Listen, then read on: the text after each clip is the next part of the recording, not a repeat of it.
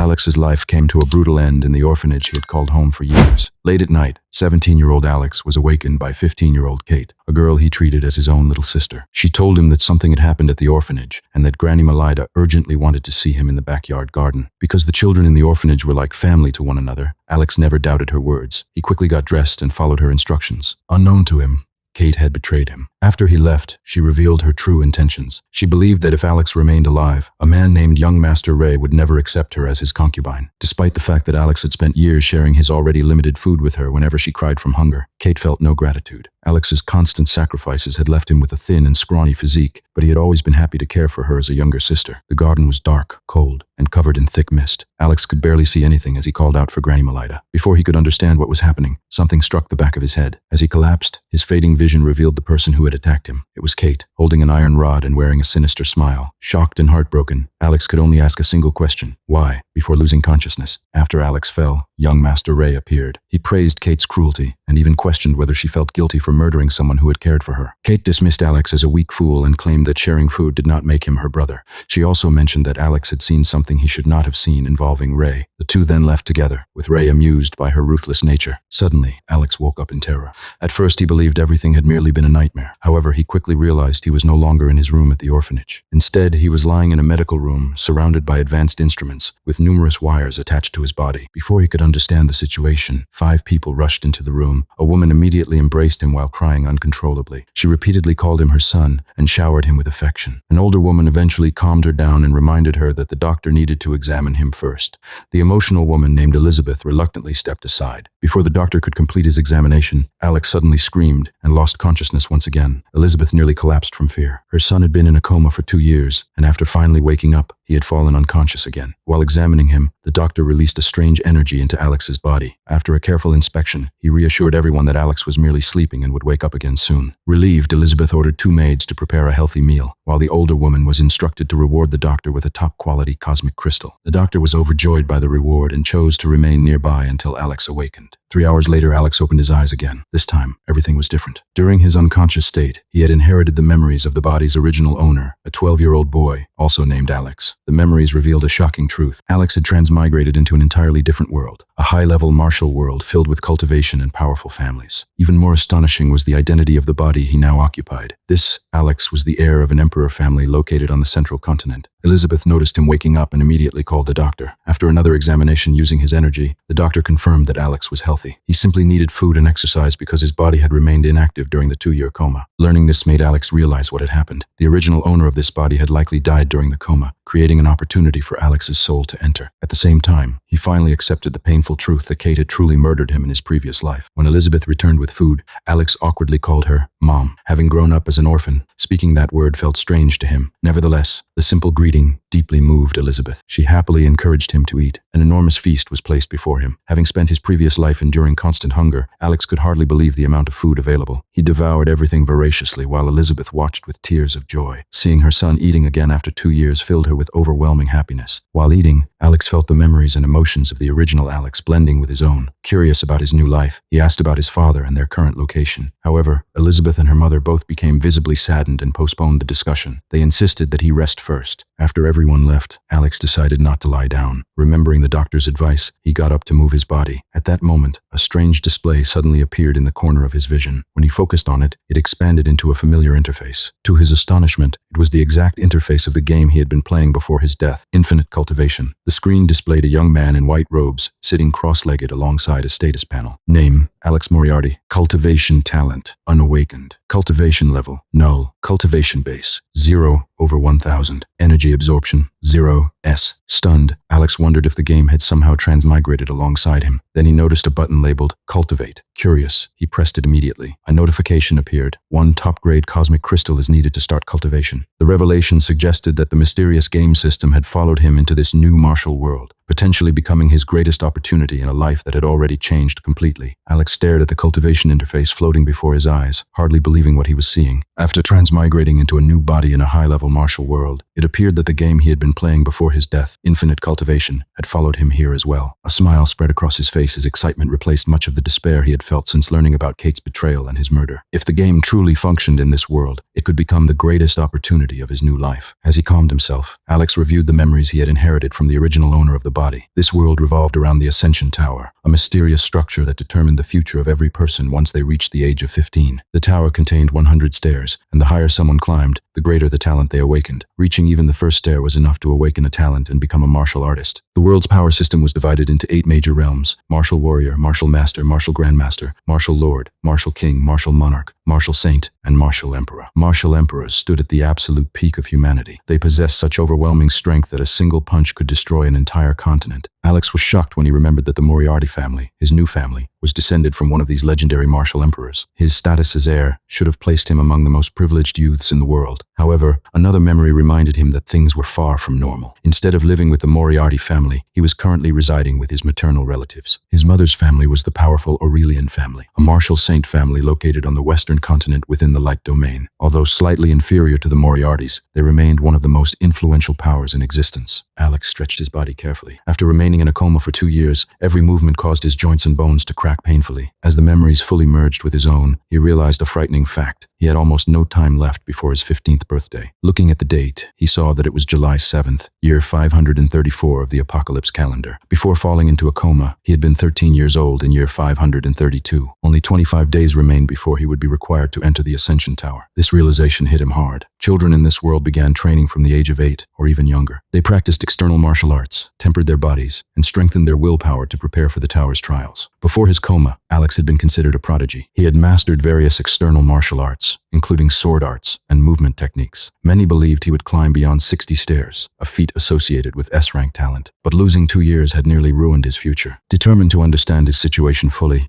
Alex decided to speak with his mother. He left his room and was immediately approached by 2 maids who respectfully urged him to rest. Instead, he asked them to guide him to Elizabeth's room. When Alex knocked and entered, he found his mother in a deeply emotional state. Unknown to him before, Elizabeth had been crying while holding a picture of her missing husband. She revealed the tragic events of the past 2 years. Alex's father had disappeared 1 year earlier while searching for a cure for his comatose son. After his disappearance, the Moriarty family gradually began treating Elizabeth poorly. They even stopped paying for Alex's medical expenses. Forced into a difficult situation, Elizabeth had taken her son and returned to her own family for protection. Hearing this filled Alex with sadness. Tears appeared in his eyes when he learned that his father had sacrificed everything and vanished because of him. Surprisingly, he felt little anger toward the Moriarty family. Having experienced hardship and betrayal in his previous life, he understood the selfish nature of people all too well. Changing the subject, Alex asked Elizabeth if she possessed a top-grade cosmic crystal. Although surprised by the request, she confirmed that she did. Alex then explained that he had supposedly dreamed that holding a top-grade cosmic crystal might help restore his strength before the Ascension Tower trial. While Elizabeth doubted the claim, she could not bear to deny her son anything after nearly losing him. Thinking about the possibility of Alex becoming talentless and suffering ridicule in the future caused her to cry once more. Before leaving, Alex thanked her warmly and even teased her gently by saying that her beautiful face did not suit tearful eyes. His words made Elizabeth smile despite her sorrow. Carrying the cosmic crystal, Alex returned to his room. Along the way, numerous members of the Aurelian family noticed him. Their reactions varied. Some looked sympathetic, while others displayed jealousy and ridicule. Many younger relatives resented the resources spent on him despite his condition. One cousin, the son of Alex's eldest uncle, openly complained that the trash of the Moriarty family was being supported by their family. Alex ignored all of them completely. He had no interest in petty insults. Once inside his room, he immediately tested the cultivation interface. Placing the top-grade cosmic crystal in his hand, he pressed the cultivate button. Instantly, the crystal vanished. The panel updated. Name: Alex Moriarty. Cultivation talent: pseudo. Cultivation level: mortal. Cultivation base: 3/1000. Energy absorption: 1. C. The system had activated successfully. Alex watched in amazement as his cultivation base steadily increased every second. While waiting, he wondered why his talent was listed as pseudo. He suspected it was because he had not yet entered the Ascension Tower to awaken a true talent. 16 minutes later, his cultivation base reached 1000/1000. A new option appeared: breakthrough. Without hesitation, Alex pressed it. A cracking sensation echoed throughout his body. Instantly, the weakness caused by his coma disappeared. Strength and vitality surged through him like a flood. The panel updated again. Name: Alex Moriarty. Cultivation talent: pseudo. Cultivation level: 1. Cultivation base: 1006/5000. Energy absorption: 2. S. Alex stared at the screen in shock and excitement. For the first time since arriving in this world, he had tangible proof that the Infinite Cultivation System was real. Whether his power now matched a level 1 martial warrior remained uncertain, but one thing was clear: his path to reclaiming his future had finally begun. Alex's excitement only grew after his first successful breakthrough. Standing alone in his room, he wanted to know exactly how much stronger he had become. He opened the attribute panel on the Infinite Cultivation interface and carefully examined the numbers displayed before him. His strength and defense had both reached 2000 kilograms. kilograms, while his speed had risen to 20 meters per second. Based on the memories of this world, Alex immediately understood what that meant. He had already reached the level of a first-rank martial warrior. That realization was astonishing. In this world, ordinary people trained their bodies from childhood through combat arts and genetic serums. Even exceptionally talented youths usually developed around 1,000 kilograms of strength before entering the martial warrior realm. Upon breaking through, that strength normally doubled to around 2,000 kilograms. Yet Alex had only just awakened from a 2-year coma. His physical foundation before cultivation should have been far weaker than average. The fact that he still reached the standard of a peak, level 1 martial warrior, suggested that the cultivation system had amplified his foundation far beyond normal limits. However, Alex knew strength alone was not enough. The Ascension Tower would open for him in only 25 days. While he could increase his cultivation rapidly, he also needed control over his power. Otherwise, his body and techniques would lag behind his raw strength. He decided to return to the basics and practice swordsmanship. His room was spacious enough for training, and he preferred remaining isolated. He had no desire to deal with jealous relatives or family politics. More importantly, he had a clear goal now. He wanted enough strength to change his fate, find his missing father, and restore happiness to his family. Having lived as an orphan in his previous life, he treasured Elizabeth's genuine love more than anything. For the first time, he understood what it felt like to have a parent who truly cared for him. After searching the room, Alex realized there was no sword available. He opened the door and found the 2 maids standing guard outside as usual. Politely, he requested a training sword. Both maids expressed concern because he had only recently awakened from his coma, but one of them quickly retrieved a wooden sword from her storage ring and handed it to him. Thanking her, Alex returned to his room. He immediately began practicing the basic sword technique. Slash, chop, thrust. He repeated the movements over and over. According to rumors, someone who mastered the 9th level of the basic sword technique could awaken sword intent. However, nobody had ever confirmed this because most martial artists abandoned basic techniques once stronger arts became available. Alex focused entirely on refining every movement, determined to build a solid foundation. 3 hours passed before a knock interrupted his training. When Alex opened the door, he found Elizabeth standing there. Her face showed equal parts concern and frustration. Apparently, the maids had informed her after hearing hours of non-stop sword practice. Embarrassed, Alex apologized and explained that he had simply become too focused. Elizabeth's anger softened after hearing his explanation. She instructed him to take a shower and promised to send food to his room. Before leaving, she coldly ordered the maids to report immediately if anyone dared bully her son. Alex entered the bathroom and allowed the cold water to wash away the sweat from training. Feeling refreshed, he remembered to check the cultivation system. The sight nearly made him laugh. His cultivation base had reached 5,000 over 5,000, with an additional 17,700 points stored beyond the cap. A breakthrough option was waiting for him. Without hesitation, Alex pressed it. A surge of energy rushed through his body as he advanced to level 2. His cultivation base immediately updated to 10,000 over 10,000, with over 12,000 extra points remaining. Curious about the results, he checked his attributes. His strength and defense had doubled again, reaching 4,000 kilograms, while his speed increased to 25 meters per second. A normal level 2 martial warrior possessed only around 3,000 kilograms of strength. Once again, the Infinite Cultivation System proved superior to the conventional martial path. Alex immediately broke through again. He advanced to level 3. His strength rose to 6,500 kilograms. His speed reached 30 meters per second, and his defense matched his strength. The increase was even greater than before. Unable to contain his excitement, Alex continued. Another breakthrough pushed him to level 4. Now his strength and defense stood at 9,500 kilograms, while his speed climbed to 35 meters per second. According to his memories, this made him comparable to a level 9 martial warrior despite cultivating for only 3 hours. Countless low-talent cultivators spent years reaching such a level. A grin spread across Alex's face. With this kind of growth, he was beginning to see the possibility of dominating the Ascension Tower itself. Historical records stated that reaching the 60th stair generally required over 1,000 kilograms of strength, while reaching the 70th demanded at least 1,500 kilograms, along with exceptional mental resilience. As for the 90th stair, only 1 or 2 people in all of recorded history had ever reached it.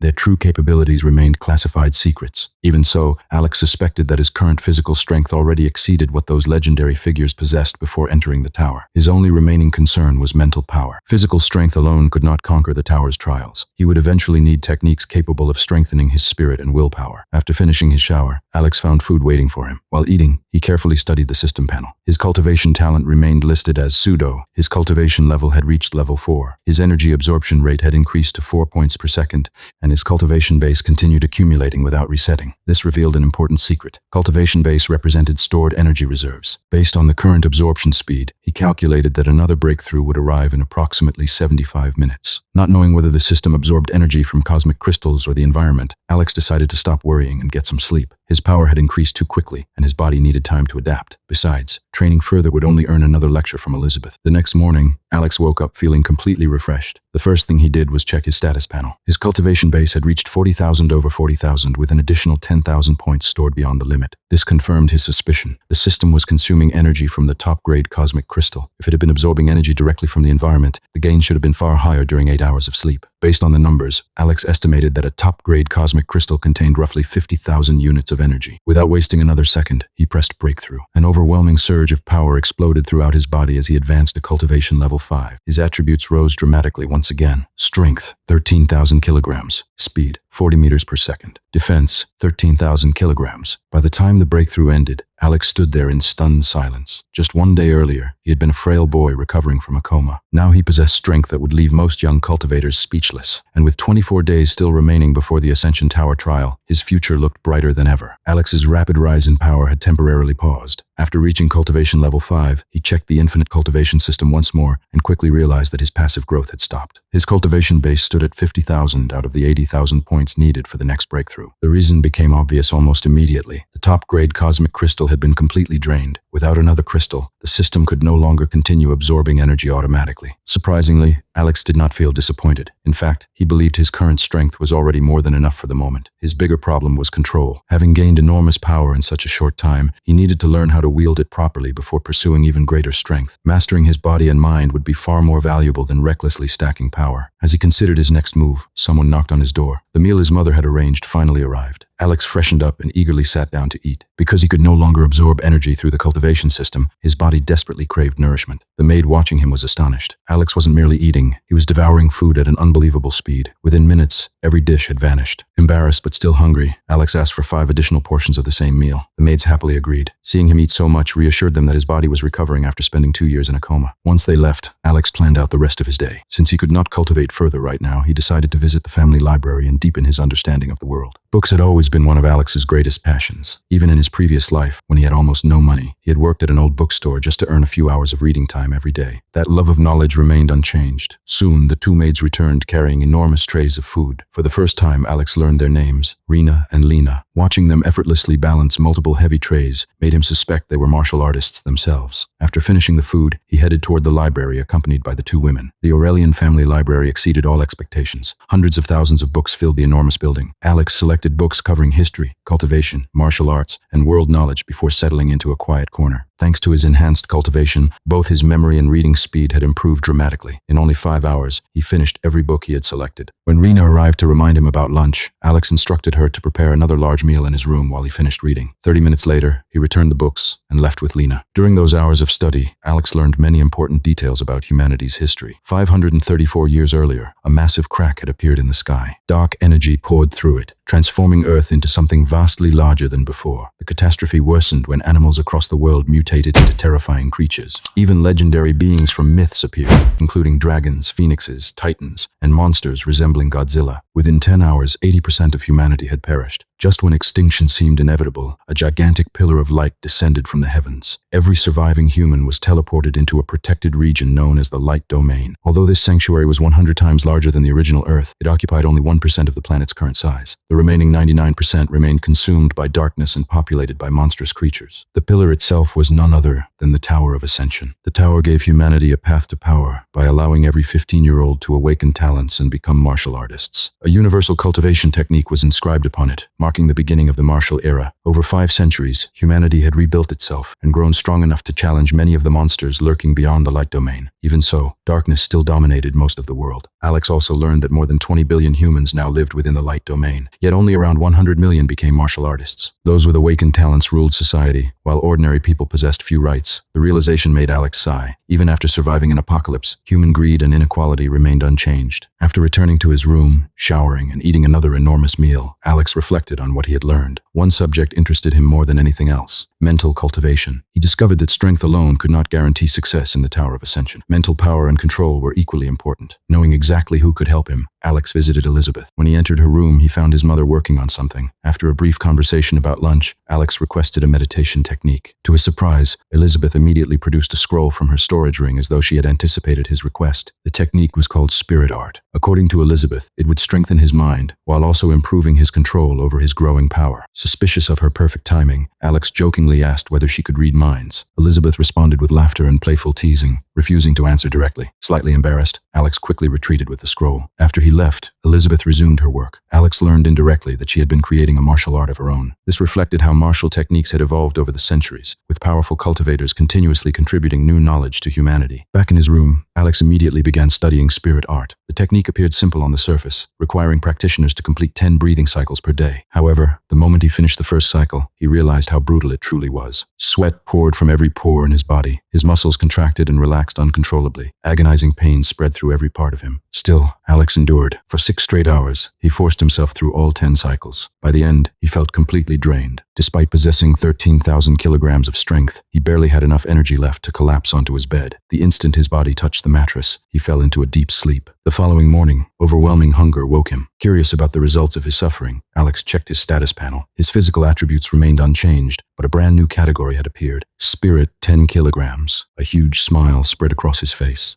The spirit art had worked exactly as promised. Every painful second had been worthwhile. Without wasting any time, Alex ordered Lina to bring food. After eating another massive meal, he immediately resumed his meditation training. He had already decided on his goal. For the next 10 days, he would focus entirely on spirit art. No distractions, no shortcuts, only mental cultivation. And so, 10 days quietly passed.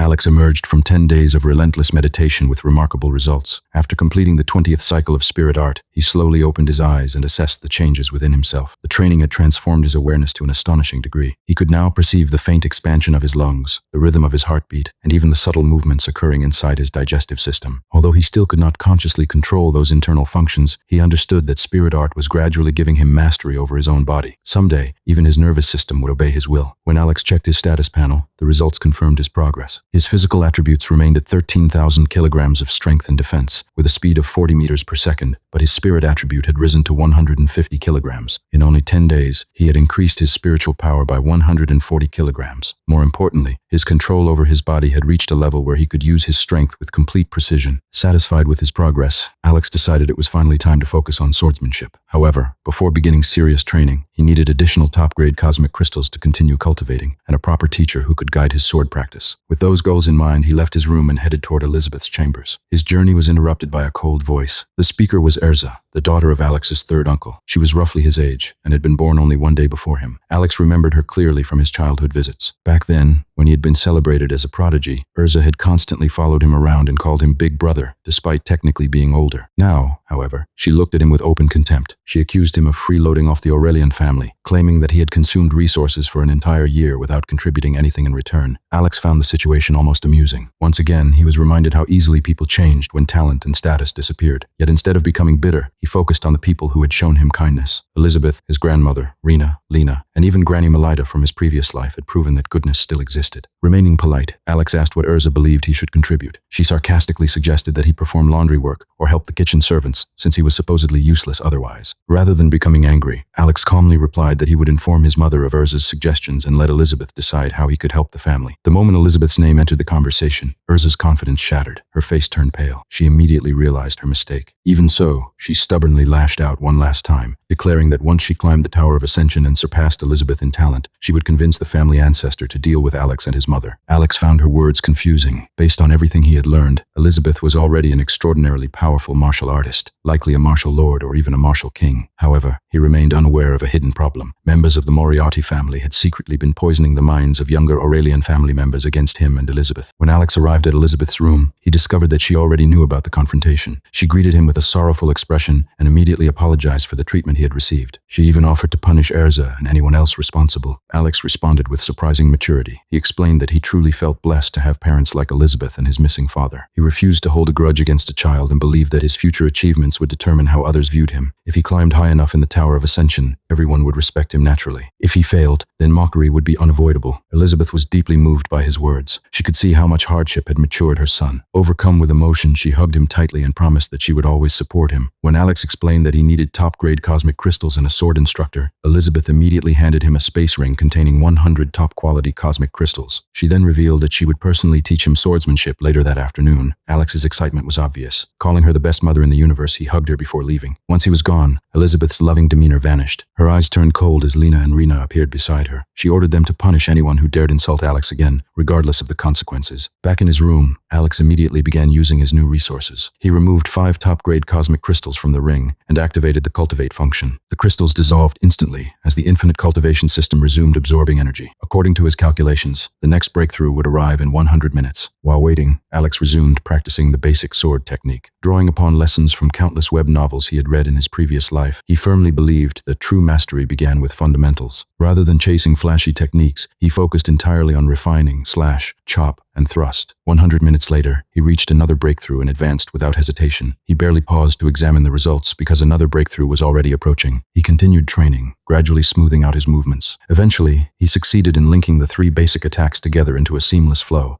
officially advancing his sword technique to level 2. At nearly the same moment, the next cultivation breakthrough arrived. Alex advanced to cultivation level 7. The surge of power was unlike anything he had experienced before. When he finally checked his panel, the results left him stunned. His cultivation base had reached 160,000 out of 320,000. His energy absorption rate had risen to 7 points per second. His physical attributes had skyrocketed to 21,500 kilograms of strength and defense, while his speed reached 50 meters per second. The biggest surprise, however, was his spirit attribute. It had exploded to 1,000 kilograms. Immediately, Alex sensed a dramatic change. His mental power extended beyond his body and spread into the surrounding environment. Everything within 10 meters became perfectly clear to him. Divine sense. Then he discovered something even more incredible. A nearby pen caught his attention. Focusing his mind, he attempted to move it. The pen rose into the air. Alex stared in disbelief as he freely manipulated it with pure mental power. At that moment, he realized he had become a spirit master. Spirit masters were legendary figures capable of controlling objects without physical contact. More importantly, this opportunity only existed during the martial warrior realm. Anyone who failed to awaken such abilities before advancing beyond the first major realm lost the chance forever. For Alex, this was a once-in-a-lifetime achievement, and he had obtained it perfectly. Alex spent some time experimenting with his newly awakened spirit master abilities after discovering that his spirit attribute had surpassed 1,000 kilograms. He focused on a simple pen and practiced moving it with his mind.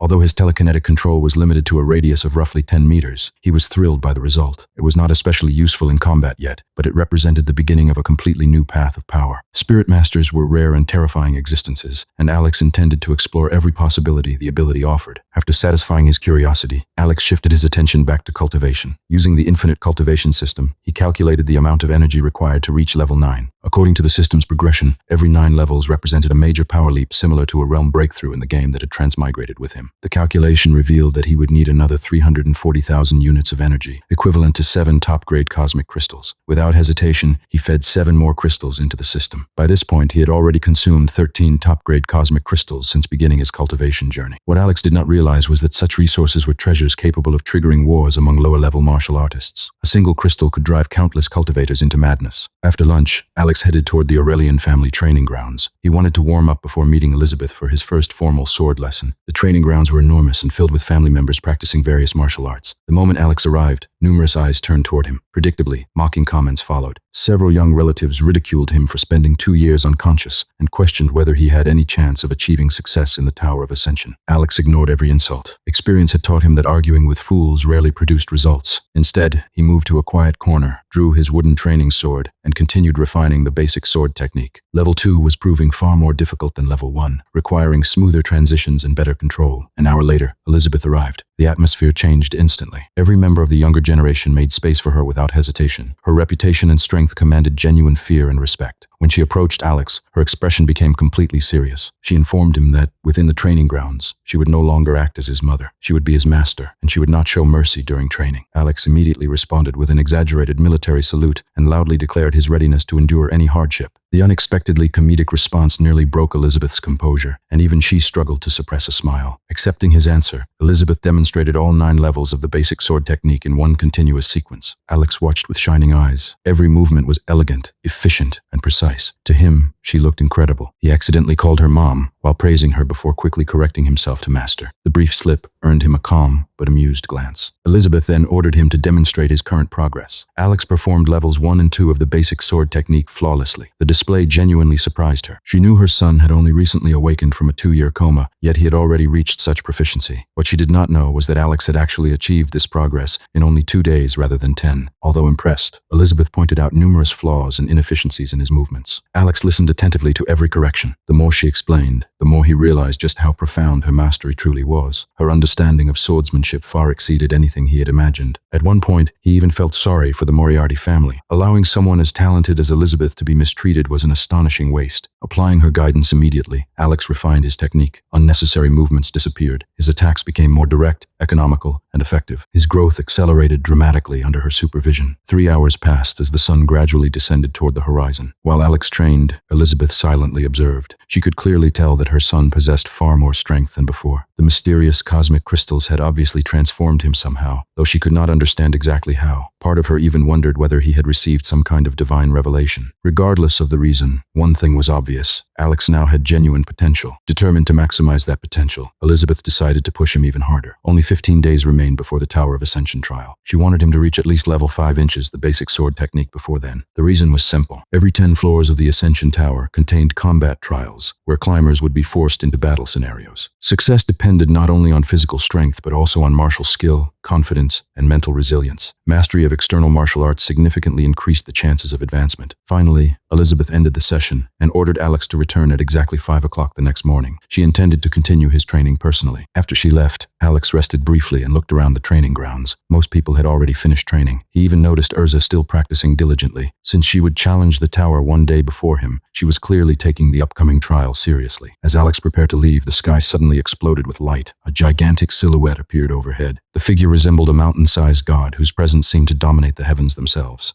Every member of the Aurelian family immediately bowed. Fanatical excitement spread throughout the younger generation. The family ancestor had appeared. Even Alex was stunned. The overwhelming aura emanating from the old man felt capable of destroying the world itself.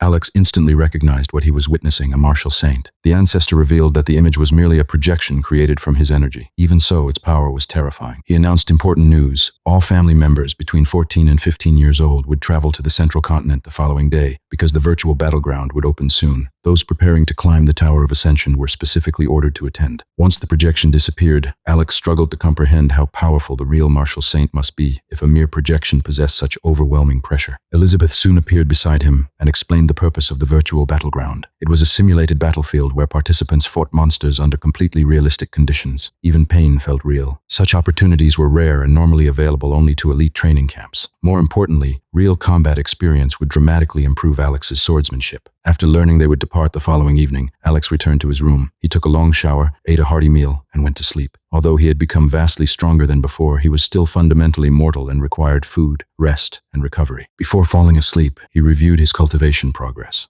He estimated that only 3 more hours were needed to reach level 8, while level 9 would arrive roughly 13 hours after that. His strength was growing rapidly, but the Tower of Ascension and the challenges waiting beyond it were approaching even faster. Alex slept from 7 in the evening until 4:30 the next morning, giving his body the rest it needed after days of intense cultivation and sword practice. The moment he woke up, he immediately opened the Infinite Cultivation interface and pressed the long-awaited breakthrough button. A powerful surge of energy flooded his body, strengthening both his physical and spiritual capabilities. His cultivation advanced to level 8. His cultivation base rose to 484,000 out of 640,000, and his energy absorption increased to 8 points per second. His attributes also experienced another dramatic leap. His strength and defense both reached 26,500 kilograms. His speed climbed to 55 meters per second, and his spirit attribute doubled to 2,000 kilograms. The increase in mental power was especially noticeable. When Alex extended his divine sense, he discovered that he could now perceive everything within a 20-meter radius around him. The range had doubled compared to before, confirming that his spirit attribute directly enhanced his spiritual perception. Satisfied with his progress, he freshened up and headed directly to the training grounds. The day ahead would be crucial. The family would depart for the central continent that evening, and before then Elizabeth intended to teach him up to level 5 of the basic sword technique, or perhaps even further. When Alex arrived, Elizabeth was already waiting. He instinctively greeted her as his mother, only to be reminded once again that within the training grounds, she was his master. Laughing awkwardly, he corrected himself and addressed her properly. Their playful exchange ended quickly when Elizabeth's expression became serious.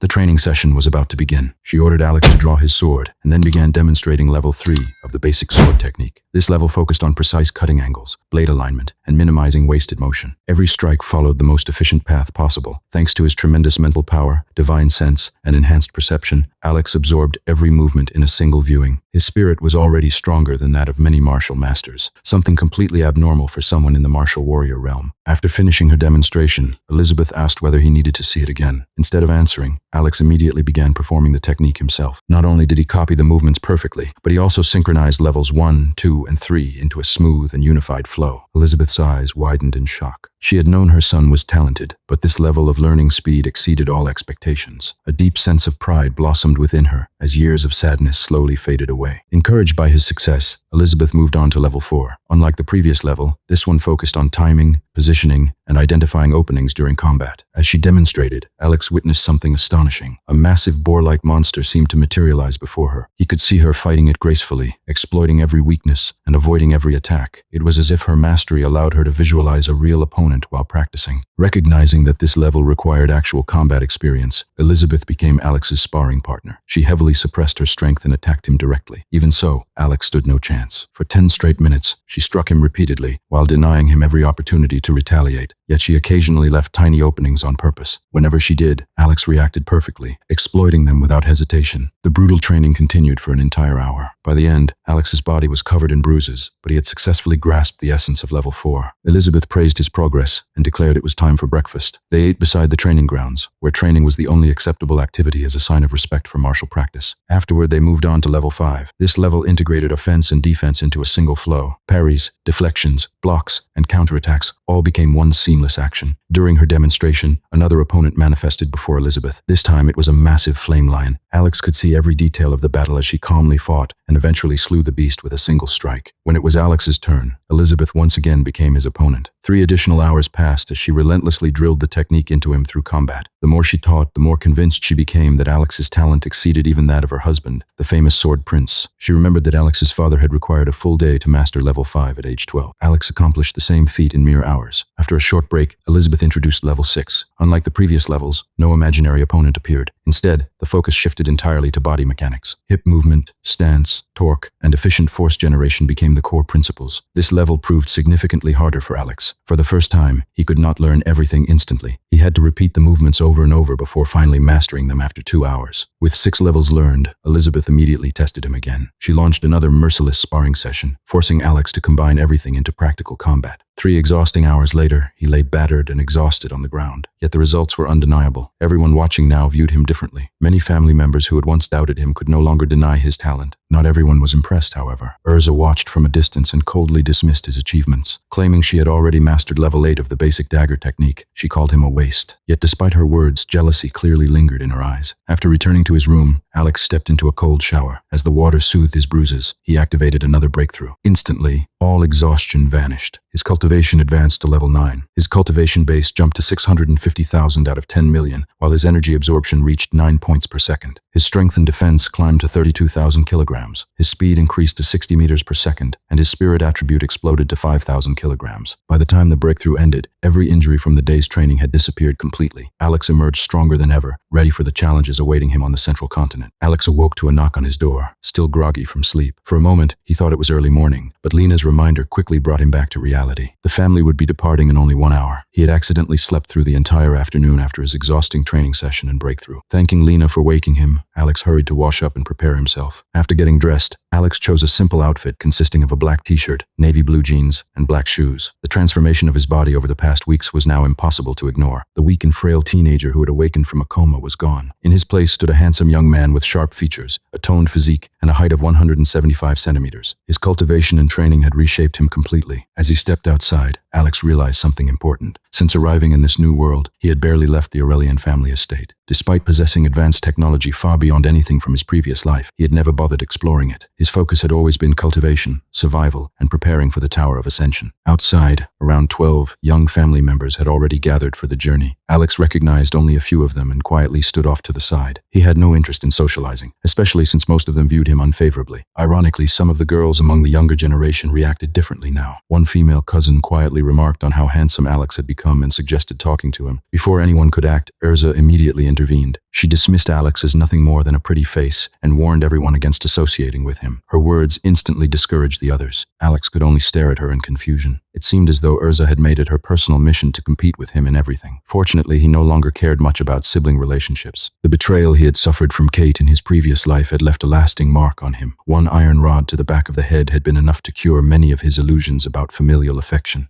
Soon afterward, Elizabeth arrived. Alex immediately greeted her with a compliment, telling her she looked beautiful and joking that his own good looks clearly came from her. Elizabeth rolled her eyes and replied that his narcissism was already approaching the level of his missing father, the Sword Prince. Alex grinned, teasing his mother had become one of his favorite hobbies. Despite everything, she remained the closest person to him in this world. Curious about the upcoming journey, Alex asked who would accompany them. Elizabeth explained that besides herself, Alex's third uncle and butler Dominic would also be traveling. She then handed him an advanced wristband and explained its functions. The device served as a second-generation nanocomputer and communicator. After awakening his talent, Alex would be able to connect to the virtual network through it. More impressively, the wristband could transform into any weapon he desired. The generated weapon possessed B-grade quality, powerful enough to kill a martial lord-level monster if wielded properly. Alex immediately recognized how valuable such technology was. Wealthy families truly enjoyed enormous advantages. While ordinary people struggled for resources, powerful families could focus entirely on growth and development. After securing the wristband on his arm, Alex joined the others as his third uncle ordered everyone aboard the airship. The vessel resembled a futuristic jet fighter, though significantly larger and more refined. Once everyone boarded, it launched into the sky with explosive speed. Alex eagerly claimed a window seat. This was his first opportunity to see the world from above. During the journey, he observed the light domain firsthand. Despite its name, it was not literally made of light. Instead, it functioned as a massive barrier separating humanity from the darkness beyond. Within the light domain, life appeared relatively normal. Oceans, islands, cities, and wildlife all existed as they once had. The danger came from outside. At one point, the airship detected a dark storm cloud filled with dangerous lightning. The onboard defense system immediately activated, firing a powerful laser cannon that completely vaporized the threat before it could endanger the passengers. The display reminded Alex that even humanity's safe zones still required constant vigilance. After 3 hours of travel at approximately 5,000 kilometers per hour, the group finally arrived at the central continent. This was the heart of human civilization and the most powerful region in the world. Every emperor family resided there, along with the headquarters of the Martial Alliance. The capital city served as a gathering place for the strongest forces in existence. The Aurelian family itself maintained a 7-star hotel called Hotel Glandale. Their airship landed directly on the rooftop, where managers, guards, and staff were already waiting. As soon as the family emerged, everyone bowed respectfully. After introductions, the group was escorted to their rooms. Alex's room was located directly beside Elizabeth's. Not wanting to waste such an opportunity, Alex immediately asked permission to explore the city. Elizabeth readily agreed. She encouraged him to visit the Aurora Martial Institution, the prestigious academy he would attend after awakening his talent. She even transferred spending money into his account. Knowing that Aurora City was one of the safest locations in the world, Elizabeth had no concerns about letting him explore independently. In fact, she believed it would be good for him after spending 2 years unconscious and then locking himself away to train. Excited, Alex quickly refreshed himself and left the hotel. His original goal was simply to wander the city and perhaps visit the Tower of Ascension itself. He noticed his cousins leaving together but ignored them entirely. He preferred exploring alone. As he wandered through the streets, he overheard a conversation about a famous performer named Hana who would be holding a concert that evening at the cultural hall. Curious, Alex decided to follow the crowd and experience a concert in this new world. 15 minutes later, he arrived at the venue. Unfortunately, trouble found him almost immediately. While approaching the ticket counter, someone grabbed his shoulder and attempted to shove him aside so a young master could buy tickets first. To Alex, however, the push felt like an insect trying to move a mountain. Acting entirely on instinct, he grabbed the man's wrist and lightly pushed back. The result was disastrous. The man was launched through the air and sent flying across the area. The crowd froze in shock. Alex froze as well. Only then did he realize what he had done. With over 32,000 kilograms of strength, even a casual movement was terrifying. Panicking, Alex immediately fled the scene. The last thing he wanted was to create trouble for Elizabeth, especially if the offended party belonged to an emperor family. As he hurried into a flying cab, angry shouts erupted behind him. Someone was already ordering others to pursue him. Alex's heart sank. Despite his immense power, he remained cautious and somewhat timid by nature. Having lost one family and finally found another, he desperately wanted to avoid dragging Elizabeth and the Aurelian family into unnecessary conflict. Unfortunately, it seemed trouble had already begun chasing him. Alex was genuinely panicking as his flying cab sped through Aurora City. At first, fear consumed him. If the people chasing him belonged to an emperor family, he had already decided he would swallow his pride and apologize. After all, he had only recently gained a loving family and did not want to create trouble for Elizabeth. While watching the automated vehicle travel toward the Aurora Martial Institution, Alex noticed another car closely tailing him through the reflective glass. However, by the time the cab stopped before the institution's enormous gates, his mind had cooled down. He carefully carefully reconsidered the situation and came to a simple conclusion. If his pursuers came from an emperor family, he would apologize. If they belonged to a saint family, he would tell them to get lost. And if they ranked below that, then they deserved whatever happened next. Soon, another vehicle arrived behind him. 4 young men stepped out. The lackey he had accidentally thrown earlier was absent, likely receiving medical treatment somewhere. One handsome youth immediately pointed at Alex and demanded an explanation for injuring his subordinate before running away. Remaining calm and polite, Alex asked for the young man's identity. The answer amused him. The youth proudly introduced himself as Ren Windsor, the 3rd young master of the Windsor family, whose ancestor was Monarch Farron Windsor. Instead of feeling intimidated, Alex became completely dumbfounded. The Windsor family was merely a monarch-level family from the eastern continent. Compared to the saint-ranked Aurelian family, their status was significantly lower. The realization instantly erased all of Alex's worries. Without hesitation, he walked forward and slapped all 4 boys unconscious. The entire confrontation ended almost immediately. Alex was more annoyed than angry. He had spent half the evening worrying about offending some terrifying emperor family, only to discover his pursuers came from a family beneath his own standing. Muttering complaints about having his time wasted, he called an ambulance for them and casually walked away. Afterward, Alex tried to explore the Aurora Martial Institution. Through the massive gates, he could see glimpses of magnificent buildings and advanced facilities. Unfortunately, a security guard quickly warned him that the area was restricted. Accepting the rejection, Alex moved on and continued exploring Aurora City. His next destination was the Tower of Ascension. Unfortunately, he encountered another disappointment. A 5-kilometer exclusion zone surrounded the tower, heavily guarded by powerful soldiers. Ordinary visitors were forbidden from approaching. Although he could not see the tower up close, he still spent the evening wandering through the city and observing its culture. The experience taught him an important lesson. This world respected strength and status above all else. Throughout the night, Alex encountered numerous arrogant young masters attempting to throw their weight around. Yet the moment he displayed the insignia of the saint-ranked Aurelian family, their confidence disappeared and they immediately became polite. The contrast was so dramatic that Alex almost found it funny. Eventually, he returned to Hotel Glandale and prepared for sleep. Before resting, his thoughts turned toward the upcoming virtual battlefield training camp. He planned to use the 6 levels of swordsmanship he had already learned, and later convince Elizabeth to teach him the remaining 3 levels of the basic sword technique. Before going to bed, Alex checked his cultivation system. His cultivation base remained at 650,000 out of 10 million, while his energy absorption rate stood at 9 points per second. The numbers reminded him how far he still had to go. To reach the next major realm before entering the Tower of Ascension, he would need another 187 top-grade cosmic crystals and approximately 12 days of cultivation. Since only 13 days remained before the tower trial, time was becoming a serious concern. Without hesitation, Alex contacted Elizabeth and requested another 100 top-grade cosmic crystals. Although she was increasingly puzzled by her son's incredible resource consumption, she trusted him completely and provided the crystals anyway. Alex happily absorbed all of them into the Infinite Cultivation System and resumed passive cultivation before falling asleep. Only 2 hours later, morning arrived. At 7 o'clock, Alex woke up, washed up, and headed downstairs to the hotel restaurant. Most members of the Aurelian family were already eating breakfast. Since Elizabeth and his 3rd uncle were absent, Alex sat alone and placed an order. The order stunned everyone. Alex requested 5 kilograms of grade 1 monster meat. The entire restaurant froze. Grade 1 monster meat contained enormous amounts of energy. Even 10 grams could keep an ordinary person full for 2 days. The amount Alex ordered should have been dangerous for most people. The restaurant manager rushed over in panic and begged him to reconsider. Terrified of potential consequences, the manager even contacted Elizabeth for confirmation. To his astonishment, she calmly approved the request. Once the food arrived, Alex consumed every bit of it. Silence filled the restaurant. Everyone stared in disbelief. Even Urza was shocked. She knew her own body could not withstand that amount of monster meat. Watching Alex casually finish the meal only deepened her jealousy. Shortly afterward, the family departed for the Martial Alliance headquarters, where the virtual training camp would begin. Upon arrival, Alex found himself among more than 5,000 young participants. Every one of them came from powerful backgrounds. Most belonged to saint or emperor families, while some from monarch or king families had received special recommendations. As Alex surveyed the crowd, his eyes suddenly landed on a familiar group, the Moriarty family. The moment their gazes met, cold hostility flashed between them. Alex immediately looked away, refusing to acknowledge them. He no longer considered them important. However, one handsome young man dressed in a white robe reacted very differently. Clenching his fists, he silently vowed to surpass the legendary achievements of Alex's missing father, the Sword Prince, and become the greatest talent in the Moriarty family. Before tensions could escalate, a middle-aged representative from the Martial Alliance stepped forward. Without wasting time, he introduced the purpose of the gathering. Everyone would participate in a 5-day virtual training camp using advanced virtual battlefield helmets. The participants would fight monsters for 12 hours every day, earning points based on their performance. The reward for first place immediately captured everyone's attention. The champion would receive the latest generation wristband developed by the Martial Alliance. Unlike ordinary wristbands, this one would specifically assist future ascenders inside the Tower of Ascension. It could even provide support during the tower's infamous mental trials that occurred every 10 floors. The Alliance representative then issued a direct challenge to the thousands of of gathered geniuses. The purpose of the camp was simple. They wanted to identify the greatest young genius among them all. Alex found himself captivated by the Martial Alliance's announcement. The unveiling of the newest generation wristband had stunned not only the 5,000 young participants, but even many of the experienced elders present. Judging by their reactions, this technology was a closely guarded secret that had never been revealed publicly before. As Alex stared at the prize, desire burned in his eyes. Over the past few weeks, he had fully accepted his identity as Alex Moriarty. The lingering separation between his old life and his new one had finally disappeared. Now he had a single, unwavering goal. He wanted to become the strongest existence alive. He never wanted to experience helplessness again. He wanted enough power to protect Elizabeth, restore his family's dignity, and ensure that no one could ever betray or harm the people he cared about. His ambitions stretched even further. Deep within his heart, a dangerous thought had begun taking shape. If he one day reached the absolute peak of existence, perhaps even time and space could be manipulated. If his missing father was dead, Alex would bring him back. If he was still alive somewhere beyond the light domain, trapped in the wilderness filled with dark creatures, Alex would personally tear apart every obstacle and bring him home. The Alliance representative soon addressed the gathering and asked whether they were ready to change both their own destinies and the future of humanity. Before anyone could respond, a young member of a saint family raised a practical concern. He pointed out that some participants were nearly 15 years old, while others had only recently turned 14. The difference in age naturally created a significant power gap. The representative patiently explained that this special training camp would be held 3 times every year at the beginning, middle, and end. Those who failed today would have additional opportunities before entering the Tower of Ascension. The explanation instantly relaxed many participants. What had initially felt like a life-or-death competition now seemed like a valuable learning experience. As the tension disappeared, admiration quickly shifted toward the most famous prodigies in attendance. One of them was Heir Moriarty. Young men and women from various powerful families openly cheered for him. A shy young girl even wished him luck personally. Heir accepted the attention with practiced ease, clearly accustomed to being treated as a star. Soon afterward, Heir approached Urza. Taking her hand politely, he expressed his hope for a good competition, while warning her that he could not afford to hold back because the wristband was extremely important to him. Urza immediately blushed, her face turning bright red as she promised not to surrender easily. Then Heir turned toward Alex. It was obvious he intended to provoke him. Unfortunately for Heir, Alex could not have cared less. Instead of acknowledging him, Alex simply yawned. Without even properly looking at him, he dismissed him as a childish brat and walked away. The entire gathering fell silent. No one could believe what they had just witnessed. Heir Moriarty was one of the brightest stars among the younger generation, yet Alex had treated him like an annoying insect. Even more shocking was Heir's reaction. He did nothing. Although rage twisted his expression and blood dripped from his clenched fist, he remained silent. Elizabeth watched the scene with obvious satisfaction. Her son's maturity and confidence filled her with pride. Soon afterward, the Alliance representative distributed the virtual battlefield helmets and instructed everyone to return to their hotels or homes before activating them at exactly 9 o'clock. The devices would only function within Aurora City. As the Aurelian family returned to Hotel Glandale, Alex questioned Elizabeth about the battlefield. She explained that the simulation covered a 1,000-kilometer section of wilderness surrounding the light domain on the eastern continent. The participants would encounter realistic monster populations and would need to decide when to fight and when to retreat. To ensure fairness, everyone would automatically gain night vision while inside the simulation. Alex immediately understood the significance of the challenge. This was not a simple game. It was a realistic combat environment designed to teach survival, strategy, and battle experience. After receiving a brief motivational speech from his third uncle, Alex returned to his room and put on the helmet. The moment he activated it, his consciousness was pulled through what felt like a dark tunnel. When his vision cleared, he found himself standing before the gates of Lian City, a frontier settlement on the eastern continent. Nearly 5,000 participants surrounded him. Beyond the massive city gates stretched the dangerous wilderness. Alex marveled at the realism. He could feel the air against his skin, breathe naturally, and perceive every detail. It felt less like a simulation and more like entering another world entirely. At exactly 9 o'clock, the city gates opened. Most participants rushed out immediately, eager to secure easy points by hunting weaker monsters. Alex remained still. Outside the simulation, countless spectators watched live broadcasts of the event. Many viewers were confused by his behavior. Only after everyone else had departed did Alex finally move. First, he tested his equipment. Focusing on his wristband, he transformed it into a sleek obsidian black sword. Satisfied with the result, he checked the point system. Grade 0 monsters awarded 1 point. Grade 1 monsters ranged from 5 to 20 points depending on strength. Grade 2 monsters awarded 100 points but were considered impossible prey for unawakened participants. Most competitors would naturally hunt Grade 0 creatures. The elite geniuses would target low-level Grade 1 monsters. Alex had different plans. He intended to hunt Grade 1 high-level monsters. They offered better rewards and, more importantly, superior combat experience. The moment he made his decision, he exploded forward. His speed shocked everyone watching. Numerous high-ranking observers immediately demanded a dedicated screen focused entirely on Alex. Activating his divine sense, which now covered a 50-meter radius thanks to his powerful spirit attribute, he ignored the outer hunting zones and charged deeper into dangerous territory. Before long, a massive saber-toothed tiger lunged toward him. It was a grade 1 mid-level monster. Most participants would have panicked. Alex smiled. The creature was not even his intended target, but it would serve as an excellent warm-up. A manic grin spread across his face as he raised his black sword and invited the beast to dance. At that moment, it became painfully obvious to everyone watching. Behind Alex's normally calm personality lurked someone who genuinely loved battle. Someone who might just be a complete combat junkie.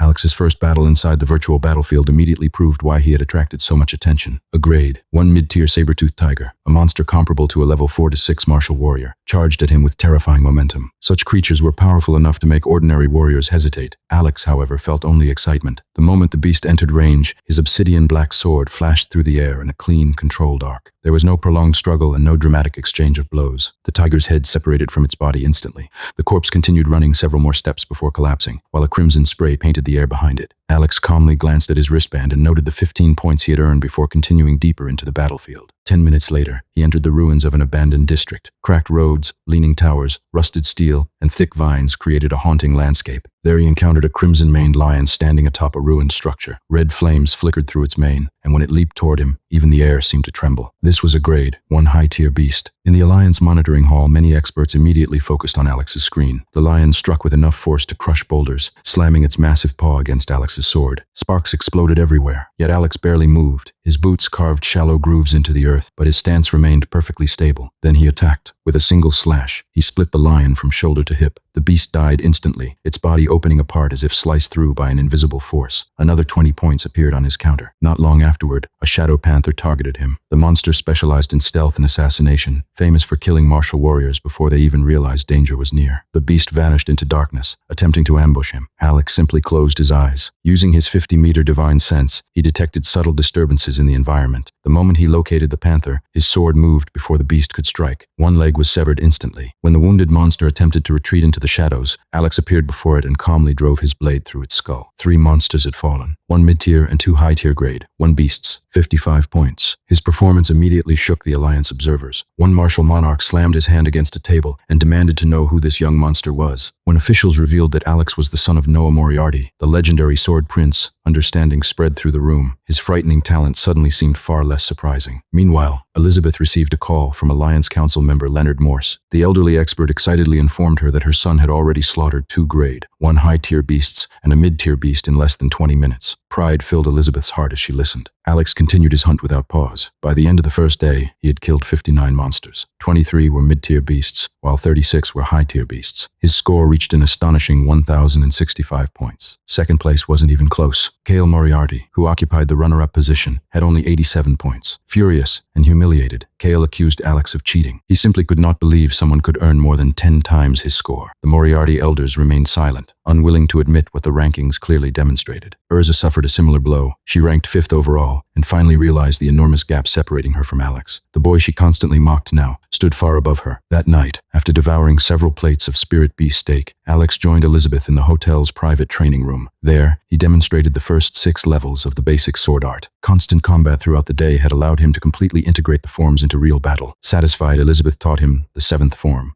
This level focused on deception, subtle movements, disguising killing intent, and creating openings through misdirection. Alex practiced relentlessly for 5 hours before finally sleeping. The following days became a blur of slaughter and improvement. On the second day, Alex killed 100 grade 1 beasts and pushed his total score to 3,213 points. That night, Elizabeth taught him the 8th form, which emphasized adaptation, unpredictable reactions, broken rhythms, and instinctive responses against multiple attackers. By the 3rd day, Alex had accumulated 200 kills. The Alliance's attention was now completely focused on him. He was no longer simply powerful. He represented unprecedented potential. That night, Elizabeth revealed the 9th and final form of the basic sword art. This level embodied complete unity between sword and body. The weapon ceased being an external tool and became an extension of the swordsman himself. She also explained that mastering this path could eventually lead to sword intent, a legendary achievement usually reserved for true martial artists. On the fourth day, Alex hunted only grade 1 high-tier monsters. By the fifth day, his score had reached 9,999 points. However, Alex was no longer interested in points. He had ventured beyond the safe hunting zones and entered the true wilderness. There, he encountered a terrifying grade 2 low-tier steel-horned dragon rhino. The massive beast, stretched 10 meters long, possessed armor capable of resisting siege cannons, and wielded strength far beyond his own. The Alliance elders immediately panicked and ordered him to retreat. He ignored them. The monster charged like a living natural disaster. Despite being at least twice as powerful as Alex, the young swordsman remained calm. As the rhino approached, something changed within him. His mind entered absolute stillness. In that state, he perceived weaknesses invisible to ordinary eyes. He saw the gaps between armor plates, the flow of energy, and every vulnerable point. Then he swung. For a brief moment, silence consumed the battlefield. A thin black line appeared across the rhino's body. The gigantic beast continued forward for 2 steps before splitting cleanly in half. Blood, dust, and shattered stone exploded across the highway. The entire Alliance rose to its feet. Every expert recognized what had happened. Alex had awakened sword intent, not after becoming a martial artist, not after entering the tower. Before either of those milestones, history had been created. Watching from the hotel, Elizabeth broke down in tears of pride.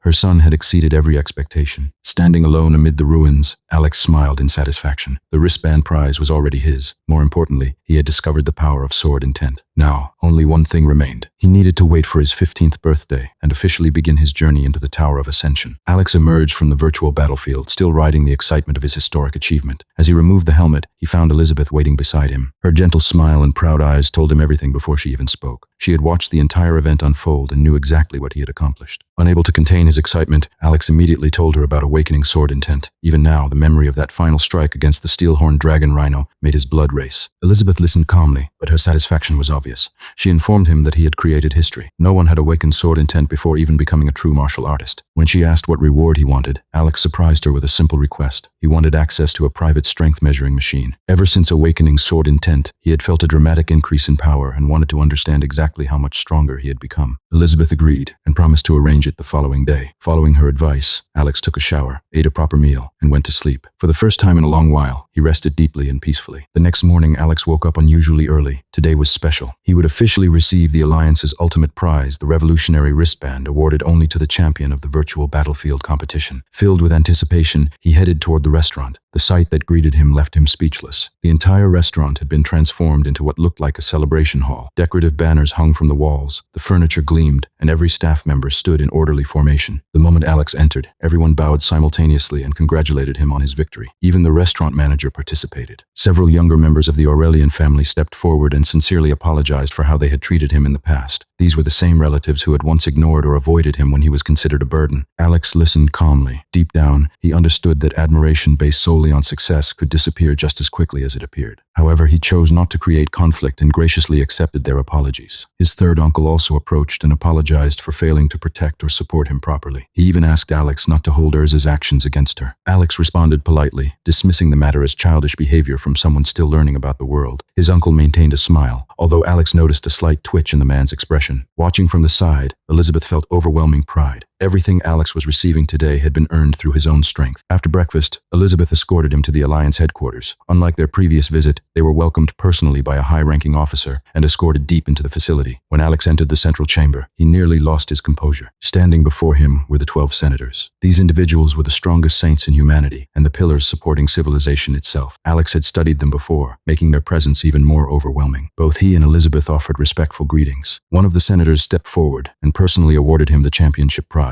The black wristband felt surprisingly light in Alex's hands, yet he knew it represented technology beyond anything he had ever imagined. The inventor, Tenzin, then explained its functions. The device was called the Omni-Weave Armament. Its first function allowed it to transform into virtually any weapon. Demonstrating this, Tenzin converted the wristband into a sleek, curved blade. He explained that, with sufficient force behind it, the weapon could even kill a martial monarch-level beast. Next came its armor function. The weapon melted and wrapped around Tenzin's body, becoming a flexible yet powerful full-body suit capable of surviving attacks from martial kings. The third function was measurement. The wristband could accurately analyze strength, speed, impact force, and numerous other physical metrics. Finally, it possessed an advanced artificial intelligence assistant and could even transform into a transport vehicle. To demonstrate, it briefly became a compact hover car before returning to bracelet form. Alex was thoroughly stunned. This reward exceeded every expectation. After thanking both Tenzin and the senators, he returned to the hotel with Elizabeth. Over the next 7 days, Alex isolated himself completely. He barely left his room, dedicating every waking moment to cultivation and sword practice. More specifically, he focused on refining sword intent. Every day felt like pushing his mind toward its limits, yet the rewards were immense. His strikes became cleaner, sharper, and more powerful. Finally, on the 7th night, his cultivation reached a critical point. His system panel displayed 10 million cultivation points, the exact requirement for a major breakthrough. Without hesitation, Alex initiated the process. Energy exploded throughout his body. His muscles, bones, skin, and spirit all transformed simultaneously.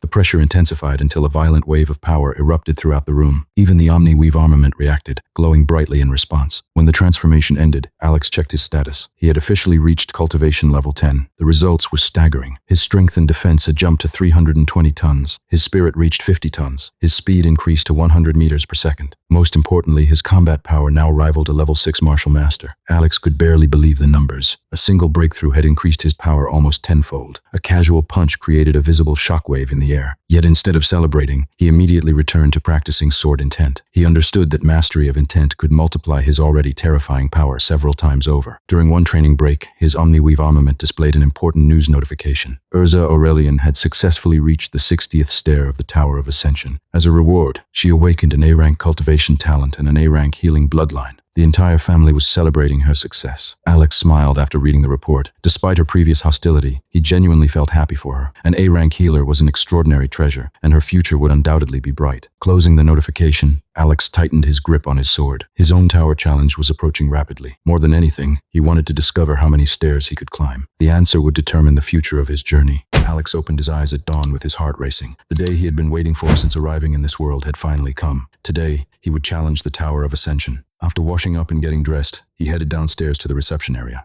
Elizabeth was already waiting for him, alongside his third uncle, Butler, Dominic, and 5 Alliance officials dressed in formal uniforms. One of the officials stepped forward and introduced their group, explaining that they had been sent to escort Alex to the tower. The group boarded a flying ship and began their journey. Like every other challenger, Alex skipped breakfast. The Alliance recommended special energy potions instead, each capable of sustaining a person for 2 or 3 days. While most challengers drank 1 or 2 bottles, Alex intended to drink 10. During the flight, Elizabeth gave him one final explanation about the Tower of Ascension. The tower contained 100 stairs, with each range representing a different cultivation talent rank. Reaching 10 stairs granted F-rank talent, 20 granted E-rank, 30 granted D-rank, and the rankings continued upward, all the way to SSS rank at 90 stairs. Anything beyond 91 remained unknown. She then explained the even more valuable reward, bloodline talents. Every 10th stair offered a bloodline awakening, ranging from elemental powers and physical enhancements to spiritual abilities and rarer gifts. However, there was an important rule. If someone climbed past a milestone stair but failed to reach the next one, they would receive no bloodline reward at all. A challenger who passed the 10th stair but failed before reaching the 20th would lose the opportunity entirely. Elizabeth warned Alex to be careful and never push beyond a milestone unless he was confident. Alex assured her that he understood. One of the Alliance escorts then mentioned that many people hoped Alex could surpass the achievements of his father. Alex simply replied that he would do his best. When they arrived near the tower, they found large crowds gathered outside. Since many people shared the same birthday, numerous 15-year-olds had arrived to take the trial. Before Alex could even process the scene, reporters rushed toward him with cameras flashing. Confused, Alex thought cameras were forbidden near the tower. An Alliance member quickly explained that a special exception had been made. Only the entrance would be broadcasted, not the actual trial. When reporters asked for comments and predictions, Alex gave a simple answer. There is no benefit in talking. The results will speak for themselves. He then requested his energy potions. Gasps immediately spread through the crowd when he asked for 10 bottles. Even so, the Alliance officials handed them over without hesitation. Alex drank all 10 in one go, and a warm surge of energy spread throughout his body. Before he entered, Elizabeth gave him a final hug and reminded him that only 15-year-olds could cross the barrier. Alex promised he would be fine, then walked toward the shimmering boundary surrounding the tower. As he entered, many eyes followed him. Kale Moriarty watched through a live broadcast with a dark expression. He knew that if Alex performed too well, the Moriarty clan's attitude toward him could completely change. Meanwhile, Anna watched with irritation, dismissing Alex's display of drinking 10 potions as nothing more than showing off. Inside the barrier, reality shifted. Alex felt as though he had passed through a curtain made of silver light. When his vision cleared, he found himself standing before a colossal staircase that stretched endlessly into the sky. Around him stood dozens of other challengers, many staring nervously at the towering structure. Without hesitation, Alex stepped onto the first stair. A crushing pressure immediately descended upon him, attacking both body and mind, yet he barely reacted. He calmly climbed the second stair, then the third, and continued upward with ease. By the time he reached the 9th stair, spectators around him were already confused. He looked completely unaffected, At the 10th stair, a pale light surrounded him and dragged his consciousness into a white mental arena. A calm voice asked whether he wished to continue. Alex accepted. A grade 1 horned wolf appeared and charged at him. Alex casually snapped his fingers. The beast instantly disintegrated into dust. The arena vanished, and he returned to the staircase on the 11th stair. Ignoring the shocked whispers around him, he continued climbing. At the 20th stair, he entered another arena and effortlessly destroyed 2 peak low-level grade 1 beasts. At the 30th stair, he eliminated a mid-level grade 1 beast almost instantly. At the 40th stair, another stronger beast appeared. It fell just as quickly. At the 50th stair, 2 beasts challenged him. They survived only 3 breaths. At the 60th stair, 10 mid-level grade 1 beasts appeared simultaneously. For ordinary challengers, such a battle would have been overwhelming. Alex cut through them with ease. When he stepped onto the 61st stair, everything changed. The pressure multiplied dramatically. His bones vibrated, and for the first time, he felt genuine resistance. Yet his powerful spirit energy pushed back against the burden, allowing him to continue steadily upward. 62, 65, 67, 70, 75. The challengers below could only stare in disbelief as Alex calmly climbed toward SS rank territory. Eventually, he reached the 80th stair. Another mental arena appeared. This time, 200 mid-grade beasts surrounded him. Alex activated his wristband, transforming it into a glowing sword. Then he moved. His blade flashed repeatedly, carving through the horde like flowing water. One beast after another shattered beneath his attacks until none remained. Returning to reality, Alex continued climbing. 81, 85, 86, 87, 88, 89. Silence spread among the challengers. Many had never even heard of someone reaching this height, let alone witnessing it personally. Alex had already secured an SSS rank cultivation talent. Now only one question remained. Could he surpass the 90th stair and obtain the mysterious Supreme Bloodline talent? Alex stepped onto the 90th stair. The arena appeared once again, but this time, something completely unexpected was waiting for him. Alex found himself standing inside the arena of the 90th stair, but this time, the challenge was completely different. Instead of facing monsters, he appeared in the middle of a battlefield. A human opponent stood before him. The man wore a black battle suit and carried a pitch-black sword. His blood-red eyes locked onto Alex as he immediately declared that Alex had killed his comrades and that he would take revenge. Without another word, the man shot forward like a bullet train. Rather than attacking immediately, Alex activated his defensive technique. He wanted to gauge the strength of his opponent first. After exchanging blows, he quickly realized that the man's power had already reached the peak of the martial warrior realm. For an unawakened person, possessing such strength should have been impossible. That realization made Alex understand why nobody had ever managed to surpass this stage before. Still, he believed the tower was fair. Since it contained 100 stairs, there had to be a path to clear every one of them. After measuring the man's strength, Alex lost interest in prolonging the battle. One slash was all it took. The warrior died instantly. Alex had already secured an SSS rank cultivation talent and an SSS rank bloodline talent, but that wasn't enough for him. He wanted to go further and create history. A voice echoed through his mind. It informed him that he had completed the SSS trial and asked whether he wished to continue.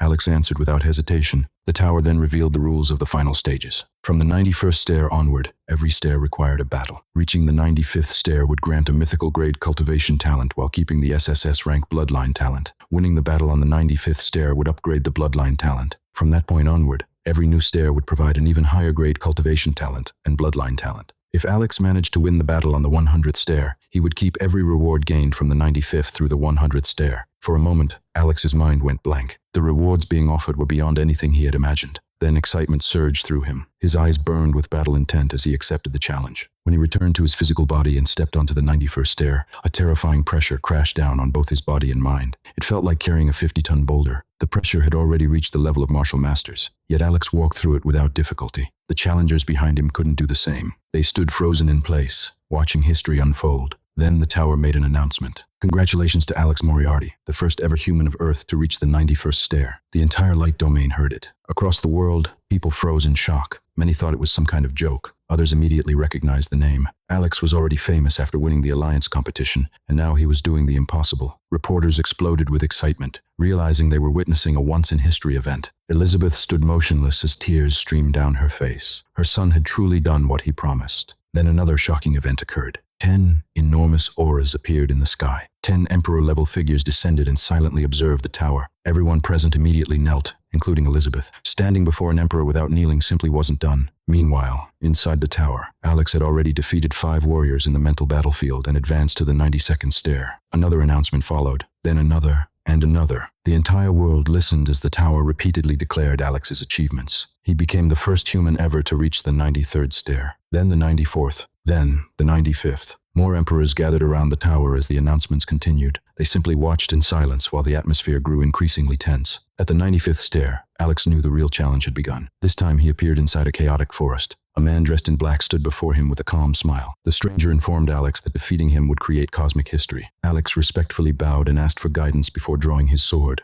The battle exploded instantly. Their first clash sounded like two titans colliding. Alex quickly realized this opponent possessed more than 200 tons of strength. More importantly, his swordsmanship was extraordinarily refined. Every time Alex attacked, a strange rebounding force damaged him while leaving the man completely unharmed. Instead of becoming frustrated, Alex grew excited. He increased his power and attacked repeatedly, but the man effortlessly deflected every strike. The battle continued. 10 exchanges, 15 exchanges, 20 exchanges. Then the man's expression suddenly changed. He finally realized what Alex was doing. Alex had been stealing his sword technique during the fight. While battling, he had been analyzing, learning, and reproducing every movement. When Alex felt he had learned enough, he thanked the man for his guidance and declared the battle over. The man angrily charged forward one last time. Alex simply smiled. Then he swung his sword. A blade of power cut through the space between them. The man was sliced cleanly in half from 10 meters away. As he died, he finally understood what had happened. Alex had not only mastered his technique during the battle, but had also combined it with sword intent. Even in death, the man could only think of one thing. Alex was a monster. Returning to his physical body once more, Alex began climbing toward the 96th stair. The pressure now felt like an entire mountain pressing down on him. Still, he continued forward. Then a new announcement shook existence itself. Congratulations to Alex Moriarty, the first ever human of the universe to reach the 96th stair. Silence swept across the entire light domain. The announcement that Alex Moriarty had become the first human in the universe to reach the 96th stair left everyone stunned. More importantly,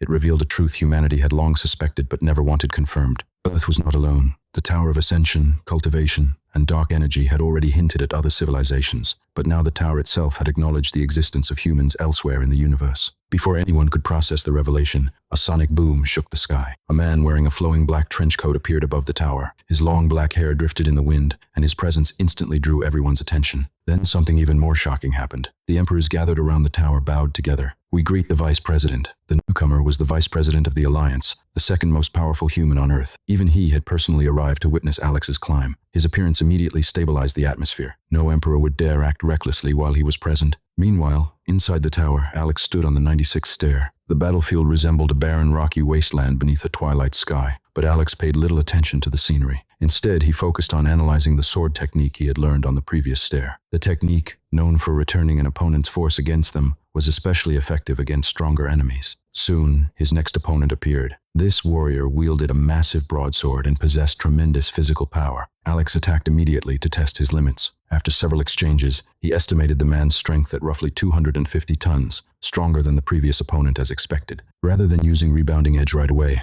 Alex followed his usual approach. He observed, analyzed, and learned. The warrior's sword style focused entirely on speed. Every swing generated sonic booms as the broadsword moved with overwhelming quickness. Although Alex's body could not physically match the blade's speed, his spirit master abilities gave him a massive advantage. His spirit sense expanded across a 500-meter radius, allowing him to perceive every movement in extraordinary detail. What looked like a blur to others became perfectly readable in his mind. For an entire hour, the battle continued. Alex suffered only minor wounds while continuously studying the technique. Eventually, he mastered it. Then he used the same technique himself, combining it with sword intent. The results were immediate. His attack speed tripled. With a single strike, he killed the broadsword user. The opponent froze mid-attack before a clean cut appeared across his neck. Moments later, his body turned to dust. The tower immediately announced another achievement. Alex had become the first human in the universe to reach the 97th stair. This time, the reaction across the world was completely different. Shock had transformed into celebration. People now understood they were witnessing a living legend. The climb continued. The 97th stair featured a katana user whose swordsmanship revolved around perfect precision. Every strike targeted the smallest openings. Alex spent another hour understanding the technique before concentrating his sword intent into an incredibly sharp point. One flawless thrust ended the battle. The tower announced his arrival on the 98th stair. There, he encountered a dual-sword warrior whose specialty was deception, feints, and misdirection. To counter it, Alex created a mental domain that allowed him to predict and track every possible movement. Once he understood the technique, he turned it against its creator and claimed victory with a decisive strike. Soon afterward, another announcement echoed throughout existence. Alex had become the first human in the universe to reach the 99th stair. At this stage, he mastered yet another sword technique. This one multiplied attack power fivefold but left the user completely vulnerable afterward. It was a dangerous move suitable only for desperate situations. After defeating that opponent following a lengthy 3-hour battle, Alex finally reached the ultimate destination, the 100th stair. At that moment, the tower delivered another unprecedented announcement. Alex Moriarty had become the first existence in the entire universe to reach the 100th stair. The wording itself changed. No longer human. Existence.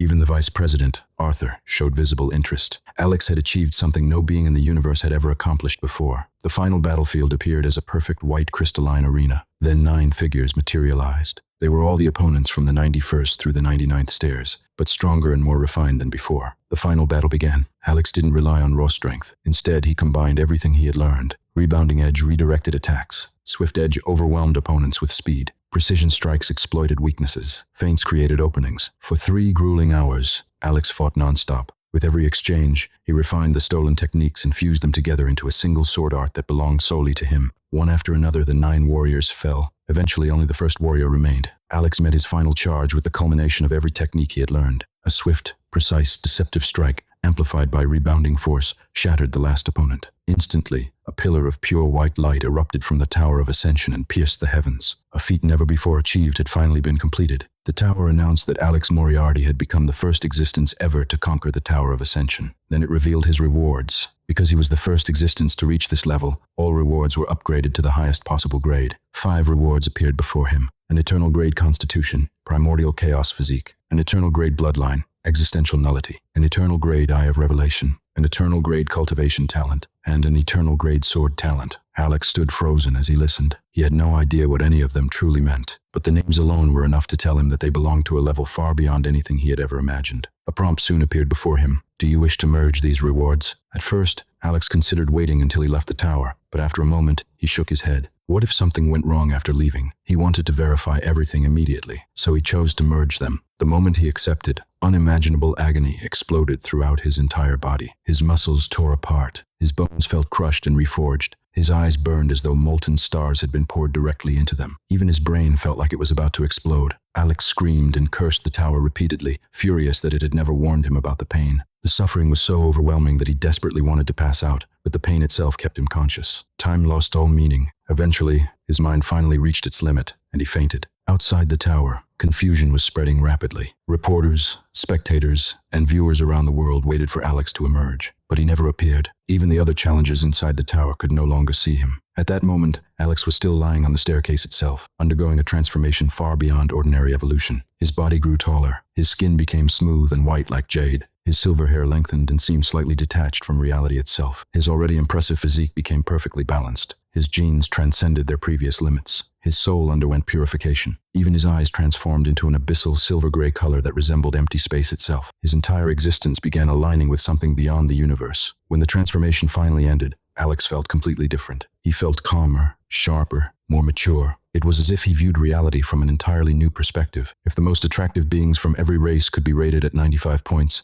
Alex now exceeded 120. It wasn't simply because he was handsome. He felt distant, untouchable, and almost unreal. Slowly opening his eyes, he tried to understand what had happened. Since the tower never explained its rewards, he checked his system panel instead. The results shocked him. His cultivation talent had become eternal grade. His energy absorption rate had jumped from 90 per second to 3 million per second. His strength and defense had both reached 1,000 tons. His speed had doubled to 200 meters per second. His spirit attribute had risen to 150 tons. Alex could barely believe it. With this cultivation speed, he estimated that future breakthroughs could happen almost every minute. Then he noticed 2 brand new options on his panel. Physique, bloodline. He opened physique first. The description was surprisingly simple. Primordial chaos physique allowed him to wield every element in the universe. His heartbeat immediately accelerated. Next, he opened the bloodline section. Existential nullity. The description stated that everything would become null in his presence. Its first passive ability was existence concealment, which hid his fate and karma from any form of observation. The second passive ability was danger sense, allowing him to detect threats from afar. The active ability was even more frightening. It created a domain around him based on his spirit power. Within that domain, enemies would have their talents suppressed.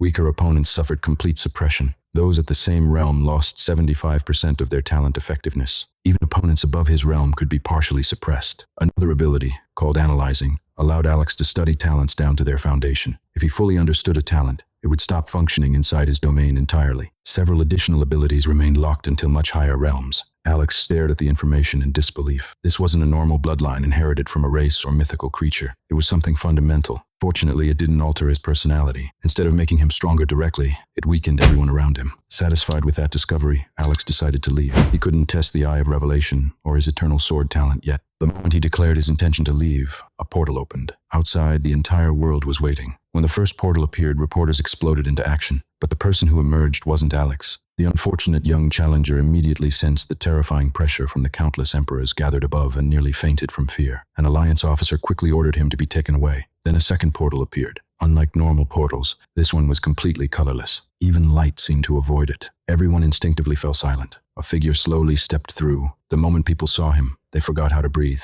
What emerged looked less like a human and more like a divine being. His silver hair floated gently without reacting to the wind. His entire body appeared slightly blurred, as though reality itself struggled to properly define him. Alex now stood at roughly 180 centimeters tall. The effect was so overwhelming that 2 female reporters fainted on the spot. Arthur immediately snapped his fingers. Every camera shut down. He calmly stated that normal humans should not look at something like this for too long. Alex sighed softly. Then he smiled. Curious, he activated the Eye of Revelation on Arthur. Instantly, information appeared before him. Arthur Cromwell, Emperor Level 9, SS Grade Cultivation Talent, Dragon Transformation Bloodline Talent. Alex's eyes widened. The Eye of Revelation could reveal another person's profile. For someone who understood the value of information, this discovery was incredible. Knowing himself and knowing his enemies would become one of his greatest advantages moving forward. After conquering the Tower of Ascension and returning to the outside world, Alex immediately walked toward Elizabeth with a smile. "Mom, I did it. Now will you cook me my favorite foods?" Elizabeth pulled him into a tight embrace. Tears streamed down her face as she promised to cook everything he wanted. Alex gently wiped away her tears and promised that he would never let her cry again. No one interrupted the moment, not because they didn't want to, but because they didn't dare. Every emperor present was staring at Alex with undisguised interest. After witnessing his achievements, they all wanted him to join their faction. If he continued growing at this pace, surpassing everyone on the planet was only a matter of time. Arthur finally stepped forward and ordered all reporters to leave. No one dared object. Thousands of reporters reluctantly withdrew from the area, and once they were gone, the gathered emperors descended from the sky alongside Arthur. Alex already understood why they were here. Arthur smiled and asked the obvious question. Which faction did he want to join? Before Alex could answer, Alexander Moriarty, the ancestor of the Moriarty family, immediately spoke up. He insisted that Alex was still part of their bloodline and should naturally return to the family. Arthur quickly reminded him of reality. The Moriarty family had expelled Alex and Elizabeth a year earlier, humiliating them in the process. Because of that decision, Alexander no longer had the right to claim Alex as his heir. Still, Alexander desperately tried to persuade him. He promised that Alex would become the sole heir of the family, gain unlimited resources, and even have Elizabeth appointed as the family patriarch. For perhaps the first time, the dignity and pride of an emperor were nowhere to be seen. Alex carefully considered the offer, but he remembered everything. If even one person in the Moriarty family had sincerely reached out to help him and his mother during their lowest point, he might have considered returning. No one had, so he calmly refused. Instead, Alex announced that he wanted to join the Alliance headquarters. His reasoning was simple. If he joined any single family, the balance of power across the world would eventually collapse. Arthur was visibly pleased with the answer. However, Alex wasn't finished. Before officially joining, he presented several conditions. No one would be allowed to ask about his powers. Only Arthur and the Alliance president would have authority over him. He wanted 20 square kilometers of land in the capital, protected by high-level security, along with a private villa where he could live with Elizabeth. He also requested a steady supply of resources. Arthur quickly realized that Alex had carefully structured his demands. They secured his independence without openly challenging the authority of the Alliance leadership. After a brief moment of consideration, Arthur accepted every condition. From that moment onward, Alex officially became part of the Alliance. Then Arthur made another announcement. Alex would become the Alliance's first Grade 0 elite. Previously, Grade 1 had been the highest possible rank, receiving treatment comparable to a martial monarch. Now Arthur had created an entirely new classification solely for Alex. Elizabeth was overwhelmed. Her son had become something completely unprecedented. After everything settled down, Alex admitted he was exhausted and wanted to return to the hotel. He also asked Elizabeth to bring Lena and Rena so they could live together in their future home. Before leaving, Alex politely thanked all the emperors for attending. He apologized for not joining their factions and promised to invite them all to a celebration party after moving into his new residence. The gesture immediately improved their mood. Even those disappointed by his decision appreciated the respect he showed them. Only Alexander Moriarty left with a cold expression. Arthur, meanwhile, found himself increasingly impressed by Alex's maturity and political awareness. Back at the hotel, Alex enjoyed a large meal, took a warm shower, and prepared to rest. But first, he wanted to test something. He activated cultivation without using cosmic crystals. Instantly, a massive energy whirlpool formed around him. For 5 straight minutes, every trace of energy within a 1.5-kilometer radius was sucked into his body. People throughout the area became confused as they felt the surrounding energy suddenly thin out. Elizabeth sensed it immediately and was stunned by the scale of what her son had done. When Alex checked his system panel, he was shocked as well. His cultivation base had jumped from 20 million to over 900 million extra energy units in only 5 minutes. The eternal cultivation talent was far more terrifying than he had imagined. Realizing he had more than enough energy, Alex immediately began breaking through. His cultivation surged to level 11. His strength and defense climbed to 1,350 tons. His speed reached 250 meters per second. His spirit attribute rose to 200 tons. But Alex didn't stop there. He continued breaking through repeatedly. One level, then another, and another. By the time he finished, he had advanced 5 additional levels in rapid succession. His cultivation reached level 16. His cultivation base stood at 900 million out of 1.28 billion. His energy absorption rate increased to 21 million per second. His strength and defense skyrocketed to 3,850 tons. His speed reached 500 meters per second. His spirit attribute climbed to 600 tons. Most importantly, his combat power had reached the level of a top martial grandmaster level 1. In only a short period after conquering the tower, Alex had already become strong enough to stand near the peak of an entirely new realm, and his growth showed no signs of slowing down. That night, Alex finally went to sleep, but while he rested peacefully, the entire light domain remained awake. Everyone wanted to learn more about the boy who had become the first existence in history to conquer the Tower of Ascension. Unfortunately for them, the Alliance had already issued strict orders. No one was allowed to disturb Alex or interfere with his life. Across the world, countless geniuses were paying attention. Inside the Valentina Emperor family, a young woman sat watching the recording of Alex's appearance after leaving the tower. His appearance alone had left countless girls and even some female martial artists stunned. However, this particular girl remained calm. Her beauty was not much inferior to Alex's appearance. She simply smiled and looked at the recording. Alex Moriarty, huh? I am looking forward to the day when all the geniuses take their places in the Aurora Martial Institution.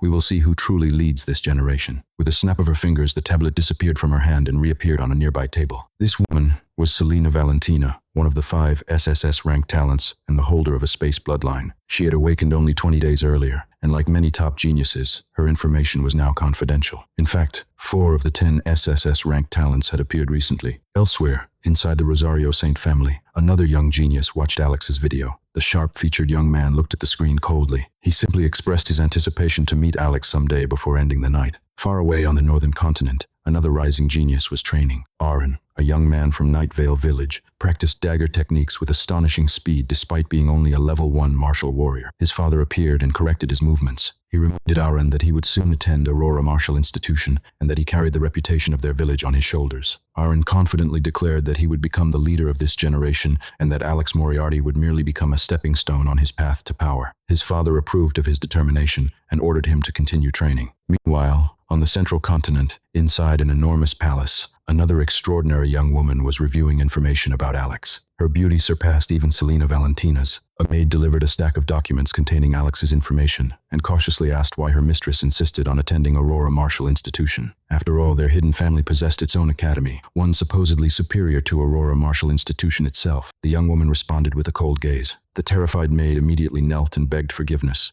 Outside the room, the girl's father and grandfather listened quietly. One wanted to convince her to stay. The other refused and even cut his son's allowance for trying to interfere with his granddaughter's decision. Though they sounded like an ordinary family, one was an emperor while the other was a saint. Then the strongest ancestor of the clan spoke. He ordered the family to prepare the highest level of protection for the young woman. The family immediately obeyed. This was the Celestis family, one of the hidden families possessing more than 9 emperors. The young woman ended the discussion, took a bath, and prepared to sleep. As she relaxed in the warm water, a single thought crossed her mind. She couldn't understand the strange feeling she had experienced when she saw Alex, and she wanted to know why. The next morning, Alex finally woke up. Because he had been busy cultivating and examining his rewards, he still hadn't looked at his own appearance properly. Standing before a mirror, he froze. The reflection staring back at him was almost unbelievable. His transformation had made him absurdly handsome. After freshening up, he ordered breakfast to his room. Soon afterward, Elizabeth arrived. She informed him that recruitment for Aurora Martial Institution would begin the following day and asked whether he still wanted to attend. Alex immediately agreed.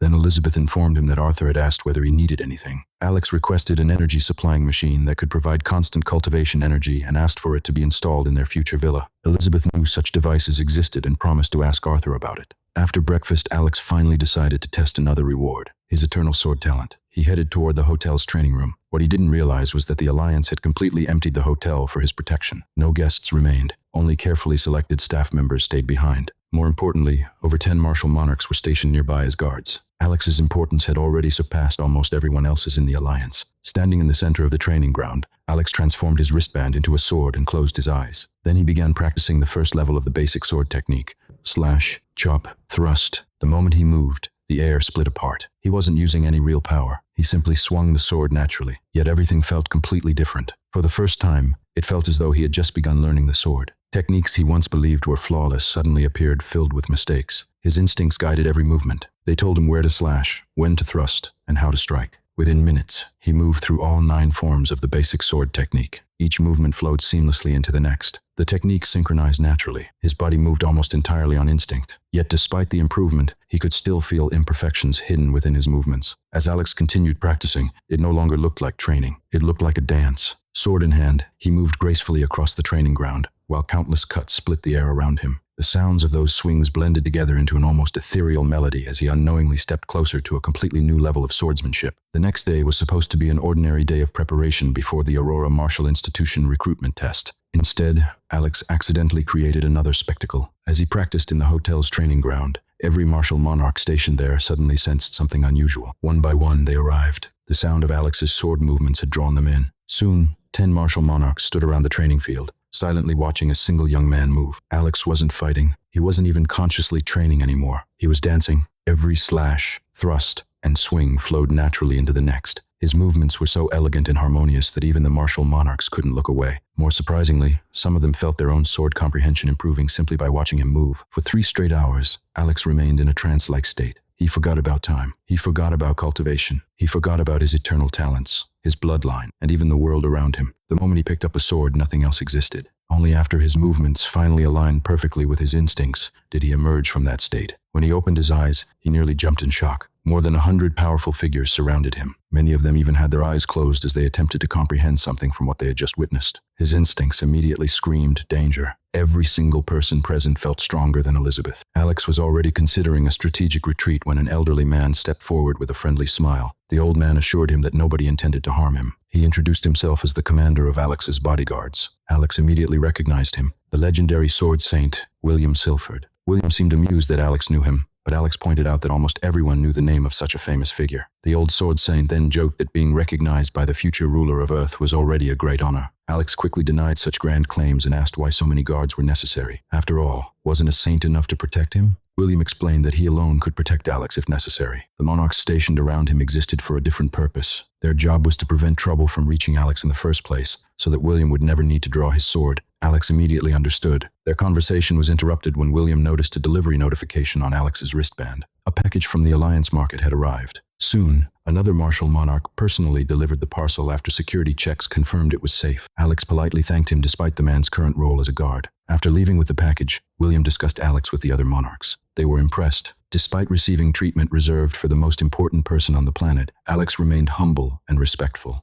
William could only hope that the boy would eventually become a pillar strong enough to support humanity against the horrors beyond the light domain. Back in his room, Alex opened the package. Inside were 3 flying knives. The sleek black weapons were specially designed for spirit masters. Even before using them, Alex could feel a subtle connection between himself and the knives. He had purchased them with money Elizabeth had given him. Ever since awakening as a spirit master, Alex had wanted 2 things: to fly and to kill enemies from a distance before they ever realized he was there. Flying weapons seemed like the perfect starting point. Before experimenting with the knives, Alex decided to understand the limits of his telekinetic abilities. He scattered 100 different objects throughout the room: books, tools, furniture, stones, anything he could find. Then he expanded his mental energy throughout the entire room. Every object's weight, position, and texture became crystal clear in his mind. Confidently, he attempted to lift all 100 objects at once. Nothing happened. He tried 99. Still nothing. Then 98. Again, complete failure. Gradually, he lowered the number. Finally, when only 10 objects remained, his telekinesis responded. The 10 items slowly floated into the air. Alex immediately understood something important. This wasn't a strength limitation. It was a control limitation. He could easily move a single object weighing thousands of kilograms. But controlling more than 10 separate targets simultaneously was impossible. No amount of raw power seemed capable of changing that. It felt like a fundamental rule governing Spirit Master abilities. Alex decided to ask Arthur about it later. Next, he searched the Alliance database for Spirit Master techniques and flying weapon manuals. The results surprised him. There were no true combat techniques. According to Alliance records, Spirit masters did not rely on fixed skill systems. Instead, they cultivated mental strength, focus, precision, and creativity. Their combat style depended entirely on personal understanding and innovation. In other words, every spirit master had to create their own path. The discovery was frustrating but also exciting. For now, Alex settled on practicing with his new knives. The three weapons floated obediently around him, tracing smooth arcs through the air as he experimented with basic control. After some practice, his thoughts shifted toward tomorrow. The Aurora Martial Institution recruitment test was finally about to begin. Because of Alex and several other newly awakened supreme talents, the institution had moved its recruitment schedule to the middle of the year. The sudden appearance of so many prodigies had forced them to adapt. The first stage would test physical strength and speed. The second would involve direct combat. The requirements alone were enough to eliminate most applicants. Every participant needed at least 2,000 kilograms of strength and a movement speed of 20 meters per second. And even after passing those standards, only 500 candidates would ultimately be accepted out of thousands. Lying on his bed, Alex stared at the ceiling. Tomorrow he would finally enter Aurora Martial Institution and meet the greatest young talents of his generation. A faint smile appeared on his face. He was genuinely looking forward to it. After that, Alex turned his attention to something he had wanted to do for a long time. He wanted to fly. Standing in the center of his room, he connected his mind to the Omniweave armament and imagined it changing shape. The wristband instantly stretched and transformed into a 1-meter-long silver board that looked like a futuristic surfboard. Its smooth metallic surface glowed faintly, almost as if it were alive. Alex stepped onto it carefully and wrapped it with his spirit energy. The board trembled for a moment before slowly rising off the ground. His heart skipped a beat. For a second, he nearly lost his balance and crashed. He quickly adjusted his spirit energy, stabilizing himself until he was standing steadily in midair. Alex froze. This felt completely different from controlling flying knives. Now his entire body was involved. One mistake could send him tumbling to the floor. Slowly, he directed the board forward, then backward, then sideways. At first, every movement was awkward and clumsy, but his control improved rapidly. Within 10 minutes, he was flying freely around the room. A smile appeared on his face. In his previous life, humanity relied on airplanes and machines to fly. In this world, powerful martial artists could eventually defy gravity themselves, but only after reaching the martial lord realm. Alex didn't want to wait that long. As a spirit master, he had found another path. After enjoying the experience for a while, he landed gently and allowed the board to revert back into his wristband. He had already made plans for the future. After the recruitment test, he intended to visit the Alliance Hall and upgrade the Omniweave. Instead of creating a single weapon at a time, he wanted it to generate more than 100 tiny flying blades that could scatter, reform, and function like a swarm of nanobots. The next morning finally arrived. It was recruitment day for the Aurora Martial Institution. After getting ready and having breakfast, Elizabeth asked if she should accompany him. Alex politely declined. He would be fine on his own. As soon as he stepped outside, he activated the Omniweave again. The silver board formed beneath his feet and carried him smoothly into the sky. Inside the restaurant, Elizabeth froze in shock. Outside, the guards, the 10 martial monarchs, and even Sword St. William stared in disbelief. William immediately realized what he was seeing. Alex was a spirit master. Even for someone like William, that revelation was surprising. He quickly reported the information to Arthur. When the vice president received the message, he couldn't help smiling. Alex kept revealing new talents one after another. Arthur simply instructed William to continue protecting him and immediately report any future developments. Meanwhile, Alex flew toward the Aurora Martial Institution. His speed was impressive, though he still occasionally struggled with maintaining perfect balance. When he arrived, thousands of candidates had already gathered in front of the institution's enormous gates. The recruitment test would begin in 1 hour. The crowd buzzed with excitement. One student proudly claimed to possess secret information obtained through an absurd chain of family connections. According to him, 3 or 4 SSS-ranked talents would be participating this year. This recruitment wasn't being held only because of Alex. The revelation excited everyone. Some hoped simply to gain admission. Others dreamed of joining Alex's future team. Because of the dangers outside the light domain, humanity strictly required elite fighters to operate in teams rather than alone. Everyone knew Alex would eventually form one. The real question was who would be strong enough to stand beside him. Hidden among the crowd, another future rival had already arrived. Aaron Nightvale blended perfectly into the shadows as he observed the gathering. Hearing people talk about Alex's future X-ranked team only strengthened his determination. Before Alex could become the leader of this generation, he would have to defeat Aaron first. Suddenly, the crowd erupted. A massive, fire-maned lion appeared near the entrance. Flames danced across its mane as it carried a beautiful young woman on its back. Everyone immediately recognized the beast. It belonged to the Valentina family. Selena Valentina had arrived. Stepping down from the lion, Selena's fiery red hair shimmered under the sunlight. Her expression remained cold and confident as she searched the crowd. She wanted to meet Alex Moriarty. Not long afterward, another famous genius appeared. Ray Rosario arrived quietly, but his reputation ensured he drew attention regardless. Both Selena and Ray had already become famous before awakening, and now their talent information had been sealed, suggesting they possessed extraordinary abilities. Then the atmosphere changed completely. The sky darkened as an enormous Emperor-class vulture airship descended from above. The students immediately exploded into chaos. When the hatch opened, 10 Saint-level guards emerged and formed 2 lines in the sky. Only then did a young woman slowly descend. She wore a purple gown and a veil that concealed her face. Her long black hair was tied into a ponytail, and glowing platforms formed beneath her feet as she walked. Anna Celestis had arrived. Even Selena couldn't resist clicking her tongue at the dramatic entrance. Anna ignored everyone around her and calmly asked whether Alex Moriarty had arrived yet. When informed that he had not, she simply waited. An uncomfortable silence settled over the entire area. Nobody dared speak. Then, 5 minutes later, a sharp sound cut through the sky. Every head turned upward. A silver figure descended from the clouds. Standing atop a floating silver surfboard was Alex. His silver hair drifted in the wind as he remained suspended high above the crowd. He didn't immediately land. Instead, he calmly looked down at the thousands gathered below with his hands behind his back. For a moment, he looked less like a student and more like a celestial being observing the mortal world. At that instant, all 4 SSS rank talents fixed their eyes on him. Below Alex, the plaza had descended into chaos. Thousands of young men and women filled the area, their excited voices blending into a constant roar. Yet Alex remained 20 meters above them, hovering calmly on his silver board. His silver hair shimmered in the sunlight, and from below he looked less like a student and more like a divine figure descending from the heavens.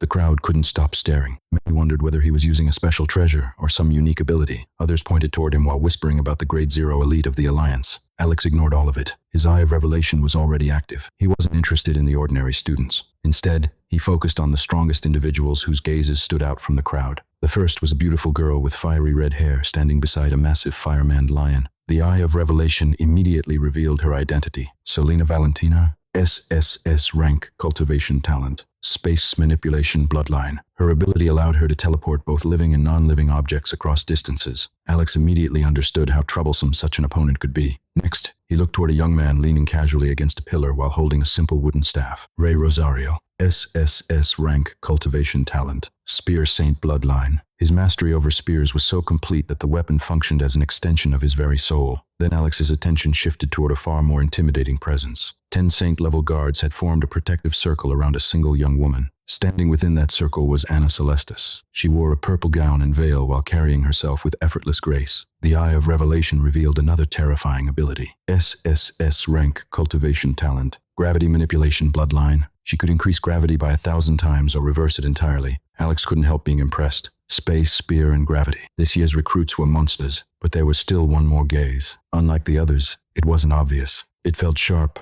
and hostile, like a needle pressed against the back of his neck. Alex couldn't immediately find its owner, so he closed his eyes and expanded his mental domain. An invisible wave spread through the plaza, mapping every heartbeat and movement. Finally, he found it, a figure hidden unnaturally within another person's shadow. Aaron Nightvale, SSS rank cultivation talent, shadow assimilation bloodline. He could merge with darkness, move 10 times faster within shadows, and create shadow clones. Alex immediately noticed something else. Unlike the others, Aaron's gaze was openly hostile. Aaron himself wasn't pleased by the spectacle unfolding above. The Nightvale clan prided itself on remaining unseen. Watching Alex attract every eye in the city irritated him deeply. He wanted to drag the silver-haired genius down from the sky. Alex sensed that hostility instantly. Then he decided to have a little fun. Without moving a finger, he quietly activated existential nullity. Instead of affecting everyone, he targeted Aaron alone. The result was immediate. Suddenly, Aaron was violently expelled from the shadows and thrown into plain sight. He landed hard on the pavement. The assassin quickly tried to merge back into darkness. Nothing happened. His bloodline ability had vanished completely. Panic flashed across his face. To the crowd, however, the situation looked entirely different. Aaron had emerged from the shadow of a startled noble girl. Instantly, accusations exploded. People began calling him a creep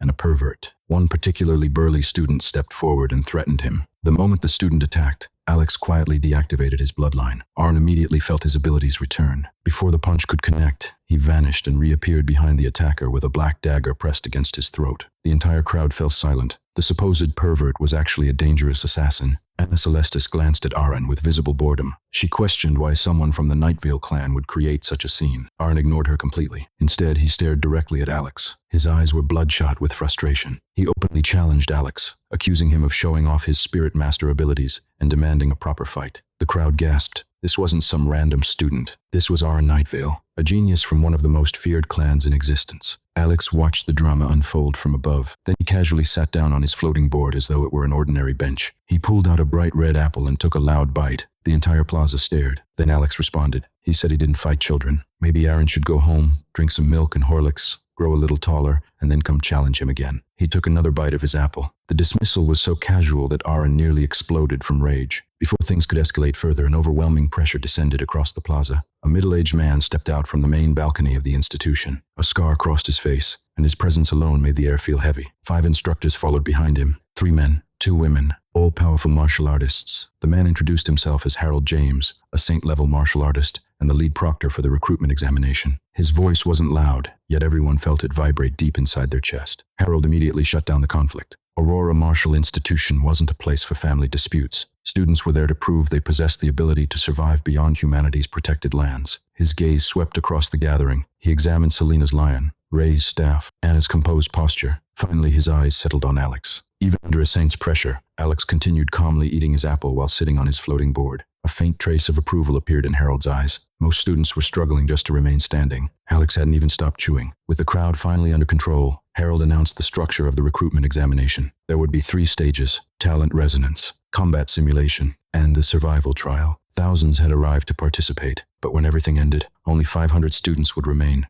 As the gathering continued, Alex looked toward the instructor overseeing the examination and calmly asked what exactly the talent resonance phase was. The instructor seemed pleased by the question. He explained that talent resonance was simply a preliminary screening stage. Only candidates whose combat ability matched Martial Warrior Level 3 or above would be allowed to proceed. Alex immediately asked how they intended to measure cultivation. The instructor revealed that a Level 3 Martial Warrior possessed at least 4,000 kilograms of physical strength and movement speeds exceeding 40 meters per second. After hearing that, Alex relaxed. The institution wasn't measuring actual cultivation realms or internal energy circulation. Instead, they were measuring combat capability. That suited him perfectly. His cultivation system was completely different from ordinary martial artists. If they had used specialized detection equipment, it might have caused unnecessary complications. Physical performance, however, was something he could easily pass. Then the instructor casually dropped another piece of information. Alex and 4 other individuals wouldn't need to participate in the first phase at all. Alex understood the reasoning immediately and didn't object. Not everyone shared that understanding. A young man from an emperor family named Windsor questioned why the other 4 were receiving the same exemption. The instructor's expression instantly turned cold. He warned Windsor that he had absolutely no authority to interfere with how Aurora Martial Institution conducted its examinations. One more complaint would result in immediate disqualification. The lesson was clear. Within Aurora Martial Institution, family status meant nothing. Only talent mattered. The students quickly fell silent. Soon afterward, the instructor ordered everyone else to enter the evaluation chambers while the 5 special candidates were directed toward the simulation room. As the crowd dispersed, Alex slowly descended from the sky. His silver surfboard dissolved into streams of light before reforming as the Omniweave wristband. The first person to approach him was Ray Rosario. Ray introduced himself with a confident smile and openly stated that he looked forward to fighting Alex. Alex shook his hand and welcomed the challenge. Next came Selena Valentina. Unlike Ray's friendly approach, Selena stepped directly in front of him with her usual pride and confidence. She introduced herself and even revealed her space manipulation bloodline before warning Alex not to lose within seconds when they eventually fought. Alex remained completely unfazed. He calmly replied that he hoped she would actually manage to use that talent during their battle. Of the 4 geniuses gathered there, Ray was the only one who genuinely interested him. Unlike abilities such as gravity, space, or shadows, Ray's Spear Saint bloodline was pure weapon mastery. It wasn't something existential nullity could simply suppress. Ray would be able to fight at full strength. Selena immediately sensed the hidden dismissal behind Alex's calm words. Her attempt to intimidate him had completely failed. Before anyone could continue the conversation, soft footsteps approached. Everyone already knew who it was. Anna Celestis, the mysterious princess of the powerful Celestis family. Long before the apocalypse, the Celestis clan had already possessed legendary martial prowess. After the world's transformation, they rose to become one of humanity's most dominant powers. Anna stopped directly beside Alex. Then she said something nobody expected. She wanted to be his friend. The reaction was immediate. Ray looked stunned. Aaron practically exploded with disbelief. Anna Celestis was widely acknowledged as the most beautiful woman alive. Countless admirers chased after her. Aaron himself was one of them. As a member of the Nightvale clan, another ancient family that existed before the apocalypse, he had interacted with the Celestis family many times. Yet Anna had barely acknowledged his existence. Now she was directly asking Alex for friendship. Aaron could hardly process it. Alex, however, simply studied her for a moment. Then he politely declined. Trust had to be earned before he called someone a friend. With that simple response, he turned around and walked away. The remaining 4 geniuses stood frozen. Alex Moriarty had just rejected Anna Celestis. Selena was the first to recover. She admitted that someone capable of casually refusing Anna was certainly interesting. Ray wasn't sure whether Alex's recent fame had inflated his ego or whether something else was going on entirely. Aaron, meanwhile, silently swore he would humiliate Alex in the arena. Anna remained standing where she was. Moments later, her maid appeared beside her. Anna actually wondered whether Alex had failed to recognize who she was. The maid suggested two possibilities. Either he truly didn't know, or he genuinely didn't care. Anna accepted the answer surprisingly well. If that was the case, then she would simply introduce herself properly next time. Far above the venue, hidden within a fold of space, another observer had witnessed everything. Max Celestis, Anna's grandfather. The powerful elder wasn't pleased at all. In his eyes, Alex had rejected his precious granddaughter. He even declared that if Alex insulted Anna again, he would fight the Alliance vice president himself if necessary. Meanwhile, the five prodigies finally entered the simulation chamber. Rows of advanced chairs lined the room, each equipped with neural helmets designed for virtual combat. Alex didn't hesitate. The moment he sat down, he put on the helmet. Then, before anyone else could act, he asked the supervising instructor whether he could enter a virtual battlefield immediately to practice. The instructor instantly agreed. Alex wasn't interested in waiting around. The moment permission was granted, he activated the system. His consciousness plunged directly into the simulation, eager to continue improving before the real competition began. Inside the virtual simulation chamber, Alex opened his eyes and found himself standing on a massive combat field made from dark gray composite material, capable of withstanding tremendous destruction. Energy barriers stretched across the horizon, enclosing the arena beneath an artificial sky. He hadn't entered the simulation for entertainment. Ever since using existential nullity on Aaron, one question had continued bothering him. The bloodline had successfully suppressed Aaron's shadow assimilation talent, but Alex had felt a faint resistance during activation.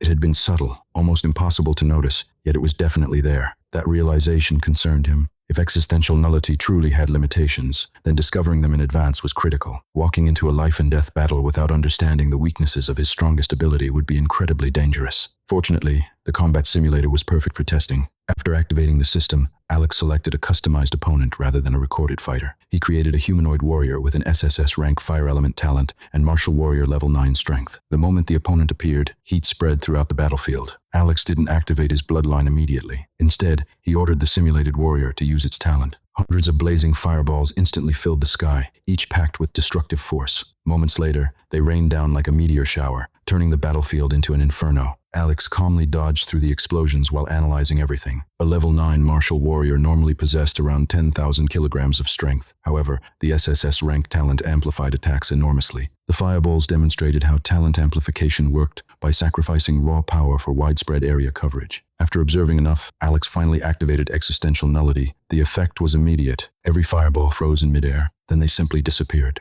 The flames surrounding the opponent vanished as well, leaving the simulated warrior completely powerless. The suppression was absolute, yet Alex frowned. That faint resistance was still there. It hadn't stopped the ability from working, but he could clearly feel it. The rank of the talent couldn't be the problem. SSS rank was already near the highest level known to humanity. Then another possibility occurred to him. Maybe the limitation wasn't quality. Maybe it was quantity. To test the theory, Alex created a second SSS rank opponent, this one specializing in ice. The two warriors attacked together. Fire and frost erupted across the battlefield simultaneously. The moment Alex activated existential nullity again, he felt the resistance double. A smile immediately appeared on his face. He was getting closer to the answer. One after another, Alex created additional opponents. Lightning users, wind users, earth manipulators. Every fighter possessed SSS rank talents and level 9 martial warrior strength. 3 opponents, 4, 5. The resistance continued increasing. By the time he reached 10 opponents, existential nullity still worked perfectly, but the strain became intense. His mind felt as though it was carrying a tremendous burden. Then he created an 11th opponent. This time, the suppression failed. Alex finally understood. His limit wasn't determined by talent rank at all. It was determined by the number of targets, specifically 10 targets. The exact same number as the maximum amount of objects he could mentally control using his Spirit Master abilities. The discovery immediately connected everything together.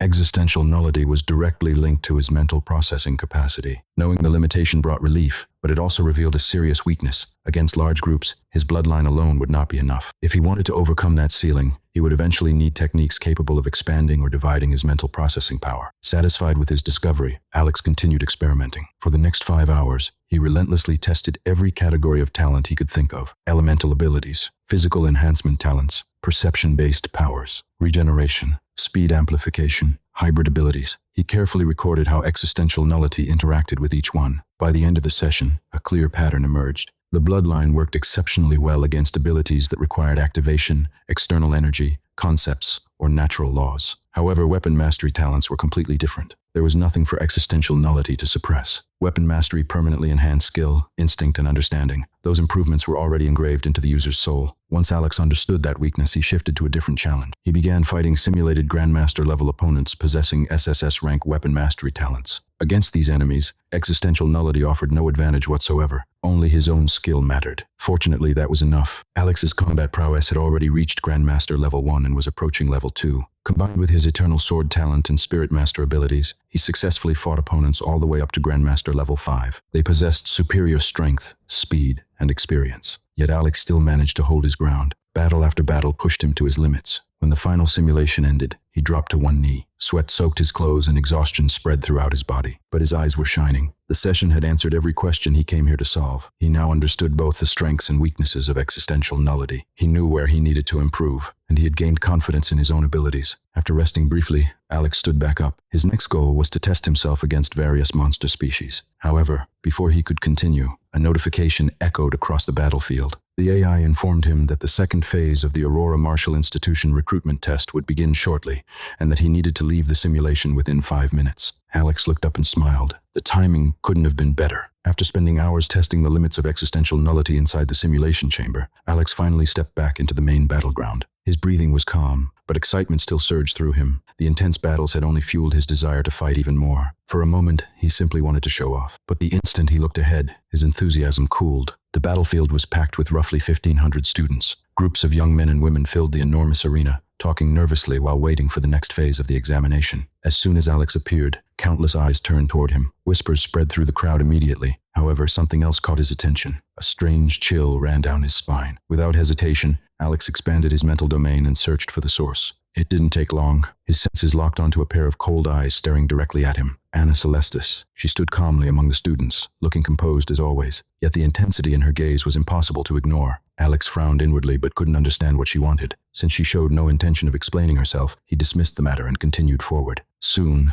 the instructor approached him with a smile. "You've been training hard," the man remarked before asking how the combat simulation had gone. Alex immediately admitted that he loved it. In fact, he wanted to continue using the private simulation chambers after today's test and asked about the cost. The instructor explained that the institution used credit points rather than Federation currency. Normally, renting a private simulation room cost 100 points per hour. Alex's excitement faded for a second. Then the instructor revealed that Grade 0 Alliance elites received an 80% discount, reducing the price to only 20 points per hour. Alex instantly brightened again. The Alliance's treatment was even better than he expected. At that moment, Ray stepped forward and asked whether discounts could be earned through other methods. The instructor explained that the academy possessed 10 different towers. Students who ranked among the top performers in those towers would receive various benefits, including discounts. The higher the ranking, the greater the rewards. Ray's eyes lit up immediately. The challenge only made him more determined. The instructor then announced the beginning of the second phase. After today's combat round, students would receive 1 free hour inside the virtual battleground. Tomorrow, the third phase would begin. Soon afterward, numbered cards were distributed to everyone. Students sharing the same number would face one another in one-on-one combat. Before the process finished, Ray couldn't contain himself and asked whether participants could challenge opponents of their own choosing. The instructor immediately shut that idea down. Specifically, the 5 top geniuses were forbidden from fighting one another during this phase. The announcement instantly crushed Ray's enthusiasm. Still, he quickly recovered and openly declared that he wanted to challenge Alex Moriarty. Alex could only smile helplessly. These geniuses always wanted to test themselves against the strongest person available. After all pairings were finalized, 750 arenas emerged throughout the massive battleground.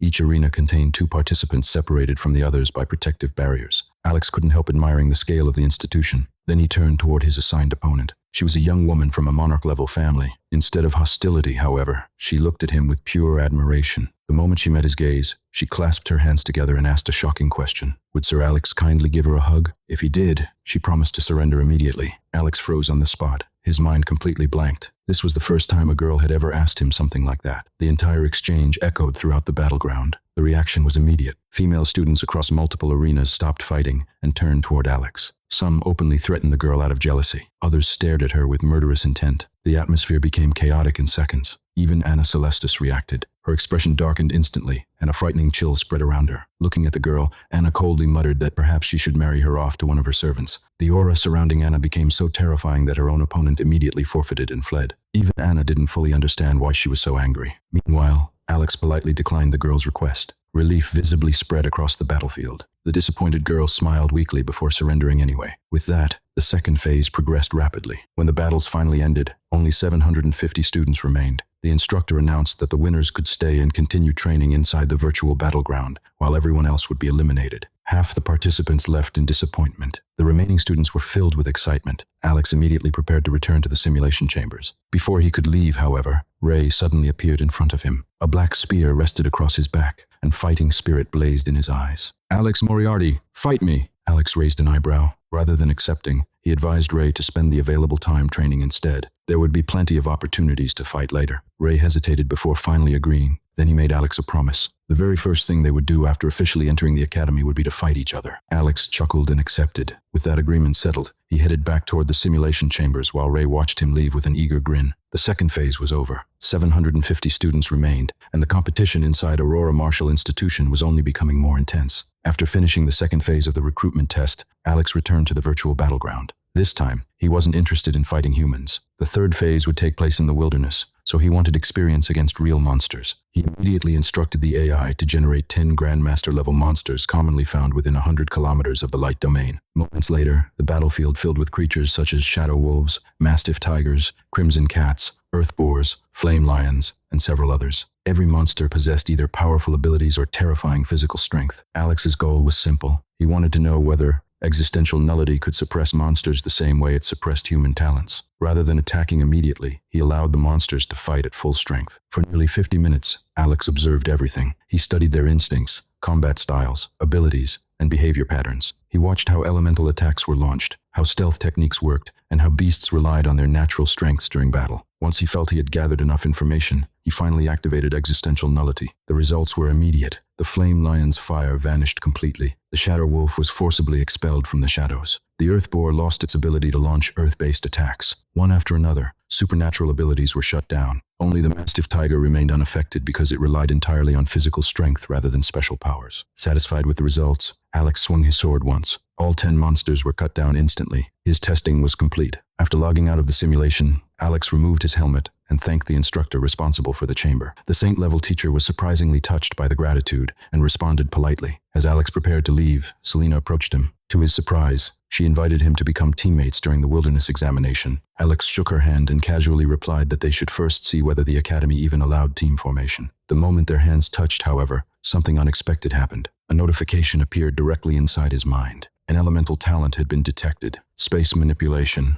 Would he like to copy it? Alex froze. This was the first time the system had ever spoken to him like this. Even more shocking was the revelation that he could apparently copy talents. His mind raced. He had shaken hands with Ray before and nothing had happened. He had also touched Elizabeth many times without receiving any notifications. There had to be conditions. Perhaps only elemental talents qualified. Perhaps only talents above a certain rank could be copied. Selena was already about to release his hand, leaving him no time to think. Immediately, Alex chose to copy the talent. The notification confirmed the successful acquisition of space manipulation. Afterward, Selena felt vaguely uncomfortable, for reasons she couldn't explain, but she quickly dismissed the feeling and left after saying goodbye. The moment she walked away, Alex felt another familiar chill. Anna was staring at him again. This time, her gaze was openly venomous. Then she rolled her eyes and called him a pervert before leaving. Alex could only stare in confusion. He genuinely had no idea what her problem was. After opening his status panel, he finally discovered the truth behind his new ability. His external talents section now contained space manipulation. Additional notes revealed that only SS rank talents and above could be copied. Furthermore, 3 talents of the same rank and element could eventually be merged into a higher rank talent. Alex was stunned. Whether this ability came from the system or the primordial chaos physique didn't matter. The result was the same. He had acquired another incredible cheat. At his current stage, he could store up to 10 external talents. Thinking about how he would need to touch many talented people in the future, Alex jokingly wondered if Anna might actually have a point about him being a pervert. Then a new idea appeared. He called out to Selena before she left. Would she like to grab a coffee? His true objective was learning more about space manipulation. Selena's heart skipped a beat, although she carefully maintained her composure and agreed. At that moment, the room's guardian suddenly appeared and recommended a coffee shop. Alex thanked him and prepared to leave. Unfortunately, someone else was already following them. Anna. Selena immediately noticed and demanded to know why she was trailing them. Anna awkwardly claimed that she simply wanted coffee as well. Seeing the obvious situation, Alex casually invited her to join them. Anna's eyes immediately brightened, although she tried to hide her enthusiasm behind a calm response. The 3 headed outside together. A taxi arrived. Immediately, a silent war erupted. Selena suggested using her family's fire-maned lion as transportation. Not wanting to lose, Anna countered by offering her king-class flying ship instead. The two girls competed over the most ridiculous details while Alex looked at them as though they had lost their minds. In the end, he simply chose the taxi. If they wanted to come, they could join him. Otherwise, they could meet him at the coffee shop. Without hesitation, Selena rushed into the taxi and claimed the seat beside Alex, flashing a victorious smile toward Anna. Anna nearly exploded from frustration. Still, she quickly sent a complaint to her maid, Sophia, asking why she hadn't stopped Selena. Sophia calmly reminded her that attacking the heir of an emperor clan could easily trigger a major conflict. Furthermore, nearly 20 saints and possibly several emperors were secretly observing the entire situation. Anna clicked her tongue in annoyance. Then she climbed into the taxi as well. And just like that, what started as a simple coffee invitation turned into a strange competition between two of the most talented girls of the younger generation, while the completely confused Alex sat right in the middle of it. At the coffee shop, Alex, Selena, and Anna were welcomed by 2 rows of staff who bowed deeply the moment they arrived. Such treatment was expected given their status, and none of them paid it much attention. The 3 took a quiet table, and Alex immediately ordered the shop's best drinks. Before the coffee even arrived, he turned his attention towards Selena and began studying her closely. The intense stare instantly made Selena blush from her neck to her ears. Before the situation could become more awkward, Anna spoke up, accusing Alex of rudely staring at a young woman. Alex quickly apologized and explained that he was simply curious about Selena's space manipulation talent. The misunderstanding disappeared immediately. Selena felt somewhat disappointed, while Anna secretly felt much better. Regaining her composure, Selena began explaining her ability. She could teleport objects within her line of sight, provided they were under 2 meters long and did not exceed 9 times her normal carrying capacity. She also revealed that she had once attempted to teleport a rat, but it died during the process. Alex immediately asked whether she had tried protecting a living target with an energy shield first. Selena admitted she had never experimented further after the rat's death. After learning that she could only teleport 1 object at a time, Alex thanked her sincerely. When Selena asked why he was so interested in her ability, Alex replied that he was fascinated by what existed beyond Earth and wondered whether she might one day teleport directly to the moon. Selena calmly answered that such a feat might become possible after reaching the Emperor realm. Not wanting to be ignored, Anna asked whether Alex was interested in her ability as well. Alex laughed and pointed out that she was the princess of the Celestis family. He doubted she would reveal her secrets, even if he asked. That led Anna back to a question that had been bothering her. If Alex knew her identity, why had he rejected her friendship? Alex finally explained himself. It was not because she lacked worth. Friendship simply required trust, and trust was something he struggled to give easily. However, if he learned to trust her someday, and she still wished to be his friend, then they would become friends. The answer left Anna both relieved and saddened. She then revealed her own talent, gravity manipulation.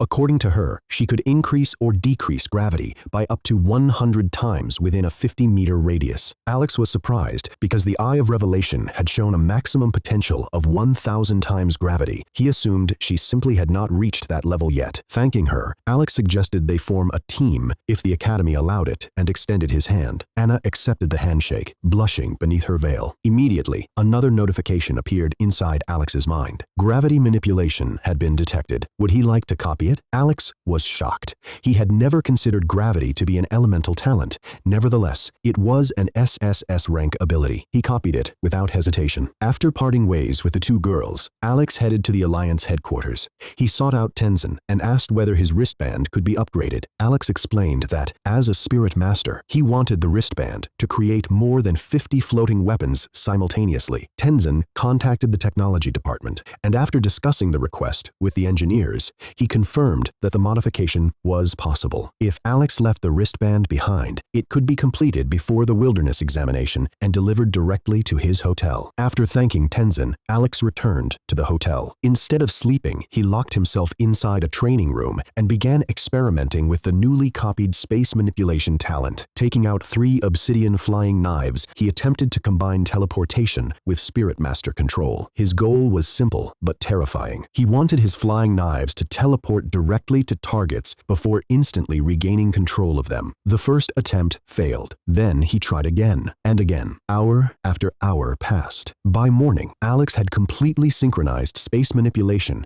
with his Spirit Master ability. abilities. The three knives vanished and reappeared throughout the room, striking targets from unpredictable angles like invisible assassins. Ordinary spirit masters could already attack from multiple directions, but Alex's weapons now teleported without warning, making them vastly more dangerous. Even so, Alex felt that space manipulation held far greater potential than simple teleportation. The name itself suggested much broader possibilities. For now, however, there was no time to explore further. Satisfied with his progress, Alex left the training room, took a shower, and joined Elizabeth for breakfast. Seeing how hard he had been training, Elizabeth gently reminded him that he was still bound by mortal limitations and needed proper rest. Alex smiled warmly and thanked his mother, explaining that he was simply excited about the test awaiting him that day. After receiving the upgraded Omniweave, Alex learned from Tenzin that it had undergone major improvements. The wristband could now create a full Saint-level suit of armor, Saint-level weapons, and up to 50 flying knives simultaneously. The armor could protect him from the dark miasma outside the light domain and even allow him to see clearly in complete darkness. Delighted with the upgrade, Alex thanked Tenzin and prepared to leave for the wilderness examination. Before departing, he reassured Elizabeth, who was visibly worried about her son's first journey beyond the safety of the light domain. William stepped forward and reminded her that 10 saints, including himself, would be secretly protecting Alex throughout the hunt. That eased her concerns slightly. When Alex arrived at the institution, all 750 remaining students had already gathered. Ray, Selena, Anna, and Aaron were among them. The moment Alex landed, both Anna and Selena waved at him simultaneously. Watching the scene, Aaron nearly lost control of his temper. He immediately challenged Alex to a competition. Whoever killed more monsters during the hunt would win, and if Alex lost, he would stay away from Anna. Alex looked at him like he was a complete fool and asked why he should agree to such a ridiculous condition. Desperate to provoke him, Aaron raised the stakes. If he lost, he would hand over a copy of the Nightvale clan's SS rank body cultivation technique, a treasure worth more than 100 billion Federation coins. Even the surrounding students were shocked. Everyone wondered whether Aaron actually had the authority to make such a promise. Aaron insisted that he did. Before Alex could answer, Anna coldly asked Aaron who he was to decide who could approach her. Aaron completely ignored her and continued pressuring Alex for a response. Alex eventually agreed, but changed the terms. If he lost, he would give Aaron the 80% discount privilege that came with his Grade 0 elite status. Aaron's eyes immediately lit up. Both sides signed a formal contract. To Anna, however, the situation looked completely different. She believed Alex had accepted such a dangerous bet because he wanted to keep approaching her, and the thought filled her with unexpected happiness. Before anything else could happen, the instructor arrived and explained the rules of the third phase. The students would hunt in Sector 7 near the western continent. Points would be awarded based on monster strength, ranging from 1 point for low-level martial warrior monsters to 50 points for mid-level martial master monsters. Anything stronger was considered impossible for the students to handle. The hunt would last 24 hours. Every participant would receive a battlesuit equipped with scanners and an emergency teleportation function. The instructor also reminded everyone that the mortality rate exceeded 20%. Ray left to collect his equipment, while Alex asked whether teams were allowed. The answer was no. This phase was designed to test individual courage and combat ability. Students were forbidden from forming teams and could not leave a 100-kilometer radius during the examination. Anna and Selena were clearly disappointed, since they had hoped to work together with Alex. After wishing them luck, Alex boarded the airship. Meanwhile, Aaron secretly celebrated. Darkness was the perfect environment for his shadow assimilation talent, and he was convinced that Alex would never be able to compete with him there. 30 minutes later, the airship departed. 1 hour after that, it landed near Sector 7. The students stepped outside and immediately faced an endless wall of darkness 300 meters ahead. This marked the boundary of the light domain and the beginning of the wilderness. As soon as the instructor announced the start of the test, Alex exploded forward with a sonic boom. He rode his silver surfing board into the darkness, clad in full-body armor with a sword in hand.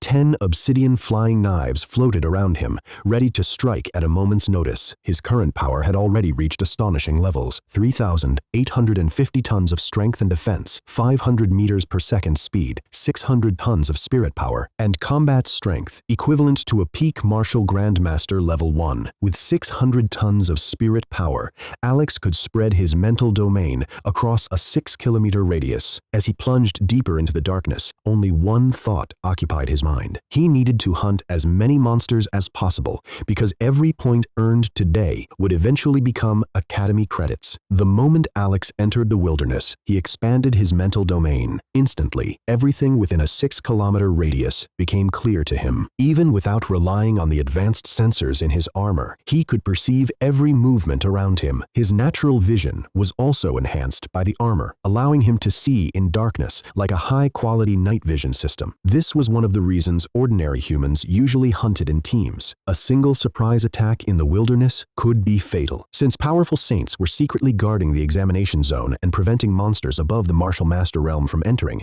the students could safely hunt alone. Alex immediately accelerated deeper into the wilderness. He had no interest in weaker prey and wanted to leave those monsters for the other students. 10 minutes later, after traveling more than 80 kilometers, he suddenly stopped. Within his mental domain, he detected 21 monsters, all of them high-level beastmasters. Unsure how many points they were worth, Alex contacted Instructor Arnold. The answer shocked him. Each high-level beastmaster was worth 100 points. Arnold strongly warned him not to challenge them because they were far beyond a student's level. Alex calmly thanked him and ended the call. Then, he decided to experiment. Using his spirit master abilities, he controlled 10 flying knives. The blades instantly teleported 6 kilometers away and appeared beside 10 different monsters. With a simple snap of his fingers, 10 heads rolled to the ground. However, when Alex checked his score, nothing had changed. The wristband could only register kills within its scanning range.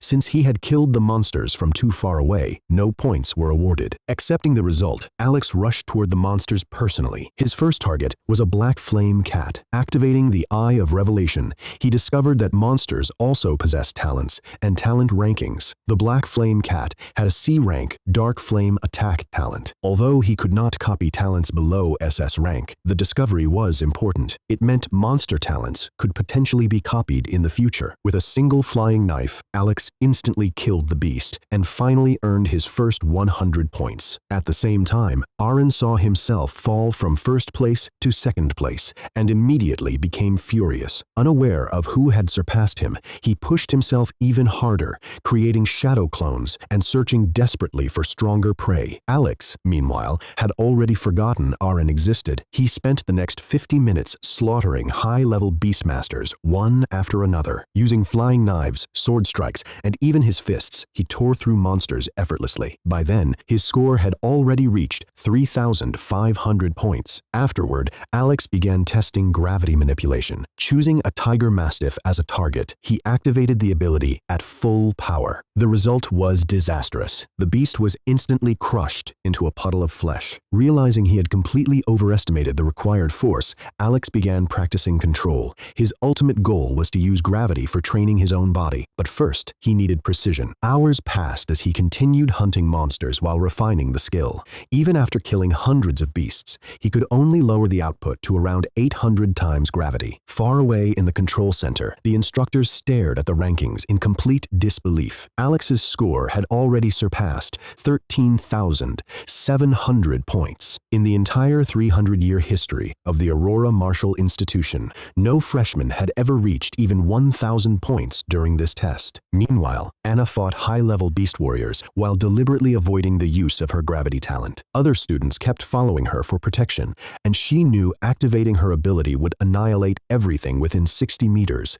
including them. Selena was performing just as impressively. By combining sword attacks with space manipulation, she could strike monsters from a distance and slice them apart instantly. She ranked third overall, though other students frequently interfered and stole her kills. Ray took a completely different approach, charging directly into battle and happily piercing monsters one after another with his spear. 12 hours passed. By then, Alex had hunted so many powerful monsters that he could no longer find any high-level or even mid-level beastmasters nearby. While exterminating them, he had also improved his control over gravity manipulation significantly. He could now reduce the force to 300 times gravity and precisely control its range from a single inch up to 600 meters. When he finally checked his score, it had climbed to an unbelievable 36,543 points, securing first place by an overwhelming margin. Only then did Alex decide to stop. Constantly using gravity manipulation had heavily drained both his body and mind,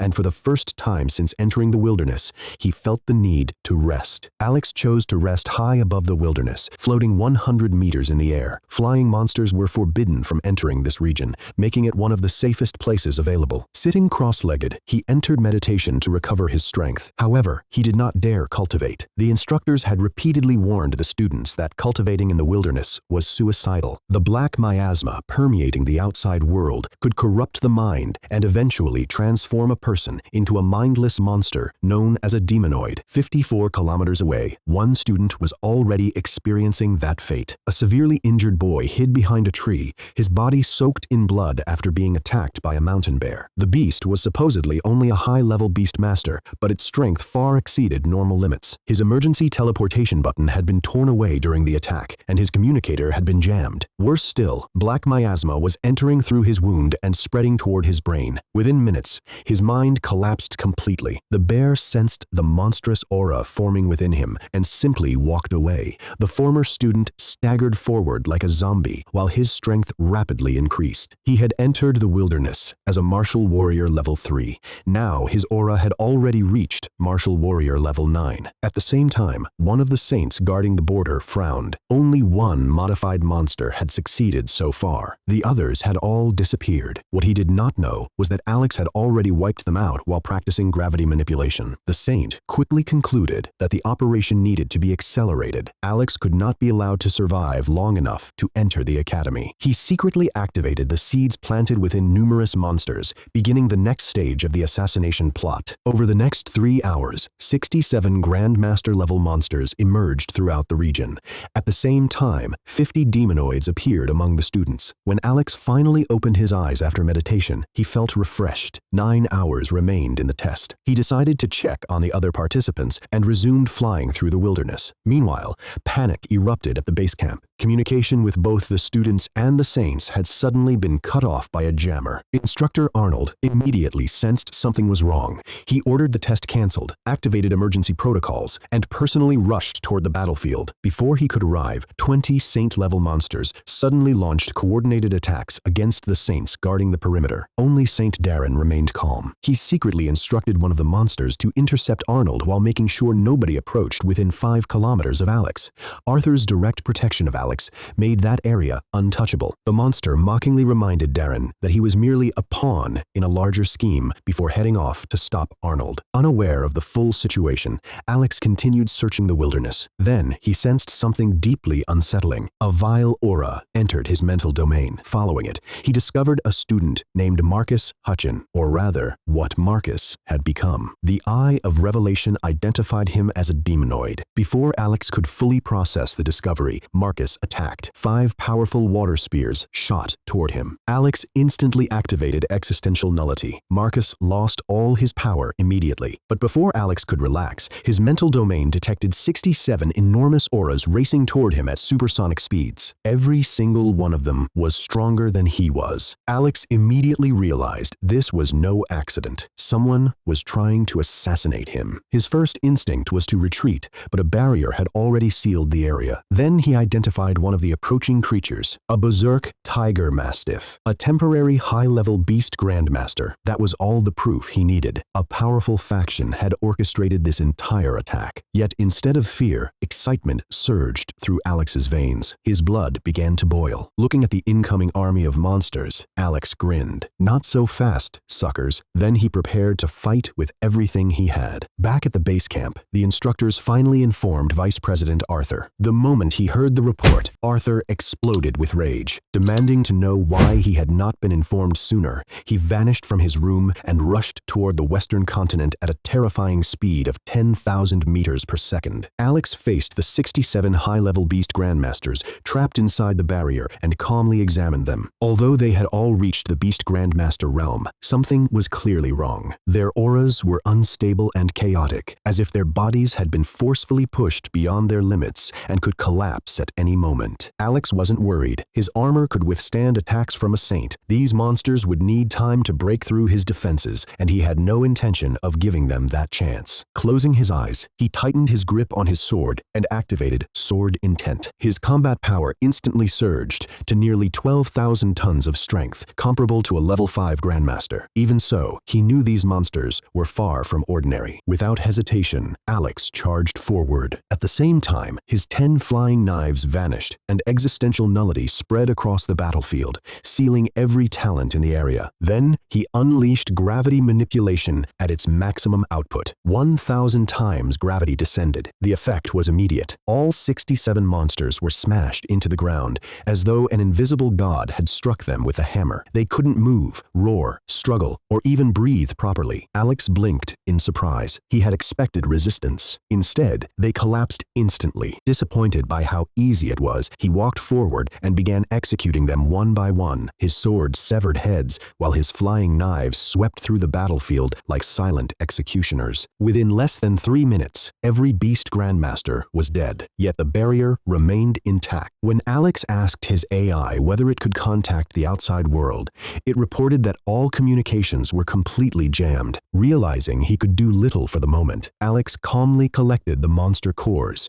Unfortunately, the cores were immature because the monsters had been forcefully evolved. After gathering everything, he sat on his floating surfboard and extended his mental domain beyond the barrier. Outside, chaos had erupted. More than 50 demonoids were attacking students across the battlefield. The remaining participants were barely holding their ground. At one location, Anna suddenly ordered everyone to clear a 100-meter radius around her. When 10 demonoids charged toward her, she activated gravity manipulation. 100 times gravity crushed them instantly into pools of flesh. The surrounding students were left speechless. They had no idea what had happened, only that Anna had effortlessly annihilated monsters that had been overwhelming everyone else. Elsewhere, Selena and Ray were also battling demonoids. Selena handled hers with ease, while Ray had to fight much harder. Meanwhile, Aaron ignored the chaos entirely and continued hunting monsters, determined to climb the rankings. Anna, however, became increasingly worried about Alex. Convinced he might be surrounded by monsters somewhere in the wilderness, she rushed off in search of him. Near the barrier, Instructor Arnold finally arrived. Just as he prepared to break through, a gigantic ape descended from the sky and blocked his path. The beast revealed that 67 berserk beast grandmasters had already been sent to kill Alex. Furious, Arnold attacked. The ape answered with a single punch. The impact nearly killed him. Its strength rivaled that of an early Emperor-level beast. Arnold was thrown through the air like a rag doll, barely surviving repeated attacks. Across the battlefield, the same situation unfolded.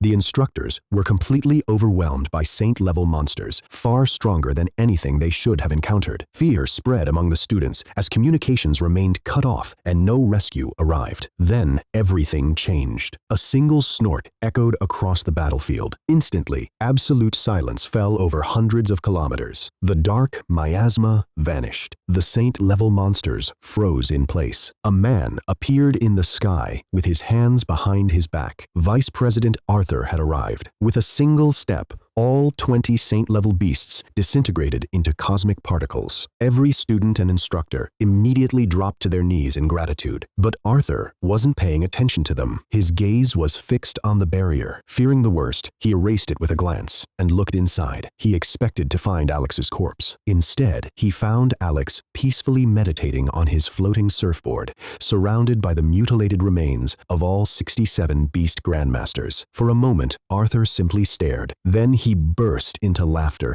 as the weight crushing his heart finally disappeared. Arthur's laughter echoed across the ruined battlefield as the tension that had gripped everyone finally disappeared. Arnold let out a long breath of relief. If Alex had died during this test, humanity would never have forgiven him. Just then, Anna arrived after running nearly 40 kilometers. As a level 5 martial warrior, pushing herself that far immediately after using her talent had exhausted her. She was breathing heavily when her eyes landed on the battlefield. The first first thing she saw was the mountain of monster corpses. Their terrifying auras still lingered even after death. For a moment, her face turned pale. She thought Alex had been killed. Then she looked up and saw him sitting peacefully in the air, meditating on his flying surfboard. Relief instantly washed over her. Alex opened his eyes and greeted everyone politely. He even asked whether Anna was injured. When she realized he was worried about her despite everything that had happened, she felt an unexpected warmth in her heart. When asked about the battle, Alex casually replied that he had fun fighting the monsters, but they had not lasted very long. Arnold nearly exploded from frustration after hearing that. While everyone outside had been suffering heart attacks, Alex was treating a battle against 67 high-level beast grandmasters like entertainment. Soon, Arthur officially ended the test. Every participant would receive an additional 5,000 credits as compensation for the Alliance's failure to guarantee their safety. The 20 saints then arrived, including Sword Saint William. He immediately rushed to Alex and checked whether he was injured. Alex assured him he was perfectly fine and joked that it would be embarrassing if a few berserk beasts could kill the only person who had reached the 100th stair. While everyone relaxed, one saint silently panicked. He had staked everything on this assassination attempt and had been completely certain Alex would die. Yet Alex stood there without a scratch. As Alex casually scanned the saints with the eye of revelation, unexpected information appeared before him. Among the profiles, one immediately caught his attention. Harold James possessed an SS rank fire manipulation talent, and more importantly, his status revealed that he had colluded with the Monster Association. Alex remained calm. Instead of exposing him immediately, he walked over with a friendly smile and claimed to be a fan of Harold's fire talent. Then he asked for a handshake. Harold accepted without suspicion. The moment their hands met, Alex's system activated. An elemental talent had been detected. Without hesitation, Alex copied Harold's fire manipulation talent. Afterward, Alex asked about his reward for killing 67 high-level beast grandmasters. Arnold explained that 5th-year grandmaster students normally received 1,500 credits per kill, but he would award Alex 2,000 credits each. Alex's points immediately jumped to 170,000. Even Arnold couldn't hide his shock. Alex had earned more credits in a single recruitment test than many senior students earned in an entire year. Arthur added another 30,000 credits on top of that, rounding out the reward. Soon, the remaining students arrived. Ray, Selena, and Aaron were among them. Aaron's mood was terrible. Despite earning over 10,000 points, he had still finished second and had no idea who had surpassed him. When Selena asked where he had been, Alex simply replied that he had been taking a stroll through the wilderness. The students then returned to campus. Only the top 500 participants remained, officially becoming students of the Aurora Martial Institution. Private rooms were assigned to talents ranked SS and above, while the remaining students received shared accommodations. Alex chose not to stay in the dormitories. Knowing his mother would be worried, he returned directly to the hotel. The moment he arrived, Elizabeth rushed over and hugged him tightly. After confirming he was unharmed, she finally relaxed and told him to shower and rest while food was prepared. Back in his room, Alex contacted Arthur. When the call connected, Alex calmly delivered the information he had uncovered. He told the vice president to keep a close eye on St. Harold. Harold had been involved in the attack. Arthur immediately fell silent after hearing Alex's warning about Harold. Alex remained quiet as well, allowing the significance of the information to sink in. After a long pause, Arthur finally asked whether he was certain. Alex confidently confirmed it. Arthur trusted him without demanding any explanation and even offered a reward for the information. Alex refused, saying he was human too and would never take money for helping save his own people. However, Alex did have a request. He asked whether the Alliance possessed a portable device capable of constantly gathering cosmic energy. His cultivation method required a continuous supply of energy, and ordinary cultivation rooms or stationary artifacts were not enough. Arthur admitted that such a device did not currently exist.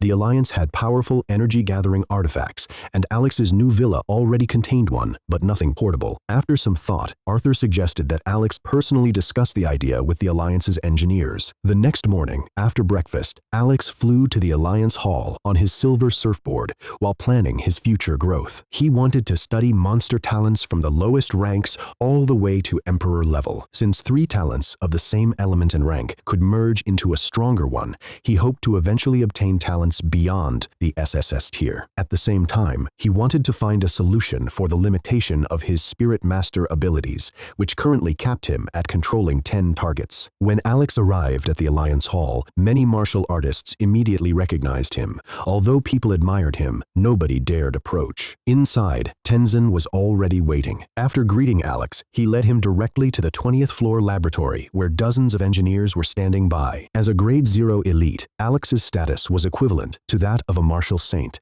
and every engineer respectfully greeted him. The chief engineer, Morgan Stanley, stepped forward and introduced himself. Curious, Alex activated the Eye of Revelation. Morgan possessed an SS rank talent called Tech Master.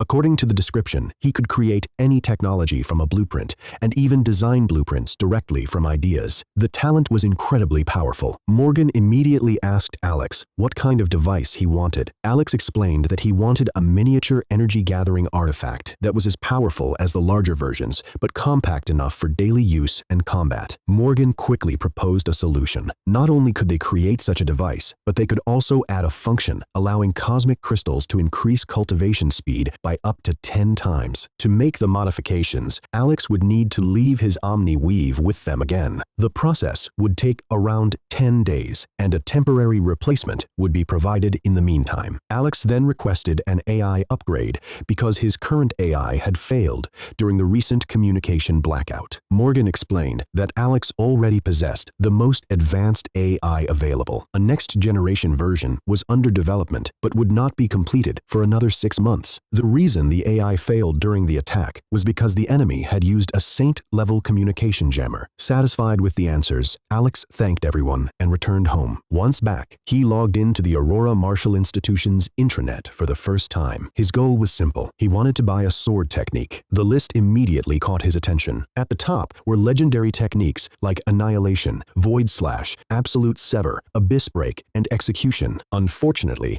the prices were astronomical, reaching as high as 100 million credits. Although Alex wanted all of them, he knew he could not afford them yet. Instead, he focused on a much cheaper A-rank technique called Blink. The technique contained 5 levels of mastery. At maximum proficiency, it could increase his slashing speed by 7 times his normal hand speed. Even more importantly, it remained useful all the way to the Emperor realm. After reading the description, Alex was stunned. A 7-fold increase in attack speed was terrifying. Against an opponent with similar movement speed, such a technique could kill them before they even realized a strike had been launched. Alex immediately purchased the technique. The moment he pressed the buy button, 100,000 credits vanished from his account, leaving him with half of his original balance. The delivery would take 2 hours, so while waiting, he sat on his bed and instructed his AI to gather information on elemental monsters from grade 0 all the way to Emperor level. The AI quickly compiled a massive database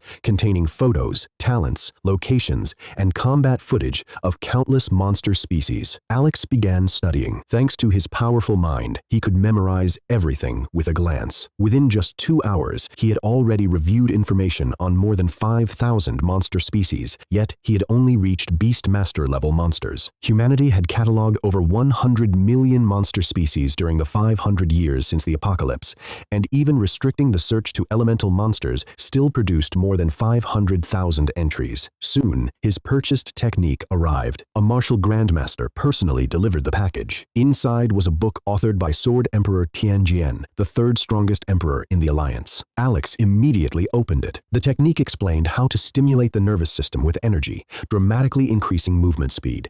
Each level intensified the effect further. Tianjian himself had only developed it up to a 7-fold enhancement, which was why it remained classified as an A-rank technique rather than an S-rank one. Without wasting time, Alex entered his training room. Just as he was about to begin, William suddenly appeared. After learning which technique Alex had purchased, William revealed that he also used it and offered to demonstrate it personally. Alex eagerly agreed. William drew his sword. A slash echoed through the room. Alex saw nothing. Only after asking his AI to replay the movement in slow motion could he observe what had happened. William had drawn, slashed, and sheathed his sword almost instantly. Alex quickly quickly realized that the real challenge of the technique was not the sword movement itself, but the precise manipulation of energy through the nervous system. The moment he attempted it, his eternal sword talent activated. Instant comprehension followed. Alex swung his sword once. Immediately, he executed the technique at level 3, achieving 4 times normal speed on his very first attempt. William was stunned. It had taken him 6 months to reach that stage. Meanwhile, Alex merely frowned in disappointment. Only level 3. William nearly lost his composure when he heard that complaint. Ignoring his reaction, Alex continued training. 2 hours later, he had already mastered level 5, the highest level of the technique. But instead of celebrating, Alex was already thinking about improvements. One idea fascinated him more than all the others: using space manipulation to teleport neurotransmitters instantly between neural junctions. If successful,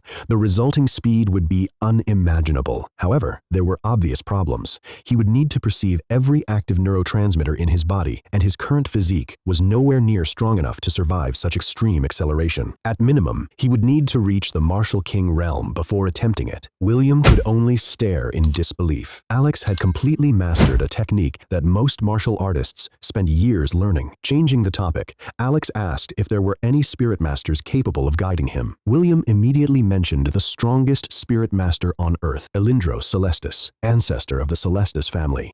However, meeting him would require a recommendation from Vice President Arthur. Alex nodded thoughtfully. He knew someone from that family. Soon after, he contacted Anna. At that moment, Anna had just finished bathing and was relaxing in her hotel room. She rarely received direct calls from anyone outside her family, so when she saw Alex's name appear on her communicator, her heart began racing. In her excitement, she barely noticed anything else. After gathering herself, she answered. Alex politely asked whether he had disturbed her and then got straight to the point. He wanted to meet her that afternoon to discuss something. The moment Anna heard that request, her imagination immediately ran wild. Countless thoughts flooded her mind before she finally snapped back to reality when Alex repeatedly called her name through the communicator. Embarrassed, she quickly agreed. Alex suggested meeting again at the same coffee shop they had visited before. Anna accepted immediately. The meeting was set for 4 o'clock that afternoon. After the call ended, Anna immediately let out a piercing scream that echoed through her room. Sophia. The door burst open instantly as Sophia rushed inside, already searching for signs of an assassin. But the moment she saw Anna clutching her cheeks and squirming on the bed with a bright red face, her concern vanished. "Is it Alex?" Sophia asked flatly. Anna froze. "How do you know?" Sophia sighed. It was obvious. Anna quickly explained that Alex had invited her to meet him at the cafe, and now she desperately wanted to look perfect.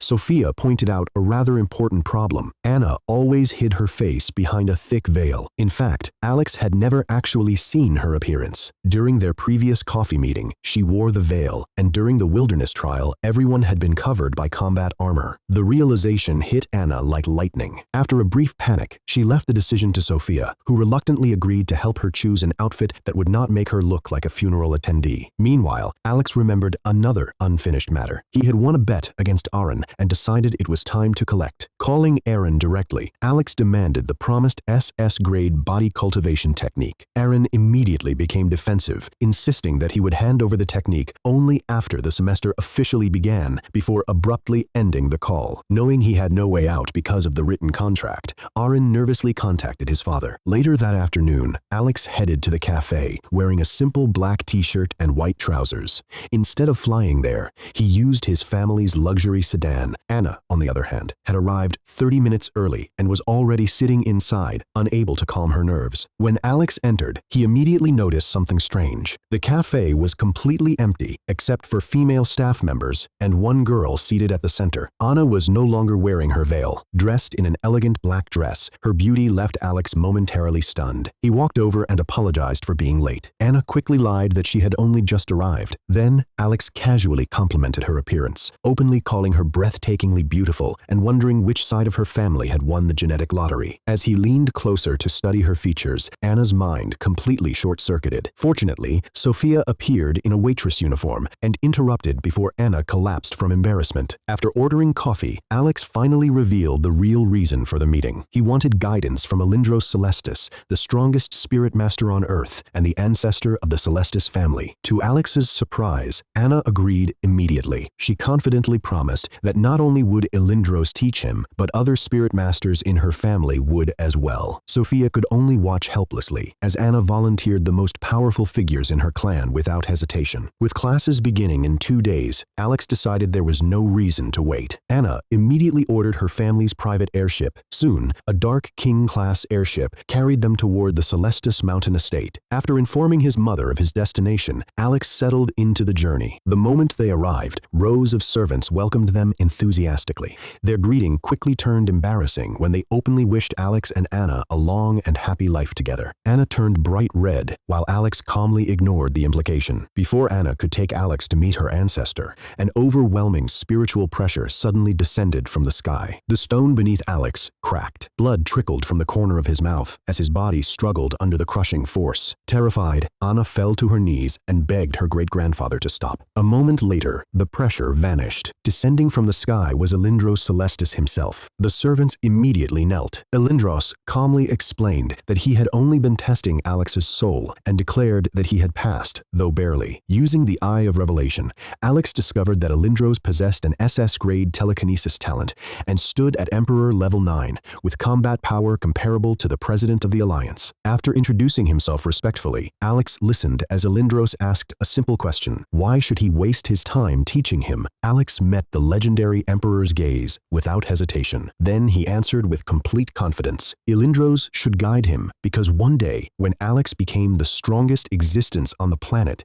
the entire world would remember that Elindros Celestis was the man who helped him reach the summit. A heavy silence settled over the courtyard after Alex's bold response. The servants and disciples held their breath, expecting Elindros to be offended. Instead, the Emperor erupted into booming laughter that echoed throughout the estate. Amused by Alex's confidence, Elindros decided to test whether the young genius could truly back up his words. Before offering any guidance, he wanted Alex to prove himself against a real opponent. The challenger was Darian Celestis, Anna's cousin, a third-year student of Zenith Martial Academy, a Grandmaster-level martial artist, and an accomplished spirit master. Alex accepted immediately, but added one condition. The battle had to remain completely private. Only Elindros, Anna, and a few trusted individuals could witness it. He refused to let the details of his abilities become public knowledge. Understanding the seriousness behind the request, Elindros agreed. As preparations began, Darian stepped forward and introduced himself. Before he could finish speaking, Anna suddenly threw a knife directly at his forehead. The blade stopped only an inch away thanks to Elindros' telekinesis. Completely unfazed,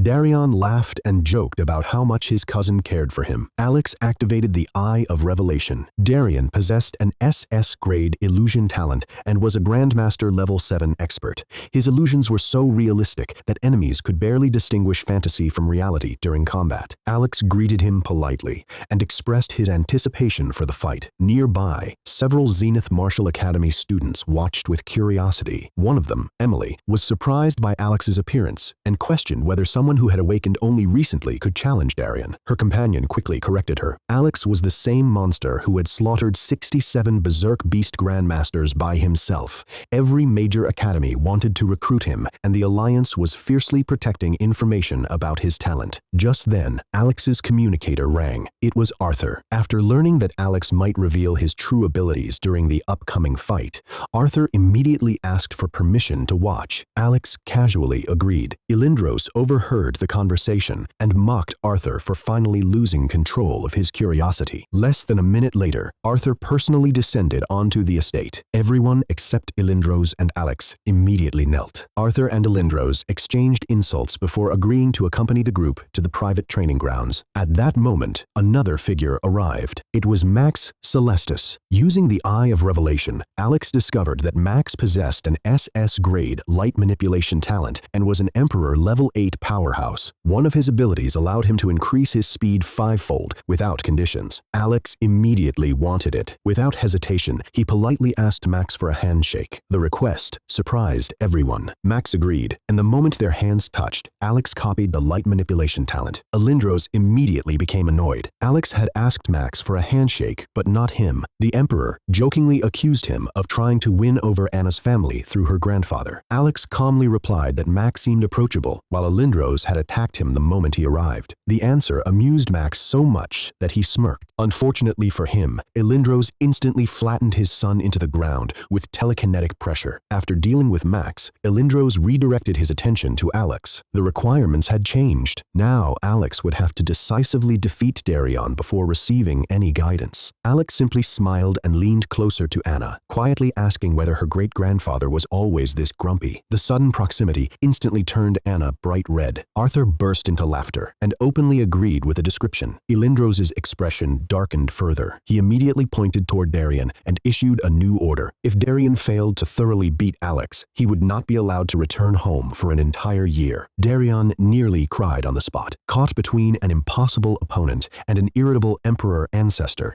he could only accept his fate and agree to fight. Alex and Darion entered the Celestis family's private training sanctum, a heavily reinforced arena built for emperor-level combat. Powerful barriers and runic arrays ensured that no shockwaves could escape the facility. As the two took their positions, Anna watched nervously from the side.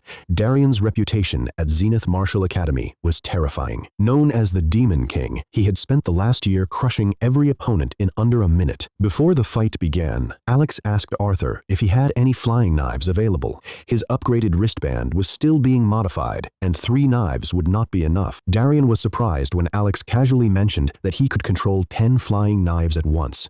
Even Darion himself could only control 7, despite being considered one of the strongest spirit masters of his generation. Elindros tossed Alex 10 silver flying knives that he had personally used during his saint-level days. If Alex won, they would become his. The battle began immediately. Darion rose into the air atop a flying knife, his aura exploding outward. He launched a probing attack, and Alex blocked it with one of his own blades. The clash revealed just how monstrous Darion truly was. Using Eye of Revelation, Alex examined his opponent's stats. Darion possessed 25,000 tons of strength and defense, 1,000 meters per second speed, and 1,000 tons of spirit power. His physical abilities alone exceeded those of ordinary level 9 grandmasters. Soon, Darion's remaining knives descended like meteors. Despite controlling more blades, Alex was pushed backward. The pressure forced blood from the corner of his mouth. Seeing Alex struggling, Darion advised him to surrender. He acknowledged Alex's talent, but claimed the gap in growth was simply too large. Alex calmly analyzed the situation. Existential nullity could not directly stop Spirit Master techniques because they relied on mental force. So he decided to reveal something else. He activated gravity manipulation. 200 times gravity instantly descended upon Darion. Caught completely off guard, Darion crashed into the floor. The flying knife beneath him shattered under the sudden weight. Arthur and Elindros were stunned. Not only was Alex using gravity manipulation, but he immediately followed it with another terrifying combination. His 10 flying knives vanished and reappeared around Darion through space manipulation, attacking from every blind spot. Though Darion's saint-level battlesuit protected him from lethal damage, the impacts struck like cannonballs. Forced to devote most of his strength to resisting gravity, his control over the battle rapidly collapsed. Max immediately recognized the danger of combining Spirit Master abilities with space manipulation. However, Darion still possessed his greatest weapon. With a roar, he activated his SS-grade illusion talent. The training room vanished. A blood-red wilderness appeared around Alex.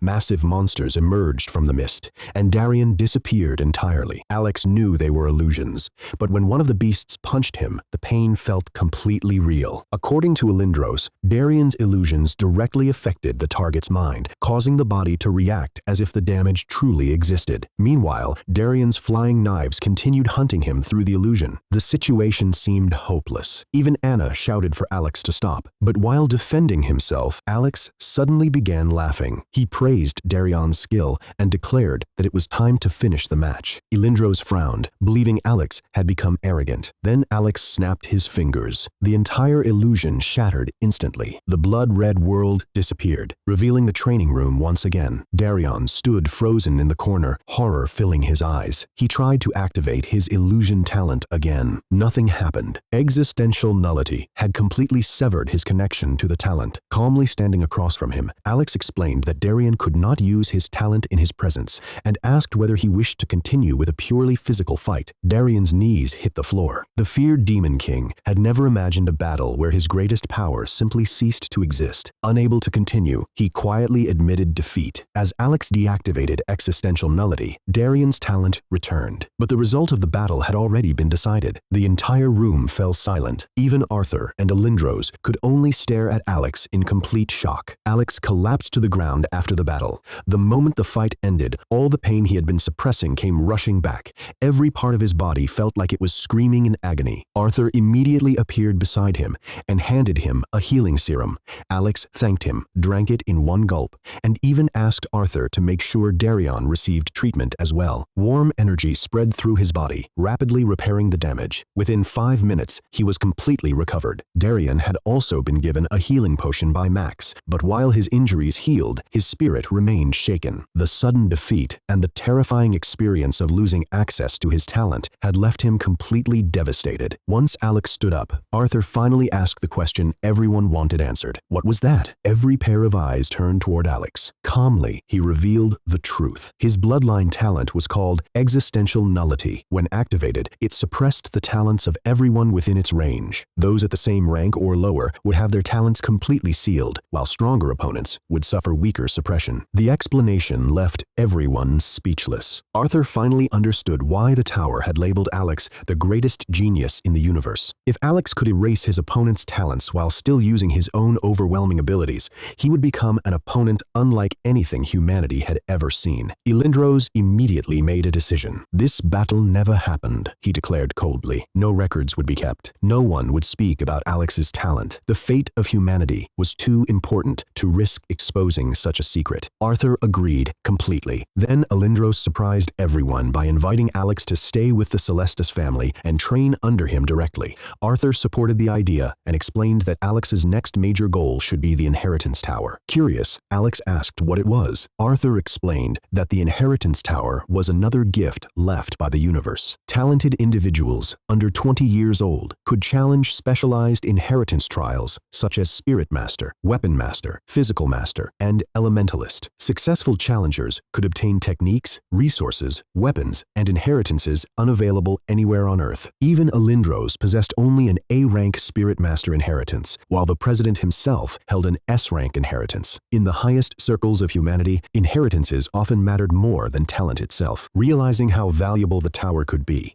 Alex agreed to stay and train. Arthur informed Alindros that 10 additional emperors would be assigned to protect the estate before leaving. Alindros then instructed Anna to show Alex to his room and train alongside him instead of attending the academy. Anna could barely hide her happiness. She led Alex to a luxurious VIP residence equipped with a private cultivation room and training facilities. After encouraging him to rest, she hurried away. Alex, however, had no intention of resting. After showering and eating, he entered the cultivation room and activated cultivation through his system. Instantly, a massive energy vortex formed around him. His absorption speed reached 21 million energy per second. 14 seconds later, he broke through to level 17. 24 seconds after that, he reached level 18. The requirements increased dramatically, but 15 minutes later, he broke through again. Level 19. His strength exploded from 5,200 tons to 52,000 tons. His speed rose to 1,500 meters per second,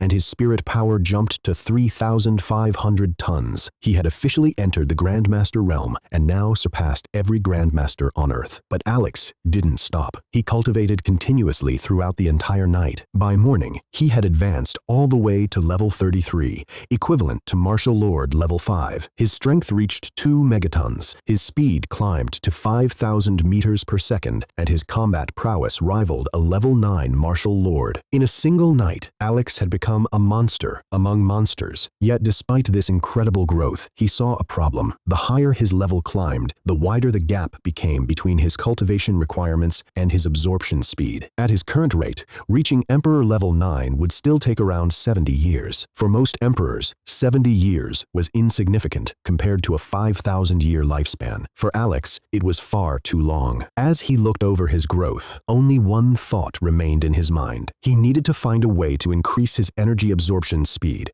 and he needed to find it soon. Alex finally left the cultivation room, but he moved with extreme caution. After advancing so dramatically in a single night, his body had become a terrifying concentration of power. Even a careless movement felt dangerous. Rather than opening the door with his hands, he used his spirit power. He refused to risk accidentally destroying anything. Once he entered the private training room, however, he could finally relax. The room was specially reinforced for combat. There, Alex began testing his new strength. Each punch exploded through the air like a cannon blast. Violent shockwaves slammed into the walls as he moved through different stances, sprinted, lunged, and practiced countless motions. He wasn't training techniques. He was synchronizing his mind with his vastly upgraded body. After an hour, the awkward feeling disappeared. He finally regained complete control over his strength. Just then, a knock sounded at the door. "Alex, are you awake? Food is ready," Anna called. Alex opened the door, still covered in sweat. Anna was shocked when she learned he had not slept at all and had spent the entire night cultivating. After telling her he would shower and join everyone shortly, he closed the door. As Anna walked away, her face turned bright red. The family had already started teasing her, comparing her to a newlywed wife waking her husband for breakfast. She had even helped the chefs prepare the meal because she had been too excited to sleep. After showering and changing clothes, Alex headed toward the dining hall. Immediately, he noticed something strange. Every woman in the Celestis family seemed exceptionally well dressed. From noble daughters to household maids, everyone appeared to have made a special effort with their appearance. Completely confused, Alex asked one of the maids if there was some special occasion. The poor maid nearly fainted from excitement when he spoke to her directly. Somehow, she managed to explain that everyone simply enjoyed dressing well. Still suspicious, Alex entered the enormous dining hall. Hundreds of Celestis family members had gathered together. Even powerful experts who no longer needed food attended these meals to maintain family bonds. Alex greeted Ilindros and immediately started piling food onto his plate. When he sat beside Darian, he casually asked how his injuries were. Darian complained that Alex had nearly beaten him to death, only for Alex to joke that Darian should call him Grandpa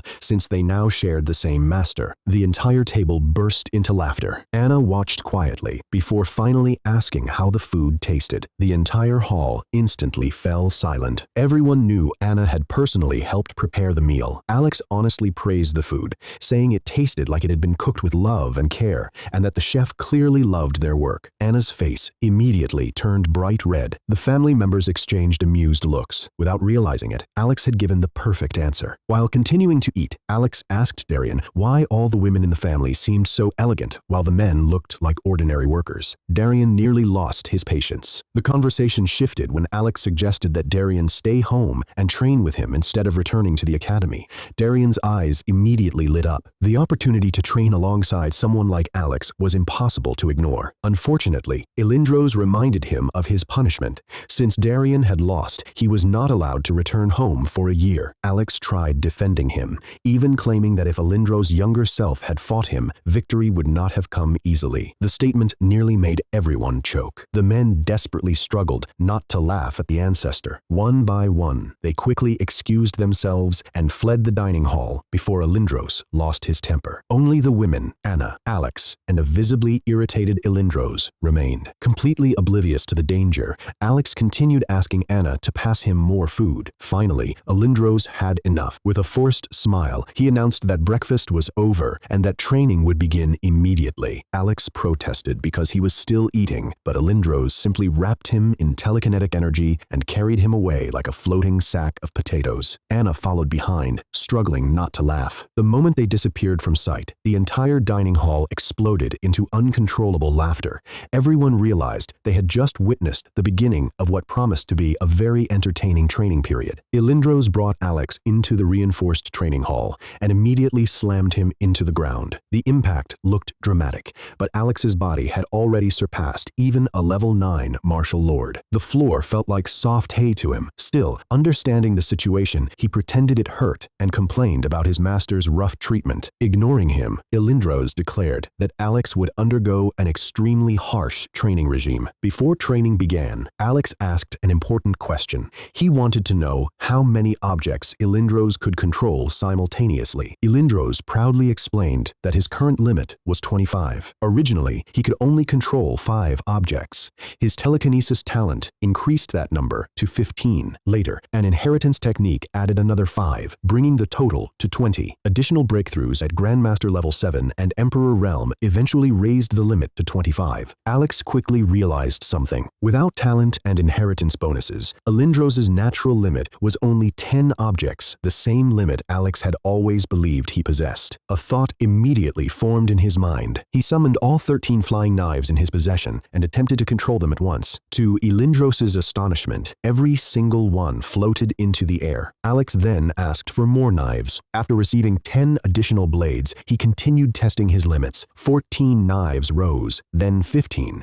but when he attempted a 16th, it refused to move. His limit had increased from 10 to 15 overnight. Elindros was completely stunned. To hide his true strength, Alex casually claimed he had reached Grandmaster level 7 the previous night and believed the increase came from that breakthrough. The revelation nearly gave Elindros a heart attack. After calming himself, Elindros asked what Alex wanted to learn. Alex explained that he wanted to fully test every combination of his powers against real monsters. Elindros immediately rejected the idea of letting him roam the wilderness alone, but promised to discuss forming a special protection team with Arthur. Before that could happen, however, Elindros wanted to personally test Alex's strength. At that moment, Alex turned to Anna and apologized for hiding some of his abilities.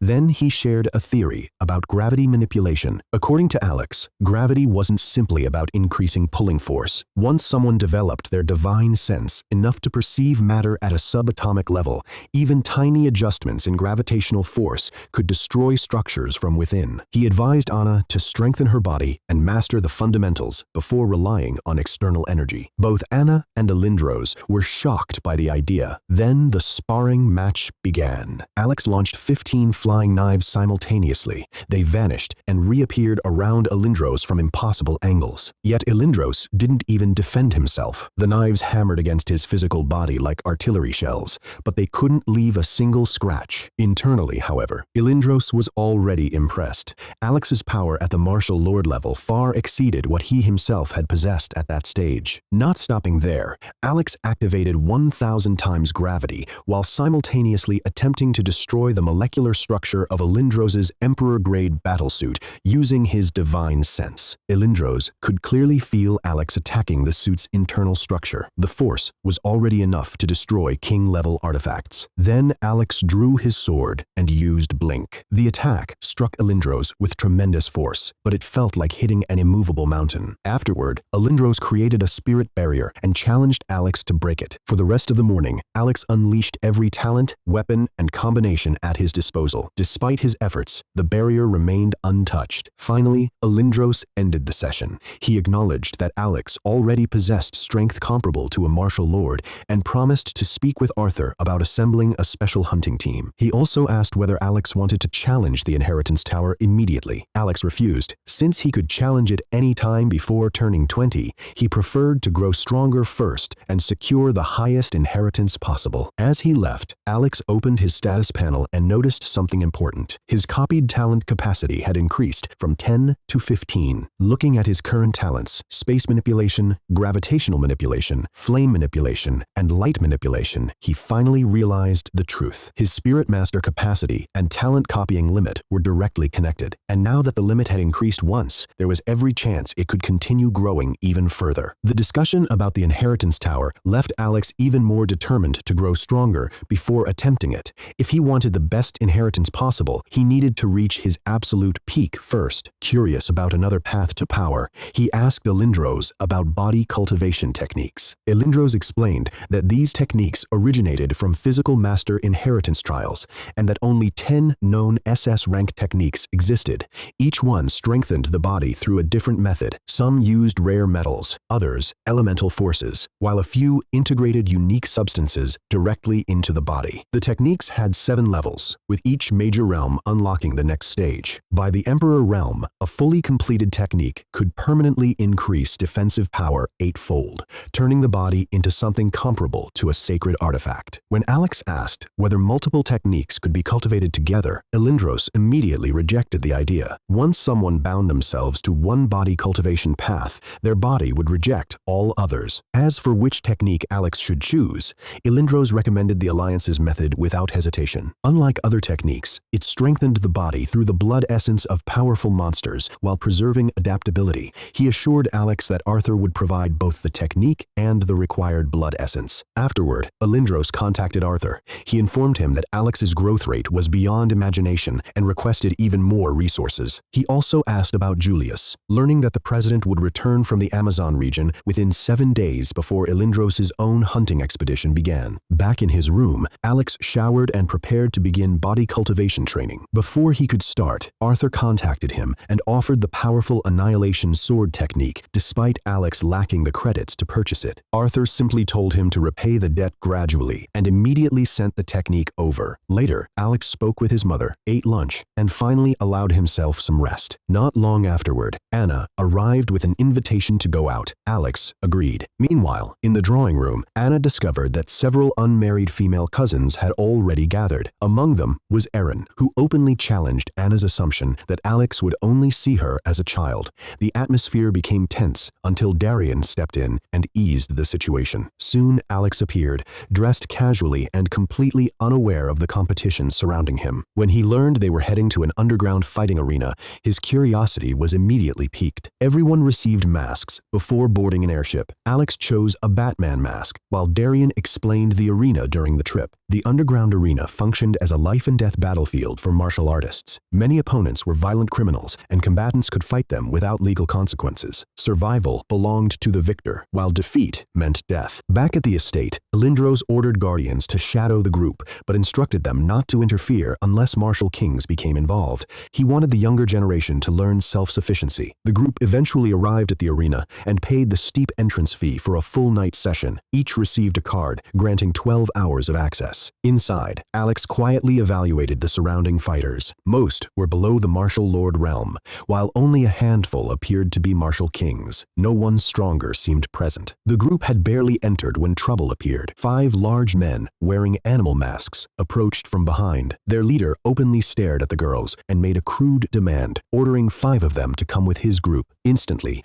the atmosphere inside the underground arena turned cold and dangerous. Inside the arena, an unspoken rule governed everyone equally. No one could remove their mask, a restriction enforced by the Tower of Ascension itself, with violations punished directly on the soul. It was why powerful families secretly shadowed their heirs whenever they came here. Without law, anything could happen. Alex studied the group's leader, a man named Marcus Vale, through his eye of revelation. Marcus held an A-grade physical enhancement talent and stood at Martial Lord level 5, capable of tripling his strength for 10 minutes before needing an hour to recover. Alex saw no reason to study the other 4. Darian stepped in front of his companions and coldly gave Marcus 30 seconds to apologize and leave. Marcus only grew more furious, mocking him as a spoiled young master and vowing to take all 10 girls while forcing Darian to watch. As Darian counted down, Marcus charged with explosive force. Despite his outward composure, Darian was inwardly panicking since no guardian had appeared to help him, and he had no way to match a martial lord alone. He raised 7 flying knives into a defensive barrier, but Marcus shattered it with a single punch, laughing as he pressed forward with murderous glee. Watching quietly, Alex found himself fixated on a deeper question. He had always been puzzled by why some people took pleasure in violence and killing when they lacked nothing themselves, a curiosity dating back to things he had read in his previous life. Now, facing someone who clearly enjoyed cruelty, he decided to find out firsthand, and he had more than enough strength to do it safely. He stepped between Darian and the charging man and casually flicked Marcus away with one finger, sending him crashing to the ground like discarded trash. Then Alex walked over, sat beside the stunned man, and calmly asked why he wanted so badly to kill. Marcus tried to activate his talent and found it completely unresponsive, terrified that this masked stranger somehow already knew his name. Without waiting for an answer, Alex lifted Marcus into the air with his mental power, drew a flying blade, and began methodically opening his skull, peeling back skin and bone with clinical precision, as though conducting an experiment rather than an execution. When Marcus's 4 companions rushed forward in outrage, Alex flicked his finger once more, instantly shredding all 4 into fragments without so much as looking at them. He continued his work, exposing Marcus's brain and pulling it free with a gentle telekinetic tug, then instructed his AI to build a precise brain model so he could study why people like this existed. To the crowd of hardened arena regulars, the calm, surgical brutality was more disturbing than anything they'd witnessed there before. Darian cautiously asked if he was all right. Alex admitted he felt no guilt at all, seeing men like Marcus as parasites rather than people, though he acknowledged he might have taken things further than necessary. Darian reassured him the deaths had been justified. Alex wrapped the brain and stored it away, then turned to Anna and asked whether she now feared him. She only smiled faintly, admitting she felt satisfaction rather than fear, and that if she had his strength, she would have ended the men herself before he ever got the chance. Alex smiled and asked Darian whether this place existed to harden the younger generation to the world's brutality. Darian confirmed it did, adding that challengers could fight there too if they wished. Satisfied that the arena had already served its purpose, Alex decided they should leave, not wanting anyone to look at the girls with such disgusting intent again. The girls stood frozen, hearts racing at how gentle and protective this merciless genius had suddenly become toward them. Anna caught her cousin's expressions and silently complained to herself about Alex acting so chivalrous out of nowhere, even as she felt a flicker of happiness about it. Darian asked where they should go next. Alex suggested touring the city and sampling its food and entertainment, then asked when Darian planned to attempt the inheritance tower. Darian explained he would try after reaching level 9, roughly 4 months away. One of the girls asked why Alex hadn't fought any criminals himself in the arena. He replied that at his level, such a fight would be pointless slaughter against opponents who posed no real challenge, and that criminals like that still served some purpose in the world. As they walked through the city with their masks removed, a rich smell of grilled meat drew Alex to a small roadside restaurant. They sat down, and Darian asked the old man cooking to bring their best dishes. When the food arrived, Darian and the girls froze in recognition of the server, but Alex, not recognizing him, dug in immediately. The first bite hit him like an explosion of flavor, and he found himself in tears, unable and unwilling to stop eating. He finished his portion instantly and asked if he could have everyone else's, only to be met with unanimous, half-serious threats of war if he touched their food. When Alex asked the old man for a second helping, booming laughter rang out through the restaurant. A voice mocked him for expecting seconds when regulars of hundreds of years had never received any. Alex then realized the restaurant, small from outside, was actually enormous inside and packed with hundreds of occupied tables. Scanning the room with his eye of revelation, he found the diners were all emperors or high-level saints, including a beastmaster capable of merging with his contracted creature and a man who could turn invisible and pass through solid matter. He scanned the server next and found he was a level 1 emperor with an SS-grade wood manipulation talent capable of healing others down to their fundamental level, which explained why the others hadn't dared start eating without permission. Finally, Alex turned his attention to the old man himself, who now faced him directly, radiating a quiet, noble aura despite his plain appearance. The old man personally brought Alex a fresh plate, telling him he needed more nourishment to grow. Every emperor in the room shot to their feet in protest, demanding to know why the rule against seconds was being broken for this boy alone. The old man dismissed them coldly, saying the exception was only for Alex. Stunned, Alex scanned him and discovered his identity: Nolan Magnus, a level 9 emperor and the first person in the light domain to awaken an SSS rank talent, alchemist, capable of combining materials into pills far more potent than their individual parts. He was revealed as the creator of nearly every serum and medicinal pill in existence, and the master figure behind the current generation of emperors. The moment Alex absorbed this information, desire flooded through him, and a system notification informed him that his intense craving for a non-elemental talent had unlocked a new option: sacrificing 3 external talent slots to copy such a talent, with future copies of the same type able to strengthen it further. Without hesitation, Alex asked to shake the old man's hand, pretending not to know who he was and simply praising the food. Nolan agreed on the condition that Alex work under him 1 day a month for a year, and in exchange offered him unlimited access to his cooking. Alex eagerly accepted, even offering to work daily for free, only to learn the restaurant opened just once a month. As their hands met, Alex silently commanded the system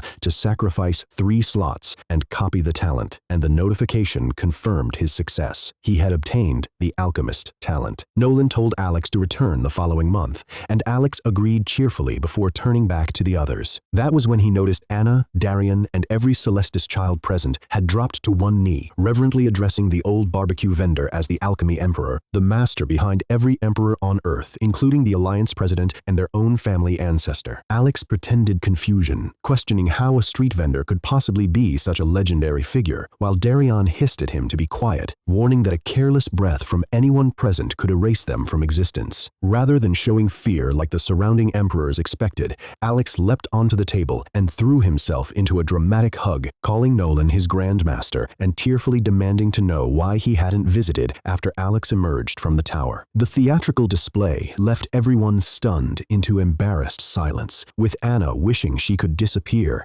and Darian denying any association with him. When Alex justified the title by pointing out that since Nolan was Alindros's master and Alex was Alindros's disciple, that logically made Nolan his grandmaster, Nolan admitted the reasoning checked out and agreed to make him 3 tons of barbecue on the condition Alex eat it all on the spot. Alex immediately backed off that demand, instead offering to massage Nolan's shoulders and requesting only 10 kilograms a day instead, which sent Nolan into laughter at his shamelessness. Then Alex's tone shifted, and he asked seriously if he could watch Nolan refine pills and serums to learn alchemy himself. When Nolan pointed out that resources were essentially free for him, Alex explained that despite his high cultivation talent, he sensed the emperors were facing some looming crisis, and he wanted to become strong enough, fast enough, to support himself through his own resource generation, rather than being a burden on anyone. The emperor's expressions turned solemn at this. Nolan, quietly impressed by the sudden maturity,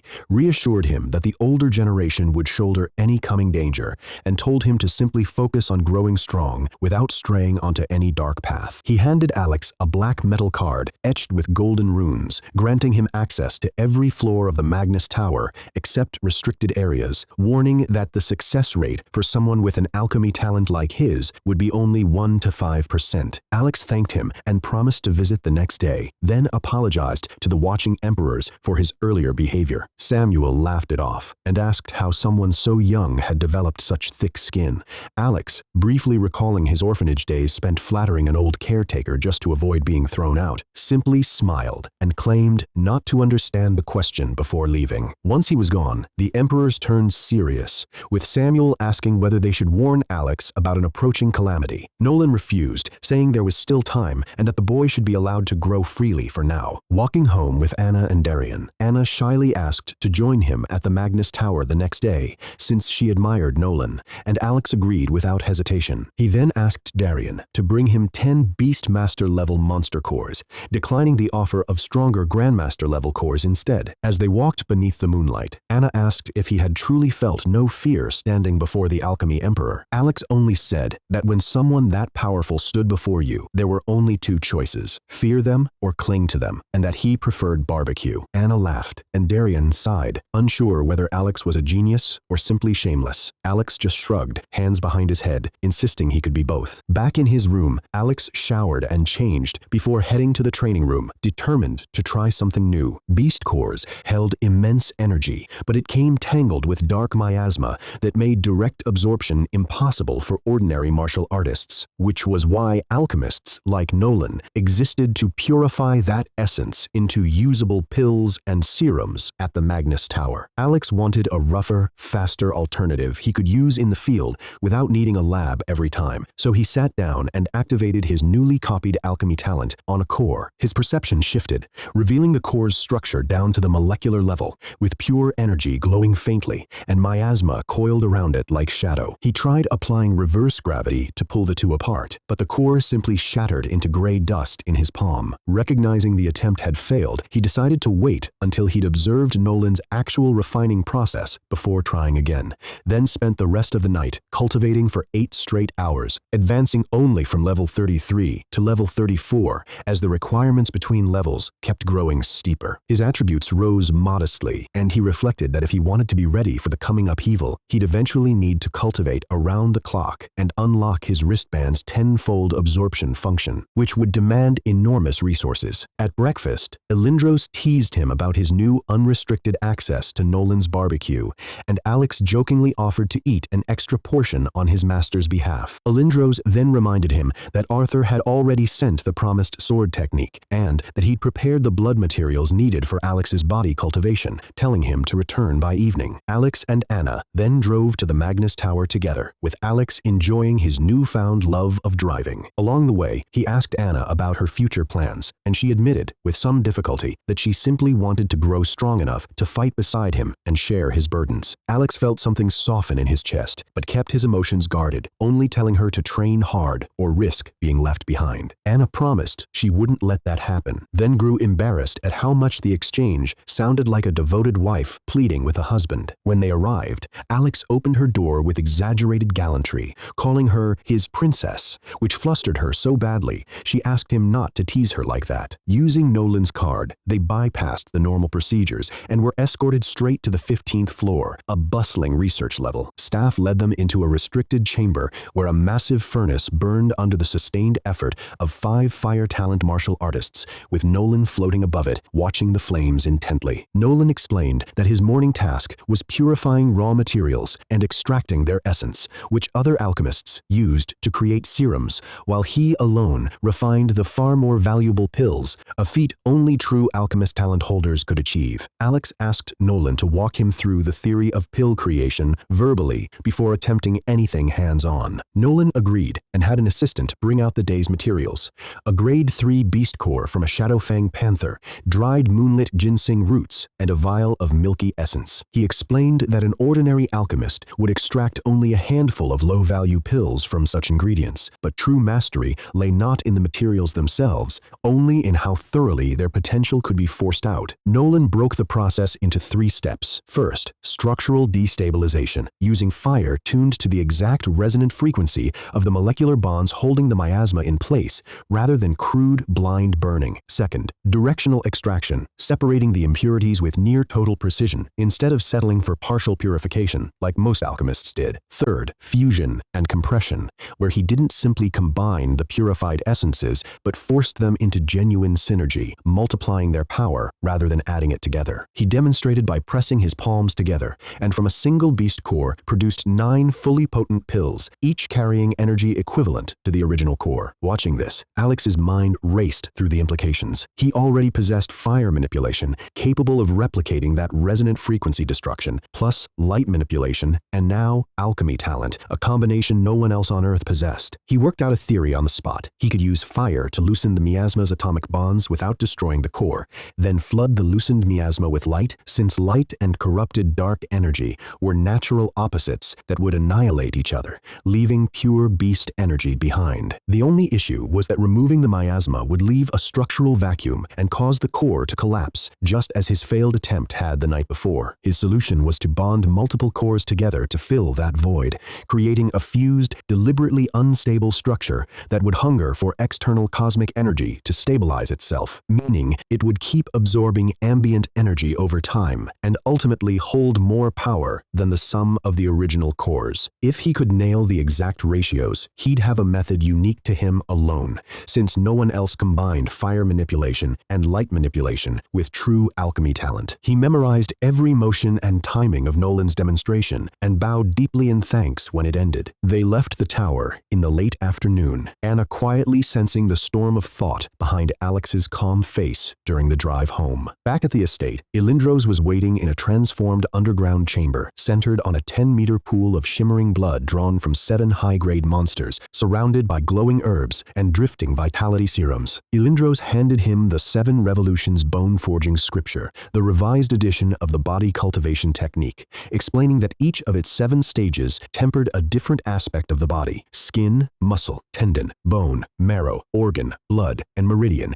with the final stages bordering on self-destruction and rebirth. Alex memorized the entire scroll, then stripped and entered the pool without hesitation. The moment the blood touched him, searing pain shot through his body. He submerged himself and began circulating the essence through each revolution in turn. Skin tempering, which felt like being dipped in acid as monster blood rewrote his cells at the molecular level. Muscle forging, tearing and regrowing his fibers into dense, cable-like strength. Tendon strengthening, reforging his body's connective structures with metallic resilience. And bone tempering, which sent cracking sounds through his skeleton as his bones were crushed and rebuilt with a far harder lattice. Ilindros watched closely the entire time, ready to intervene if Alex's life force dropped too low, since even his own mastery of the technique was limited by his current cultivation as a martial lord. When the process finally ended and Alex rose from the pool, his skin gleamed like polished bronze. Checking his stats, he found his defense had quadrupled to 10 megatons,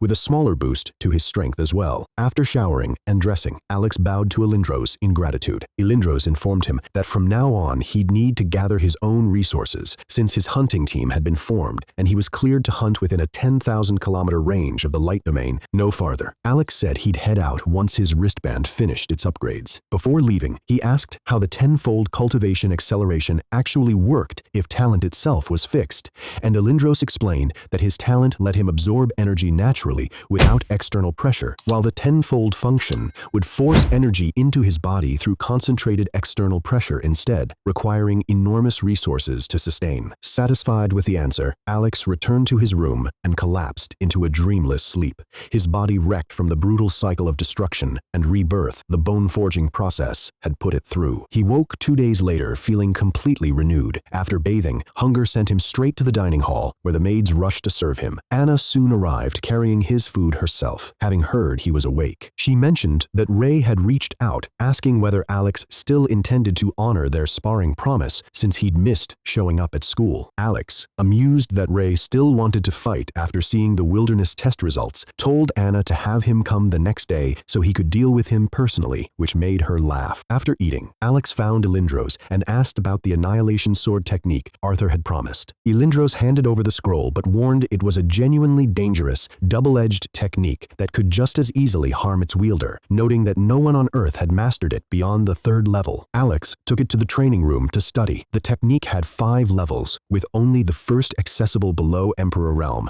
and even that required exceptional comprehension. Level 1 granted triple attack power and cut the opponent's defense by 30%. Level 2 rose to 7-fold with 50% defense reduction. Level 3 reached 10-fold with 75% reduction. Level 4 unlocked planet-level annihilation power, but burned the user with 70% backlash if they weren't strong enough. And Level 5 could annihilate a planet with an Emperor's strength, but would kill even an Emperor who used it, making it essentially a mutual destruction technique for the truly desperate. Setting the higher levels aside for later, Alex focused on mastering Level 1, and thanks to his eternal sword talent, fully memorized and mastered it within 2 hours, despite it normally being far beyond what anyone below Saint level could even comprehend. Testing it on a power measurement device, his normal/registered 2.5 megatons, while the first level of annihilation multiplied it perfectly to 7.5 megatons with 0 energy loss. Adding sword intent on top pushed the number to 22.5 megatons, already in the range of a level 2 Martial King's typical output,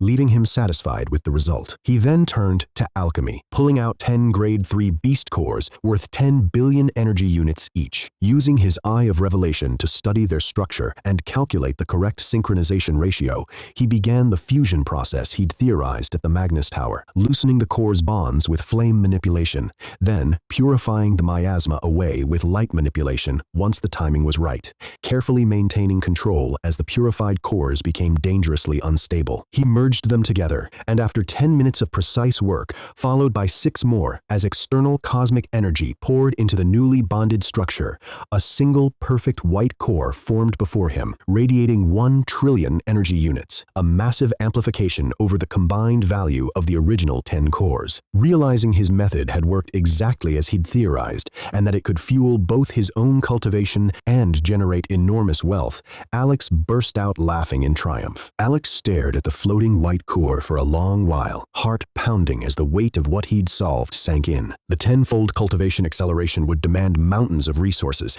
and he now had a way to build those mountains himself, hunting monsters and refining their cores into something even Nolan couldn't produce, since Nolan's method relied on natural herbs to slowly push out miasma, while Alex could burn it away directly with light, creating perfectly pure cores. He held the warm white core in his palm, quietly recognizing this as his path forward. His communicator interrupted his thoughts. It was Tenzin, calling to say the upgraded Omniweave was ready, his tone noticeably more formal and respectful than before, a clear sign Arthur had said something about how Alex was to be treated. Alex asked Tenzin to deliver it in person the next day so he could learn its functions directly, then went to sleep, determined to keep building his strength. At 6 the next next morning, Ray's shouting outside the Celestis estate jolted everyone awake, demanding Alex honor their sparring promise. Darien emerged first and mocked Ray for having the nerve to challenge someone who'd single-handedly killed 67 Berserk Beast Grandmasters, embarrassing Ray in front of the watching Celestis maids. Ray clarified he wanted a pure sword versus spear duel without Alex using his full cultivation or spirit master abilities, wanting to see how Alex would fare against someone with comparable raw ability. Alex agreed, suppressing his own strength down to Ray's level as a martial warrior, level 9, and used the sword technique he'd just learned the day before. The two clashed repeatedly, both testing their respective techniques, Ray's destruction spear art against Alex's annihilation sword technique, both further amplified by their own intents. For several exchanges, they seemed evenly matched, giving Ray real hope, until Alex quietly increased his output by a single extra ton of force, enough to send Ray flying backward in the final clash. Ray rose smiling anyway, vowing that if he ever truly surpassed Alex, they'd fight again for real. As he turned to leave, Alex whispered an invitation to breakfast, mentioning the Celestis family's wealth and delicious food, which Ray eagerly accepted, not realizing everyone had overheard the exchange, including Alindros, who yanked Alex's ear over the comment about his master being stingy. Before they could go inside, an ancient, thunderous voice boomed across the sky, declaring that the dark miasma would vanish from Earth starting that day, exposing the light domain to every other race on the planet. The ground shook, and Alindros' face went pale as he muttered that they were supposed to have 16 more years. Pressed by Alex, he finally revealed the truth the older generation had been hiding. The dark miasma had never been a curse, but humanity's first line of defense, concealing them on a planet now unimaginably vast and sealed off from outer space. 34 years earlier, they'd received a warning that the light domain's barrier would dissipate within 50 years, unless sustained by monster cores harvested from Emperor-class beasts, a secret the Alliance had been managing quietly ever since. But the deeper horror, Alindros explained, was that other, far more advanced intelligent races existed on the planet, and the instant the miasma vanished, those races would immediately sense humanity's location. The courtyard fell into stunned silence as he admitted their careful decades of preparation had proven far too shallow for what was actually coming. As panic rippled through the household, Alex steadied himself and called his mother to come to the Celestis house, then quickly reasoned through the situation aloud. This all felt like some kind of engineered trial from a higher cosmic system, humanity likely having been carefully cultivated for 5 centuries as an experiment now entering its next phase. Alindros was startled by how fast Alex reached that conclusion. Alex continued analyzing, noting that with 16 years left before the barrier fully dissipated, they'd still need monster cores to sustain it. But the loss of the miasma meant hunters could no longer move freely without being detected by hostile races, so observation needed to happen from safely inside the light domain. He asked Alindros to introduce him to someone with teleportation talent and urged that Arthur recall everyone back inside the domain immediately. Alindros, impressed by his composure, relayed everything to Arthur, who felt reassured hearing it and asked that Alex be brought to the emergency Emperor's meeting, while he recalled the President and all Emperors back within the light domain. Before leaving, Alex insisted they eat first, lightening the mood, and asked Anna to look after his mother when Elizabeth arrived. Meanwhile, word spread through the light domain, causing widespread unease, even though most people didn't grasp the full picture. Arthur reached President Julius, who was 70,000 kilometers away in the Amazon, and immediately abandoned the injured Emperor Realm T-Rex he'd been pursuing, using a portal-talented teammate to return instantly. Everyone still stationed outside the domain was called back at once. On the journey to the Alliance headquarters, Alex asked Alindros how long a single Emperor-grade core could sustain the barrier, learning it was only about 7 days, with current reserves good for roughly 6 months, pending whatever cores Julius had gathered on his expedition. Alex quickly calculated that once he received his upgraded wristband and could cultivate around the clock at 10-fold speed for 6 months, it would be equivalent to 5 years of normal progress, potentially pushing him to around level 68 and into the Emperor realm himself, with combat power exceeding ordinary emperors. That realization eased some of his tension, since strength at that level would let him handle whatever monsters or foreign races might come knocking. They arrived at the Alliance headquarters to find the air thick with powerful auras. Alindros gave a non-committal answer when other emperors asked his opinion on the crisis, since even he didn't fully understand what was happening. Inside the grand meeting hall, Arthur seated Alindros near the president's position and placed Alex to his own right. As the emperors filed in, several bristled at seeing Alex seated among them, and one, Marcus Nightvale, a level 8 emperor with an SS-grade assassin talent, openly complained that mere potential wasn't enough to earn a seat in a room of emperors when time had run out to develop it. Several others nodded along. Elindros responded by crushing him with overwhelming pressure and demanding to know who he was to decide such things, only for Luis Nightvale, the clan's ancestor and a level 9 emperor with dark element manipulation, to intervene and warn Elindros against tyranny, reminding him the Nightvales didn't fear conflict. Elindros coldly told him to teach his son to keep quiet, and Arthur cut in firmly, reminding everyone this was the Alliance's hall, not the Nightvale clans, and that he alone decided who sat there, Alex included as the Alliance's Grade 0 elite. Then, a new, horrifying aura swept into the hall, and Elindros smiled faintly, remarking that the old bastard had finally returned. The door opened to reveal President Julius Caesar himself, a level 9 emperor whose SSS-grade clairvoyance let him see 3 seconds into the future for up to 10 minutes at a time. Alex was stunned by how devastating such a talent would be in the hands of someone already at emperor level, though he restrained the urge to copy it, judging it wouldn't be useful to him yet. Julius took the central seat and demanded practical suggestions rather than bickering. Luis proposed ambushing and eliminating any vanguard scouts from superior races before they could report back, and several emperors nodded along. When Elindros turned to Alex for his opinion, every eye in the room fixed on him. Alex calmly asked whether an emperor's death outside the domain could be traced back to its location, immediately unsettling the room as everyone reconsidered the ambush plan. He argued they should observe rather than provoke conflict, reasoning that if this truly was some engineered cosmic trial, their location might simply be revealed regardless of their actions, and that with 16 years of protection still remaining, gathering information and assessing the newcomer's strength made more sense than reckless killing. Julius was impressed and praised him by name. Marcus, still bitter, sneered that Alex's plan ignored the practical problem of hunting emperor-level monsters for the barrier if hostile races made leaving the domain too dangerous. Alex countered that teleporters and portal specialists like Adam would keep hunting viable despite the added risk, then told Elindros directly that given enough time, he'd become strong enough to handle such threats himself. When Arthur asked how much time he meant, Alex answered 5 years without hesitation, prompting Marcus to mock the idea of surpassing centuries-old emperors that quickly. That finally broke Alex's patience,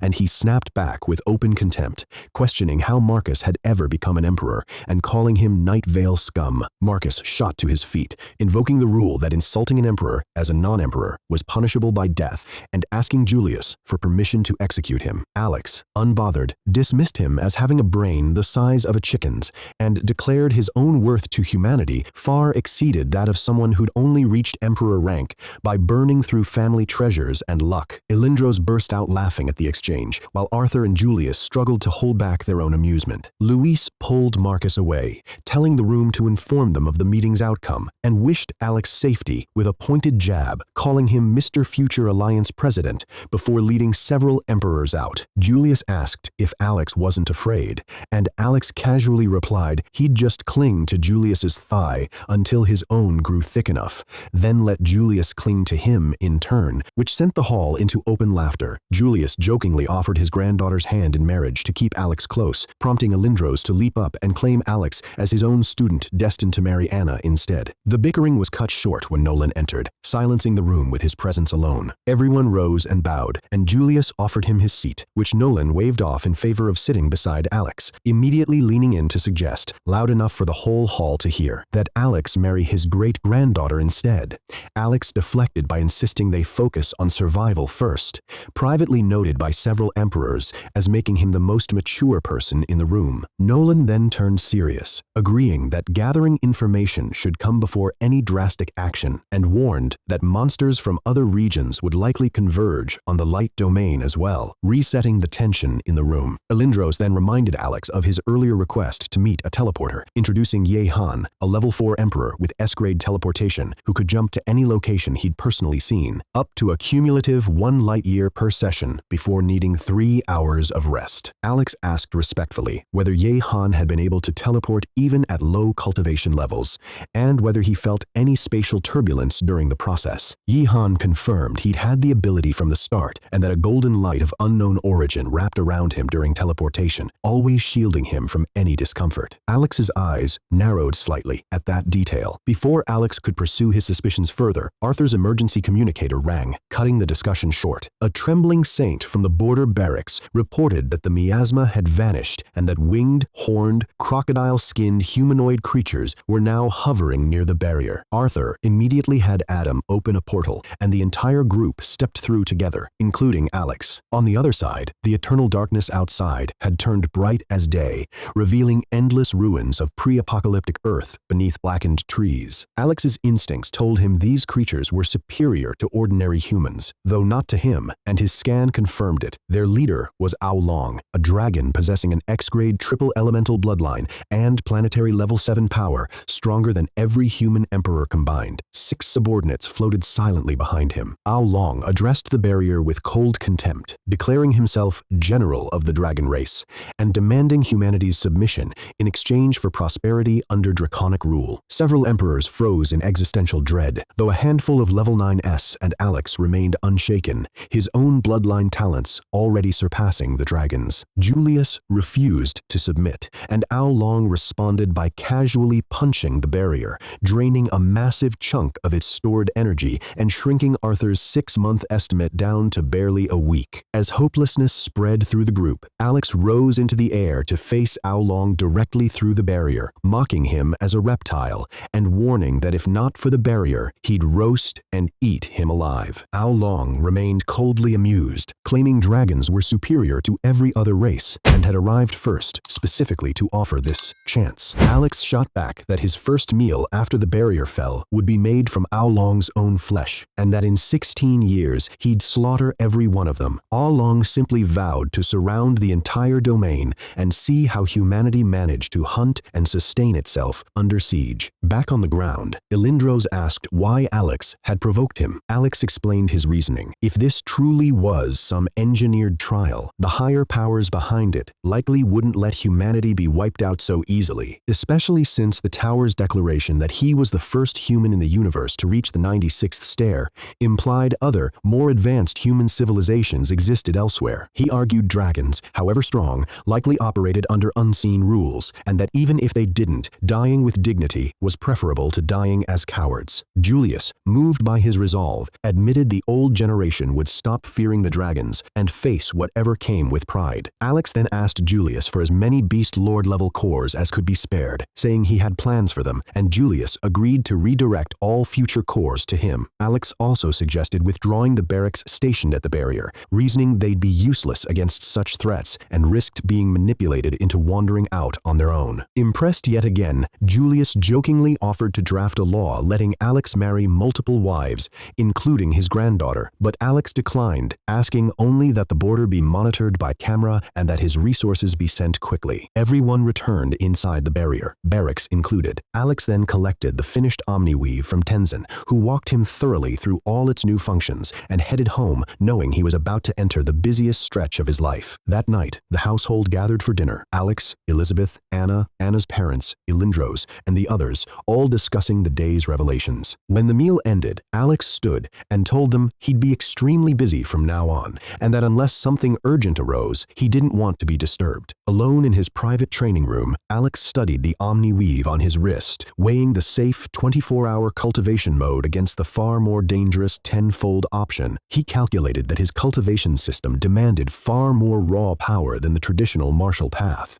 meaning tenfold speed would require refining 10 ordinary cores into one pure core, then 10 pure cores per day, just to sustain the accelerated rate, translating to 100 cores of the same tier consumed daily for every stage of progress. Checking the space ring the Alliance had sent, he found over 1,000 Beast Lord level cores waiting for him, enough to work with. He calculated that reaching level 37, equivalent to the Martial King realm, would take 8 days at normal speed, but only 19 hours at tenfold, and that beyond that level he'd need Beast King cores he didn't yet have, meaning this batch needed to carry him as far as possible. He spent the night refining, producing 10 pure cores at a time, until by dawn, 100 floated around him despite his mental energy being nearly spent. Reaching level 37 would need 10 of them, with a full day of 10-fold cultivation afterward, burning through 50 more, an enormous resource cost he had no choice but to accept. He fed all 100 into the Omniweave's storage and activated 10-fold cultivation. The room shook as a violent suction force tore energy from his surroundings and crammed it into his body,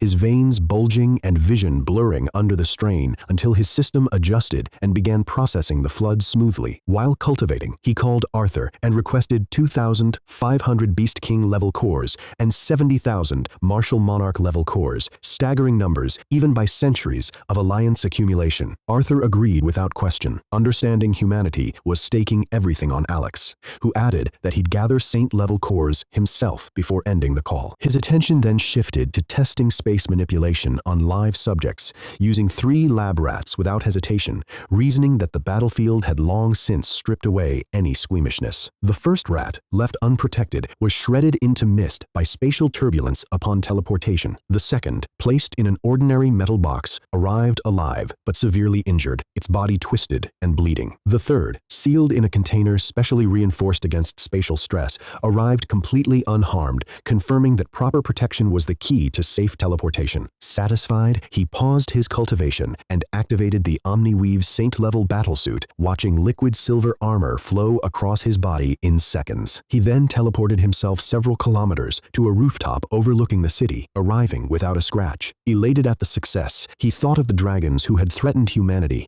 and vowed they'd come to regret it. Returning to his training room, he resumed 10-fold cultivation while simultaneously practicing fire manipulation, gravity distortion, and mental domain expansion, forcing himself to split focus across multiple abilities at once, despite the mounting strain. Hours passed this way, his aura growing steadily denser, until his wristband buzzed with a call from Arthur, whose urgent tone immediately put Alex on alert. Arthur told him to come to Alliance headquarters at once. Humanity's final opportunity had just unlocked. Alex asked what this final opportunity actually was, and Arthur explained: the Tower of Wish, a structure that judged a person's potential rather than their current strength and assigned a corresponding rank from common up through uncommon, rare, and legendary, possibly higher. Once ranked, the person could make a wish, which the tower would grant according to that rank. Julius himself had entered and received legendary rank, wishing to have his talent evolve, which it had done twice. Arthur had received rare and evolved his talent once, with lower ranks typically granting smaller enhancements to talents, techniques, or skills.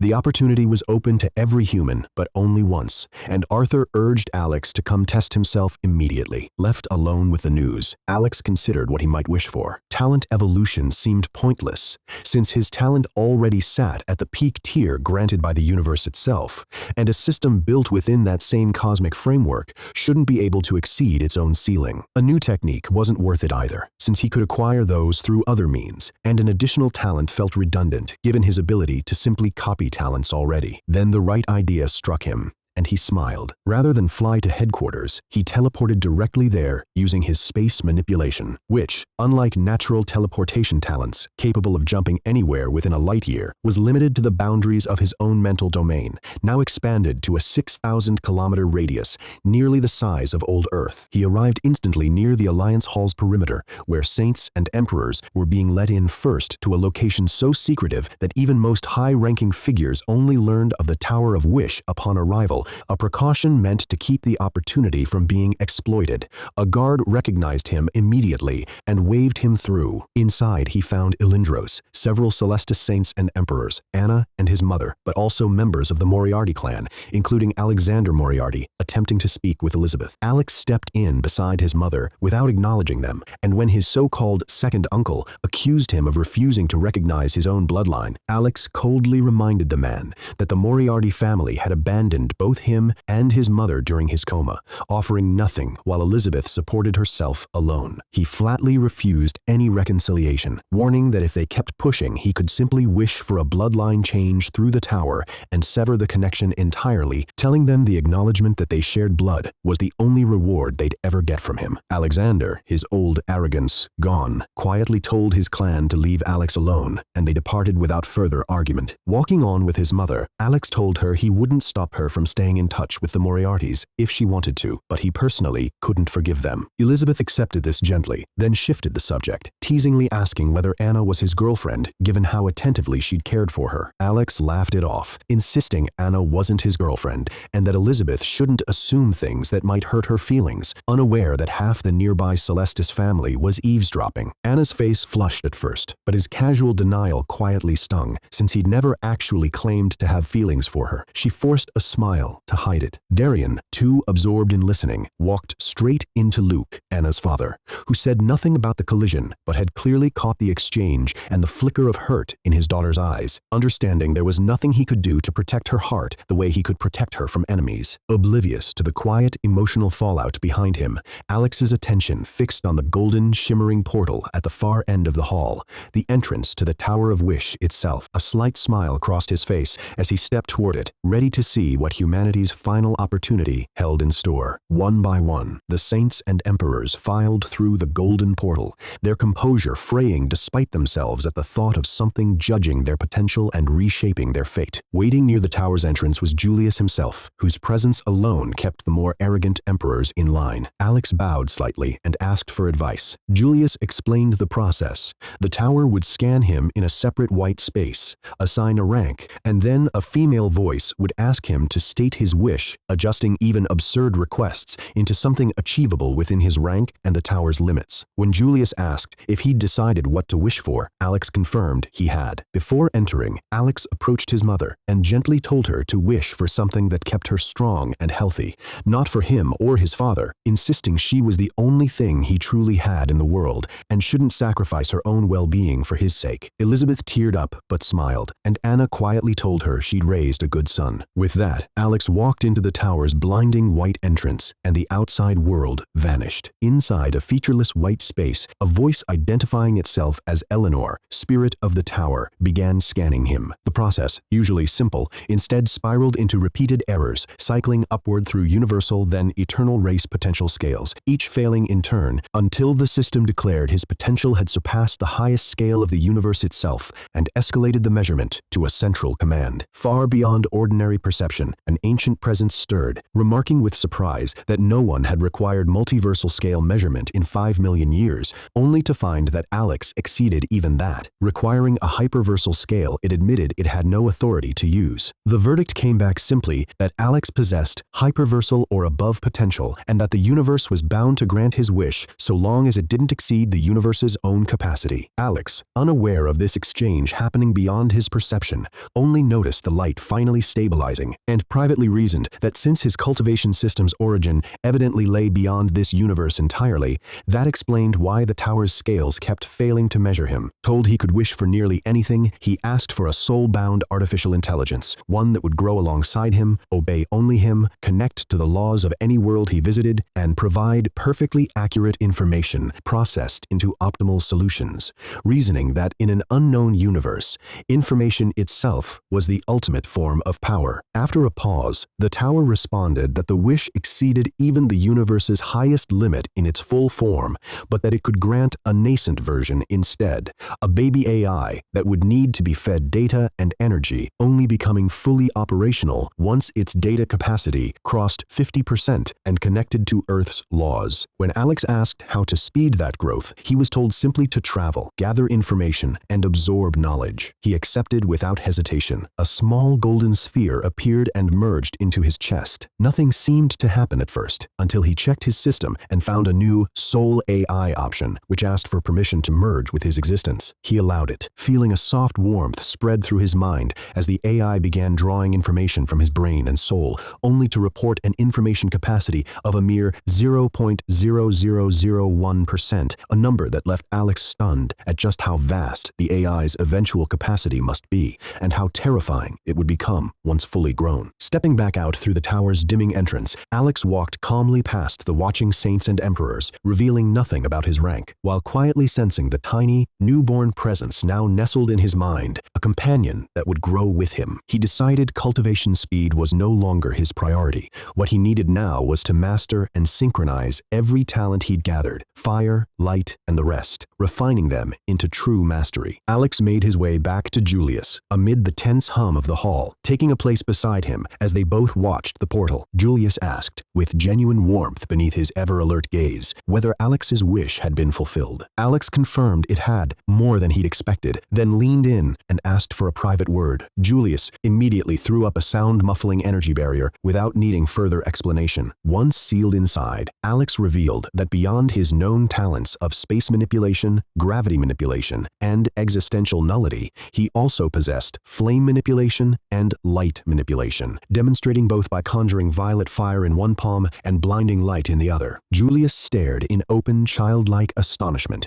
before bursting into delighted laughter, calling Alex a walking miracle and asking permission to share the news with Arthur and Elindros, since it gave humanity real reason for hope. Alex agreed, then explained his real reason for the conversation. He needed access to the Alliance's top-tier skills and techniques for these talents. Julius told him, with a bittersweet smile, that all such restrictions had already been lifted given the existential crisis they faced, since hoarding knowledge served no purpose for a dying race, and that Alex would receive the highest clearance available. Alex then asked whether the dragons had made any moves. Julius's expression darkened as he revealed that other humanoid races had now gathered alongside the dragons outside the barrier, all waiting quietly as though anticipating some signal or a meal ready to ripen. Alex asked why humanity's strongest hadn't broken through beyond Martial Emperor if the Dragon General alone commanded planetary-level power. Julius explained that breakthroughs required comprehending a law, but the light domain, while protecting them from miasma,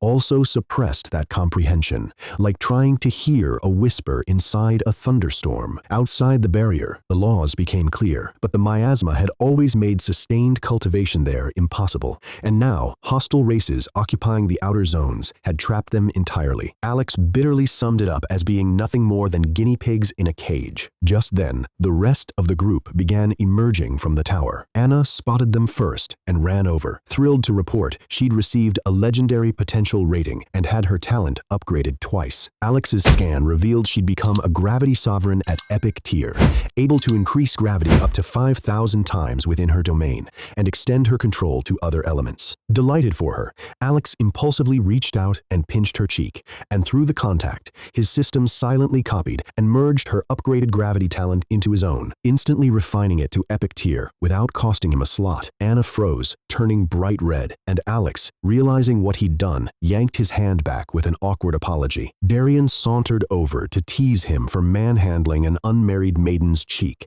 and Alex deflected by scanning Darian in turn, discovering he'd received an X-rank illusion talent, and jumped to Grandmaster level 7, with his spirit power now able to manipulate the nervous systems of those a full realm above him, and illusions that were 90% indistinguishable from reality. Darian couldn't quite hide his pride, admitting he'd gotten legendary rank as well, and Alex congratulated him on the massive boost to the Alliance's strength. Then Elizabeth emerged, looking taller and more composed, her scan revealing she'd awakened SSS-grade ice manipulation at level 9 Martial King, an epic rank result the tower attributed to the lingering trace of Alex's own aura in her bloodline.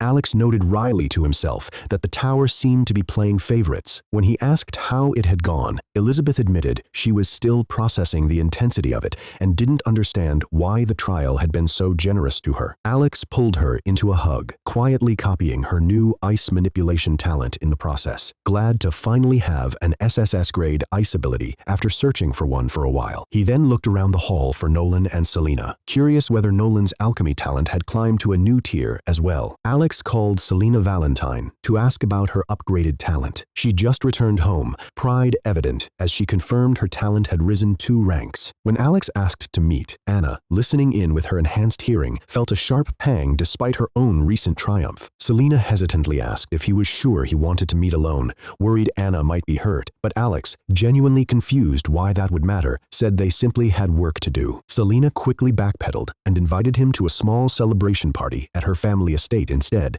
and Alex agreed before hanging up. Turning back to the group, Alex said he had something to handle. Darian jokingly accused him of two-timing Anna and warned him not to break her heart. Anna, quietly hesitant, asked if she could come along, and Alex shrugged and agreed without hesitation, explaining he simply wanted to see what Selena could do with her elevated space manipulation now that he possessed the same talent himself. Anna's mood brightened, and she teased him about never getting around to asking for her own guidance on gravity manipulation, to which he promised to do that evening after the party. As they left, Anna's father watched in bewilderment, asking Darian since when Alex had become a one-man army with so many talents. Darian simply told him it was a long story, better left unexplained. At the Valentine estate, Selena's excited announcement sent her father, Eric Valentine, scrambling to prepare a grand welcome, transforming the household into a flurry of activity. When Alex's car arrived 20 minutes later, he was startled to find rows of staff lined up with flowers, greeting him formally. Far more spectacle than he'd expected for what he thought was a simple conversation about spatial coordinates. He was led inside, where the estate was packed with Valentine family and associates eager for his attention. Selena's radiant smile faltered slightly into something more composed when she noticed Anna trailing behind him, though Eric stepped in first to formally welcome Alex before Selena could speak. When Selena finally greeted him properly in a shimmering midnight blue gown, she masked her disappointment and complimented how the two of them looked together. Alex complimented her in turn, noting she seemed more elegant and centered than before. Selena's careful composure cracked when she asked, half testing, whether he should be praising another woman so warmly in front of his girlfriend. Alex calmly clarified that he and Anna weren't dating, and that until humanity escaped its current crisis, he had no intention of dating anyone at all, given the very real chance he'd die fighting beyond the barrier, and his refusal to leave someone behind, grieving. Selena felt a wave of relief at learning he wasn't taken, realizing he simply hadn't allowed himself any attachments. Anna, overhearing the same words, felt the opposite, quiet devastation, as she finally understood the detached kindness he'd always shown her. He wasn't holding back because he didn't care. He was holding back because he didn't believe he had a future to offer anyone. A single tear slipped free before she could stop it. Unaware of the weight his words had just landed, Alex turned his attention to scanning Selena and found her talent had evolved into Space Sovereign at Epic Tier, now able to mark visited locations for instant teleportation, lock down entire zones against any teleportation, and trigger targeted spatial collapses. Impressed by the upgrade, he placed a hand on her shoulder and told her he'd be counting on all of them when the final battle came, urging her to grow as strong as possible. As he spoke, his system silently copied and integrated her Space Sovereign talent into his own core, his spatial perception expanding until the world felt like paper he could fold at will. Selena flushed deeply at his touch and vowed she wouldn't let him fight alone. The dinner at the Valentine estate wound down into pleasant murmurs, with Eric proudly introducing his family's inner circle to Alex, who handled the parade of introductions with easy charm. Once the meal ended, Alex asked Anna whether she wanted to come along to visit Nolan or head back, and she agreed instantly. They found Nolan mid-feast, laughter and clinking crystal filling his halls. On hearing Alex had arrived, Nolan gleefully ordered him let in, well aware of his bottomless appetite. True to form, Alex sat straight down beside Nolan and began stealing food off his plate, insisting he wasn't even hungry between mouthfuls. Nolan grumbled about his vanishing dinner, but pressed him on his real reason for visiting, since Alex never simply dropped by. Alex feigned wounded innocence, claiming he'd just missed his Grandmaster's company, while scanning him and discovering his alchemy talent hadn't upgraded as hoped, though he'd gained a new SSS-grade alchemy fire manipulation talent, a pure white flame 5 times hotter than standard elemental fire, and the ideal tool for high-level alchemy. Slightly disappointed but still pleased, Alex massaged Nolan's shoulders while quietly copying the new talent, which folded into and upgraded his existing flame manipulation without costing a new slot. Task complete. He wiped his hands and announced he was leaving Nolan bewildered that he'd truly come only to eat his food and rub his shoulders. Back in his training room at the Celestis estate, Alex reviewed 5 skills his AI had cataloged for him. Regeneration, an SS-rank light-based ability that healed wounds and purged corruption. Ice Lance, an S-rank technique summoning 10 armor-piercing crystalline lances at once. Fire Phoenix, an SS-rank skill summoning a sentient flame bird wielding half his total power, energy shield, an SS-rank defense, scaling with his own realm, and spirit animal, an SS-rank tactical skill creating 5 spectral scouts that could reach places his divine sense couldn't, lasting 3 hours each. These were pure proficiency skills without traditional levels, so he lost himself practicing them for hours. Meanwhile, his cultivation base, swollen after 24 hours of 10-fold acceleration, was ready to burst. He broke through in rapid succession, climbing from level 34 to 35, then to 36, before reaching the true threshold, level 37, the qualitative leap into the martial king realm, where the body would stop needing food or water, and instead draw sustenance directly from the universe's ambient energy. Checking his stats beforehand, then triggering the final breakthrough, the room exploded with released pressure as an internal shackle seemed to shatter within him, his strength surging tenfold to 32.5 megatons, speed to 10,000 meters per second, defense to 97.5 megatons, and spirit to 5 megatons. Not wanting to be interrupted by constant breakthrough notifications, he set the system to handle breakthroughs automatically until he reached the saturation point of level 45, a climb the system estimated would take roughly 25 days of continuous high-intensity absorption. He then loaded the 250 pure Beast King cores he'd already refined into the OmniWeave storage. Elizabeth's voice came from outside, and Alex quickly suppressed his newly monstrous aura before letting her in. She told him Arthur had sent word that their new villa was finally ready and asked whether they wanted to move in immediately or stay longer at the Celestis estate. Looking around the comfortable but still borrowed guest suite, Alex decided it wasn't right to overstay their welcome, even with someone like Alindros, and told her they should go say their goodbyes. Alex knocked on Alindros's door to say his goodbyes. His master emerged calmly, saying he had nothing further to teach for now, but handed over a space ring containing the blood needed for the 4th level of Alex's body cultivation, telling him simply to go cultivate, since humanity was counting on his advancement. There was no dramatic farewell, just Alindros returning to his room, though the words themselves settled heavily on Alex as he left to say goodbye to Darion and the others. He found his mother in the garden with Anna, who explained she'd be attending the academy, close to his new villa, and would likely stop by often to visit Elizabeth. When Alex mentioned he planned to attend the academy himself once settled, Anna's eyes widened with obvious delight, a flush of pink rising to her cheeks. Alex and Elizabeth then flew by airship to their new estate, a sprawling property with clean stone pathways, iron gates, and hundreds of saluting guards, deliberately left free of extra buildings per Alex's instructions so there'd be open space to train and plant trees.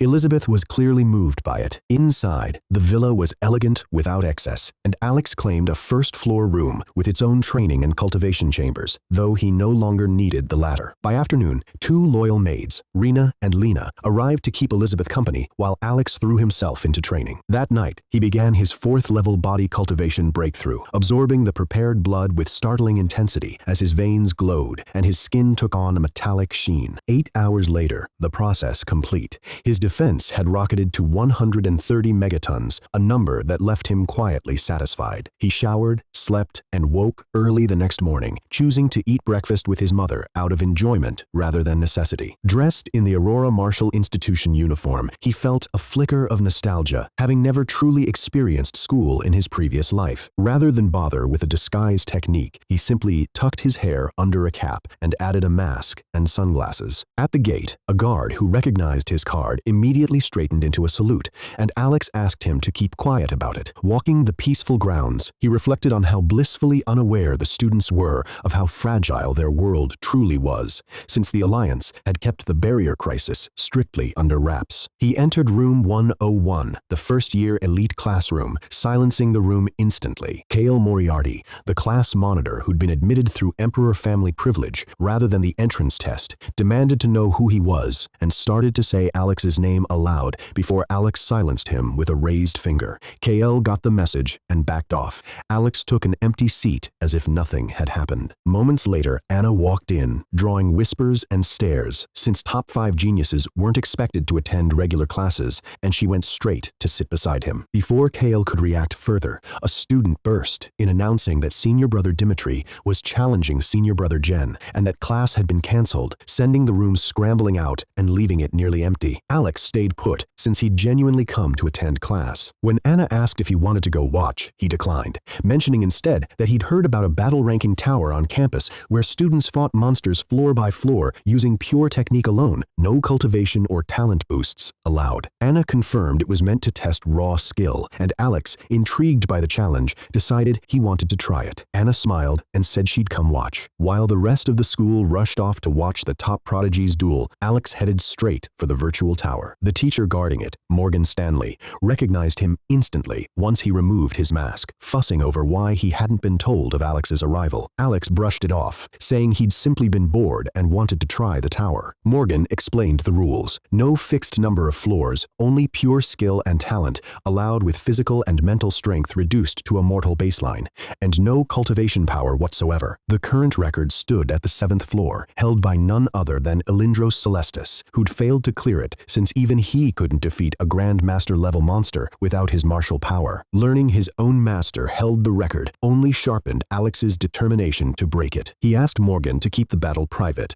and Morgan assured him the school already had standing instructions to hide his power from any recordings. Alex and Anna entered neurotransmitter capsules together, with Anna joining only as a protected spectator, unable to affect or be affected by the fight. Materializing in an open field, armed with only the tower's standard sword, Alex quietly tested his gravity manipulation under a mortal physique and found his limit capped at 50 times normal gravity, judging that would be enough to carry him through several floors. The first floor sent 10 muscular grade 0 bulls at him, which he beheaded in a single fluid motion of pure swordsmanship, clearing the floor instantly. The second floor scaled up to 100 mixed grade 0 beasts, tigers, lions, boars, elephants, wolves, and Alex tore through the swarm in 54 seconds, exhilarated by the challenge of relying on nothing but skill. The third floor brought 10 beast warrior level shadow cats that vanished the instant they saw him, and without his mental domain to track them, he took a real hit, adjusting to blind combat, taking 5 minutes to hone his instincts before cutting them all down using his Eternal Sword talent's ability to read enemy movement even at a speed disadvantage. The fourth floor threw 100 mixed beast warriors at him at once, and this time he found himself genuinely overwhelmed, forcing him to activate Annihilation for a 3-fold power boost, then Sword Intent for another 3-fold multiplier on top of that. The added Sword Intent didn't just boost his damage, it sharpened his ability to sense enemies even when they turned invisible, a discovery that left him with new respect for the technique. He cleared the floor, though the fight had clearly taken a toll on his body,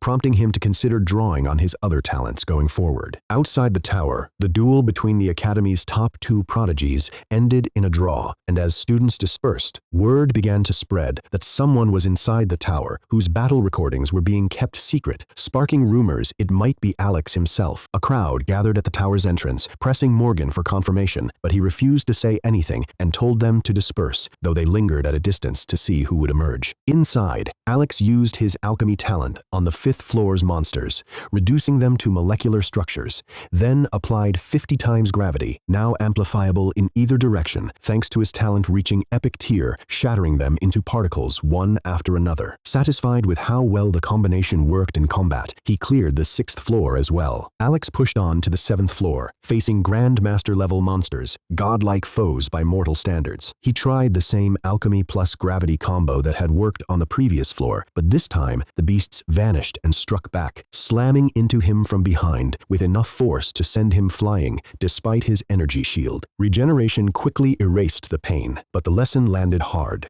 These weren't mindless brutes, they were intelligent and coordinated. He adapted, using Ice Lance to force them to scatter and pause just long enough to apply molecular gravity annihilation directly to their particles rather than their whole forms, an approach that exploded 3 of them instantly. He kept cycling through his skills: fire, phoenix, ice, lance, flashes of light, using each as a distraction to buy the split-second openings he needed to erase the rest one by one, until all 10 Grandmaster beasts were gone. He'd broken his master's record, but as an eternal grade talent holder wielding the system, he didn't consider that an achievement worth savoring yet. He pushed straight into the 8th floor, facing 100 Grandmaster-level monsters at once. He unleashed everything simultaneously: fire phoenix, clustered ice lances, blinding light, momentarily overwhelming the horde before wiping out roughly 40 of them in one molecular gravity strike. 60 remained, 20 of them airborne, and closing in with lethal intent, forcing him into a grueling fight fight, where he dodged claws and tail strikes while cycling gravity, regeneration, and annihilation under constant pressure. The survivors adapted, spreading out and coordinating flanking attacks,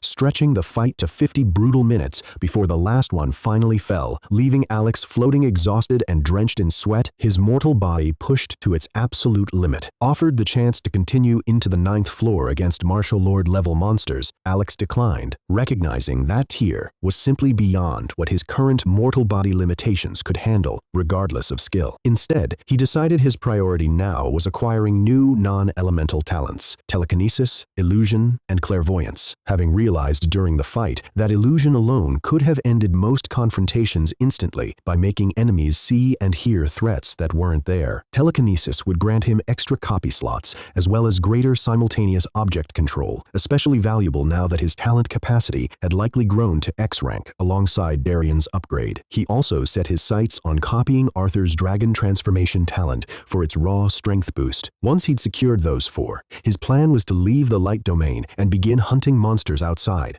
confident his power would let him strike and retreat without being caught. Emerging from the neural capsule with Anna, he found her visibly shaken, having just watched him deploy combinations of talents no single person should possess, further confirmation that he was still hiding the true extent of his power, a secret she silently resolved to carry to her grave, if that was what he wanted. Morgan approached with a strained smile, telling him he'd shattered the record so thoroughly it would likely never be broken again, only for Alex to casually mention he intended to break his own record again soon, leaving Morgan speechless. Putting his disguise back on, Alex walked out past a crowd of students, speculating wildly about his identity and relationship to Anna, ignoring them entirely as he and Anna made their way to the gates. There, he told her he had errands to run and would likely enter deep seclusion afterward, urging her to keep training hard and not fall too far behind. Anna felt a pang at the thought of not seeing him for a long stretch, but nodded resolutely and promised to visit his mother often while he was away. Alex thanked her and flew off without looking back, savoring the return of his true power after the tower's mortal body trial. The experience left him with a clear realization.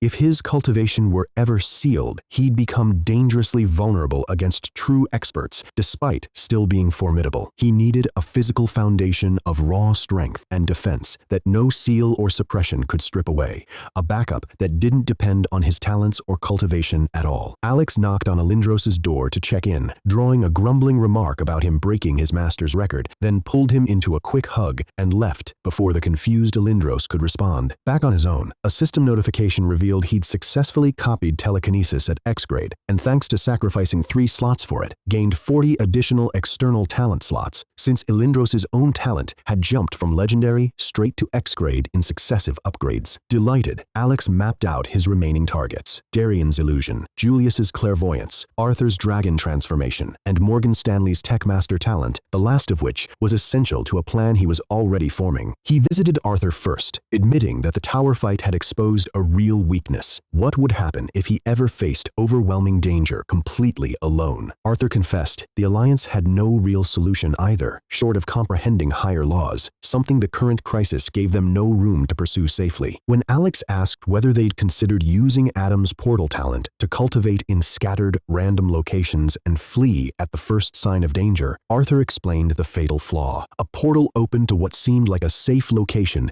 could just as easily connect to something far more dangerous, potentially flooding the light domain with monsters instead of protecting anyone. Alex reassured him he had a plan in motion and would share it once ready, leaving Arthur amused and slightly embarrassed at needing comfort from someone so much younger. Over the following hours, Alex tracked down the rest of his target talents, gaining dragon transformation from Arthur, a straightforward 20 times boost to power and defense, unremarkable on its own but with real potential once folded into what he was planning. Clairvoyance from Julius, upgraded through his system to epic tier, letting him see 3 seconds ahead for up to 30 minutes across 10 simultaneous targets. And Techmaster from Morgan Stanley, an SSS-grade ability, letting him analyze an object's molecular structure and generate a blueprint for its evolution. He also picked up Illusion, rounding out his collection, and used his contact with Max Celestis to evolve his light light manipulation talent further. Back home, he told his mother he was entering a long seclusion and encouraged her to travel or pursue interests while he was away. Elizabeth mentioned wanting to start a business company, and Alex enthusiastically approved, reassuring her the funds wouldn't be an issue. Alone in his room, Alex laid out the plan he'd been building. Rather than simply strengthening his defense, he wanted to create an entirely new body cultivation technique that fundamentally transformed the human physical form, since humans were inherently weak compared to other species. Drawing inspiration from body cultivation systems he remembered from web novels in his previous life, techniques that pushed the body toward higher existential tiers through gene evolution, he settled on a direction. Use gravity to force a single cell to absorb energy past its saturation point, collapse it under that pressure, then apply regeneration in a controlled pattern dictated by a Techmaster blueprint to reshape its cellular structure entirely. If it worked, he estimated it could raise his base physical strength fivefold. With the process repeatable, evolve a cell, reanalyze it with Techmaster, evolve it again, until the cell reached a ceiling even his SSS-grade Techmaster couldn't push past, which he guessed would take roughly 5 iterations per cell. The obvious problem was scale. His body held over 35 trillion cells, far too many to evolve individually. He'd need to master the process on a single cell type first, then apply it wholesale to an entire organ built from similar cellular structure. With the plan set, he braced himself for what he already knew would be a brutal undertaking and began. 25 days after he began his cellular evolution process, Alex let out an agonized scream and collapsed unconscious. 5 hours later, he woke with a smile, having finally succeeded, though his basic gene strength had only reached a 4-fold boost rather than the 5-fold he'd hoped for. His new stats showed cultivation level 45, full energy saturation, 850 megatons of strength, Mach 80 speed, 4 gigatons of defense, and 150 megatons of spirit power, pushing his combat prowess into the martial monarch realm, even though his cultivation level itself remained martial king. He immediately triggered another breakthrough, this time watching the entire cellular evolution unfold, observing each cell burn with golden light, die, and rebirth stronger, memorizing the pattern for future cycles. When it finished, he'd reached cultivation level 46, with strength at 8.5 gigatons, speed at Mach 100, defense at 34 gigatons, spirit at 500 megatons, and combat prowess at level 6 martial monarch. The system estimated 2 full years to reach level 55 and the martial saint realm, and he'd already stockpiled enough martial monarch cores to sustain that entire climb. Rather than wait, Alex decided to head out and hunt in the wilderness, confident his dragon transformation talent could serve as a disguise if other races found him. He sent out 5 nanodrones to scout the area he'd previously explored, and after 4 hours of watching through their cameras, they located a dead, empty zone between hostile territories. Telling no one, since he knew he'd never be given permission to leave alone, he used space manipulation to teleport there. Something went wrong instantly. A space disturbance tore open at his destination. Impossible given that he held the space sovereign talent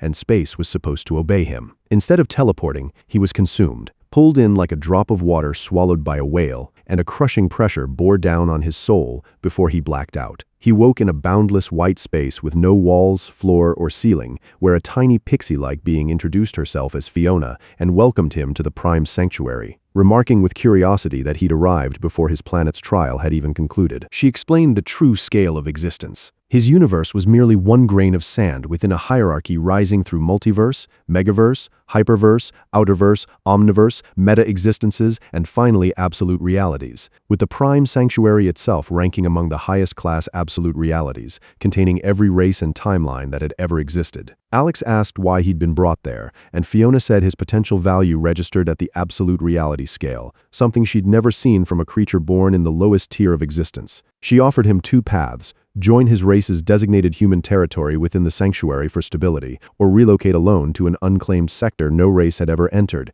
trading safety for greater resources and independence. When he asked if entry was avoidable, she confirmed it wasn't, only delayable, since surviving races were always eventually drawn in for the cosmic energy and resources available nowhere else. Alex then asked whether Fiona was responsible for the catastrophe that had struck his planet. She denied it, explaining it was the will of his universe's own consciousness, since universes competed by sending their strongest races into the sanctuary in exchange for evolutionary energy, triggering survival trials whenever exceptional potential was detected. When he asked what awaited him there, Fiona laid out the stakes plainly. He would kill other species and harvest their life essence to fuel his own breakthroughs, and he'd need to establish a foothold for humanity within the sanctuary, since as long as even 1% of his race maintained a presence there, the rest would keep receiving cosmic energy and cultivation resources. If that presence were ever wiped out entirely, humanity's connection to cosmic energy would be severed and their cultivation would stop for good. Alex weighed the choice carefully as Fiona confirmed that option 2,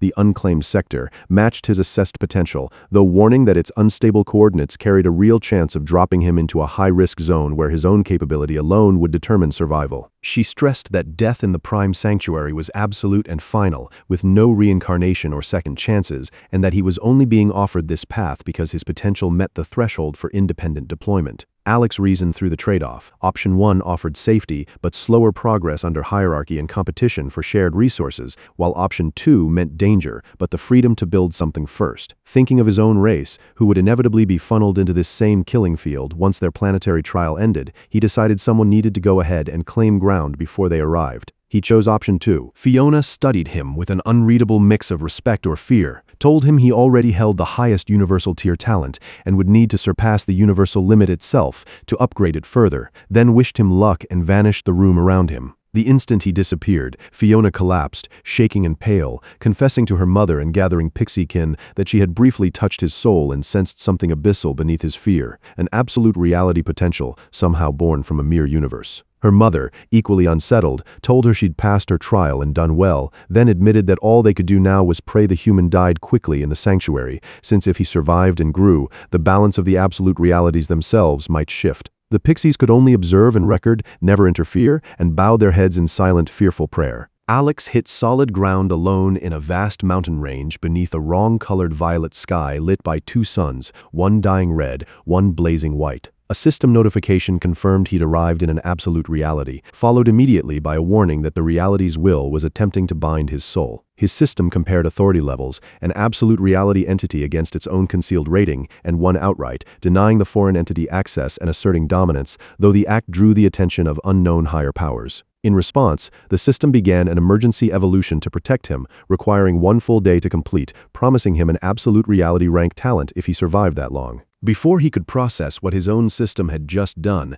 a deafening roar cracked the sky and revealed Jiroda, a 9-headed hydra with primordial rank annihilation ray talent, ranked level 9 galactic realm and ruler of the mountain range. Frozen for a moment, Alex poured everything he had into his space sovereign talent, and it answered, warping space around him and teleporting him away, just as the Hydra unleashed a beam of pure annihilation from one of its mouths, erasing a swath of forest into total non-existence before reality snapped back into place. The Hydra roared in furious disbelief that such weak prey had escaped its grasp. Alex found himself alone in a snow-covered cave with no memory of the teleport or landing, his mind consumed only by the instinct to run. Once the adrenaline faded, he laughed, then cried, then laughed again in disbelief that he'd survived an encounter with a being that could erase matter itself, something ancient enough to have outlived generations beyond his imagining. Steadying himself, he whispered a single vow into the empty cave. He only needed to survive 1 day. It was, at least, a small mercy that even godlike beings in the sanctuary couldn't use divine sense, a built-in handicap meant to give newcomers like him a fighting chance.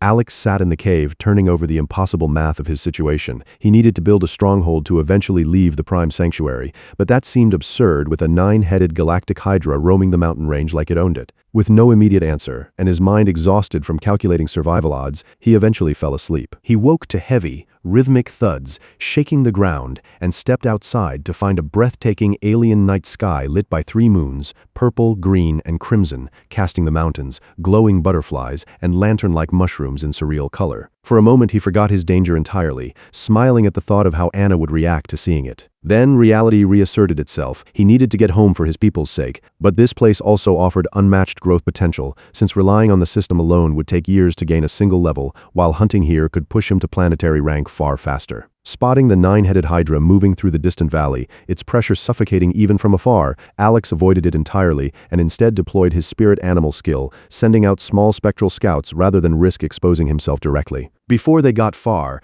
a massive crimson flame mantis slammed down in front of him. A a rogue planetary level 5 beast with A-grade flame control that the panel described as merely common in this range. Startled that something this powerful was considered ordinary here, Alex teleported away the instant its fiery whip-like tongue lashed toward him, reappearing 5 kilometers off. Barely catching his breath, he sensed something ancient watching him, and turned to find a colossal mega-serpent coiled nearby, Star Realm Level 9, with SSS-grade poison breath corrosive enough to melt a planetary tier being. He teleported again on reflex, narrowly avoiding its jaws, landing 5,000 kilometers away this time, the repeated jumps visibly straining his body. This new spot held a saber-toothed lion, Beast Monarch Level 9, with SS-grade physical enhancement, letting it boost its strength 8-fold, technically still stronger than him, but almost quaint after the serpent and mantis. When the lion charged, confident it had found easy prey, Alex mocked it and unleashed 5,000 times gravity, instantly crushing it into paste,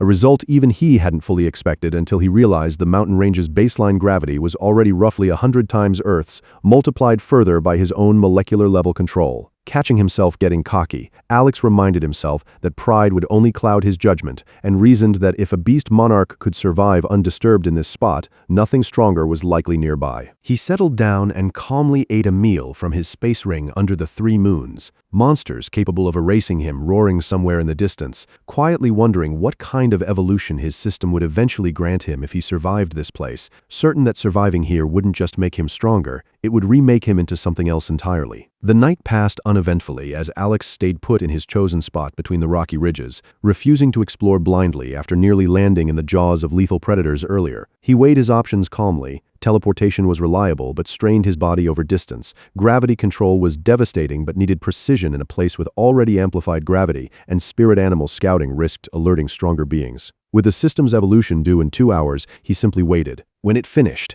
the notifications hit in rapid succession. First, a new function forcing a guaranteed breakthrough every 7 days regardless of available energy, with the system automatically reserving resources to make it happen, a change that could theoretically carry him to the peak of the Emperor realm within half a year. Second, confirmation that he'd survived 24 hours in the Prime Sanctuary and earned an absolute reality-level talent, the ultimate physique, which let him absorb life essence from anything he killed to permanently evolve his genetic strength, currently sitting at level 4 with 0 out of 8,000 life essence banked and a 4x genetic multiplier already active. His laughter at the discovery drew a flame mantis down on him almost instantly, forcing an emergency teleport 2 kilometers away, a mistake he chalked up to his own carelessness rather than the location. Checking his full status, he stood at cultivation level 46 with 6 days and 23 hours until his next forced breakthrough, 5 gigatons of strength, Mach 100 speed, 34 gigatons of defense, and a combat prowess of martial monarch level 6 that his genetic multiplier pushed to an effective level 9. Determined to test how much life essence a kill would yield, he sent his spirit animals scouting again, only to find the mountain range dense with star realm and planetary tier monsters and almost no low-tier prey. Pushing one spirit animal beyond the mountain range's boundary, he was horrified to find a harmless-looking tortoise registering as a level 6 galactic overlord, the apparent baseline for the outside world, and muttered bitterly that he should have chosen the human territory option instead. Still, he refused to panic, deciding to wait until he reached planetary realm strength before hunting systematically, with an eventual goal of killing or taming the 9-headed Hydra ruling the range. For now he focused on beast monarch level prey, and after locating one hiding in a rocky crevice, he crushed it with gravity and drained 120 life essence from the corpse, roughly what he calculated would require 70 similar kills to advance a genetic level. He spent the rest of the day hunting cautiously, teleporting only short distances to avoid drawing attention, and by evening had banked over 2,000 life essence. Back on Earth, Anna visited Alex's villa as promised, chatting with Elizabeth about ordinary things while repeatedly glancing toward his hallway. Elizabeth admitted Alex hadn't left his room in 25 days and joked, with poorly hidden worry, that she'd break the door down herself if he didn't emerge within 5 more. Elsewhere, the Saint Herald flew over the western continent, privately plotting to contact the dragons and other superior races on behalf of the Monster Association, believing that even one alliance would collapse humanity's position. Unbeknownst to him, Arthur had assigned Robert to trail and confirm his suspected ties to the Dark Organization. Sensing he was being watched, Harold vanished and doubled back, catching Robert off guard and running him through with his sword before burning the body to ash with a burst of flame. Wiping his blade clean, he rose into the sky, murmuring the names of the races he intended to recruit for humanity's annihilation before disappearing from sight. 5 days into his hunt, Alex had become a ghost within the mountain range, striking beast monarchs one after another another, a horned serpent, a stone-armored bear, a pack of silver-fanged wolves requiring 3 separate engagements, and steadily banking life essence, 2,000, then 4,000, then 6,000. A near miss on the 3rd day, when a saint-level spider dropped from the canopy and nearly took his head off before he teleported clear, made him far more cautious afterward, keeping his spirit animals patrolling and his teleportation always primed. By the evening of the 5th day, his ultimate physique finally evolved to level 5, pushing his genetic strength to a 5x multiplier, meaning his 8.5 gigaton base output now effectively reached 42. 5 gigatons, enough to surpass a high-level martial monarch. The next threshold demanded 10,000 life essence, 2,000 more than before, and beast monarchs were growing scarce across the section he'd already cleared. He calculated that in 2 more days, the system's forced breakthrough would push him to level 47, adding roughly 10 gigatons to his base, and bringing his effective output to about 92. 5 gigatons, close to a low-level saint. Recognizing the ecosystem here ran backwards, with far more high-tier beasts than low-tier ones, he decided that in 2 days he'd start hunting saints instead. Back on Earth, Elizabeth found Alex's room empty after a full day of unanswered knocking, his bed neatly made with no sign of struggle, and his communicator unreachable. She collapsed in shock, and within 30 minutes the villa filled with Julius, Arthur, Elindros, Nolan, Anna, Darion, and Elizabeth's parents. Julius suggested Alex might have left the light domain deliberately using his teleportation, a possibility that settled heavily over the room given the danger outside. Anna fainted from the shock and was carried off to rest. Julius tried to reassure everyone that if anyone could survive out there, it would be Alex, though surviving and coming home safely weren't the same thing, and with the outside world too chaotic to search, all they could do was wait. Unaware of the panic he'd caused, Alex's opportunity to hunt saints arrived early when a massive lightning hawk, a mid-level saint beast with SSS-grade lightning manipulation, spotted him and dove to attack. He calculated that a mid-level saint would wield roughly 900 gigatons of force against his own effective 42.5 odds he should have fled from. But instead, he activated dragon transformation, his skin bursting into golden scales, his frame swelling with muscle, horns, and a tail emerging within 3 seconds.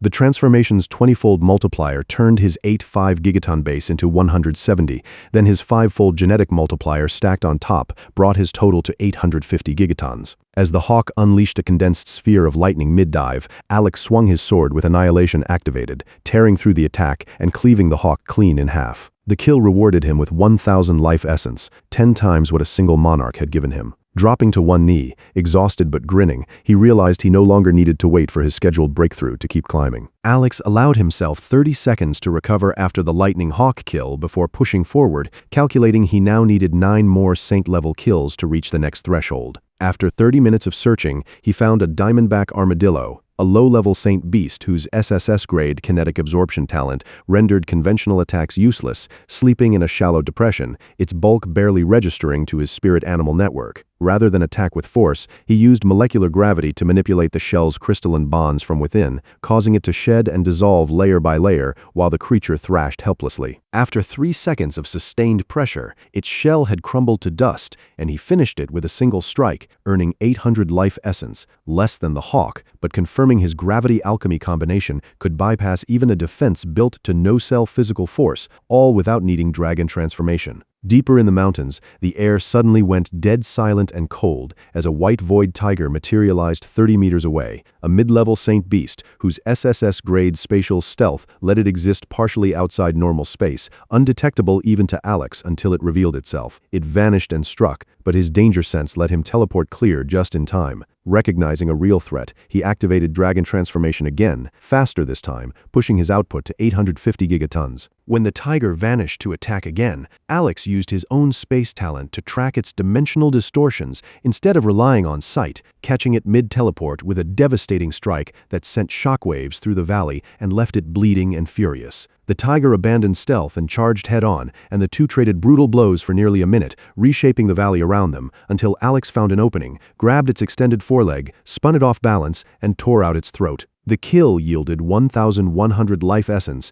and an unexpected bonus, he copied its spatial stealth talent, which merged seamlessly into his existing space sovereign ability without costing a slot. Delighted, he immediately used the new stealth to merge with space, making himself nearly untraceable to anything without superior spatial talent, and continued his hunt. Following a stream in hopes of finding a gathering point for beasts, Alex instead discovered a hidden cave at the base of a cliff. Sensing no major threat inside, he entered and found a 50-meter chamber lit by bioluminescent fungi, centered on a crystal-clear pool. Sleeping peacefully in the water was a 3-meter, 4-legged serpentine creature with budding horns and deep ocean scales, steam curling faintly from its nostrils with every breath. It was a baby dragon. Alex found himself smiling at the sleeping baby dragon, unable to resist wanting to pet it, and the moment he wished he could tame it, the system responded by unlocking a brand new function. Beastmaster. Stunned, he learned he could form contracts with 2 beasts per realm, either through force or willing submission, gaining a permanent 10% of each contracted beast's strength,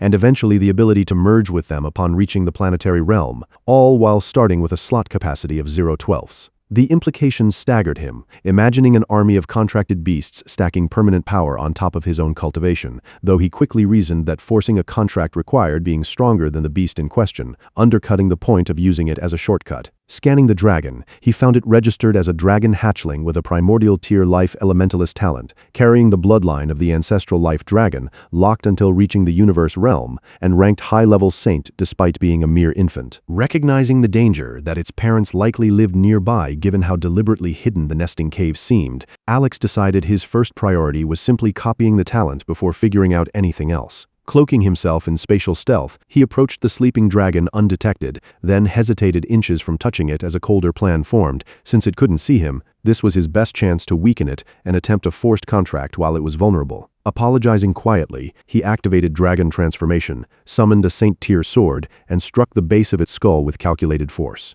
Despite the tremendous impact, roughly what a high-level saint's 1 teratons of force could deliver, the hatchling didn't faint, only staggered in dazed confusion. Alex abandoned the sword and began pounding its skull with his bare fists in a relentless barrage, his own knuckles splitting from the effort, desperate to knock it out before it could cry for help. After 2 brutal minutes of non-stop punishment, the dragon finally lost consciousness, and Alex immediately teleported away with its body using every scrap of his spatial ability. What he didn't realize was that the instant the hatchling fainted, its body had released a dimension-spanning distress signal encoded into its very DNA. Moments later, something enormous appeared outside the now empty cave, its massive eyes sweeping the chamber before letting out a roar that shook the entire mountain range, a sound carrying not just fury, but grief for its missing child. Even 3,000 kilometers away, Alex could still hear the parent dragon's soul-wrenching roar, a sound carrying rage, grief, and desperation beyond language. He had no idea he'd stolen a once-in-a-lifetime mutant born of 2 nebula-ranked flood dragons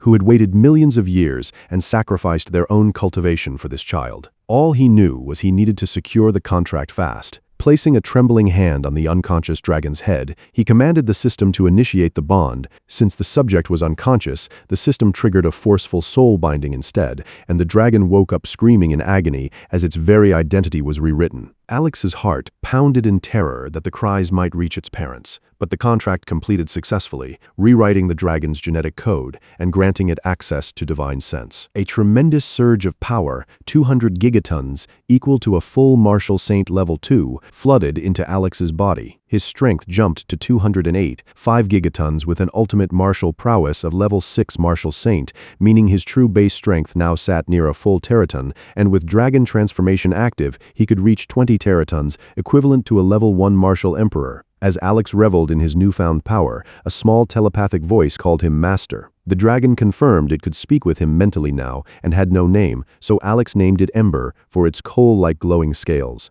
Touched by the hatchling's gentle voice, he stroked its head and promised they'd go hunting together once it rested, already dreaming of eventually hunting Emperor-tier beasts once he'd built up enough strength. On Earth, a catastrophic shockwave rattled the entire light domain, and Arthur watched in horror as the barrier's energy core lost 30% of its charge in an instant, a loss that would drain their remaining reserves within a month if it continued. Julius demanded answers, and Arthur's drones revealed the cause. An enormous, Godzilla-like monstrosity standing before the barrier on the eastern continent, surrounded by the crushed corpses of the guards who'd been stationed there, seemingly killed by mere proximity to its presence. On the northern continent, a dragon reported to their general that all guards, human and otherwise, had been wiped out by a being from that island, a peak planetary-level entity. The dragon general grimly noted that the four supreme races had begun making their move by unleashing such behemoths, quietly wondering what made this planet's human race so significant that its trial had grown this severe. Back in the Prime Sanctuary,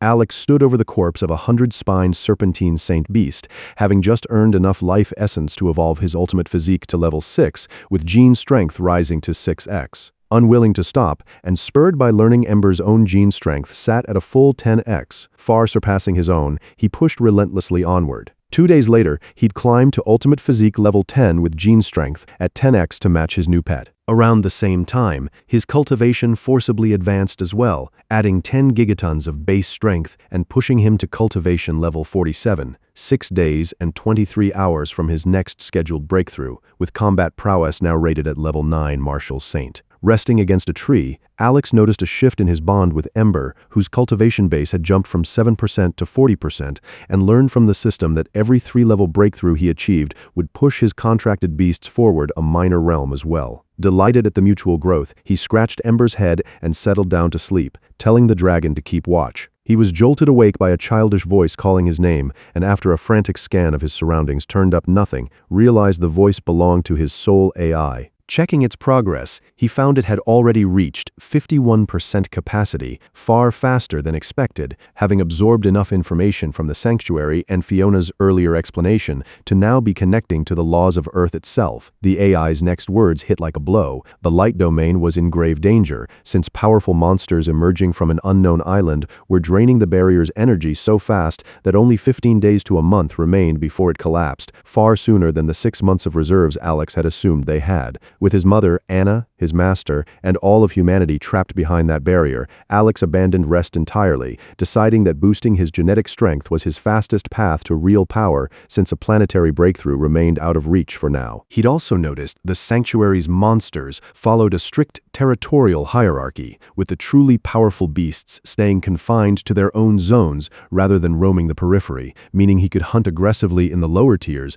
without immediately drawing top predators. Deploying 39 flying knives and unleashing his full divine sense for the first time despite the risk of exposure, he began a merciless slaughter, cutting down dozens of saint-tier beasts in moments and racking up life essence with brutal efficiency. When he sensed a planetary-level monster's attention snap toward him, he grabbed Ember and teleported away, but kept hunting regardless, constantly relocating to strike and vanish before anything powerful could catch him. Over 7 relentless days of bloodshed, his ultimate physique climbed from level 11 to level 15, with gene strength reaching 15x, even as the essence requirements grew steeper with each tier. His cultivation also advanced to level 48, with combat prowess holding at level 9 Martial Saint and base strength at 233, 5 megatons. Calculating his true combat output, he found that his 15x gene multiplier brought his base to roughly 5 teratons. Dragon Transformation's 20-fold boost pushed that to 70 teratons, and stacking his Annihilation sword technique with sword intent for a 9-fold amplification brought his peak output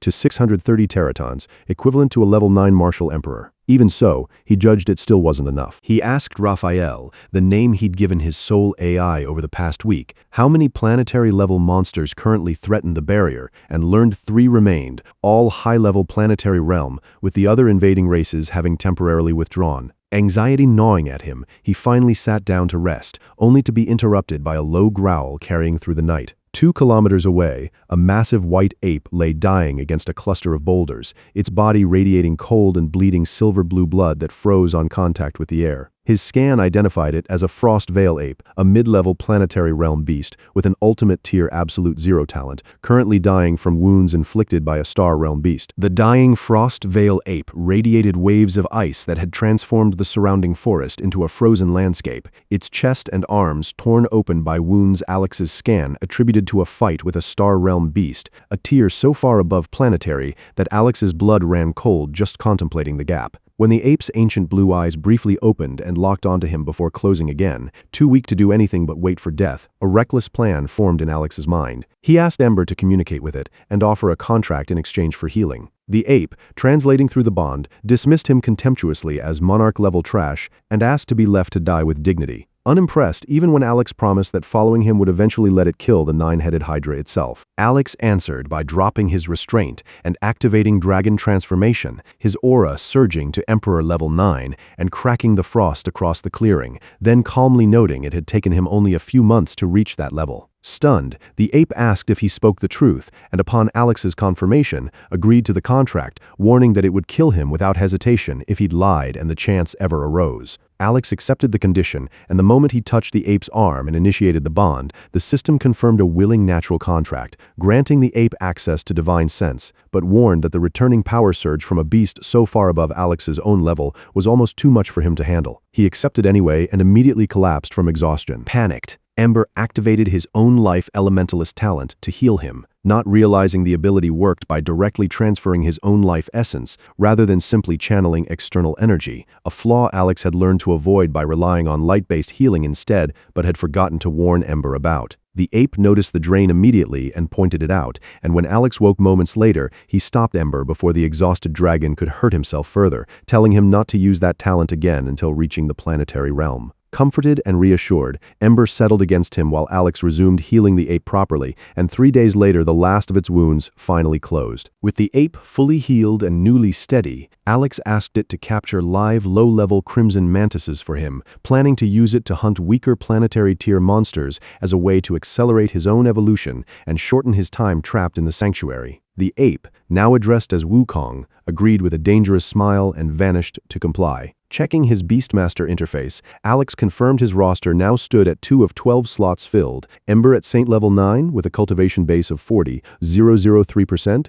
and Wukong at planetary level 6, his cultivation base barely registering at 0.00004%. Wukong returned with a live crimson mantis pinned in his grip, and Alex, thinking of the pain the species had cost him, activated Dragon Transformation and insisted on killing it himself, despite Wukong warning its carapace was too tough. Using alchemy to view its molecular structure, Alex found gravity manipulation alone couldn't destabilize such dense cells, so instead he concentrated 5,000 times gravity directly into his own fist and threw a punch amplified by his Emperor level 9 strength. The resulting shockwave flattened trees for 100 meters, obliterated the mantis's head, and earned him 100,000 life essence. But the force also shattered his own hand up to the wrist. He screamed through the agony, then used regeneration to slowly rebuild the limb over the course of an hour while cackling through the pain, prompting Wukong to flatly ask if his master was a masochist, which Alex indignantly denied while coughing. Turning serious, Alex asked Ember whether he hated him for stealing him from his parents and beating him unconscious. Ember said he was incapable of hating him, but admitted he'd love to meet his parents someday, wondering if they might agree to bond with Alex too. Alex admitted he wasn't strong enough yet to protect Ember if his parents tried to take him back by force, but promised that once he was, he'd bring him to meet them, and if they wanted to bond as well, he'd allow it. Ember lit up with joy and pressed against his chest, and Alex hugged him warmly. An hour later, Wukong returned with 2 more mantises. Alex repeated the brutal cycle twice more, 5,000 times gravity concentrated into a single punch, each strike killing a mantis instantly while shattering his own hand, followed by regeneration and another 100,000 life essence gained per kill. His ultimate physique climbed to level 16 with gene strength at 16x, though the essence requirement for the next tier jumped to a punishing 400,000. Frustrated by the rising cost, he took comfort in knowing that with Wukong supplying a steady stream of planetary tier prey, the wait wouldn't be long. Back on Earth, the war room fell silent as 10 martial emperors watched live feeds of massive monsters gathering and battering the barrier. Arthur estimated they had roughly 10 days left, possibly fewer if the attacks intensified, and with Alex still missing, Julius grimly proposed activating the long-dormant Apocalypse Protocol, a fail-safe to hide children in underground bunkers with decades of supplies and preserved records of human knowledge, a last attempt to keep the species from vanishing entirely. No one objected. Elindros quietly questioned whether the children could even survive alone in a monster-ravaged world afterward, but Julius admitted they had no other options left and could only hope some miracle would find them. 5 days later, Alex's ultimate physique had climbed to level 20 with a 20x gene strength multiplier, and despite everything he'd achieved, killing planetary beasts, leveling forests, collapsing mountains, it still felt insufficient. He considered forcing an early contract feedback from Wukong, now at the peak of level 6 planetary realm, since even a 10% share of that power would grant him 0.6 planetary force, but held back knowing it could risk fracturing his cultivation path if taken too soon. Checking in with Raphael on Earth's condition, Alex learned the Apocalypse Protocol had already been triggered, with over 1,000 newly awakened individuals relocated to secure hidden zones with decades of supplies. Realizing how dire things had become, he resolved to leave immediately, recognizing Wukong alone could serve as a decisive trump card for humanity. He ordered Wukong to clear the Martial Emperor's zone so they could build a stronghold stable enough to allow his departure from the sanctuary. Over the following days, Wukong uprooted thousand-year-old trees while Alex and Ember embedded them into the ground as an interlocking wall, and within 2 days a colossal ring of living wood surrounded their base, sturdy enough that even Emperor-level beasts would shatter their claws trying to breach it. Satisfied it was enough, Alex requested permission from the system to depart. Back on Earth, the barrier over the northern continent was fracturing visibly as Julius stood before it in full battle gear, flanked by thousands of martial emperors and saints, while Arthur held the west, Elindros the south, and Nolan the east, all backed by laser cannons and fighter jets. 50 billion civilians had been evacuated to the central continent, and the Alliance had already told the world humanity's survival odds were near zero. In a bunker, a frightened child asked his mother if the Supreme Ones could save them, and she could only hold him in silence, while the Apocalypse Protocol's hidden seedlings, including Anna, Darion, Ray, Aaron, and Selena, remained known only to the 4 highest leaders. Elindros watched a 3-headed chimera, lion, wolf, and tiger, with a serpent tail, slamming against the barrier alongside a horde of lesser monsters, each strike deepening the cracks, and murmured bitterly about the cruelty of hope given only to be torn away. High above, dragon, vampire, phoenix, and werewolf leaders watched the coming collapse with cold curiosity, with Ao Long declaring the trial essentially over, while the vampire prince suspected the mysterious island responsible for the invading monsters was the work of the devils rather than a natural part of the trial. On the battlefield, Elizabeth stood clutching a photo of her missing husband, whispering that she'd see him and Alex soon, tears slipping down her face as the barrier's first deep fracture tore open. Julius stepped forward and delivered a rallying speech broadcast across every continent and shelter, declaring this the edge of their existence, vowing never to retreat or kneel, and reminding everyone they fought not for glory or history, but for the people behind them. As the crowd roared back in answer, he called on them to turn fear into fury, and the barrier shattered completely under a final impact. The Godzilla-like beast burst through first, flattening trees and gouging trenches into the earth as thousands of monsters, wolf things with too many eyes, winged serpents, creatures of fang and hunger, poured through the breach behind it, met immediately by a storm of jet-fired missiles and explosions ripping across the battlefield. The battlefield didn't erupt all at once. The Godzilla-like beast and the 3-headed chimera held back, as did a colossal ape in the west and a fire rock in the east, all planetary tier leaders unwilling to waste strength on the opening exchange. Instead, thousands of lesser monsters, armored wolf creatures, acid-spitting lizards, shrieking winged serpents, charged first, and humanity's laser cannons and fighter jets tore the first wave apart within 40 minutes, giving civilians watching from bunkers a brief flicker of hope. Arthur ordered formations held, Nolan cautioned against celebrating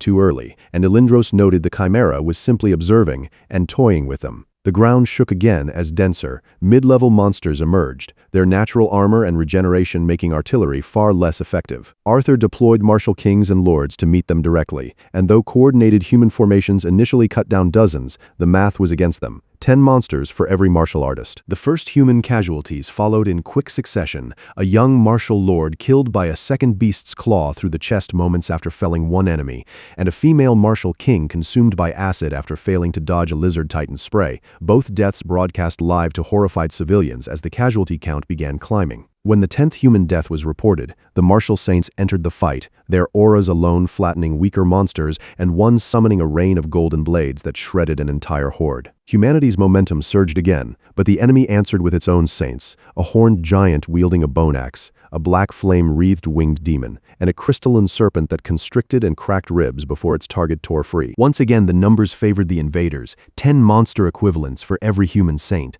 and even the saints began to struggle. That was when Julius moved. Activating clairvoyance, his golden eyes reading trajectories and vital points across the entire field, he launched himself into the mid-level horde with a single spear sweep, cleaving hundreds in half at once. He carved through wave after wave, piercing 3 beasts in a line and detonating their bodies from within, splitting an emperor-level monster from shoulder to hip without even looking. and crushing another's skull with the butt of his spear. When the Godzilla sent a coordinated group of Emperor beasts to surround him, Julius simply stepped forward into them, killing 5 in under a minute, moving through their claws and fangs like a blade through paper, while the human ranks watched their president in stunned awe. The Godzilla's massive eye narrowed with something like amusement as it watched him. Blue energy began gathering along its spine, lightning crackling between its scales as the air itself ionized and the ground trembled harder than before. Julius felt the shift instantly and turned to face it. The planetary beast was charging its ray attack. The northern battlefield had become a smoking crater under a blood-red sky as Godzilla fixed its annihilation ray on Julius, whose clairvoyance showed the same fatal outcome in every version of the next 3 seconds. His body simply couldn't react fast enough to survive the coming blast.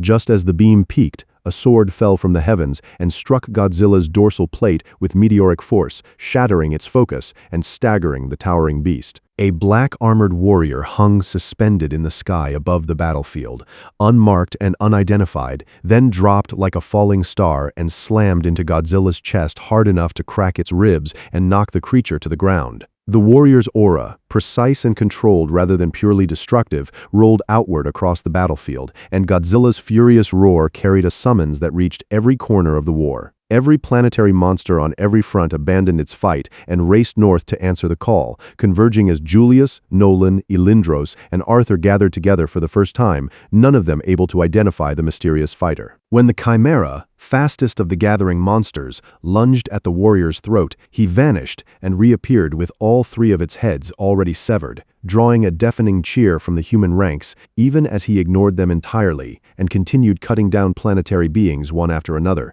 each strike finding an impossible weak point. Far above, the Dragon General privately admitted he might not be able to match this stranger, while among the vampires, a panicked subordinate explained to her prince that she'd let the warrior go fight only because he'd promised to leave peacefully with them afterward if allowed, prompting the prince to order his people to make sure the fighter, who apparently carried something called the Supreme Bloodline Resonance, came to no harm. Among the watching humans, Elizabeth found herself unable to look away from the warrior's movements, some instinct telling her something impossible, though she dismissed the thought immediately. As Godzilla's generals kept falling, the beast lost patience and fired its annihilation ray directly at the warrior, who dodged it midair with ease, the beam tearing through the sky and vanishing into the stars. Rather than retreat, the warrior closed the distance instantly to strike again, but Godzilla answered by calling its surviving generals to merge directly into its own body, flesh and power flowing together as its size surged from 120 meters past 200, finally settling at 234 meters. The resulting aura expansion crushed everyone on the battlefield, sending humans coughing blood and civilians in distant bunkers, collapsing with bleeding noses, ears, and eyes. Even the 4 supreme martial emperors dropped to their knees under the pressure. Only the Black Warrior remained standing. The Black Warrior threw everything he had at Godzilla, striking every visible weak point with lethal precision, but his sword bounced harmlessly off the creature's scales again and again, leaving him bloodied and staggering, while unable to leave so much as a scratch. Watching from a distance, the vampire prince ordered his subordinate to pull the warrior out even by force if necessary, and she tried opening a spatial rift to drag him to safety. But the warrior refused, determined to keep fighting even against a foe he had no chance of beating. Then, an unseen force sealed the entire battlefield. Time itself seemed to stutter, spatial currents locked into invisible chains, and even Godzilla froze mid-motion. The vampire's teleportation sigils died instantly, and every eye across the battlefield, human, dragon, vampire, phoenix, werewolf, turned skyward to find a young silver-haired man hovering calmly above the carnage. Elizabeth recognized him instantly, hands flying to her mouth as tears spilled down her face. Alex spoke a single word, absolute zero, and hundreds of thousands of lesser monsters froze solid in an instant. An entire tide of nightmares turned to ice, even Godzilla beginning to crystallize under the assault. He appeared before the mountain-sized beast and sent it flying with a casual kick, then descended to greet his mother, asking if he'd arrived too late before Godzilla rose again and began charging another annihilation ray. Alex asked her to wait, then reappeared beside the Black Warrior and the frozen vampire woman, his spatial authority stripping her of her teleportation talent entirely. Standing beside his father, Alex quietly told him they'd talk after the fight, and the Black Warrior, overwhelmed by 2 years of suffering endured for his son's sake, collapsed to his knees in tears. Alex activated Dragon Transformation, his strength surging from 12 planetary units to 240, and drove his fist into Godzilla's abdomen with a shockwave so powerful it reduced every frozen monster within hundreds of kilometers to mist, an effect he had to actively shield the human martial artists from using his mental domain. He launched Godzilla skyward, teleported ahead of its trajectory to strike again, and spent 10 relentless minutes battering the unconscious 234-meter creature like a toy, driven by fury at seeing blood on his mother's face. When he finally stopped, standing atop Godzilla's chest, his scan revealed the creature's true identity. Super Godzilla, a mythical-grade Annihilation Ray talent holder at level 9 planetary realm with the strength of 11 planets, an ancient Earth creature that had resurfaced with the trial. Impressed, Alex forcibly bonded it as his third contracted beast, declining for now to merge with its feedback strength. The battlefield fell into stunned, fearful silence, every race present too afraid to draw his attention before the human ranks finally broke into a deafening primal roar of victory, screaming Alex's name and hurling their weapons into the air. Alex didn't linger for the celebration. He teleported the vampire woman away, coldly warning her that the supreme bloodline resonance protecting her people would turn into annihilation for every vampire on the planet if they lingered. Turning back, he found Elindros waiting, and his usual sharp edge softened instantly as he teased his master about broken bones, only for Elindros to pull him into a tight, trembling embrace instead of cursing him. Alex hugged him back, then asked him to wait while he finished one last thing. Rising into the sky, he raised a single finger and spoke one word: heal. Light descended over the ravaged world. Alex's healing light swept across the entire battlefield, instantly restoring shattered bones, burned flesh, and mortal wounds across every wounded soldier, leaving thousands staring at their unmarked bodies in stunned disbelief. Descending afterward, Alex spotted his father and began walking toward him, the moment he'd longed for finally within reach. Before he could speak, a tremendous pressure exploded overhead as 7 figures appeared in the sky, led by a strikingly handsome silver-haired young man with cold crimson eyes, the same vampire woman Alex had teleported away now among them, visibly pale and afraid. The young man demanded humanity hand over Noah to avoid an eternal war with the vampire race, warning that the group before them wasn't even his race's true strength and that beings within it could erase entire solar systems with a thought, cautioning them not to overestimate themselves just for defeating a single planetary monster. Alex responded by flying up to face him directly, identifying him by name as Marcus McCallson, prince of the supreme vampire race's noble McCallson family, and calmly pointing out that as long as humanity survived, Earth's trial remained active and the spatial barrier around the planet would keep the vampires trapped here regardless. He noted he could simply annihilate them on the spot and then transfer all of humanity into the Prime Sanctuary, where not even a universal realm being could touch them. Marcus's confidence shattered, stunned that a human still inside the trial period somehow knew about the McCallson family and the Prime Sanctuary at all. Alex refused to explain how, only reiterating plainly that he could kill Marcus right now and asking if he wanted to test that. Marcus, cornered, threatened to sacrifice his own blood in a summoning ritual to call a galactic realm elder of his race. Alex acknowledged he could do it, but pointed out the ritual would destroy his own foundation and leave him crippled, worthless disposable trash within a race like his. Marcus admitted the truth of it but held firm, revealing that Noah carried the progenitor's supreme bloodline resonance, something his race would go to any length to obtain, making even a crippled prince an acceptable cost. Having already confirmed the bloodline claim through his father's own status panel, Alex offered a proposal instead of further threats. Since 4 supreme races were currently active on Earth, the trial would continue, and battles between the sides could go on, but with strict conditions, no planetary realm beings allowed to participate, himself included. If the vampires managed to win under those terms, Noah would be theirs. But if they lost, Alex warned coldly, his patience would end entirely. He would kill every last one of them and abandon Earth rather than negotiate again. He made clear this offer came only because he still wanted to protect the planet, not because he lacked the will to follow through. Marcus weighed his options in tense silence, forced to recognize that this human was far more dangerous than any warrior he'd expected Earth's resistance to produce, not for his power alone, but for his unshakable certainty. After several long seconds, he accepted Alex's terms without further argument, and his loyal entourage followed him into the sky without hesitation, vanishing into the clouds. Alex noted 3 more groups of hidden observers from the other supreme races, watching from the clouds, their auras too distinct to fully conceal, but said nothing before descending toward the ground. The entire world had watched the confrontation live through every broadcast and satellite feed, and the earlier celebration curdled into dread as people realized the trial was far from over, Godzilla having been merely a warning of something greater still hidden. On the battlefield, Elizabeth approached Noah, the black-armored warrior, having already guessed the truth from the way he moved and fought. When Alex gave a single confirming nod, she broke down and ran to him, sobbing out years of buried grief and loneliness, while Noah stood frozen, crushed by guilt over years spent unable to return despite searching constantly for a way back. Alex stepped in and gently placed his father's arms around his mother, telling him plainly that guilt served no purpose, and he should simply own his weakness and take responsibility. Words that finally broke through Noah's hesitation and let him embrace her fully, apologizing through tears. Nearby,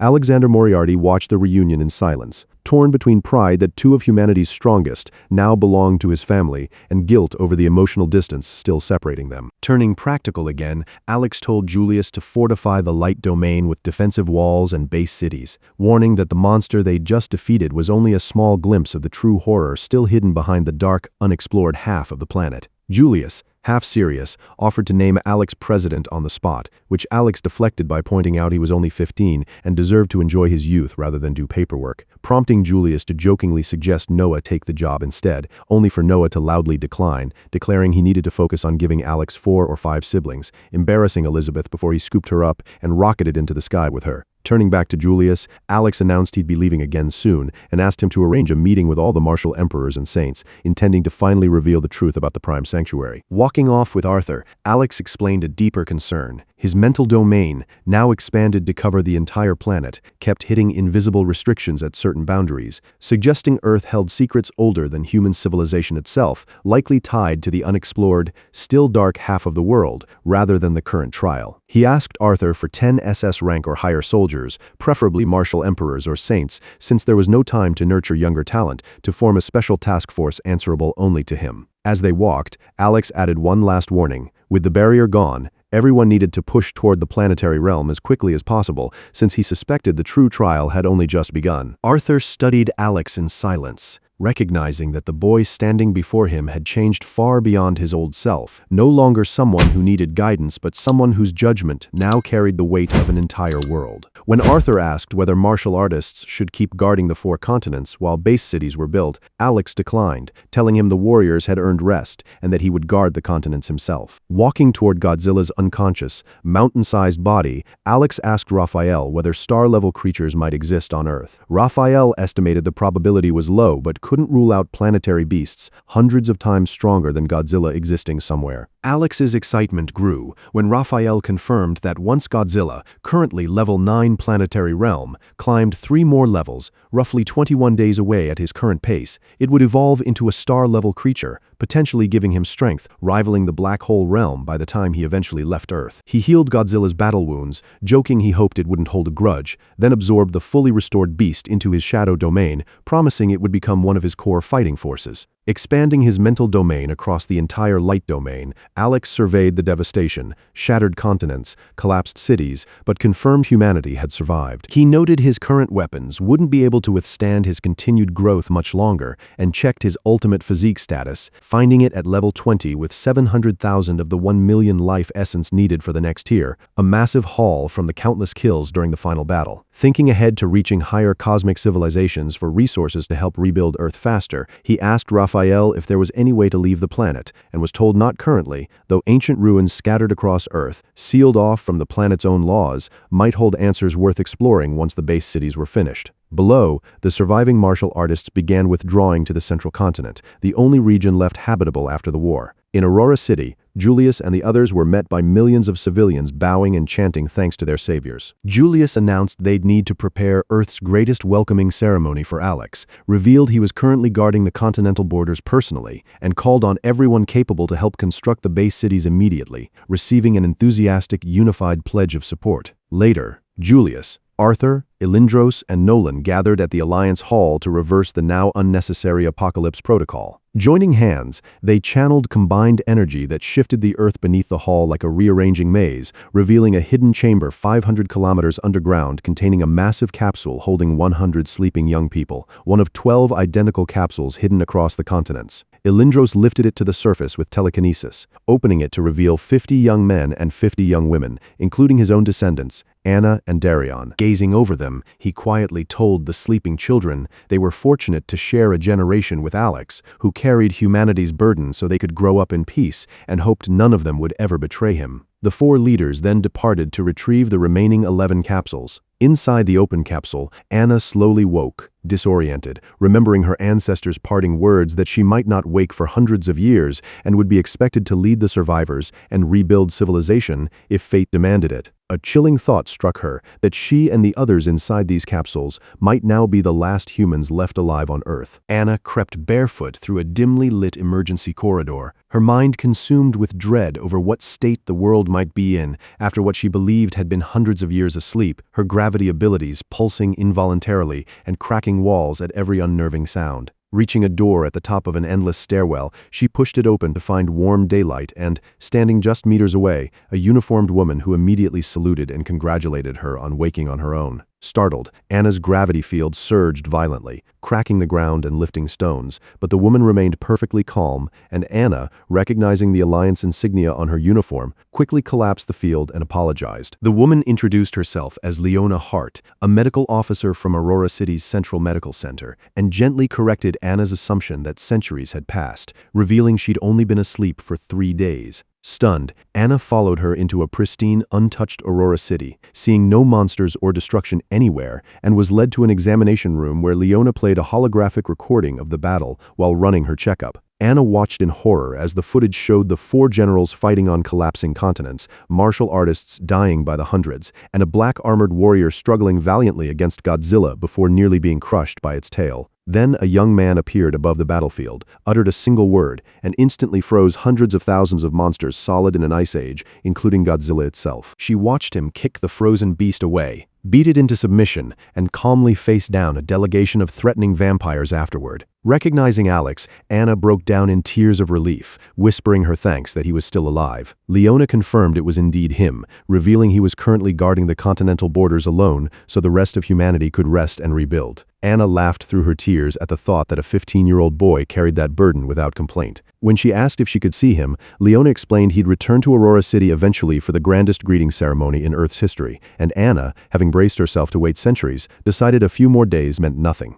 Cleared from her checkup and finally steady on her feet, Anna thanked Leona and stepped outside into a peaceful, sunlit city untouched by the apocalypse she'd feared, smiling as she looked toward the horizon where Alex stood guard over all of humanity, quietly hoping he hadn't forgotten her. In a shadowed chamber, a horned, winged devil lord listened calmly as a subordinate reported the failed mission to destroy humanity, explaining they'd been bound by a rule forbidding direct attacks, meaning survival didn't count as their loss just yet. He revealed they still had other options and, for now, wanted no contact with those immortal bastards he despised. Turning his attention to a nearby island housing several powerful creatures, one of which had nearly reached Star Realm, he ordered his subordinate not to eliminate it directly, since that would violate their restrictions, but to sow chaos among the island's ecosystem and provoke migration, reasoning that once powerful beings started moving, the rest of the planet would inevitably follow. When the subordinate worried their planetary-level strength wasn't enough to stir such powerful creatures, the Devil Lord simply reminded him that devils relied on intelligence over brute force before vanishing into the shadows.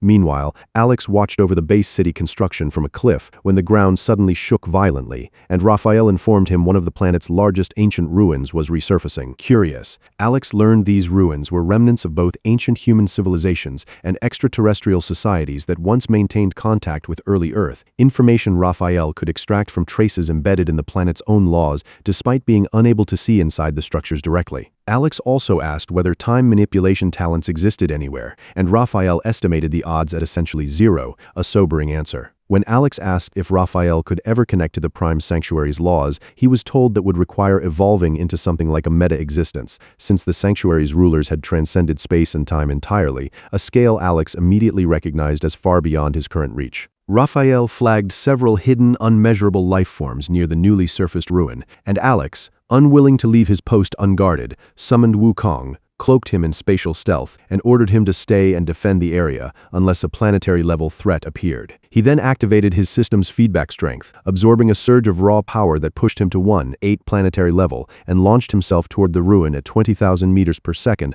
under his own spatial stealth. Arriving above a wasteland roamed by unaware Emperor-class monsters, Alex spotted a gate where 2 humanoid figures emerged, discussing reporting their find, a ruin belonging to the Mecha race, to their overlord for support now that the planet was sealed. Scanning them, Alex identified Logan Casey and Yan Tian. Both ancient humans wielding martial spirits, a 9-star saber-toothed tiger and an 8-star mammoth respectively, at Void Realm ranks with martial emperor-level combat prowess, members of one of Earth's earliest civilizations who cultivated through a system originating from a supreme cosmic race called the Immortal Race. Intrigued by their fundamentally different cultivation style, Alex asked Raphael whether he might be able to adopt a martial spirit of his own, given his nature as a transmigrator, and Raphael confirmed it was possible since his body seemed capable of aligning with multiple forms of energy. Deciding he only wanted a martial spirit and some answers rather than their entire system, Alex locked both men in place with an invisible force and stepped forward, greeting them calmly. "Hello, friends." Locked in place by Alex's invisible spatial pressure, Logan strained against the force while Yan Tian scanned for the source of the calm voice that had addressed them. Alex stepped out of a fold in space, and both ancient cultivators immediately sensed his overwhelming strength was far beyond their expectations. Logan identified him bluntly as a modern human, and Yan Tian, more curious than afraid, marveled that someone from a mere 500-year-old trial had already reached this level, remarking that the elders had clearly underestimated the trial's potential for a species he dismissed as garbage.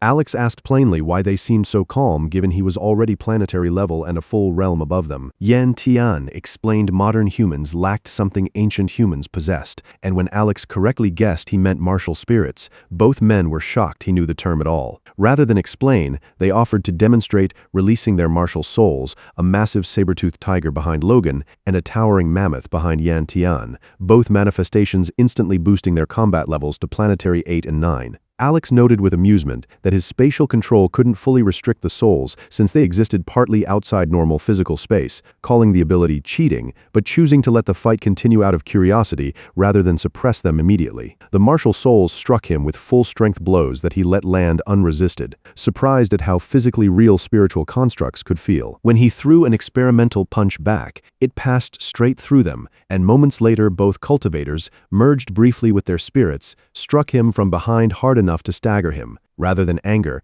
Alex only grew more delighted, thanking them for the demonstration before activating existential nullity, severing their connection to their martial souls entirely. Both men went pale and collapsed to their knees, begging him not to destroy their spirits and promising to answer anything. Under questioning, they explained they'd been sealed inside separate dimensional pockets thousands of years earlier after offending an overwhelmingly powerful enemy who'd punished their entire civilization by cutting them off from all external cultivation energy, weakening them severely over the centuries. The recent planetary lock had begun destabilizing those seals, allowing small groups like theirs to slip back into the world. Alex asked who led their people and learned their overlord had reached the Mahayana realm, roughly equivalent to a peak star realm cultivator in Alex's own system. Finally, he asked how martial souls were awakened, and Logan explained that members of their race attempted the awakening through special meditation at age 15, with success and strength determined by individual talent and opportunity. Satisfied, Alex had gathered exactly the information he'd wanted. Alex demanded the martial soul awakening technique directly, but Logan explained it was controlled solely by their overlord,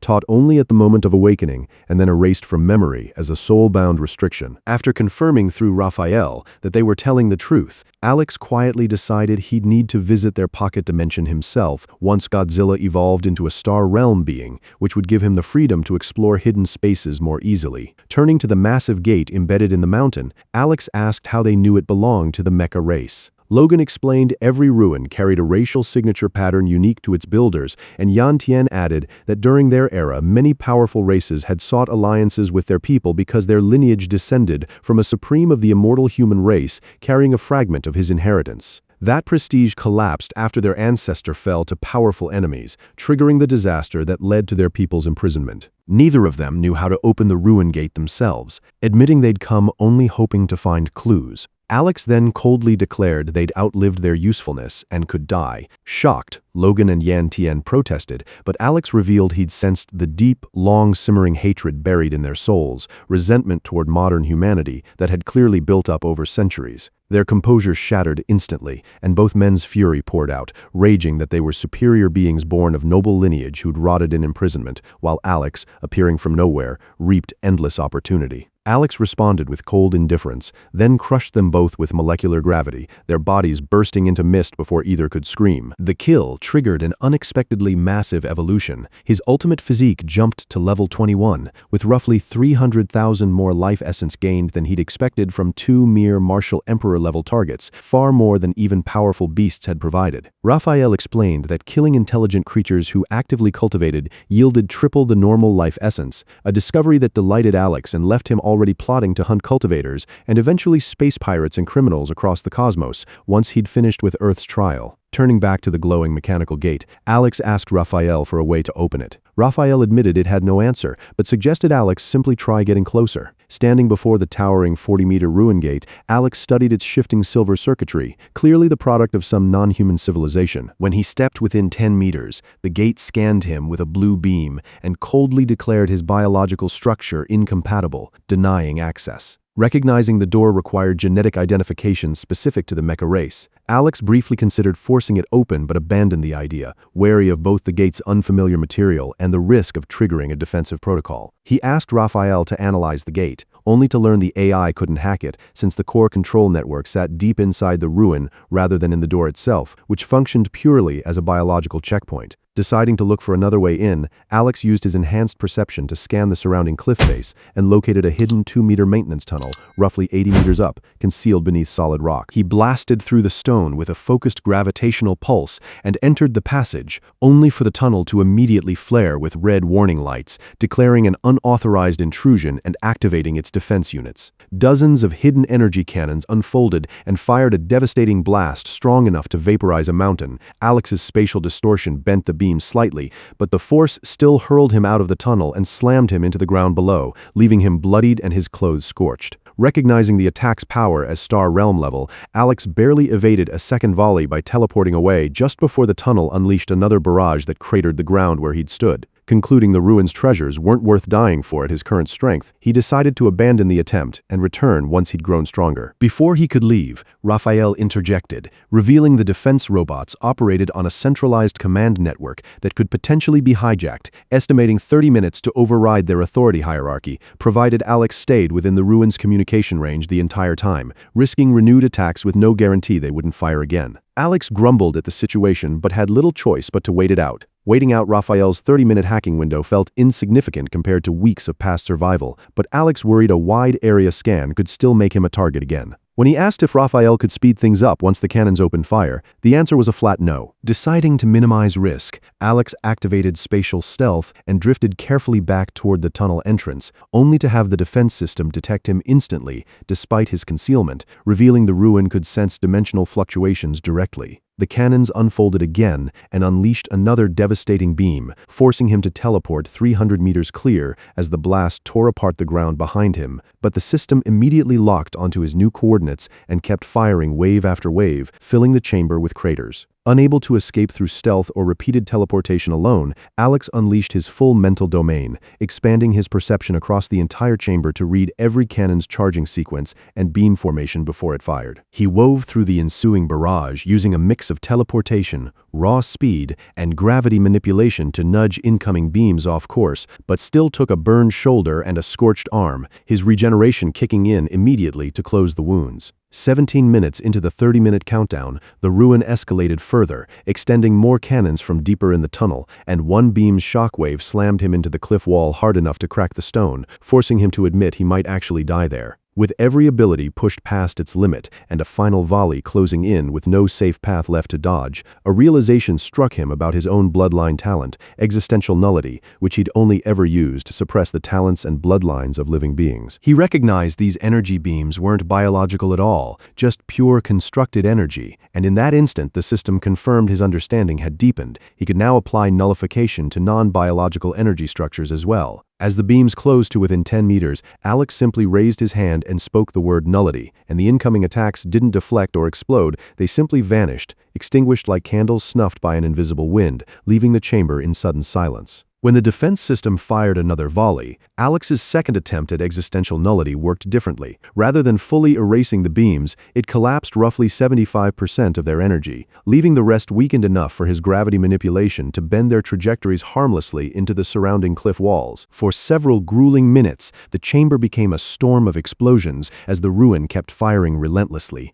But between nullification, gravity redirection, and teleportation, nothing reached him. Though the sustained effort steadily drained his energy and left him sweating and exhausted as the fight dragged past 20, 25, and 28 minutes. Just as another volley began charging, Raphael finally announced the hack was complete, and the cannons shut down instantly, the tunnel's warning lights fading into silence. Alex dropped to the ground on shaking legs, admitting he'd nearly been finished, and once his breathing steadied, asked what Raphael had found inside the network. The ruin turned out to be a modest testing facility built by the mecha race for prototyping weapons before mass production, not a major installation, though it still held advanced technology. Several prototype energy cannons, and more importantly, 3 experimental combat battlesuits, each powered by a miniature Star Realm-level energy core capable of temporarily elevating a compatible wearer to Star Realm combat strength. The catch was that the cores were unstable prototypes, limiting each suit to roughly 10 minutes of full operation before collapsing,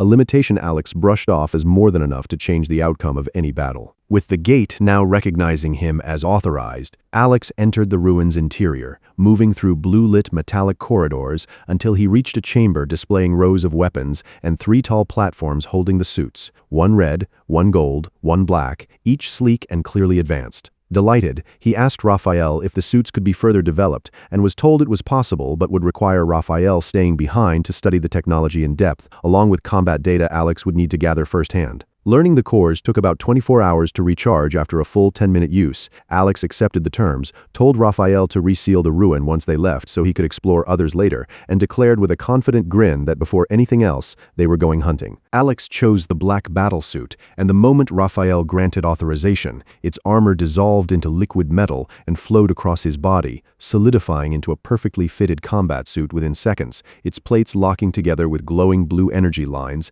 and a soft hum from its chest core. Testing his movements, he found the suit responded instantly, as though it were a natural extension of his own body. Raphael explained the requirements. Only someone at peak Martial Emperor level or above could merge with the suit at all, and continued combat would gradually synchronize it with his DNA, eventually unlocking its full output at level 9 Star Realm once synchronization reached 100%, with the only path to that being sustained fighting. Stepping outside, Alex asked Raphael to scan the entire planet for powerful monsters, and the resulting numbers stunned him. Over 544 million Emperor-level monsters and 1,234 planetary-level monsters, the vast majority hidden within the unexplored super-ocean formed when ancient seas merged after the spiritual energy eruption 5 centuries earlier. Narrowing the search to land-based threats, Raphael reported roughly 3 million Emperor monsters and 97 planetary monsters, their locations flooding into Alex's mental map as a dense field of red markers. Teleporting toward the nearest planetary target,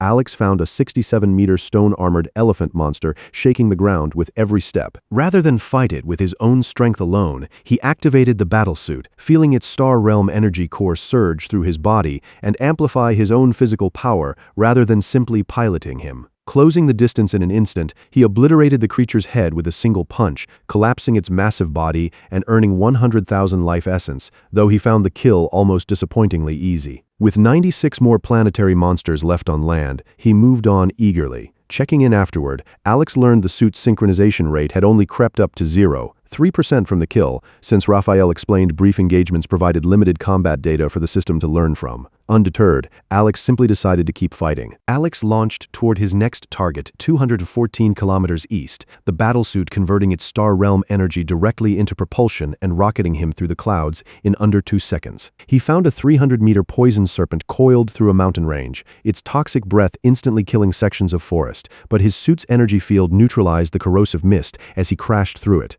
He caught the serpent's fang mid-bite, shattered it, and slammed the creature's skull into the mountainside, only to get sent flying through a cliff by its tail. Shrugging off the hit, he dodged its next toxic beam attack entirely by teleporting above it, then punched straight through its skull, caving in the ground beneath it and earning 120,000 life essence, with the suit's synchronization ticking up to 0. 9%. Over the following hours, Alex swept across the planet, tearing through a molten volcanic beast by punching straight through its energy core, ripping apart the jaws of a ship-swallowing ice leviathan in a polar sea, and steadily climbing synchronization from 3 to 12% as the suit adapted to his combat patterns. His next real test came against an intelligent, dark crystal-armored giant in a canyon that fought back with real resistance, raising crystalline spikes and hurling boulders. Alex fought it directly for the first time since suiting up, cracking its armor with repeated strikes before finally punching through its chest and shattering its energy core, earning 150,000 more life essence and pushing his ultimate physique to level 22 with a new 2M threshold. Synchronization jumped to 23%, and though still far from complete, the suit already moved like a natural extension of his body. With 82 planetary monsters left and only 30 seconds of suit power remaining, he returned to the ruin to recharge overnight, reflecting that hunting things weaker than himself was, at least for now, genuinely fun. The next day, he resumed the slaughter, tearing the wings off a storm-summoning thunderbird, shattering a desert-burying sand titan with shockwave punches, and predicting the rematerialization point of a space-phasing shadow beast to crush it the instant it reappeared. By nightfall, standing atop a ruined mountain peak under a starlit sky, Raphael reported 41 land planetary monsters remaining, synchronization risen to 41%, and his ultimate physique now at level 25 with a 5 million life essence threshold for the next evolution. With 41 planetary monsters still scattered across the continent, Alex planned to finish them the next day and launched himself skyward from a shattered mountain peak. Midway through his ascent, space twisted violently around him, stars and gravity vanishing in an instant before he found himself standing on an unfamiliar island surrounded by strange, twisted ancient trees and a gray, starless void overhead. Sensing an overwhelming presence analyzing him from every direction, Alex tried activating his spatial ability and found it completely blocked. Raphael identified the culprit as someone above Black Hole Realm, possibly Galactic Realm or higher, sealing the space entirely. A calm, ancient voice invited him closer, and recognizing resistance was pointless against something at that level, Alex followed the parting forest path to a lone wooden door standing in an empty clearing. Stepping through, he entered a study filled with ancient books, crystalline data shards, and unfamiliar artifacts, where a translucent, ghostly figure floated at the center of the room. The soul introduced himself as Cale von Lindbergh, formerly a baron of the Grand Mana Cosmic Empire, one of 20 super empires humanity ruled across the universe, and when Alex asked his cultivation level, Cale revealed he'd been a galactic overlord, a power so far beyond Alex's own that the gap felt immeasurable. Cale led him into a private chamber, where a perfectly preserved corpse rested against the wall, a circular hole still shimmering faintly through its chest, despite a million years having passed. He explained the body belonged to an assassin sent by his enemies within the Empire. Cale had fled across 17 galaxies and 3 nebula clusters before finally being cornered on this remote, unexplored planet, where the two had killed each other simultaneously. After a heavy silence, Cale turned to Alex with a mix of sadness and hope, offering to make him his disciple. If Alex accepted him as master, he'd inherit all of Cale's knowledge, cultivation methods, experience, and even his title of baron within the Grand Mana Cosmic Empire. After a moment's consideration, Alex bowed deeply and accepted. The moment Alex accepted him as master, Cale von Lindbergh erupted into manic laughter, declaring he'd waited a million years for a vessel strong enough to carry his soul, then shot forward and slammed directly into Alex's chest, forcing his ancient, star system-ruling will into Alex's spiritual sea. But the moment Cale reached Alex's core, his triumphant laughter cut off into confusion. Buried inside Alex's consciousness was something vast and cosmic, a rotating structure of glowing energy strands that reacted instantly to his intrusion, wrapping around his soul like living chains and beginning to analyze and dismantle him piece by piece. Cale's arrogance collapsed into raw terror as the strands tightened, tearing fragments of his soul apart, despite his attempts to resist with the full power of a galactic overlord. He begged for mercy, offering servitude,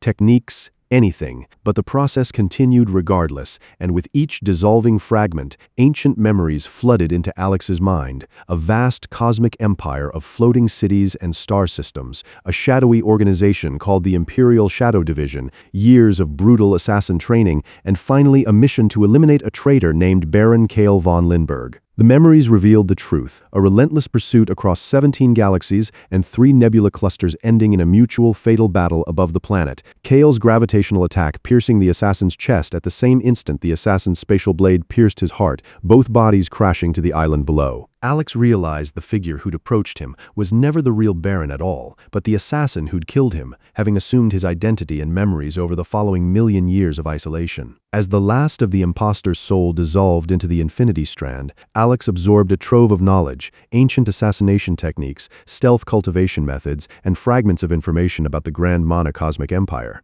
Just as Alex prepared to leave, another soul appeared, the real Baron Cale von Lindbergh, who gently thanked him for finally freeing him after a million years of hiding, and asked, in turn, if Alex would become his true disciple. Alex declined, explaining he had no interest in taking a master, but offered an alternative. If the Baron wanted vengeance for his murder, he could hand over his inheritance instead, and Alex would carry out that revenge once he'd grown powerful enough. Cale considered Alex's proposal in silence, privately admitting the boy's talent had tempted him to bind Alex as his disciple, but he concluded he simply wasn't worthy of the position himself. Before fading further, he revealed one last truth. Long ago, he had adopted his supposedly dead younger brother's son, only for that brother to return years later, changed, having secretly conspired with his own son to kill Cale and seize his estate. Cale had discovered the plot just before they discovered he knew, and they'd sent the assassin who ultimately killed him before he could warn the Imperial Court. Cale explained that under Imperial law, an official missing for 1 million years is declared dead and their authority redistributed,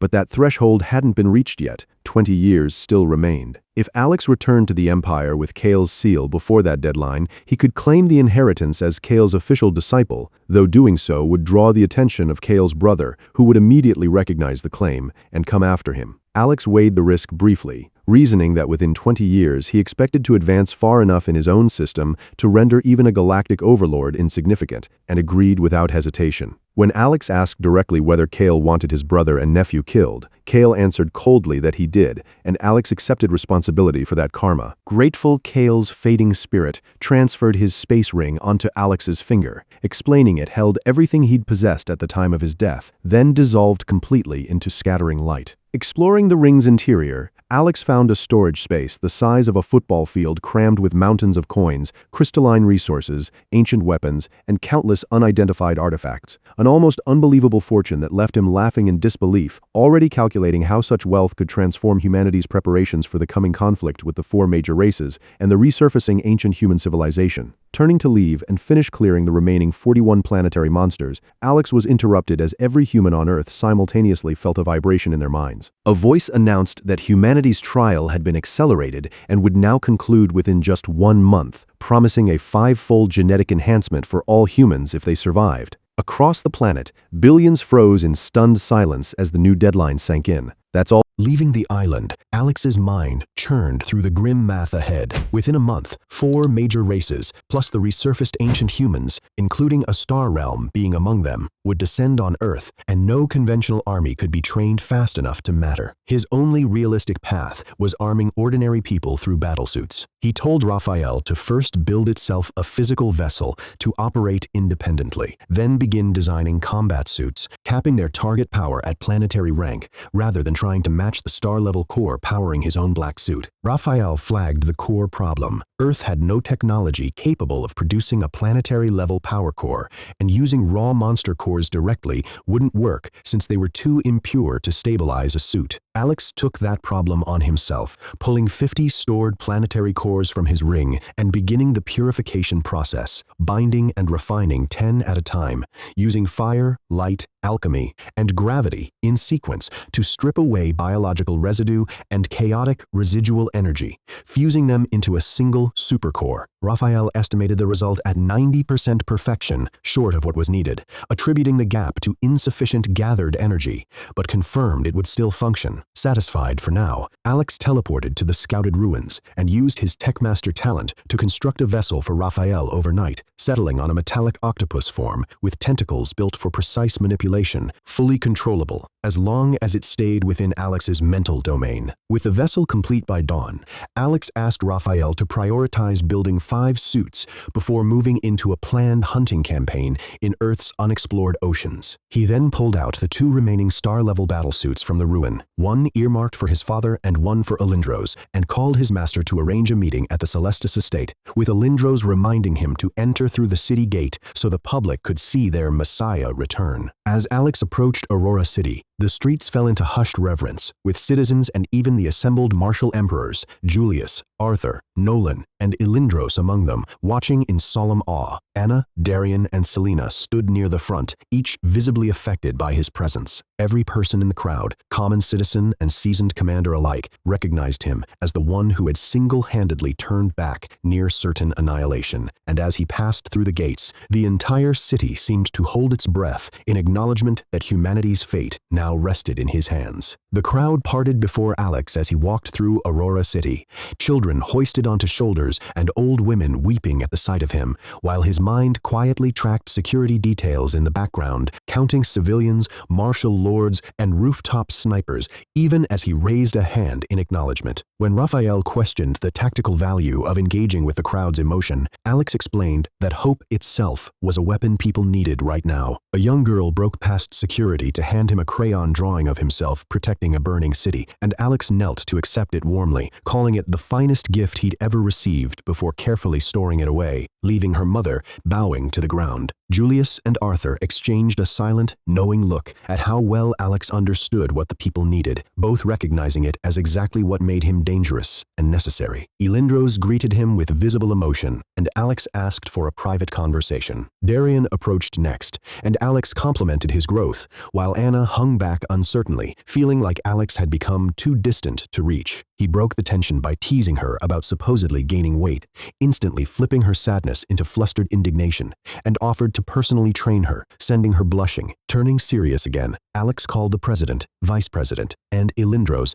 to join him privately, instructing everyone else to stay ready for a full address within 24 hours. At the Celestis estate, prepared like a festival with banners and gathered family members bowing in welcome, Alex led the group into a reinforced meeting room where his warm public demeanor dropped instantly into cold calculation. He warned them the danger ahead was severe, especially from the vampires, who might sacrifice a life to summon a supreme powerhouse from their homeworld. He then revealed one of the 2 remaining Star Realm battlesuits, explaining it granted temporary Star Realm power to its wearer, and that he'd found it, along with 2 others already claimed, in a ruin during his travels, technology far beyond anything Earth currently possessed. He announced his plan to build more suits himself, though they'd only reach planetary level, and asked Arthur how many could be made quickly.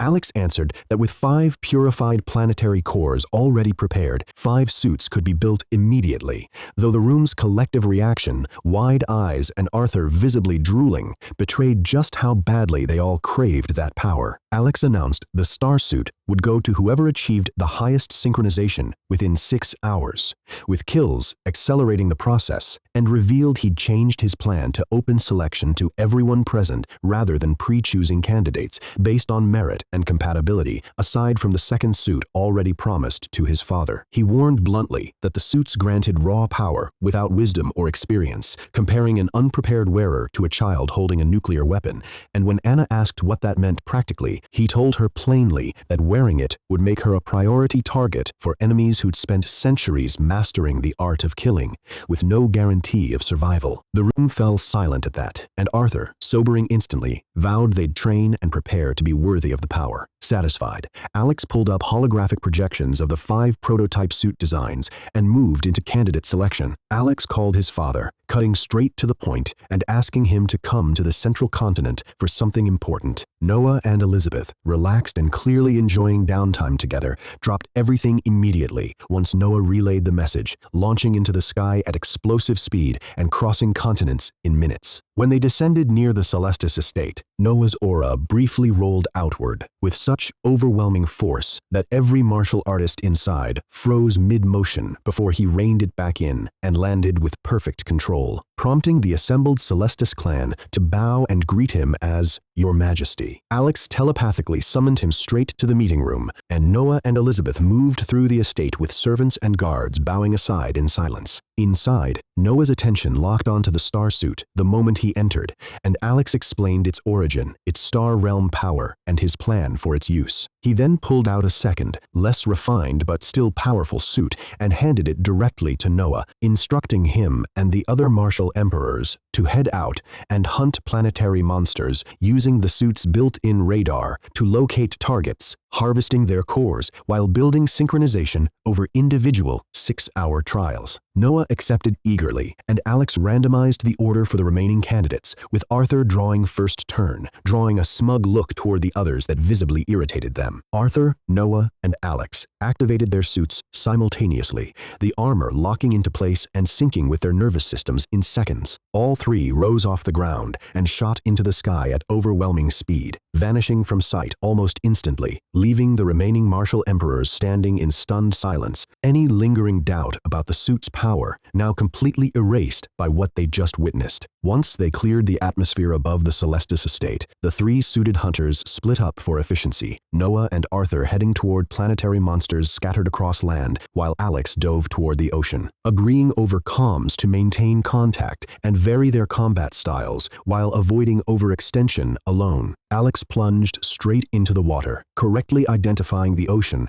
as the densest concentration of planetary-level monsters on the planet, and therefore the most efficient hunting ground. Descending into the dark depths, his suit adjusted instantly for pressure and visibility as thousands of target signatures lit up his sensors. He worked with mechanical efficiency, piercing a massive serpentine creature's skull with a compressed energy beam, rupturing another from within with a focused pulse, retrieving cores from each kill without wasted motion. The scent of blood drew more predators toward him, which he welcomed outright, and his suit's synchronization climbed steadily from 45 to 46% and beyond as each kill sharpened the connection between his mind and the armor, letting him strike multiple targets in rapid succession as though he were everywhere at once. As he pushed deeper, the monsters grew larger and more deliberate, no longer mindless prey, but real predators in their own right. One heavily armored creature resisted his first blast, prompting him to note its unusually high durability, then dodged its tail strike and finished it with a rapid volley of pulses that cracked and shattered its armor before he extracted its core. Meanwhile, on land, Noah tore through monster groups with raw, relentless power, openly enjoying the carnage as training, while Arthur worked with careful precision, studying each target before striking to maximize efficiency, the two of them clearing the land at a rapid pace together. Back in the ocean, Alex sensed a shift.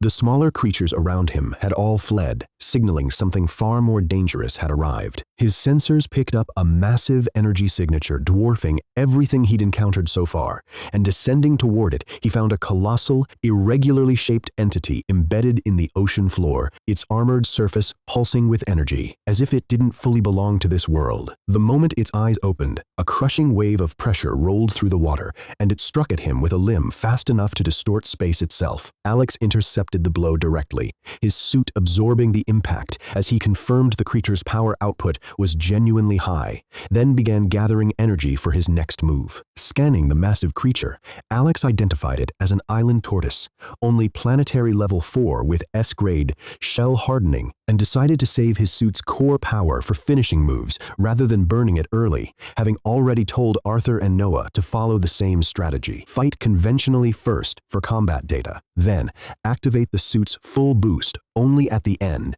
to maximize both synchronization and results. He teleported above it and shattered its shell with a single punch, obliterating the creature instantly and securing its core. Before moving to the next kill, Ember spoke up unprompted, sensing something he described as useful, an unusual moment since the dragon rarely initiated contact. Merging senses with him, Alex followed the pull to a glowing plant on the ocean floor and found a pulsing green fruit of vitality, an A-rank treasure capable of granting permanent vitality and unlocking dormant bloodline potential, especially valuable given Ember's dragon blood. Recognizing its significance, Alex carefully picked it, promising Ember he'd need to consume it properly somewhere safe, and the dragon, uncharacteristically emotional, nuzzled against him in thanks. before being recalled to his shadow. With that discovery made, Alex remembered he still hadn't challenged the Inheritance Tower, and, with the coming invasion looming, decided he couldn't put it off any longer. He teleported to the Celestis courtyard,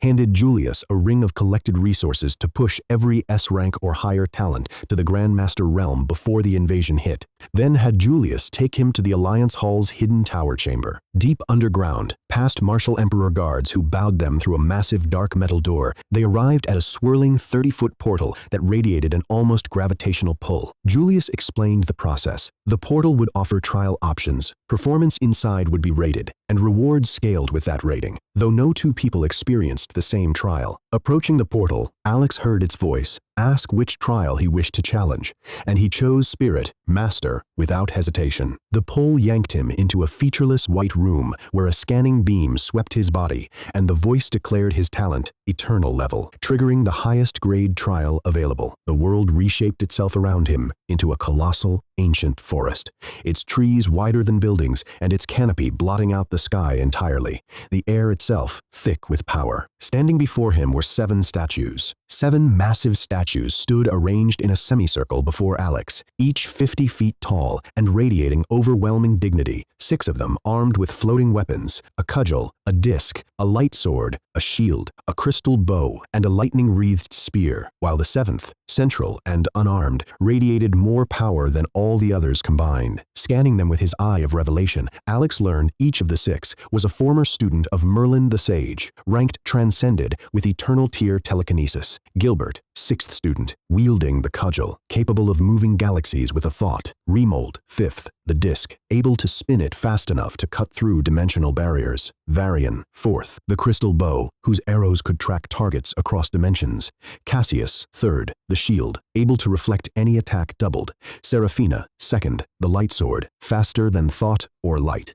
And Maximus, 1st, the spear, capable of piercing space, time, and reality itself. The central statue belonged to Merlin himself, ranked Earl of the Multiversal Realm, and wielding Genesis tier telekinesis, one of only 5 sages in the universe who had transcended reality, capable of creating or destroying universes with a thought or glance, needing no weapon because he was the greatest weapon in existence. As Alex absorbed the scale of what he was facing, the statue's stone eyes lit with awareness, and the trial's rules were laid out. Earn the recognition of Merlin or any of his students to pass, with success rewarding him a place as one of their disciples, and failure costing nothing but the missed opportunity. Elsewhere, in a supermassive galaxy far beyond ordinary comprehension, Gilbert himself stirred from a state of rest, curious that his trial had been triggered, only to be stunned upon arriving to find every statue active at once, including Merlin's, a convergence rather than a single trial. Puzzled how one person could trigger all 7 simultaneously, especially given Merlin's stated refusal to take new disciples, Gilbert focused his golden-eyed perception on Alex and identified 5 eternal tier talents, immediately recognizing him as the first being to ever conquer the tower's 100th stair,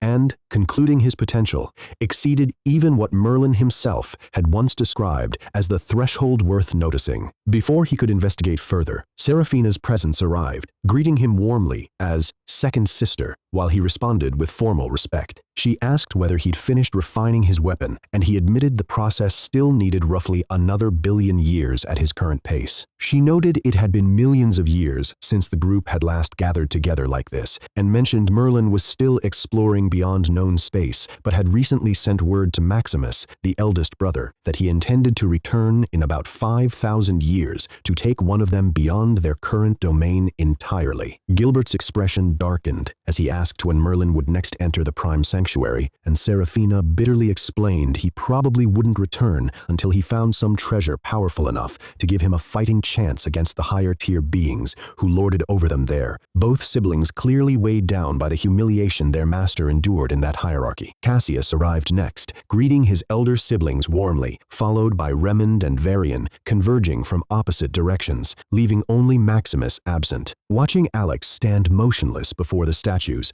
Gilbert wondered aloud whether he'd pass Merlin's trial or settle for one of them instead, and Seraphina admitted her own curiosity, noting the universal will was likely explaining the trial to him now. Before Alex, the The voice explained he could choose one statue to begin its corresponding trial, but that choosing Merlin's required first passing all 6 of his students' trials. Driven by a theory forming since he'd first seen the statues, Alex walked straight to Merlin's, pressed his palm against it, and commanded, "Copy." The result was staggering. He copied telekinesis itself, instantly upgraded to Genesis grade, shattering some deep internal limitation he hadn't known existed, and expanding his perception until the world felt textured and responsive to his will in ways it never had. His external talent capacity exploded to 5,120 slots. Not finished, he moved to the next statue and attempted the same copy.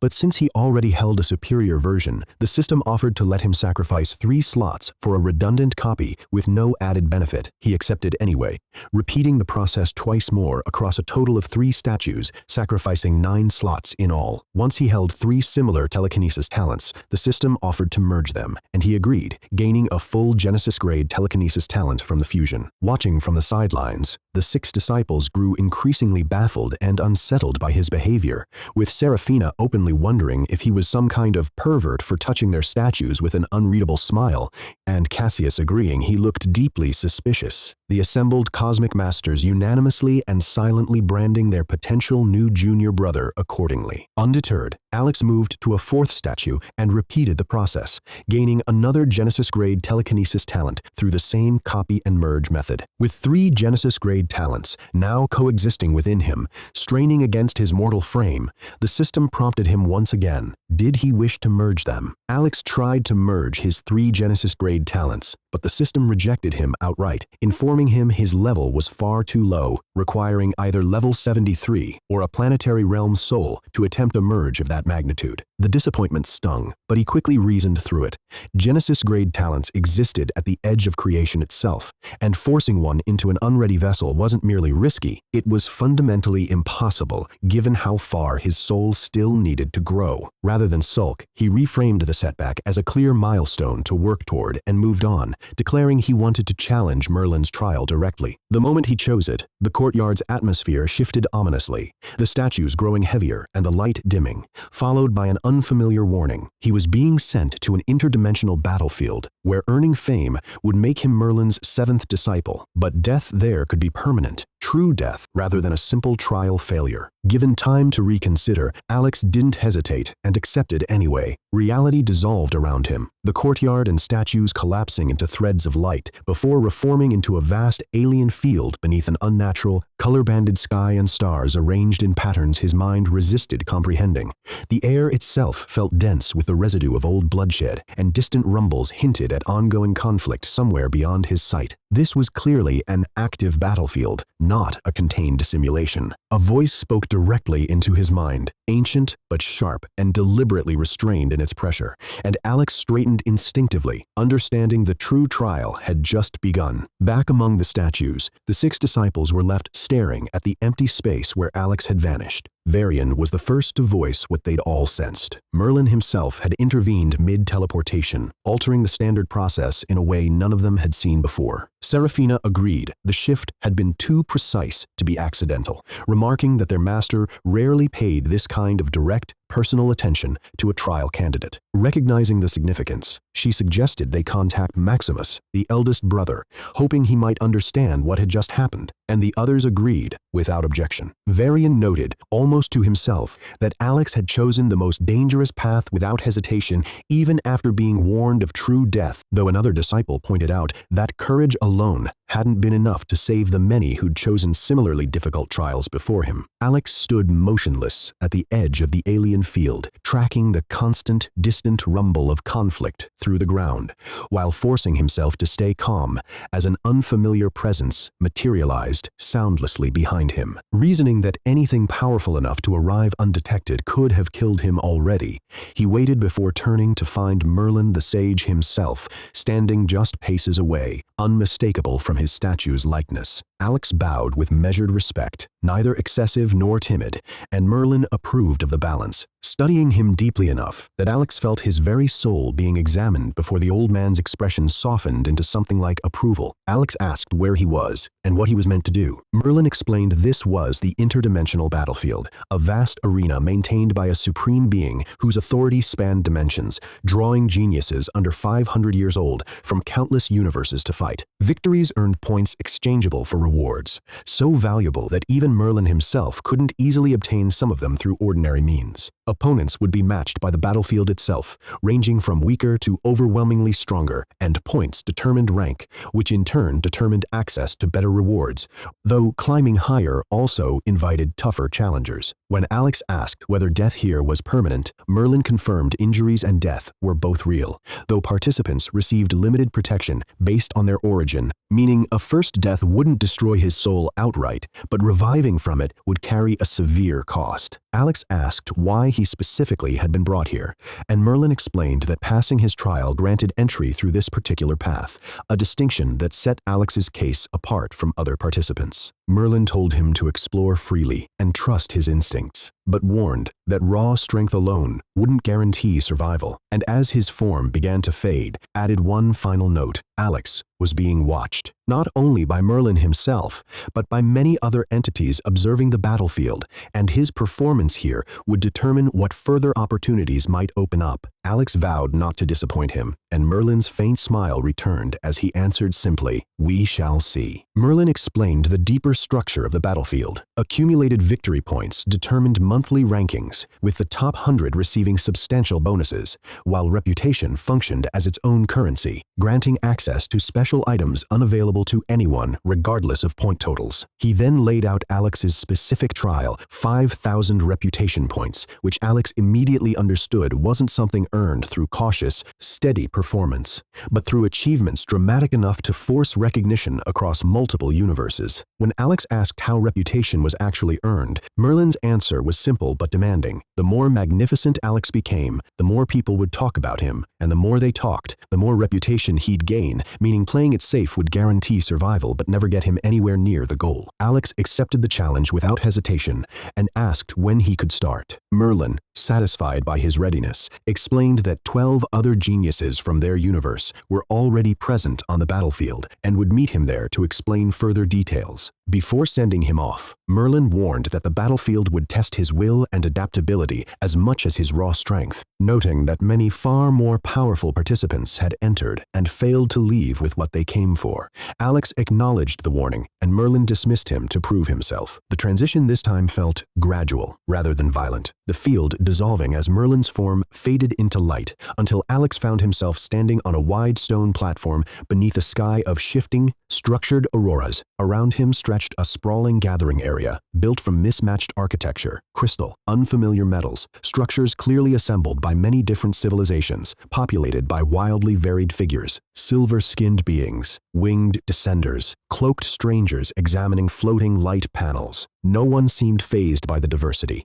though an undercurrent of quiet tension made clear everyone here viewed everyone else as a potential rival. As Alex moved through the crowd, several participants glanced his way, clearly registering him as a new arrival. Passing pavilions and boundary pillars deeper into the gathering, he sensed a familiar resonance among the mass of unfamiliar auras, something aligned with his own origin. Turning toward it, he spotted 12 figures clustered together at the far edge of the platform. The 12 gathered participants noticed Alex before he reached them, subtly shifting posture as he approached. Ares, an elf with visibly arrogant bearing, spoke first, loudly dismissing Alex's restrained aura as unimpressive despite recognizing Merlin's mark on him, while Sarah countered that being chosen by a sage meant he had to have something worth noticing. Jaros, the towering member of the group, cut the exchange short, reminding everyone that survival here required at least peak planetary strength, since even the battlefield's lesser threats had already reached Star Realm within 500 years, a reminder that visibly sobered the group's mood. Reaching them, Alex introduced himself plainly as a human named Alex Moriarty, prompting genuine curiosity from Sarah,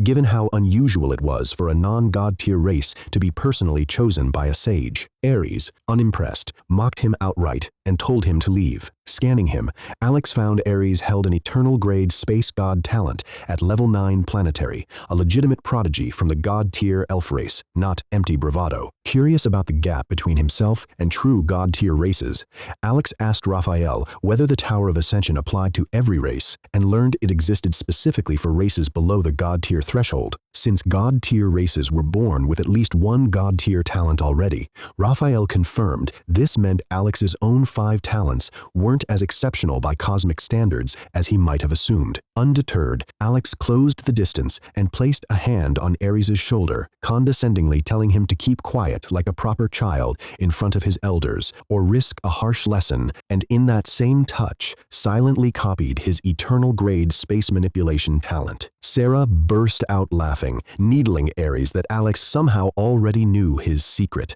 sending him into a humiliated rage. Ares retaliated by unleashing a crushing spatial attack meant to compress Alex into non-existence as a lesson in hierarchy, but Alex's freshly copied talent recognized and unraveled the attack instantly, considering but deciding against revealing existential nullity, since going that far would expose too much to onlookers. Alex simply held the spatial pressure at a standstill, with matched talent rather than overwhelming force, neither advancing nor retreating as Ares pushed harder and harder for 5 full seconds before finally giving up, visibly shaken and pale. Alex withdrew his hand with a pleasant, needling smile, calling him a good boy for learning his lesson so quickly. After the standoff, the 11 watching participants visibly recalibrated their read on Alex, no longer seeing a dismissible newcomer. Ares, forced to acknowledge his own defeat, admitted Alex had done more than block his attack. He'd matched it and formally introduced himself as Ares Noar, a level 9 planetary space god talent holder and spirit master. The rest of the group followed suit. Yaros Valen, an eternal titan clan leader with 3 eternal grade talents. Sarah Quinn, a level 8 planetary divinity talent user who could glimpse the future. Lyrian, a vampire blood progenitor prodigy. Vesh,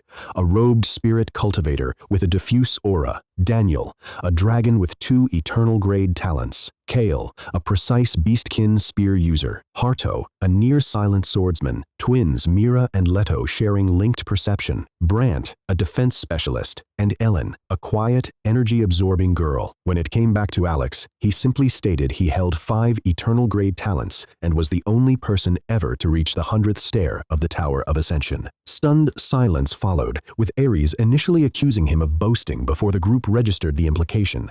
Alex was likely the strongest and most mysterious among them. No one pressed for further details, understanding he'd chosen not to reveal everything, and Jaros formally welcomed him, noting that blocking Ares alone qualified him to stand with the group, a statement Ares quietly corrected. Alex hadn't just blocked him, he'd matched him outright. Before the moment could settle, a rival group of roughly a dozen aggressive, undisguised auras appeared on a nearby ridge, openly mocking Alex's group as weaklings from a minor universe and singling out Alex specifically as looking fragile. Ares identified their horned leader as at least level 1 star realm, possibly higher. Alex watched calmly, without reacting or revealing his aura, reasoning that responding now would only expose strength prematurely, and the rival group eventually lost interest and moved on, though the hostility lingered unresolved. Then the temperature seemed to drop, as a woman appeared without warning, leaning against a fractured pillar, as though she'd always been there, undetected by anyone including Ares' spatial senses. She fixed her gaze on Alex, calling his presence a charming scent, and openly stating she wanted to devour him. Jaros stepped protectively in front of Alex, and Sarah found she couldn't gauge the woman's power level at all, the most alarming sign of all. When Ares tried to warn her off, her mere attention casually collapsed his spatial senses without effort. She introduced herself only as Sophia, closing the distance in an instant no one could track, telling Alex he smelled unfinished but delicious, and that she wouldn't eat him yet since he needed time to mature, but promised she'd be watching. After Nisera, Sophia vanished. The group stood frozen, still processing an encounter more unsettling than any exchange with the rival group earlier. Jaros was first to break the silence, confirming she was Star Realm, at least, while Sarah admitted her divination talent had found absolutely nothing to read from the woman. No future, no limit, no glimpse of intent. as though she existed entirely outside the framework Sarah's power could perceive, just like Alex himself. Daniel, having tracked her movements analytically, concluded she hadn't teleported or spatially displaced at all. There had been no detectable energy signature or dimensional fold. Only the sense that reality itself had skipped a frame with her as the sole thing that moved between positions. Mira agreed, comparing it to watching a recording with the connecting moments simply edited out, though no edit had actually occurred. Scanning her while the group recovered, Alex found her true name was Sophia Harris, a level 5-star realm holder of a Genesis-grade soul snatcher talent capable of devouring the soul of any being up to 2 realms above her own, with no theoretical ceiling on how much power she could eventually accumulate, up to multiversal level at her absolute peak. Terrifying as that was, it was exactly what Alex wanted. Ignoring his relieved teammates, he walked directly up to her, met her gaze, and casually proposed a 2-month bet on who would end up devouring whom, extending his hand for a handshake purely as a pretext to make contact and steal her talent. Sophia studied him with amused disdain, dismissing the handshake as presumptuous and telling him he'd need to rank in the top 10 before she'd consider him worthy of touching, then turned to leave in a movement his spatial senses couldn't track. Refusing to accept the rejection, Alex teleported directly behind her, and in the process of trying to make brief contact with her back, his hand ended up grabbing her rear instead due to the angle of his teleport and momentum. The contact was accidental in execution, but successful in intent. The system confirmed he'd copied her Genesis-level Soul Snatcher talent. Both of them froze for a moment before Alex smoothly claimed he'd simply been heading somewhere else and hadn't seen her there. Then, catching the look on her face as she turned toward him, immediately teleported back to camp without waiting to see what she'd do. He reappeared behind Yaros with perfectly composed posture, giving no outward sign of what had just happened, though inwardly his heart raced as he calculated how long Sophia might take to decide whether to kill him outright or wait to see what else he'd try. Ares, disbelieving, muttered that Alex was a shameless bastard who was going to get them all killed on his very first day. Maintaining his unbothered composure, Alex remarked that had been close, as though genuinely relieved rather than pleased. Sophia's voice lingered coldly in the air, giving him a 2-month deadline. She wouldn't come for him during that time, but if he failed to face her when it ended, everyone from his universe would die. Then she vanished without any detectable trace. The surrounding crowd of gathered geniuses, having witnessed the whole exchange, erupted into disbelieving murmurs, speculating wildly about how a newcomer could touch Sophia Harris, the battlefield's second-ranked prodigy, and simply walk away alive. Watching from a distance, Valerius Aurelian, the undisputed first-ranked genius with 5 million points and 14 wings of pure light, had seen the entire encounter and interpreted it as Alex touching his woman. Calmly and with chilling composure, he announced a reward, a universe rank treasure, to anyone who reported Alex's location during the coming hunting period, then walked away, setting off a wave of excited whispers as every genius in the encampment realized a newcomer had somehow provoked both the first and second-ranked prodigies on his very first day. News of the bounty reached Alex's group quickly, delivered gleefully by a passerby who warned them to enjoy their last day of peace. Ares reacted with barely contained panic, calling Alex a cursed child who doomed them all by earning the hostility of the battlefield's 2 strongest figures in a single afternoon, and demanded distance from him. Alex brushed the warning off entirely, instead asking Yaros whether time here matched the outside world. Yaros explained the battlefield existed in a temporal pocket where 1 year inside equaled a single day outside, meaning Alex would have vastly more subjective time to train and integrate his stolen talents. His relief was short-lived, though, when he asked Raphael whether his cultivation would advance according to the battlefield's internal time or the outside world's, and learned it was tied strictly to outside time, meaning no amount of subjective time spent here would accelerate his actual cultivation progress. Recalculating his strategy on the spot, Alex privately concluded that stealing power directly from strong geniuses of other races, rather than simply training, was now his fastest path forward. Alex asked Jaros to walk him through the battlefield's rules, and the Titan explained. Monthly, 3-day hunting periods where killing rival geniuses, barring those from your own universe, unless betrayed earned ranked points based on the opponent's strength and the difficulty of the kill. Rankings updated live during hunts and stayed static between them, and Yaros mentioned rumors, unconfirmed by anyone he'd met, that supreme beings beyond even the sages sometimes watched the battlefield and personally elevated promising participants as disciples. Pressing for specifics, Alex learned the next hunting period started tomorrow, that each full session ran 100 years within the battlefield, and that the current session had begun 5 months earlier, with 500 years separating sessions. Checking the ranking board, he saw Valerius Aurelian in first with 5 million points, Sophia Harris second at 4.5 million, and Rael Timber third at 4 million, numbers dropping off sharply after the top few, with the 100th rank sitting around 200,000. When Alex casually asked Jaros his own point total, the Titan visibly bristled and deflected, warning him instead to rest for the coming hunt, since catastrophic ancient creatures roamed the battlefield as well and offered points, if fewer than killing rival geniuses. Alex read the reaction correctly, understanding Jaros's total was embarrassingly low, and let it drop with a faint, needling look toward Ares instead. That silent provocation worked exactly as intended. Stung, Ares snapped that he himself held over 30,000 points, third among their group, and that even Jaros only had around 50,000, demanding Alex match that in 5 months if he was so confident. The moment the words left his mouth, Ares realized his mistake, catching Jaros's expression shift into something predatory, the look of someone who'd spent 5 months surviving by letting others underestimate his true strength, now furious that his numbers had just been handed to a newcomer. Jaros calmly summoned Ares to meet him within the hour,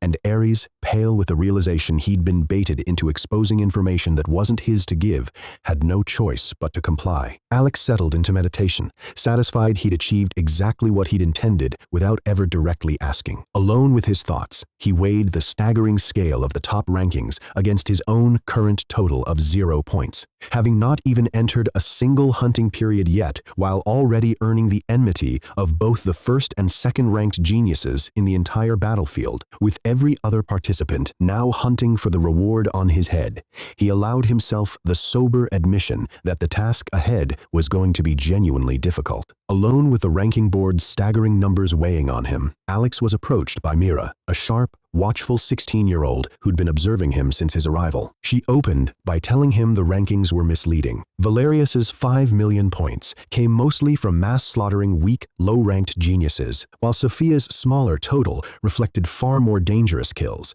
including a rank 14 and a rank 20 genius. She warned him the third-ranked Rael Timber was the one he should truly fear, since unlike Valerius's appetite or Sophia's grudge, Rael moved only against those who believed themselves safe, and his interest in understanding Alex would prove more dangerous than either of the others wanting to destroy him. Mira explained she'd entered the battlefield 5 months earlier with 12 companions from her universe and was now the only survivor, having learned enough to endure but never expecting to crack the top 50 herself.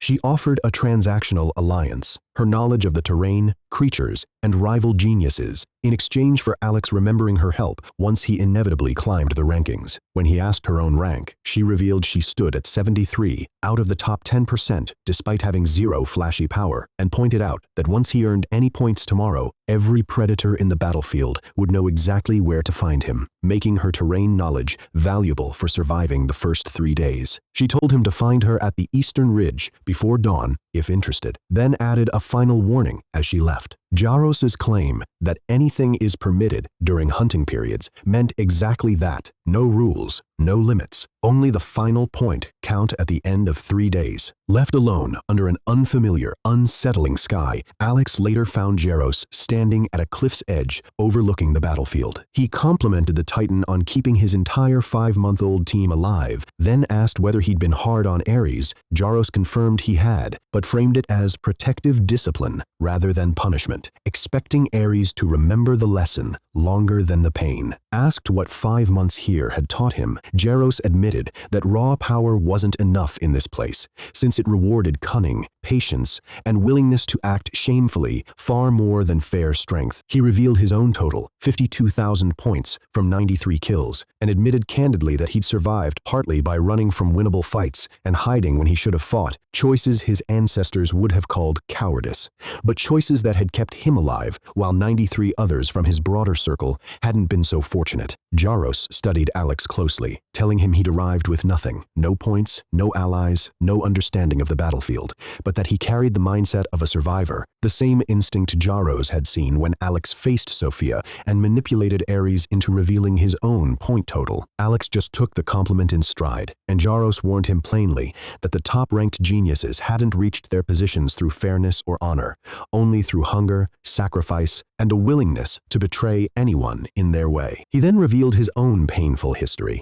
He'd once ranked in the top 20 until he challenged someone far beyond him, losing everything: his points, his rank, his reputation, and surviving only because his opponent found more value in sparing him than taking his points. His final warning was blunt. Strength alone would get Alex killed once the hunt began, since only those who were both strong and clever ever truly thrived here. Alex spent the sleepless night calculating, aware that two of the battlefield's most dangerous figures were already hunting him, and that Valerius's bounty meant every ranked genius would be looking for him the moment the hunt started. He also recognized a longer-term angle beyond mere survival. Climbing the rankings might draw the attention of beings beyond the battlefield itself, potentially opening a path to discipleship under someone even more powerful than Merlin, though for now securing Merlin's approval remained more than enough. At dawn, he met Mira at the eastern ridge, as promised, and she led him silently through a glowing crystal forest to a hidden underground entrance,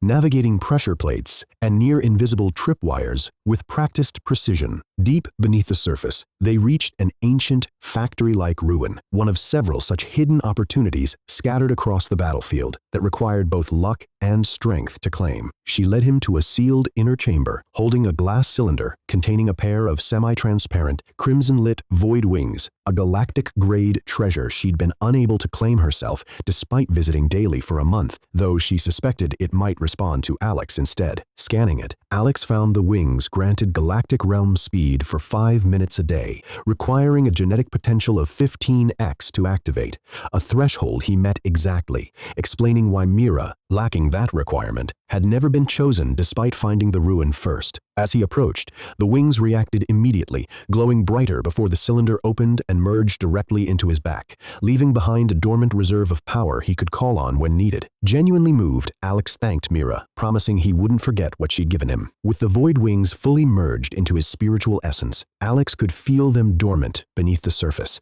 like a stored storm waiting to break. Mira warned him 5 minutes wasn't much, but in this place, it could mean the difference between climbing and falling. When Alex asked why she'd given it to him, rather than holding out for herself or someone else, she admitted 5 months of failed attempts had taught her the wings simply weren't meant for people like her, that some treasures were reserved for those destined to climb rather than merely survive. Alex promised he'd remember what she'd done, and that she'd climb with him when the time came. She only told him to survive the next 3 days first. Leaving the ruin, Mira led him to a neutral marketplace zone where overseers enforced a strict truce, one violently reinforced after someone who'd tried to kill a rival there recently had their limbs removed and was left for hunters to finish off. The trip took roughly 3 hours, and along the way Mira pulled Alex into cover twice. First, for the Grey Covenant, a 32-member hunting collective whose leader ranked 17th, dangerous less for individual strength than for months of practiced coordination against solo targets, and then for a lone white-haired figure named Kalen, ranked 4th, whose mere presence stopped Mira's breathing entirely, and who had reportedly killed 17 geniuses, including 3 top 50 ranked, in a single day the month before. At the marketplace, hundreds of participants moved through a tense but functionally peaceful truce zone. Mira pointed out key figures: Seraphine, Valerius's bronze-skinned second-in-command ranked 9th, whom Alex was warned not to make eye contact with, and the Inner Circle, 5 participants ranked 12 through 16 who didn't hunt directly,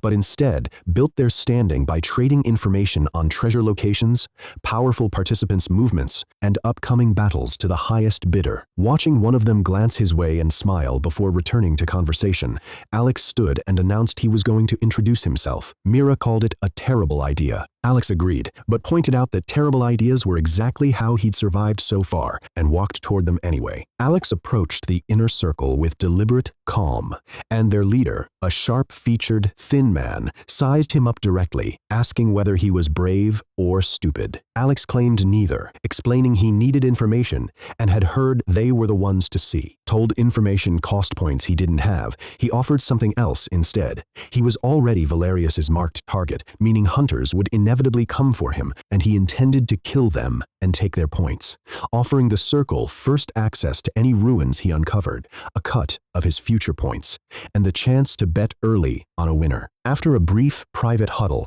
the group agreed to 3 pieces of information for free, with further terms open if he survived the first day. The intel landed heavily. Kalen wasn't hunting Alex at all, but something else that had appeared in the eastern ruins 3 days earlier, something that had the top 10 terrified. The Grey Covenant had placed a separate 50,000-point bounty on his corpse, specifically to study how he'd survived Sophia. And someone even more terrifying than Valerius had also taken a personal interest in him. Satisfied, Alex asked for and received the current locations of the top 20 ranked participants, then returned to a visibly worried Mira, telling her only to stay put while he handled some business, before vanishing. His plan was to tame 10 supreme-tier monsters scattered across the battlefield, each exceeding 100,000 planetary units of raw strength, far beyond what a normal level 9 planetary being possessed, reasoning that successfully bonding with them would push his own base strength high enough to surpass a conventional star realm being once stacked with his genetic amplification. Selecting a 3-headed lion as his first target, he calculated the precise force needed to subdue rather than kill it at galactic speeds, recognizing that even casual contact at 5 times light speed could obliterate something at that power level if he wasn't careful. Before he could test his control, a calm, pressuring presence interrupted him. Xylo Grandum, an immortal human from another universe, wielding an eternal-grade heavenly sword martial soul, ranked 10th, and, with his soul active, capable of exceeding 500,000 planetary units of strength, making him the only planetary realm being in the current top 10. Xylo accused Alex of killing members of his race, and declared he'd forfeited his right to exist as a result. Without bothering to respond, Alex activated Dragon Transformation, his strength surging past 1,000 planets, and the two vanished into supersonic motion at the same instant, the fight beginning immediately. The moment Alex and Xylo moved, the ground where they'd stood erupted a fraction of a second behind them, and the fight became a series of supersonic collisions, fists against blade, each impact tearing craters into the terrain and drawing distant spectators to watch from a cautious distance. Despite Xylo's strength, sitting at roughly half of Alex's raw 1,000-planet output, his sword doubled his effective power, and every swing carried precise, efficient intent, keeping the fight surprisingly balanced. As they traded blows, onlookers began recognizing the combatants, identifying Xylo as rank 10 and Alex as the one carrying Valerius's bounty, visibly confused by his dragon-transformed appearance. Frustrated by the stalemate, Xylo declared it was time for Alex to die and summoned his martial soul, cracking the sky itself as a colossal, ancient, partially translucent sword descended and shrank into his grip, his entire aura and presence transforming as it did. Rather than alarm, Alex reacted with pure fascination, casually announcing he wanted a martial soul too, stunning the watching spectators who assumed his death was now certain. Xylo's first strike, with the empowered blade, moved faster than anything before it, cutting clean through what should have been a fatal hit, only for it to reveal itself as nothing more than an afterimage, with Alex taunting him calmly from behind. Furious, Xylo attacked again, but Alex, choosing to practice controlling his output rather than simply neutralizing the martial soul with his bloodline, found that his newly merged void wings didn't just grant speed, they stabilized his perception at that speed, letting the world seem to slow around him while his own movements stayed sharp and controlled. As Xylo's blade closed in on his neck, Alex simply stepped forward, appeared directly in front of him, and delivered nothing more than a light tap to his shoulder, before vanishing again. A beat later, the restrained force detonated, launching Xylo hundreds of meters backward into a rock formation that shattered on impact, leaving him unconscious and embedded in the fractured ground, his martial soul still gripped protectively in his hand. None of the stunned spectators dared approach, wary that the sentient weapon might defend him even unconscious. Satisfied that his control had held within the intended range, powerful enough to overwhelm without killing, Alex folded his wings and moved on toward his actual target. In the aftermath, the battlefield's scattered spectators struggled to process what they'd witnessed, murmuring that Alex hadn't just defeated rank 10, he'd dominated him effortlessly, with a primordial-grade martial soul active, forcing the community to reevaluate him overnight, from bounty prey into a genuine rival, capable of disrupting the entire ranking hierarchy. News spread fast and grew more alarming with each retelling, and many who'd been planning to hunt him began reconsidering their approach entirely. Watching from a nearby plateau, the 12 geniuses from Alex's own universe absorbed the fight in stunned silence. Jaros was first to speak, noting how fast Alex was growing, and another pointed out he hadn't even used his full abilities against a primordial martial soul. Jaros concluded Alex's destiny was beyond their imagination, and that he could carry their universe to the very peak, a sentiment the others, despite their own considerable pride, quietly accepted. Elsewhere, Valerius casually finished off a massive behemoth and learned from a kneeling subordinate that Alex had defeated Xylo with a martial soul active. Unbothered and openly intrigued rather than threatened, Valerius raised the bounty to 15,000 points, adding a personal condition that the treasure Alex now carried belonged to him alone, and that he'd personally hunt down anyone who tried to claim it instead. Musing that catching Sophia's interest meant Alex's soul had to be something special, Valerius set off after his next prey. Meanwhile, Alex traveled toward a silent, lifeless mountain range, hoping to find a strong target worth taming. Deep inside, he felt something watching him and expanded his mental domain, discovering the entire mountain range was pulsing like a living creature. In fact, was one, a primordial mountain lion, planetary level 9, with Genesis-grade soul destruction, a 30x genetic multiplier, and roughly 300,000 planets of combat power. Its true body, the whole mountain range, with only a decoy manifesting physically, capable of annihilating anyone with a lower-grade talent through its gaze alone. Stunned by the scale of it, Alex was relieved his own Genesis-tier telekinesis meant he wouldn't be instantly killed by the gaze, though the creature remained dangerously far above him. He asked Raphael for advice, and was told to retreat, use Sophia's Soul Snatcher talent to strengthen his soul to planetary level first, and only then attempt to merge his talents safely. Weighing the odds himself, Alex judged that his light speed acceleration might let him strike the decoy and reach the core before the creature could react, and decided to press forward with the hunt anyway. Unfolding his crimson void wings and accelerating to where the world itself seemed to slow around him, he closed the distance to a cliff face in an instant and drew back to strike, only for two eyes to snap open in the stone and lock onto him instantly, even at his full speed, leaving him with a sudden, deeper chill than before. Raphael's tone lost all its usual casualness as he explained the lion's danger. It carried a supreme cosmic bloodline from a region even universal entities rarely entered, and its consciousness might operate outside conventional dimensional speed entirely, meaning Alex's instantaneous attacks might not guarantee a hit. Pushing his eye of revelation harder to break through the creature's resistance to analysis, Alex learned its true mechanic. It could consume its own life force to match an attacker's speed, but only if the gap was 3 realms or less. Since his burst speed had reached galactic realm against the lion's planetary rank, exactly a 3-realm gap, that meant it could react to him after all. He attacked anyway. Just as his fist closed on the creature's skull, its eyes locked onto him and struck his soul directly, tearing through his consciousness and threatening total oblivion since his own soul hadn't yet reached planetary level. An emergency system protocol kicked in, forcibly pushing his realm to star by consuming 99.9% of his life force, granting him a 10-minute power boost at the cost of reducing his remaining lifespan to a single year. Furious rather than broken by the cost, Alex unleashed everything, his empowered punch obliterating the lion instantly, copying its Genesis-grade soul self-destruction talent and absorbing its essence via Sophia's soul snatcher ability in the same strike. The trial system rewarded him 10,000 points for the Lord tier kill, an amount that would normally take dozens of lesser kills to accumulate. With the 10-minute timer already running, Alex immediately commanded his system to merge his 3 Genesis-grade telekinesis talents, and the resulting fusion produced something beyond even Genesis. A Chaos-grade talent called Absolute Telekinetic Authority,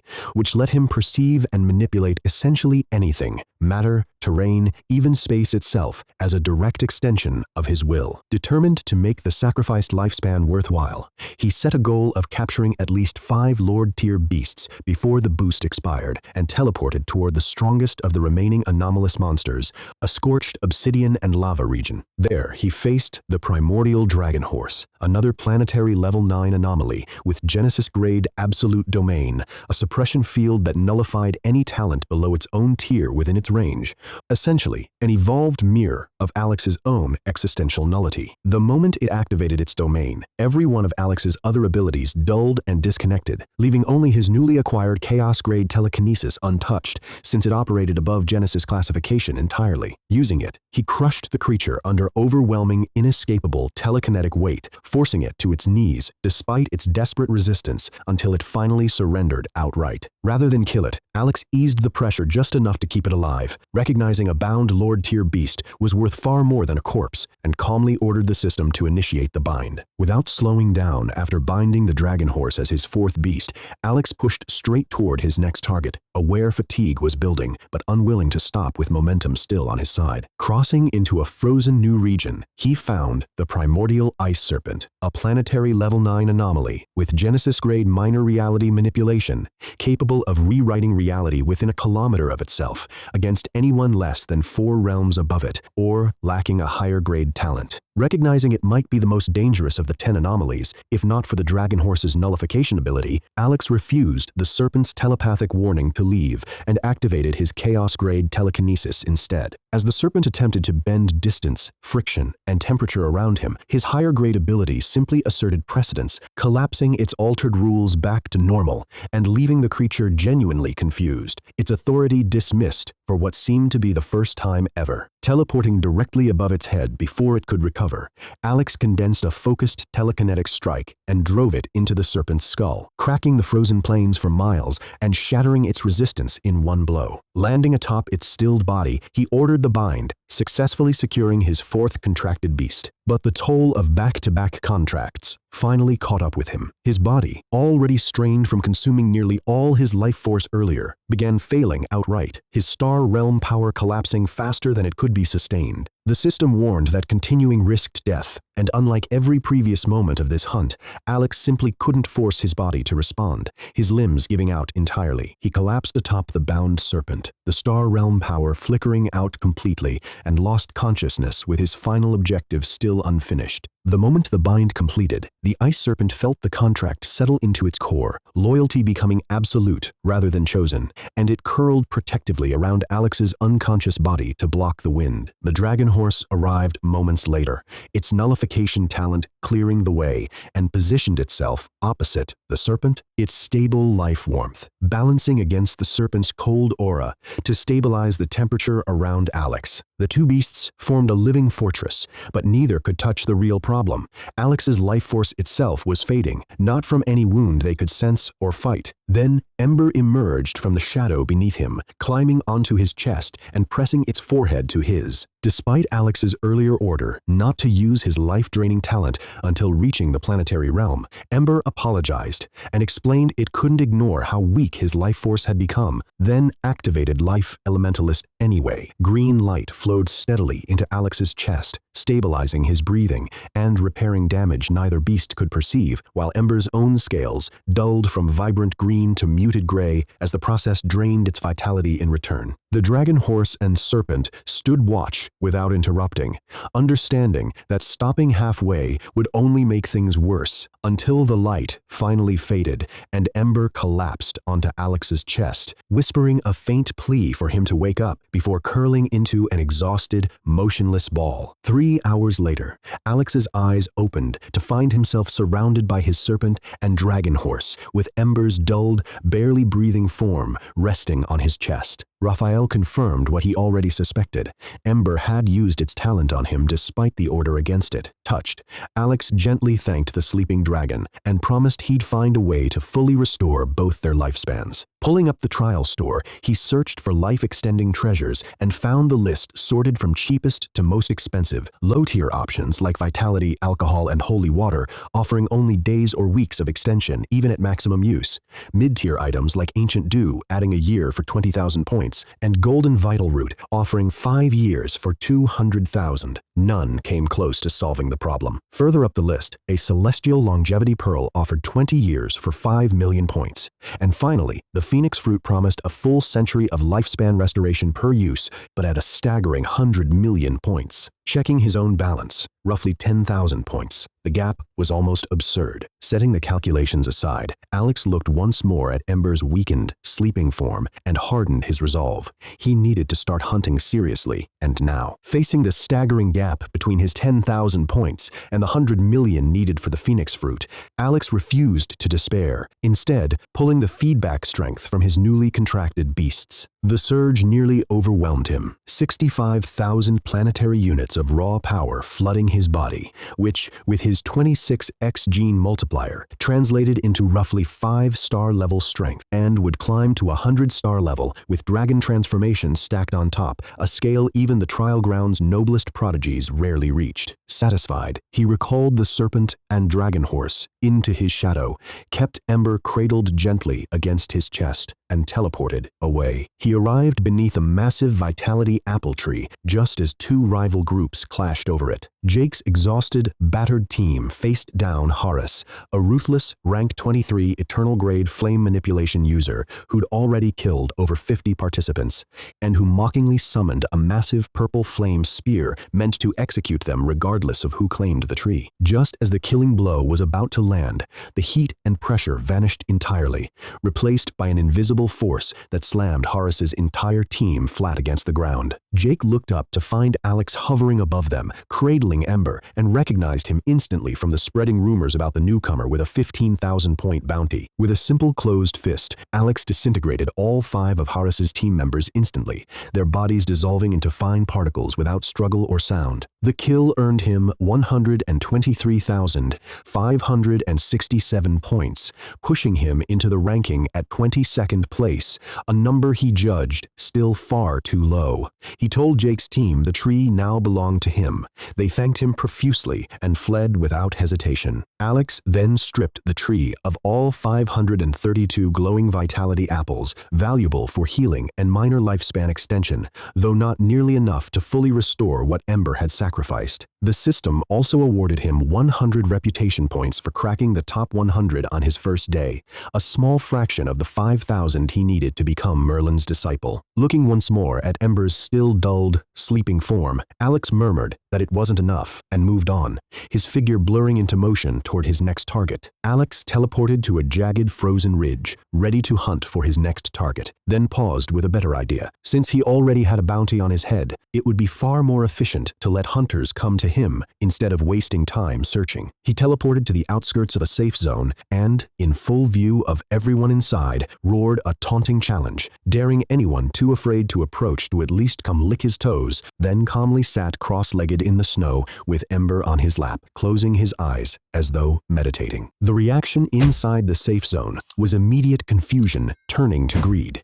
Jaros started forward, worried, but Seraphina stopped him as the crowd's hesitation began cracking. Theo, Valerius's right-hand man, sealed the deal by announcing that killing Alex would grant instant rank 22 status, massive reputation, and a personal reward of 500,000 points from Valerius himself. Thousands surged toward the barrier at once, roughly 3,245 participants charging Alex in a single wave. Alex expanded his mental domain to track every one of them, then opened portals directly in the paths of the fastest attackers, sending them crashing into their own allies and collapsing the charge into chaos, a display Jaros openly praised from the safe zone. Not finished, Alex activated his copied minor reality manipulation, warping the entire battlefield into a distorted mirror dimension where space, gravity, and distance stopped behaving normally, trapping everyone inside while his suppression field disabled their talents outright. Panic spread instantly as participants realized they were caged,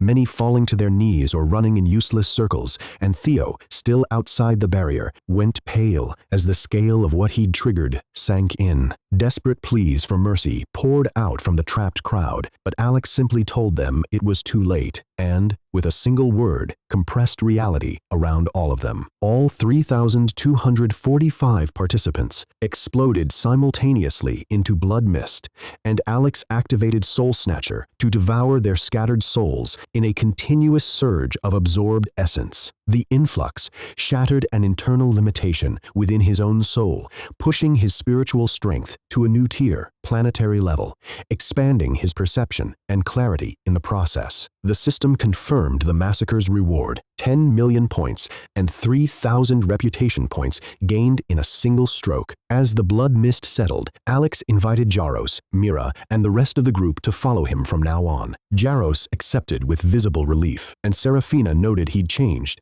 becoming colder and stronger, like someone already resigned to the trial's outcome. Ares, thoroughly humbled after watching Alex ascend to rank 1 with over 10 million points and a growing reputation total, sincerely apologized for his earlier arrogance and offered to leave if Alex wanted. Alex studied him, and, deciding a humbled ally could be more useful than a loyal one, kept him on and assigned him to build an intelligence network, since Mira suspected this trial ground was only one region within a far larger multiversal cluster, preparing candidates for something bigger. Alex directed the group to map out local powers, territories, and leaders while he focused on making friends. A comment met with total silence. Elsewhere, in a realm beyond space and time, Merlin stood attending a floating throne where Supremacy Alexander, a being far beyond even Merlin's power, watched a live projection of Alex's massacre with clear interest, remarking that Alex fought like someone who wanted to conquer rather than merely survive. Merlin cautioned that the trial had only just begun and the true candidates hadn't yet shown themselves. Another Supremacy, Leon, interrupted with a proposal: a bet of 3 Chaos-grade treasures on who would win the coming Grand Multiversal Tournament, with Alexander backing Alex and Leon countering with Sophia. Other Supremacies quickly joined in, wagering on their own champions as though mortal lives were pieces on a board, while Merlin silently urged Alex to perform well, since the real test hadn't even begun. Back on the frozen battlefield, Alex briefly felt an inexplicable chill, as though something immense were watching him, before it passed, and Ares resumed fawning over him, having swung from arrogance to sycophancy just as unhelpfully.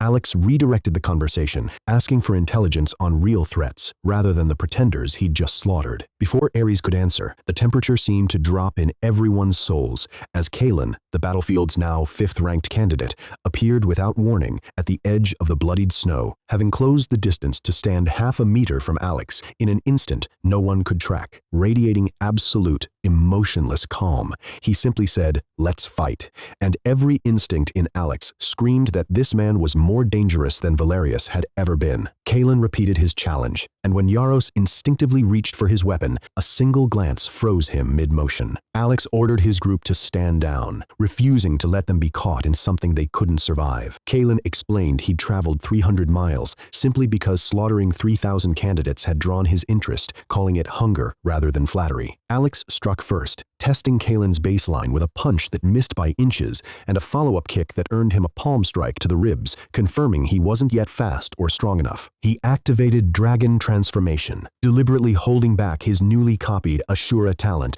to avoid revealing too much about his abilities to a threat this significant. The fight escalated into raw, brutal violence, both men trading broken bones and torn flesh, with Mira correctly noting to a horrified Jaros that this was still just the warm-up. Impressed to finally bleed, Kalen honored Alex by activating his own Ashura transformation, growing 4 extra arms, wielding blades of condensed darkness, and reducing Alex to rubble in 3 devastating strikes. Refusing to retreat despite his shattered knee and cracked scales, Alex activated his chaos-grade telekinesis, lifting the battlefield itself into a storm of debris under his control. The two clashed evenly, neither gaining ground, until Kaelin, satisfied with the fight, summoned Venethnor, the Sword of Destruction, a crimson blade granting a 20-fold strength amplification, and vanished to deliver a killing blow faster than Alex could track by sight. But Alex had stopped relying on sight. He activated existential nullity as an absolute domain, and the moment Kaelin reappeared mid-strike,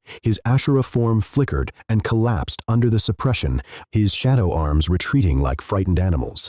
Even stripped of his transformation, Kaelin's raw strength and Venethnor's power remained formidable, and he charged anyway. Alex answered by unfurling his crimson void wings, accelerating to 5 times light speed and rendering himself untouchable, the world slowing to a crawl around him. Appearing behind Kaelin, he calmly told him he'd fought well before driving his fist through his skull, killing him instantly and claiming 3 million points and 500 reputation. As Kaelin's body crumpled and Venethnor clattered to the ground, Alex let his transformations fade, and Jaros approached hesitantly to ask if it was finally over. Alex simply confirmed it was, then sat down on the frozen ground. Alex's regeneration skill kicked in as he lay among the corpses of his enemies, shattered ribs and torn flesh, knitting themselves back together with audible cracks until the pain faded entirely. He reflected that he could have ended the earlier fight instantly, but had let it drag on simply because he'd wanted to enjoy it. Far south, Sophia stood untouched amid a dozen fresh kills, her blades somehow staying clean of blood as the souls of her victims sank not into her body,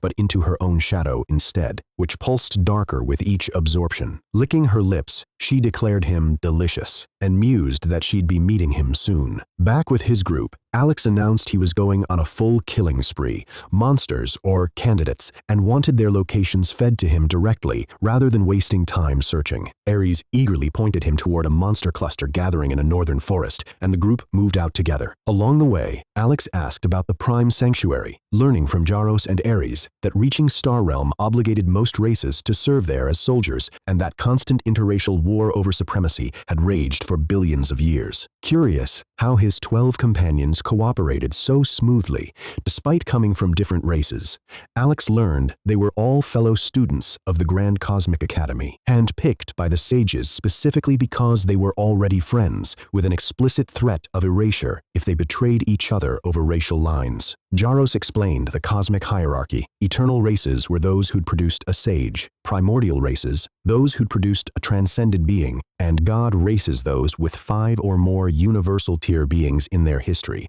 while humans, lacking any of that, mostly entered the academy only as attachments to higher races, unless they personally held God-tier talent and passed entry on their own merit. Ares excitedly pointed out that if Alex became Merlin's disciple, his entire homeworld would instantly become a priority planet for humanity, prompting Alex to confirm that was exactly why he was here. 5,000 reputation points would complete his trial and secure his place as Merlin's student. Ares admitted his jealousy, noting even his own primordial race status hadn't earned him the chance to meet a sage. Emerging into a clearing full of candidates who'd been fighting each other, Alex ordered his 12 companions to attack, and they tore through the group instantly while he and Mira held back. When Alex asked why she wasn't joining in for points, Mira explained she was waiting to find the trial ground's shrinking outer border, which apparently granted a 10-fold power boost to anyone fighting while touching it, provided they'd killed fewer than 1,000 candidates. Valuable intel she'd gathered by paying attention to details others ignored. As his companions finished off the last of the enemy candidates, a soft, sweet, and utterly unsettling voice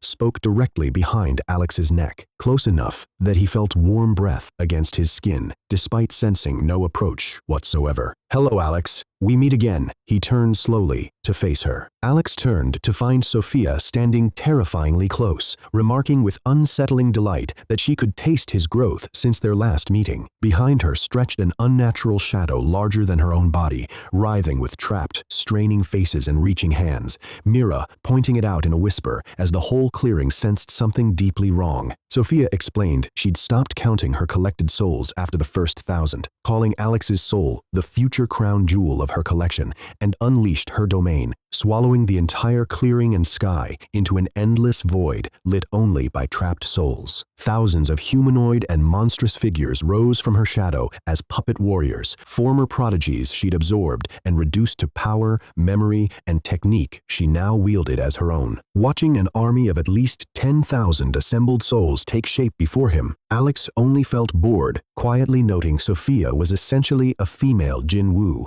before muttering under his breath that he stole power from others too. Far beyond space and time, Supremacy Leon gloated to the watching multiversal beings that Sophia had inherited a legendary power he himself had failed to claim across eons of trials, boasting she'd surpassed them all, and demanding Alexander's promised chaos-grade treasures in advance. Alexander said nothing, watching in total stillness. Back on the battlefield, Alex declared he wasn't in the mood to prolong things after his earlier satisfying fight and released his golden domain, an existential nullity, so absolute, it silenced every talent in Sophia's army instantly, Sophia included, who felt her own powers go dead for the first time. He then unleashed his full, previously restrained chaos-grade telekinesis, and the resulting existential pressure forced every single candidate across the entire trial ground, regardless of race or power, to their knees at once. Sophia's included hard enough to crack the earth beneath her, as she desperately protested that she carried the inheritance of a being who'd transcended even supremacy level.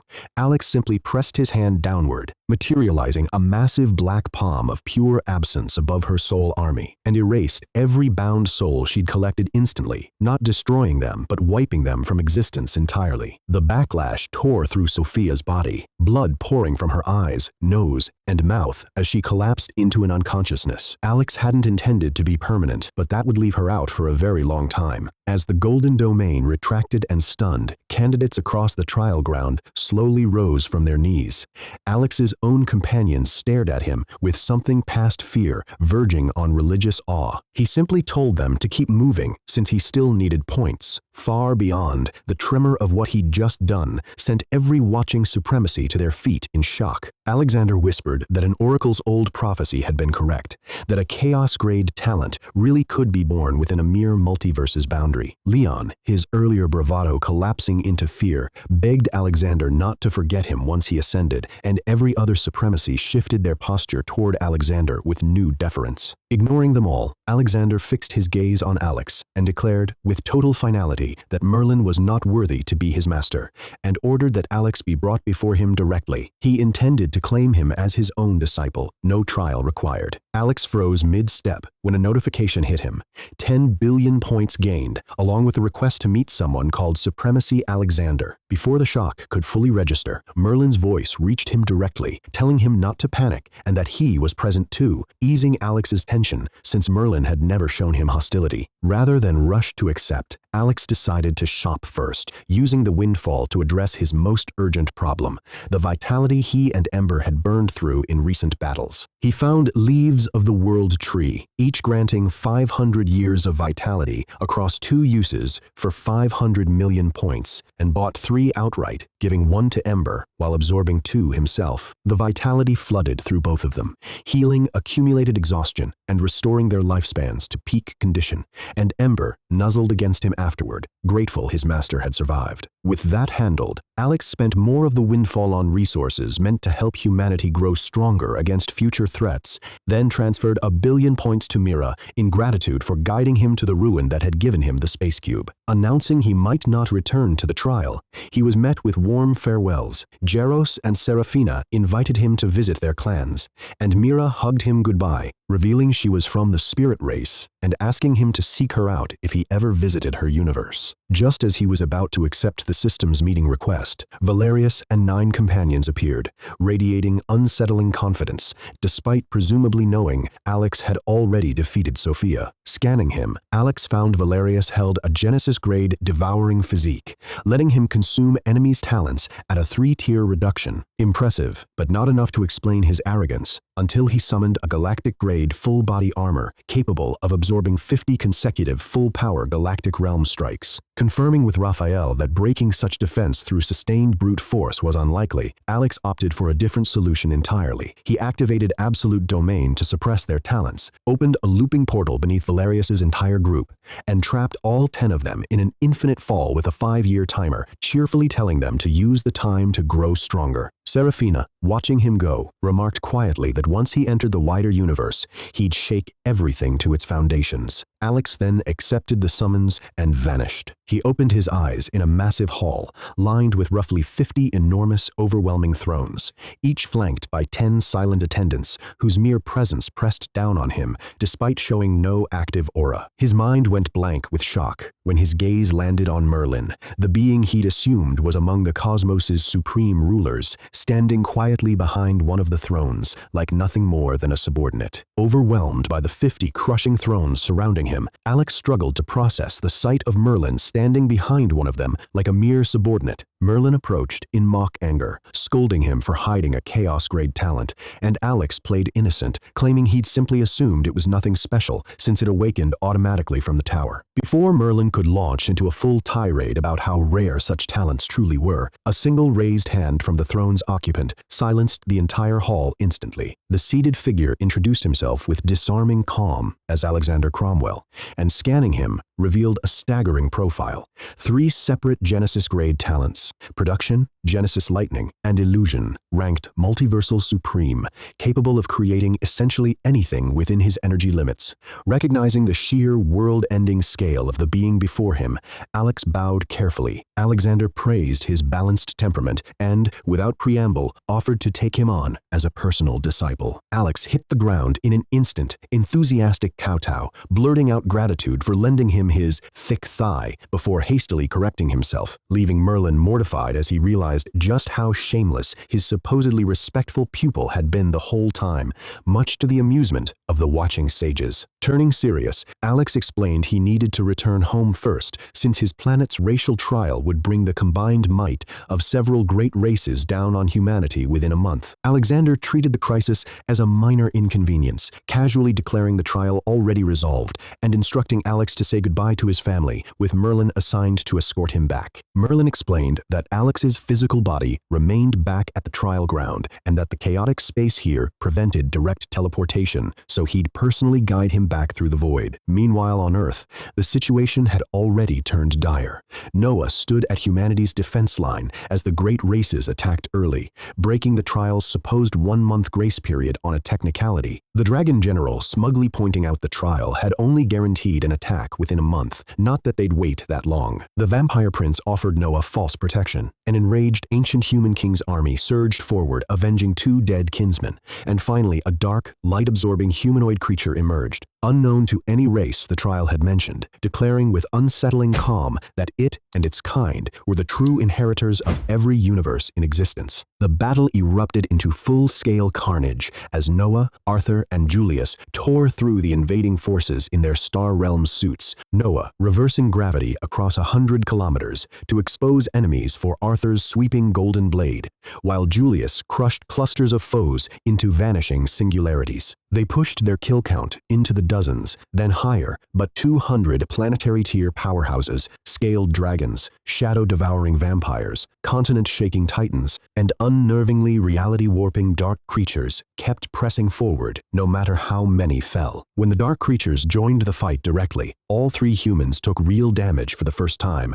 forcing Noah to call every human warrior onto the battlefield, despite the brutal mismatch in power. Godzilla and the Frost Ape crashed in to reinforce the line, Godzilla's beam carving through 10 enemies at once, and the ape freezing and shattering others, briefly reviving human morale as the trio pushed their kill count past 100. But the suit's energy reserves were draining fast, and the enemy noticed, pressing harder until the timer finally expired and all 3 suits powered down simultaneously, stripping Noah, Arthur, and Julius of their borrowed strength in an instant. The dark creature gloated that the real feast was about to begin, and the enemy surged forward unopposed, overwhelming humanity's defense completely. Godzilla pinned down by 5 planetary foes, the Frost Ape speared through despite shattering mountains in retaliation, and Noah, Arthur, and Julius, all beaten back in turn. As a suffocating, universe-ending pressure settled over the battlefield, every warrior present quietly accepted the end was here. Then everything simply stopped. Blood hung motionless in the air. Explosions froze mid-bloom, and total, unnatural silence swallowed the battlefield as time itself halted. Even the planetary beings locked rigid, only their eyes still capable of showing fear. Space folded, and Alex stepped forward through the frozen world, his eyes glowing faint blue, reality bending gently around every step he took. Raising one hand, his chaos-grade telekinesis seized the entire battlefield at once, mountains tearing free of the ground, oceans curving upward, and every enemy present, dark creatures included, dragged into a tightening gravitational prison despite their desperate resistance. Surveying the fallen humans scattered across the ruined land, Alex's expression darkened, and his hand slowly closed, as though gripping the universe itself. 200 planetary beings were compressed together as space shrieked under the pressure, their barriers failing one after another, dragons cracking, vampires disintegrating, werewolves crumbling, while the dark creature's last surge of black energy proved just as futile against him. When he finally closed his fist, space imploded in a single blinding white flash, and all 200 powerhouses vanished instantly, erased from existence without trace. As the frozen battlefield resumed motion and the sky slowly cleared, an eerie calm settled over the wreckage left in the destruction's wake. Alex's telekinetic domain faded as he stepped forward, the ground itself seeming to align to his presence. The surviving dark creature that had earlier boasted of humanity's coming feast now stared at him in terror, stammering a question before Alex calmly told it he was the one who'd decide whether it existed, then crushed it into nothing with a subtle fold of space. Turning to Noah, Arthur, and Julius, still speechless from the reversal, he simply said he was late. Across the battlefield, survivors broke into disbelieving relief, weeping, cheering, calling him their messiah, while the remaining enemy forces recoiled in open fear, dragons stepping back, vampires losing composure, the dark creatures muttering in disbelief that he shouldn't have been able to leave the inheritance tower this fast. Alex snapped his fingers and instantly relocated every human on the battlefield to safety without harm, resetting the field into a clean standoff between himself and roughly 200,000 remaining invaders, a mix of ancient humans, vampires, werewolves, phoenix lineage beings, dragons, and unstable dark entities. Scanning one of the dark creatures, he identified it as Gui Ho, an immortal devil-type commander summoned from a dark dimension by ancient human rituals, capable of regenerating even after physical destruction. Information he mentally flagged for Merlin to help investigate later. He asked the assembled forces plainly why they were still attacking now that the trial had ended and the spatial restriction had lifted, framing Earth as a legitimate member of the cosmic human classification with no remaining justification for war. The Vampire Prince reacted with genuine confusion,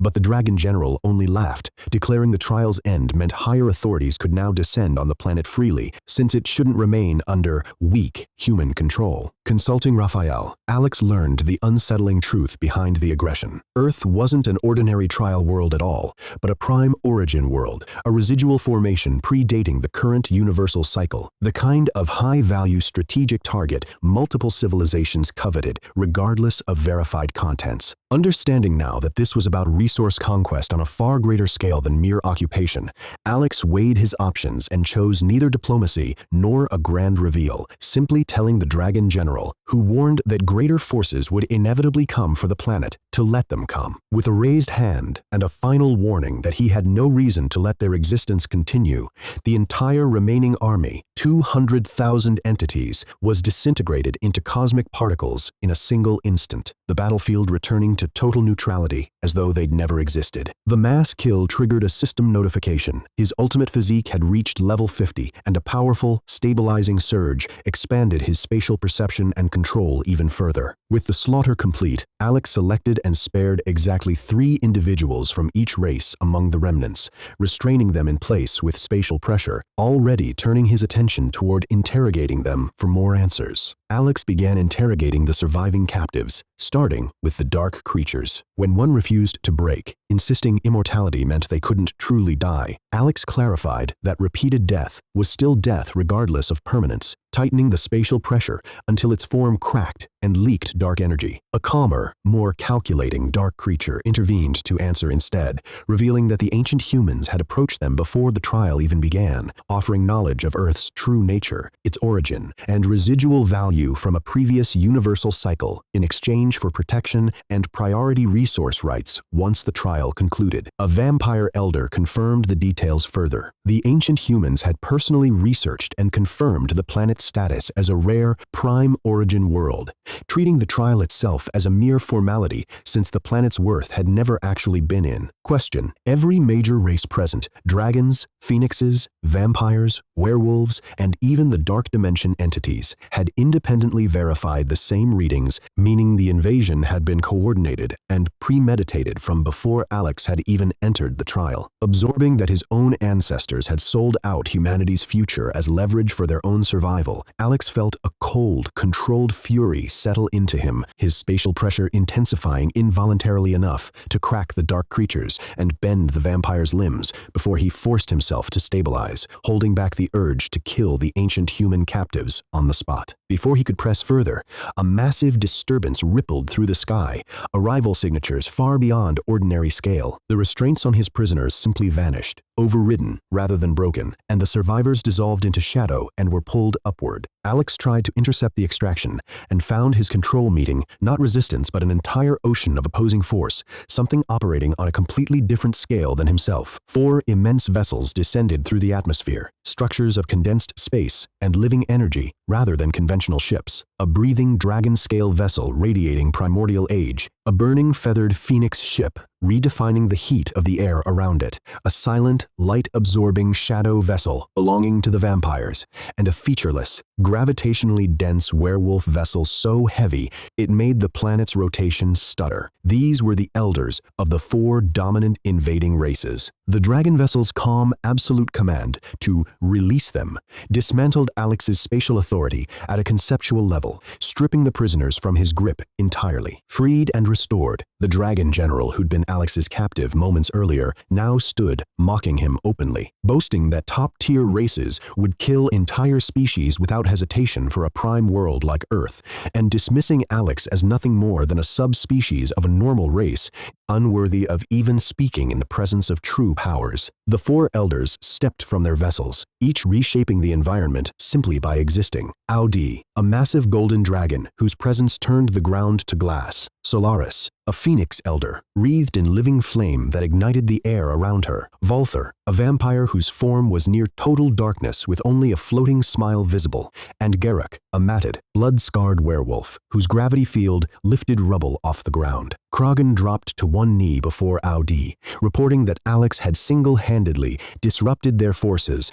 and restrained the survivors, and Audi dismissed him with a bored remark about a merely impressive for a human star-level aura. Valther confirmed with the captured vampire elder that the ancient humans' data on Earth's prime world status checked out, while Solaris grew curious about the human responsible for the carnage, learning from a singed phoenix soldier that Alex's spatial manipulation was anomalous enough that he should not exist. Before Garruk could simply order the extermination to proceed, Lysander stepped forward with new information that shifted everything. Pointing to Noah Moriarty among the human survivors, he revealed that Noah carried the blood resonance of the progenitor, something his own blood had recoiled from when he'd tried to drain him earlier, recognizing it as impossibly ancient. Valther's shadowy form solidified with sudden hunger at the news and announced he wanted only Noah, willing to forfeit any claim to the prime planet itself in exchange. After a silent exchange of calculations, Audi agreed to the terms. Elizabeth rushed to Noah's side just as this was decided, holding him tightly and asking through tears what kind of annihilation they were even facing, questioning what all their survival through the trial had been for. Turning back to Alex, Audi mockingly offered him a place in the dragon race as a servant, an insult that visibly stunned the surrounding humans,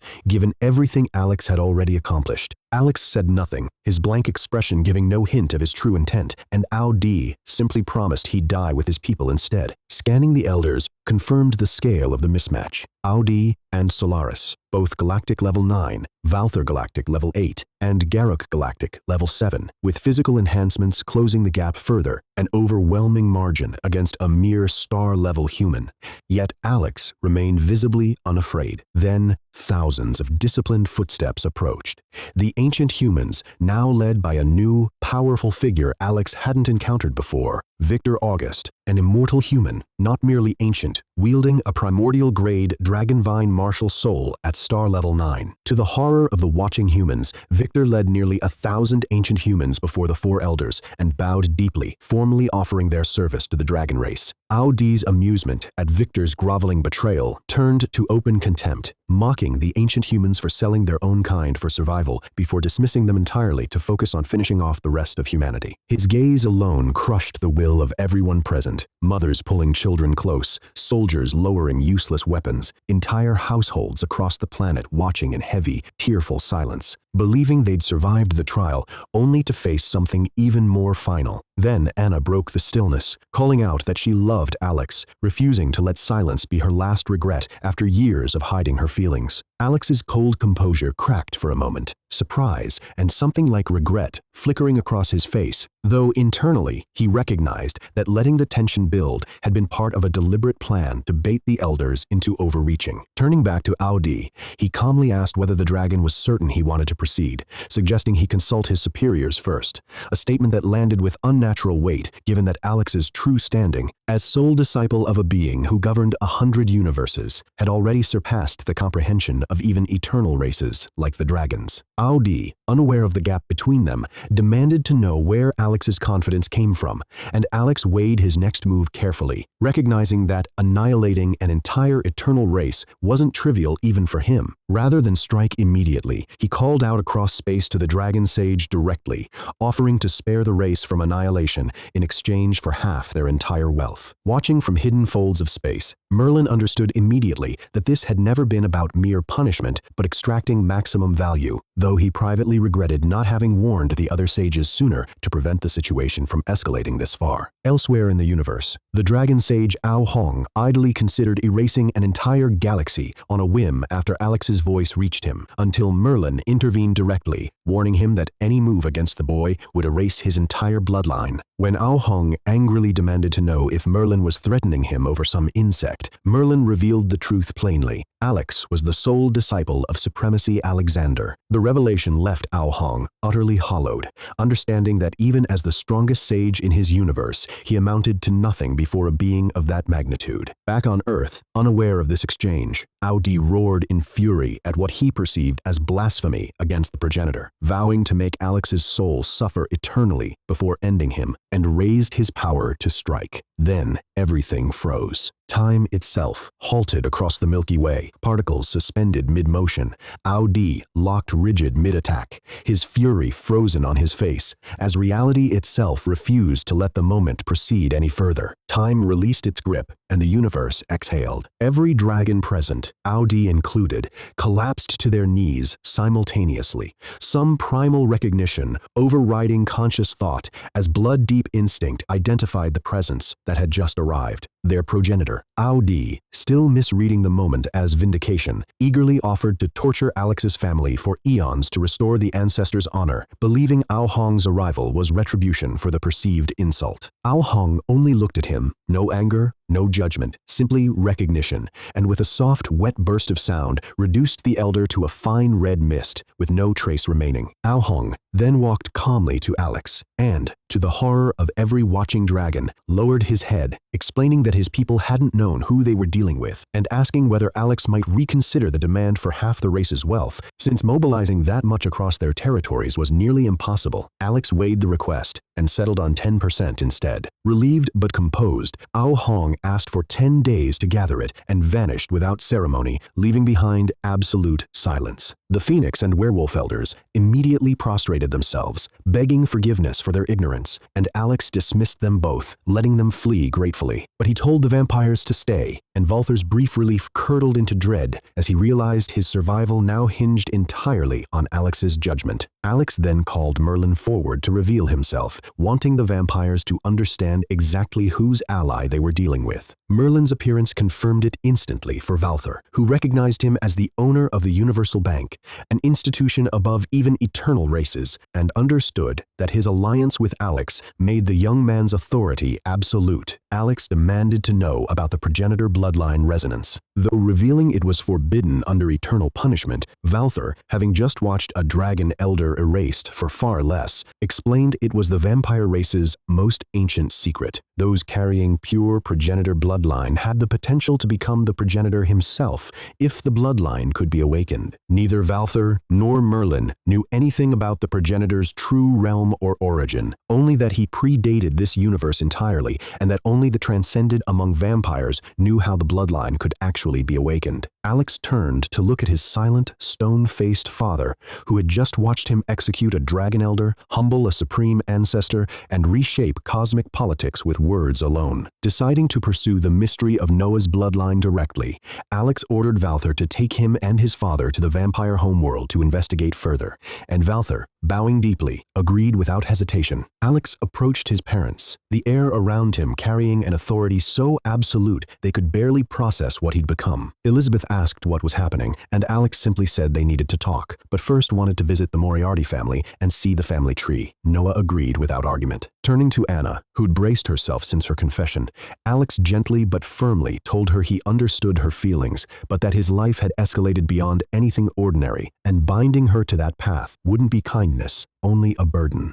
He left the door open, though, telling her if things ever settled and she still felt the same, he might consider it then. Anna, though visibly wounded, steadied herself and smiled, promising to wait and become someone worthy of standing beside him. Alex thanked her and turned away, announcing to everyone nearby that he'd be leaving Earth again, but that no one would ever threaten humanity again. His focus shifted to Victor and the kneeling ancient humans. When Noah asked what exactly they were, Alex explained their history and betrayal to the crowd, and the mood turned instantly hostile. Even the vampires present visibly angered at the suffering their treachery had caused. Victor tried to speak, but Alex cut him off with a flat threat to erase him on the spot, then demanded to know what an exiled member of the immortal human race was doing on Earth. Victor, terrified, explained he'd been cast out of his eternal grade race in another universe and stumbled onto the planet afterward, an account Alex judged consistent with what he already knew. He demanded the martial soul awakening technique, which Victor handed over immediately, then ordered Merlin to reseal the ancient humans, denying their desperate pleas for mercy, but promising them enough resources to survive and the possibility of release if he ever deemed it appropriate. Merlin opened a silent void beneath them and swallowed the group whole without a trace. Alex then collected a drop of essence blood from Valther, freely given despite its sacred value to vampires, and returned to Noah to head for the Moriarty clan. The family had already gathered in anticipation, and when Noah formally asked his grandfather Alexander for permission to return, the old man broke down in tears, begging forgiveness and welcoming him home. Noah agreed on the condition of a grand feast for the whole family, and Alexander happily complied. Before parting, Merlin handed Alex a device to summon him when ready, and Alex told Valther to wait until called for the trip to the vampire homeworld. Elsewhere, Merlin appeared near the sun and summoned 6 powerful disciples, ordering them to protect Alex until his business on Earth concluded before vanishing without waiting for a response. One of them quietly remarked with a trace of regret on how quickly Alex had risen to become their master's direct disciple. Back at the Moriarty estate, Alex arrived without any trace of nostalgia for the place, immediately requesting a private room for seclusion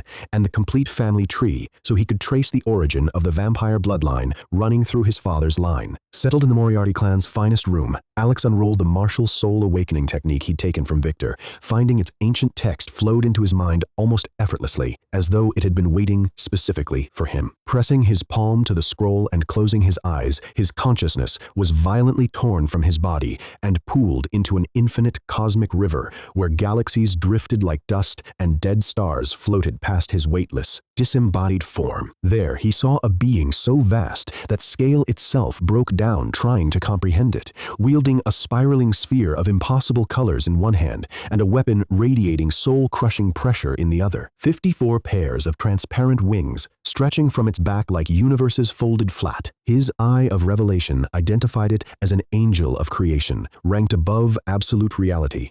Its two held objects, Horai and the weapon of creation, ranked absolute reality and above respectively, the same tier as the entire prime sanctuary. Terrified he was about to be devoured, Alex panicked and begged not to become fuel for the god's power. The being's response cut through his fear. It was his martial soul, and also the creator of his entire cultivation system. Stunned, Alex asked in disbelief if it intended to eat him, prompting something like warm, exhausted laughter. The angel explained it was only a preserved fragment, an echo left behind after it had used everything it had to create the system, no longer truly alive, and that Alex's combination of cultivation talent and martial soul awakening capability had genuinely surprised it. It promised to fight alongside him as his martial soul if he could comprehend the 108 cosmic Taos, with the rest of its story to be revealed once he grew strong enough to bear it, then wished him luck as its form dimmed. Reality shattered around him, and Alex found himself standing on an endless silver sea beneath a bruised plum sky,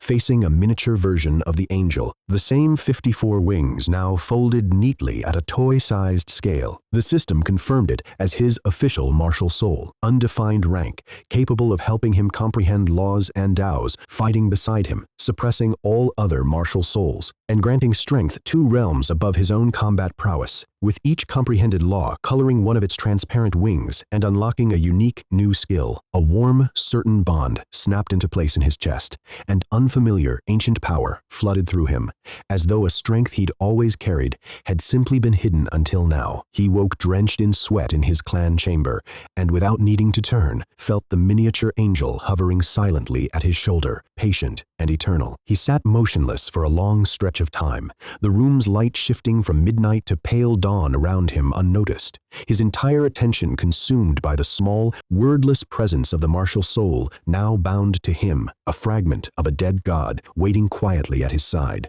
Buzzing with excitement over his new martial soul, Alex asked the system to explain laws and Taos, and learned there were exactly 108 Taos governing all of creation, each one a manifestation of hundreds of laws working in harmony. The system explained that reaching Martial Emperor Level 9 would require comprehending at least one law to break through further, birthing an inner planet within his body, shaped by that law's nature, with additional comprehended laws, refining and strengthening that planet, rather than simply adding separate worlds. Curious whether his new martial soul had already boosted his strength, Alex was surprised to feel no difference despite the awakening, until the system clarified that borrowed power required an explicit command rather than transferring automatically. He ordered the angel to lend him its full power, and it responded instantly, wings blazing with sun-like light as overwhelming strength flooded his body, intoxicating in scale. The system cut in urgently, warning that his physical foundation couldn't yet withstand such an influx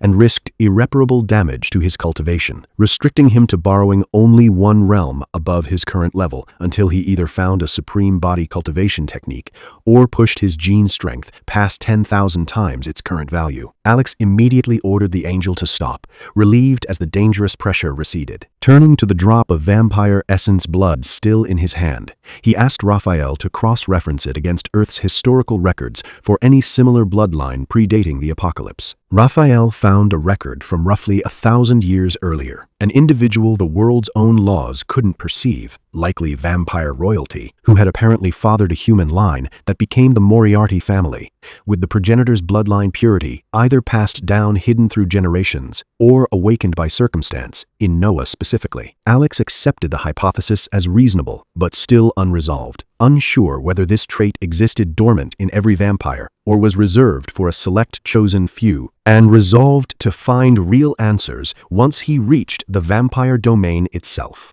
Okay, quick pause before we get back into it. If you're the type who can't stand waiting for the next chapter to get recapped, I get it. So, I started a Patreon. members get early access to these videos up to 2 weeks before they go up here on YouTube. So if you want to stay ahead, instead of waiting on the next upload, that's where to go. No pressure at all. But if you enjoy these recaps and want to support the channel, it helps a ton, and it's linked below, both in the comments and the description. Videos will still release on YouTube normally. Patreon just gives you early access. Alright, back to the story. Emerging from his meditation chamber into the decorated estate, Alex found the Moriarty family in the midst of a grand banquet, and the gathered servants dropped into reverent, nervous bows the moment he appeared. He asked where everyone was gathered, already sensing the answer from the sounds of celebration, and let a servant lead him through the halls toward the festivities. Elsewhere, above the estate, an ethereal woman in white robes spoke to Anna with an edge of impatience, telling her plainly that Alex feared she'd become a burden as his power grew, and asking whether she wanted to come to the palace for proper training or remain behind while he outgrew every possibility she could imagine for him. Anna answered with a bittersweet smile,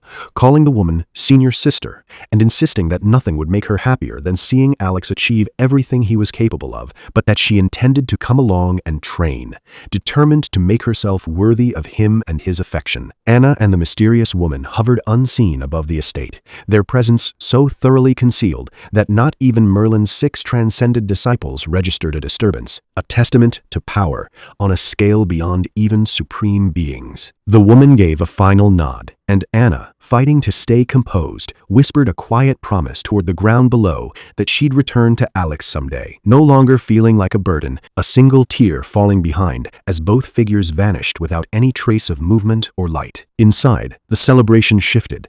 The instant Alex entered, the entire hall dropping into instinctive, reverent bows, even Julius and Arthur lowering their heads without hesitation. Alex ignored it all, walking straight to Alindros and gently scolding him for bowing, insisting he'd always remain his disciple, no matter how strong he became. A moment that left the old man, too, moved to speak. Scanning the crowd for Anna, Alex asked Darian where she was, and Darian answered casually that she'd left with her master, a claim the rest of the Celestis clan accepted without any concern. The wrongness of that calm acceptance set off alarm bells, and Alex asked Raphael to explain. Raphael confirmed that someone immensely powerful had altered the memories of everyone present, erasing the truth of what had actually happened to Anna. Understanding that someone capable of manipulating minds on this scale had taken her, without struggle, without hostility, somehow made it worse, Alex's composure shattered entirely. A wave of uncontrolled bloodlust and grief erupted from him, memories of Anna's laughter, her quiet support, her unspoken devotion flooding through him all at once, intensifying the surge until his contracted beasts emerged instinctively to shield the surrounding crowd from the backlash. With his eyes turning red, Alex roared a vow across every timeline and universe that he'd hunt down whoever was responsible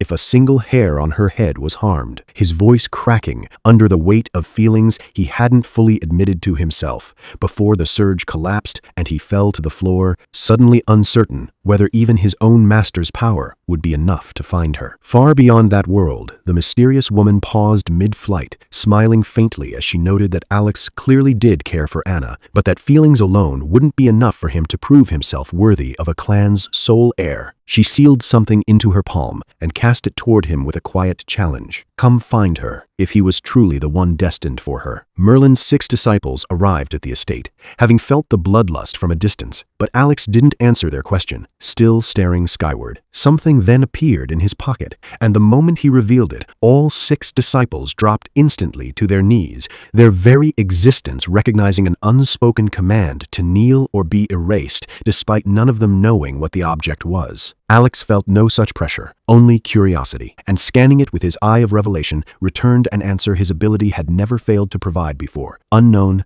beyond identifying it only as the seal of the Chaos Clan. His expression hardened, not with blind fury, but cold clarity, as he murmured the clan's name and vowed simply he would find her. The seal vanished into Alex's storage, and only then did Merlin's 6 disciples find the strength to rise, drenched in sweat and still visibly shaken. When asked what the object was, Alex confirmed it belonged to the Chaos Clan, though none of the disciples recognized the name. Resolved that whoever had taken Anna would never escape him, Alex coldly ordered the disciples to escort Noah to the vampire race and force the awakening of his bloodline, eradicating the race entirely if they refused to cooperate, a command no one dared question. He said his goodbyes to Noah and Elizabeth, explaining he was now the Supreme Overlord's disciple, then activated Merlin's device to summon him. Merlin arrived instantly, and upon hearing from the eldest disciple that the seal's pressure had somehow surpassed even a supremacy's presence, demanded confirmation from Alex, who admitted he'd felt nothing from it himself, but was certain of one thing: Anna had been taken. Neither Merlin nor his disciples had ever heard of the Chaos Clan,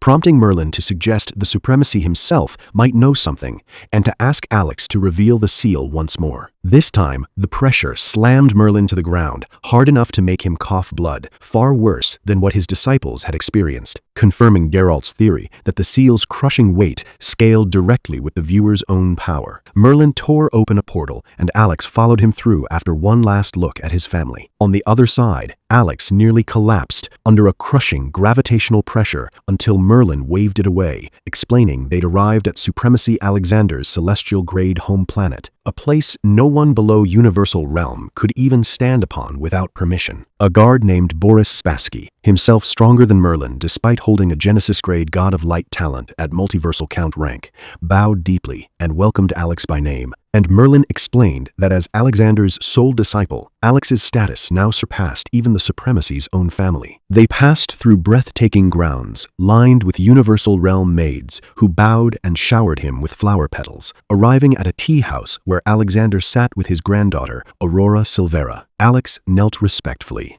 and Alexander gently invited him to share what troubled his restless soul. Introducing Aurora, she immediately sized Alex up dismissively, questioning why her grandfather would take someone so seemingly unremarkable as a disciple. Scanning her, Alex found she wielded 3 separate Genesis-grade sin talents: pride, greed, and lust, at star level 9. Formidable, but no match for him. When she needled him further, mockingly asking if he'd fallen for her beauty, Alex calmly suggested to Alexander that his granddaughter needed some chocolate to settle her jealousy, then informed her that as Alexander's disciple, he technically outranked her generationally and expected to be addressed with respect, jokingly threatening a spanking if she didn't comply. Furious and humiliated, Aurora unleashed all 3 of her sin talents at once, despite the visible strain, only for Alex to casually activate his chaos-grade telekinesis and slam her to the ground, instantly making clear how outmatched she truly was. Alexander watched with quiet amusement, declining to intervene. Realizing she stood no chance, Aurora resorted to her real trump card, the one weapon that worked even on her own father: crocodile tears, immediately crying to her grandfather that Alex was bullying her and demanding he be punished. Alexander watched his granddaughter's tearful performance without a hint of sympathy, calmly pointing out that she'd attacked first, used every ability she had, lost outright, and only started crying afterward, a pattern he refused to reframe as bullying. When Aurora protested that Alex had threatened to spank her, Alexander conceded that wasn't much of a defense, but noted it was still better than hers, laying out the sequence of events so plainly that even the maids struggled not to react. Aurora demanded a rematch and was flatly refused, since Alexander was certain she'd only lose faster, and when he ordered her to apologize, she reluctantly forced out a grudging sorry, while silently promising herself future revenge. With the distraction over, Alexander turned serious and asked Alex to explain everything properly. Alex laid out the full account: the seal, its overwhelming pressure, Merlin being forced to his knees, and finally the name, the Chaos Clan. Alexander admitted he'd never heard of it, since it didn't belong to their multiverse,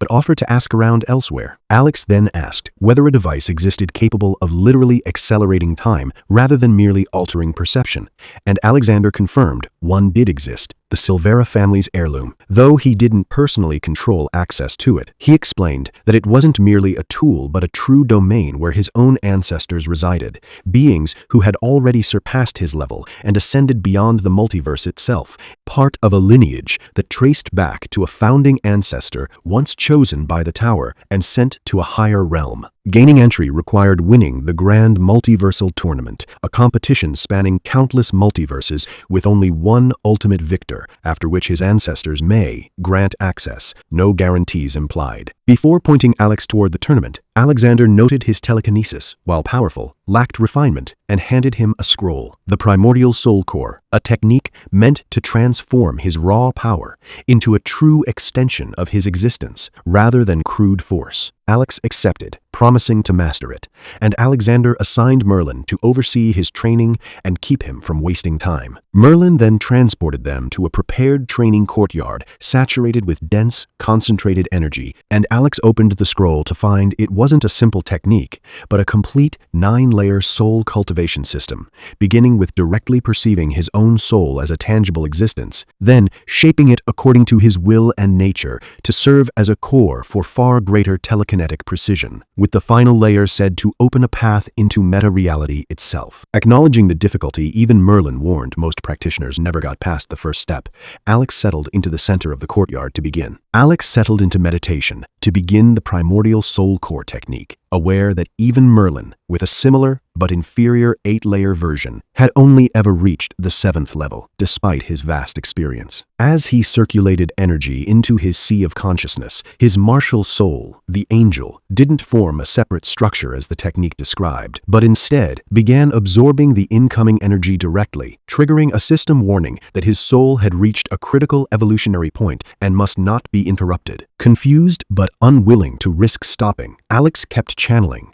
and the process spiraled into something extraordinary. The absorption radius expanded outward from his room, pulling in energy from an increasingly vast area at a rate that alarmed even Merlin, who sensed the disturbance from outside. The disturbance reached Alexander himself in the garden, and he was stunned to find Alex's absorption speed already surpassing a galactic realm cultivator's, remarking in disbelief that supposed experts had claimed even a supreme genius would need a year to comprehend the first layer alone. Aurora, sensing the anomaly too, rushed to her grandfather in confusion, and Alexander teased her about her lingering competitiveness after her earlier defeat, referencing her academy nickname, the Great Demoness, to her visible embarrassment. She asked whether Alex would be sent to the academy ahead of the Grand Martial Tournament, just 3 months away, and Alexander said he intended to offer the option but wouldn't force the decision. 3 full days passed before the process concluded, and Alex opened his eyes to find the angel behind him, no longer transparent but semi-solid, now serving as his soul core. A new notification revealed the martial soul had reached planetary-level personal strength and could fight independently if Alex were unconscious or gave permission, and offered to integrate a set of accompanying memories. Accepting, Alex was pulled into a vision of a colossal battlefield. Legions of angels commanded by his own martial soul, 54 wings and all, squaring off against an army of pure darkness, led by a figure who declared themselves the Chaos Clan, challenging the angels' long rule over the Genesis realm. The vision ended as abruptly as it began, leaving Alex soaked in sweat and staring at the terrifying implication that this clan, ancient enough to have warred against beings capable of holding entire realities, might be the same one that had taken Anna. Whatever the answer, he could feel the tangible change in himself. His once unstable, scattered planetary-level soul now felt fully unified and under his control. Stepping outside, he found Aurora waiting, suspiciously accusing him of doing something shady inside his room, and he teasingly offered to tell her a story in exchange for good food, prompting her to stomp off calling him shameless, while Merlin laughed nearby, telling him not to tease her too much. Merlin then turned serious. The supremacy had asked for him. Alex's expression shifted accordingly. Following Merlin in tense silence, Alex turned the vision of the Chaos Clan over in his mind, recognizing them as something wholly unlike the devils he'd already encountered, and privately vowed a blood feud regardless of whether they still existed by the time he grew strong enough to hunt them down, should Anna have been harmed. Arriving at the imposing main castle for the first time, Alex was hit with a crushing residual pressure the instant he crossed the threshold. The mere leftover presence of countless powerful beings inside, nearly overwhelming him before Merlin casually shielded him with a barrier. Inside the grand hall, rows of multiversal tier beings lined the chamber, their scrutinizing attention fixed on Alex as he and Merlin knelt before Alexander's throne. Asked whether he'd comprehended the technique's first layer, Alex confirmed he had, but noted with self-deprecation that others had surely progressed faster than him. Visibly irritated at how casually his disciple dismissed an unprecedented achievement, Alexander revealed Alex was, in fact, only the 7th fastest genius in recorded history, intending to temper his confidence only only for Alex to react with genuine excitement instead, immediately asking to be introduced to these other geniuses so he could evaluate what abilities might be worth acquiring from them, leaving Alexander flustered and forced to promise an introduction later. Turning formal again, Alexander explained the ancestors had approved Alex's access to the tower on the condition he undergo their rigorous personal training, and Alex accepted instantly, brushing off Aurora's incredulous jab that he'd agreed without even hearing the details. Alexander led him through a portal to a massive gate, and Alex learned the tower's internal time ran roughly 100 times faster than the outside world, meaning months inside could compress years of growth. After both knelt respectfully before the gate, it opened to reveal Igris Silvera, Alexander's father, a multiversal tier being who'd created over 10 inner universes and could no longer remain in ordinary multiversal space as a result. Alexander formally handed Alex over and was dismissed, and Alex confirmed with his system that his cultivation breakthroughs would follow the tower's accelerated internal time until he himself reached the multiversal level, a discovery that pleased him greatly. Igris remarked on Alex's unusual composure in the presence of someone stronger than his own master, and Alex simply said he was eager to learn, prompting Igris to commit to personally overseeing his training for the next 5 years. Passing through another gate,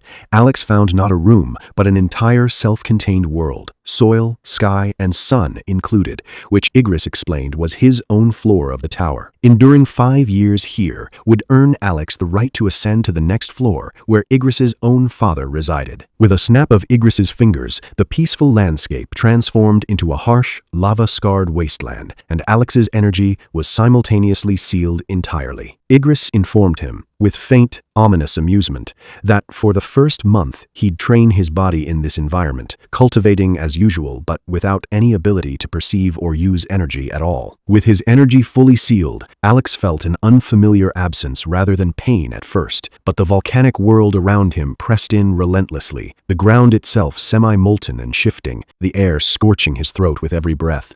Igris gave no instructions beyond telling him to begin, and Alex understood immediately this wasn't structured teaching, but pure endurance. He pushed forward through the first grueling hours as sweat evaporated instantly and his skin began to redden, refusing to stop even as constant tempering pain settled into his body by the 3rd hour. The days blurred into escalating trials. Narrow ridges beside rivers of magma, a misstep that blistered his skin, collapse at the end of the first day into a world with no true night, only Igris's cold reassurance that the realm would keep him alive without lessening his suffering in the slightest. Jagged volcanic cliffs cut his hands and feet on the 3rd day, molten rain fell unpredictably by the 5th, and by the 7th his skin had begun toughening, his tolerance climbing even as the pain never eased. A field of magma, crossed only by scattered rock footholds, nearly cost him his leg on the 10th day when his footing slipped. The resulting burn blank-minding him with pain, before instinct alone dragged him back onto stable ground. By the 15th day,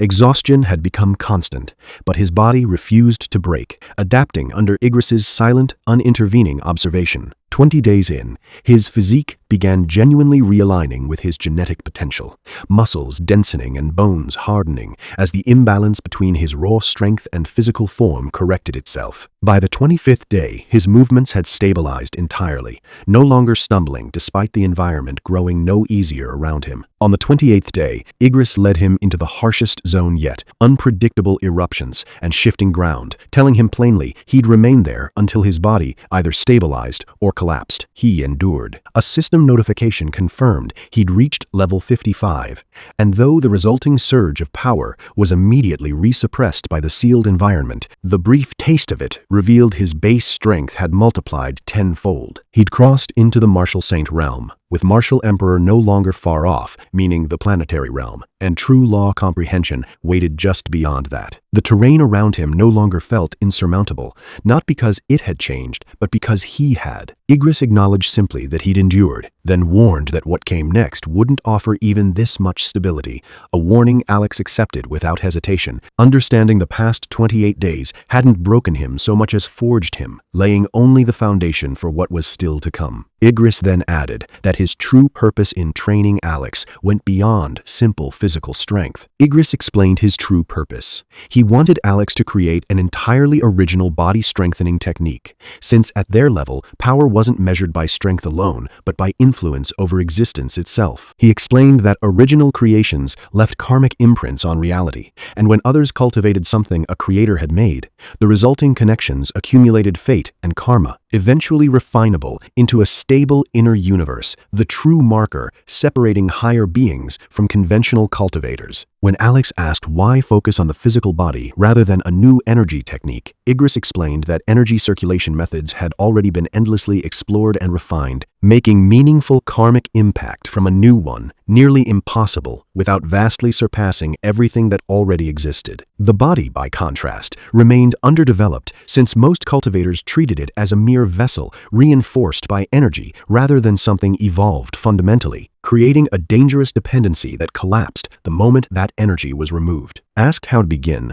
Igris pointed to Alex's own body, telling him to study what the past 28 days of extreme heat had actually done, forced his cells to adapt under repeated stress rather than simply damaging them, and to translate that essence into a controlled method others could use without enduring the same suffering. He warned against rushing the process, then conjured a vast library of ancient, incomplete, and flawed body refinement techniques for reference, giving Alex 2 days before the next training phase began, and vanished. Alex had Raphael analyze the full collection, learning that most relied on crude external stimulation, heat, pressure, controlled destruction, and lacked any real internal regulation, with none coming close to replicating the efficiency of his own recent transformation. Recognizing he couldn't simply copy existing methods, since replicating the literal heat that had reshaped him would kill an ordinary user, he reasoned the process needed to happen internally instead, simulating the same cellular level stress from within the body rather than through external damage. He built the framework layer by layer, targeting first layer output, equivalent to a Martial Emperor level 9's physical strength, structuring it around 3 steps, inducing controlled internal cellular stress, regulating the process with automatic feedback to prevent collapse,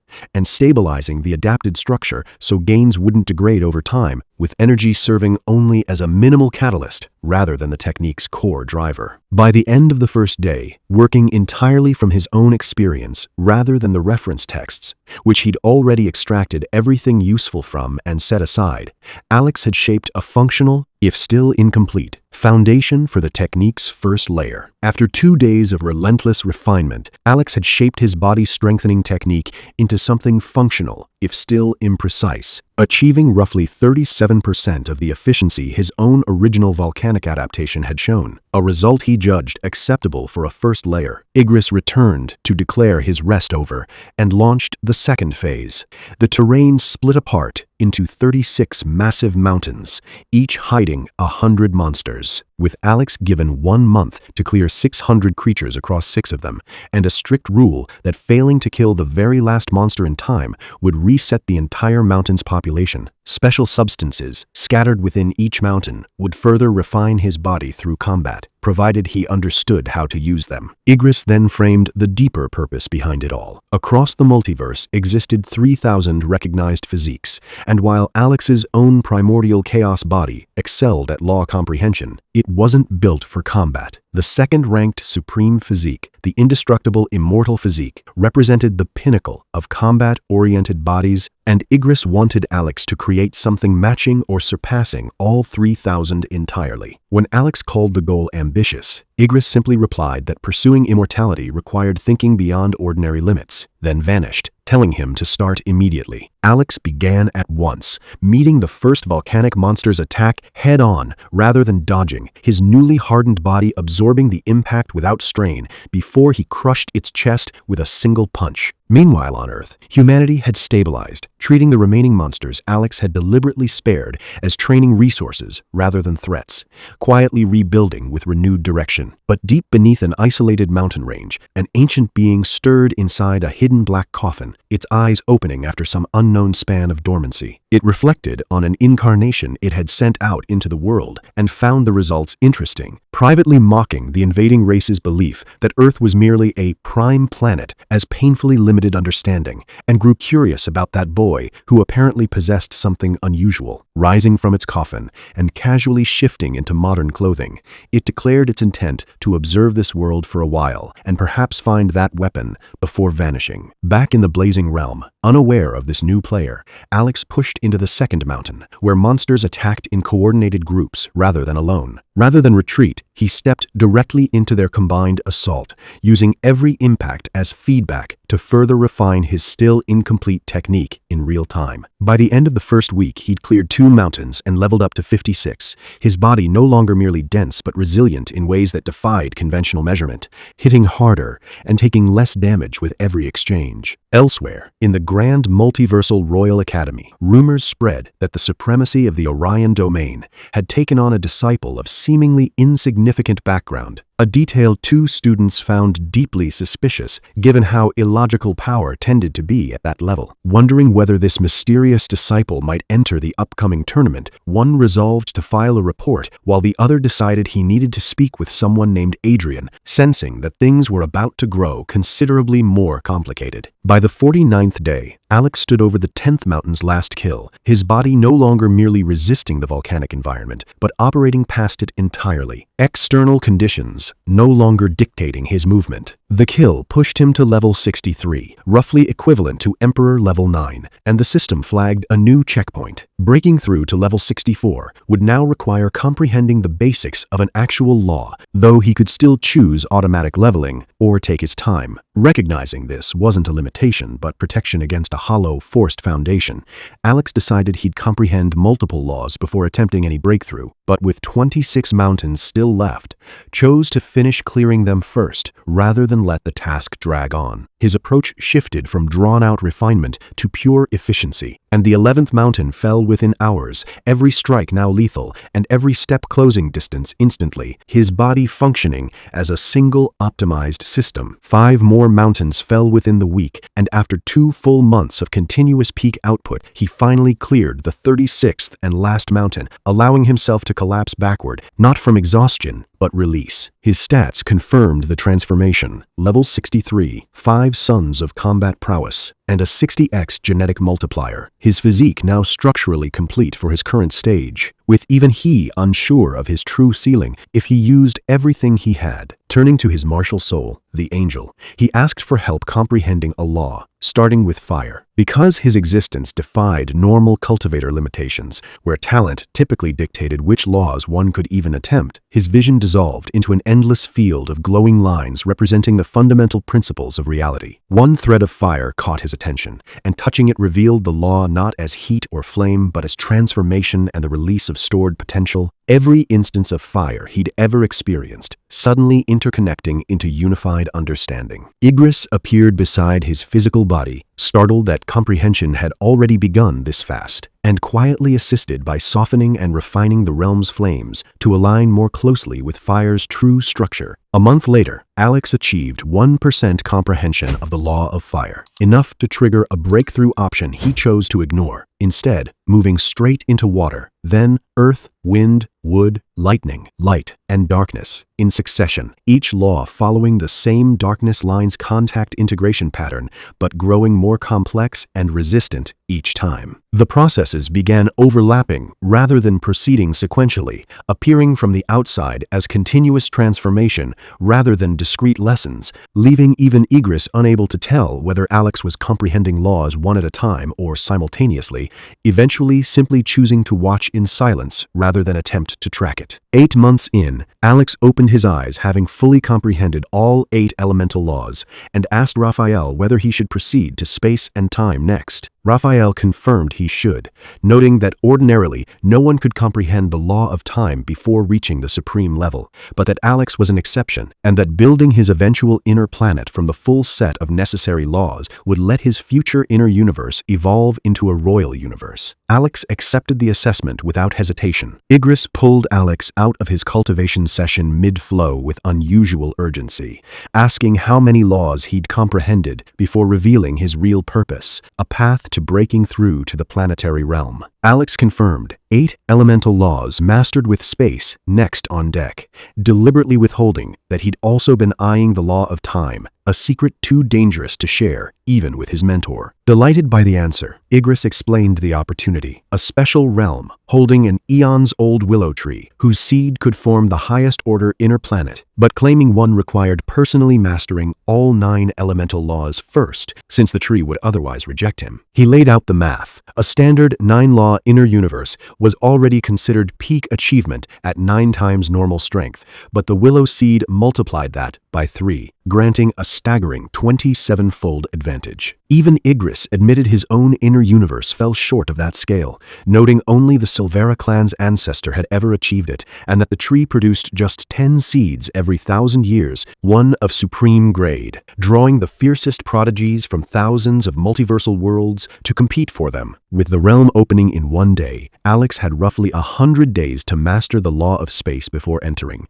and Igris left him to it with a simple show of confidence. Alex dove straight into comprehending space, his martial soul's wing already bearing 8 colored lines for his mastered elements as a faint 9th began forming. After 45 days of total unbroken focus, he completed the 9th elemental law. Relief gave way to real worry as he turned to the law of time next, something entirely outside elemental structure and utterly unknown to him, even with his eternal grade space talent. The moment he entered comprehension mode, an ancient, world-shaking presence confronted him directly within a perceived river of time, warning him as an insignificant insect to abandon the forbidden path or be erased outright. Terrified and losing focus under the pressure, Alex was saved when his martial soul rose fully for the first time, all 108 wings spreading to shield him entirely, and the system confirmed the external interference had been blocked, letting him continue. Elsewhere, several supreme wills, stirring within the river of time, discussed the intrusion with curiosity, with one entity, Old Han, revealing he'd deliberately blocked the attempt himself, considering it an insult to let anyone below multiversal level near the concept at all. When another expressed interest in meeting this mysterious cultivator, Old Han admitted something unsettling. He couldn't trace the person's existence anywhere within the river of time at all, as though he didn't belong to existence in the conventional sense. Back in his comprehension, Alex spent the remaining 55 days anchored by his martial soul, slowly learning to feel the flow of moments and touch causality without being swept away by it. On the 100th day, just as the special realm was about to open, he finally completed the law of time, gaining a new chaos-grade talent, Time Stop, and opened his eyes exhausted but triumphant, having now comprehended all 10 fundamental laws. Alex studied his newly unlocked Time Stop talent, capable of freezing time within a kilometer radius against anyone up to 5 times his own strength, and felt a flicker of arrogant satisfaction before deliberately shutting it down, reminding himself that overconfidence had destroyed countless prodigies before him.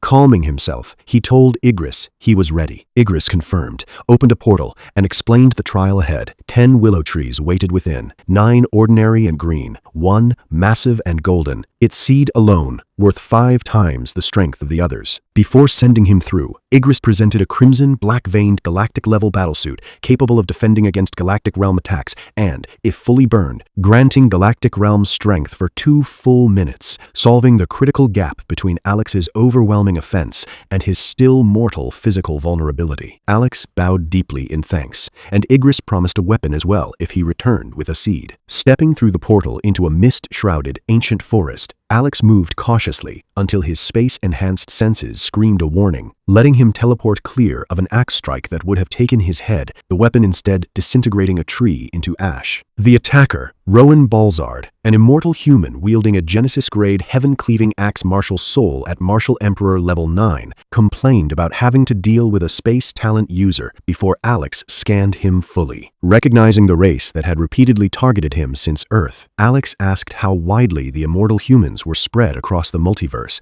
and confirmed Rowan could sense the blood of the ones he'd already killed, an unsettling realization that stronger members of this race might hunt him purely for what he was, something he resolved to ask Igris about later. Rather than escalate immediately, Alex gave Rowan a way out, telling him plainly he was far outmatched and should simply go search for his own seed instead of dying pointlessly, making clear he had no interest in killing without real cause, but wouldn't hesitate if pushed further. Rowan laughed off Alex's warning, boasting that as prince of the Balzard family, descended from a supreme who'd erased entire civilizations for lesser slights, he had nothing to fear. He charged, axe raised, and Alex calmly measured the distance and timing, preparing to end it with a single decisive strike, only for a new figure to step directly into Rowan's path and freeze his weapon mid-swing with a single raised hand. Rowan's arrogance collapsed instantly into terror at the sight of his older brother, who gently told him not to fight strangers, an instruction that visibly shook him more than any threat could have. Turning to Alex with a warm, unconvincing smile, the newcomer introduced himself as Victor Balzard, and Alex's scan revealed the danger behind the charm: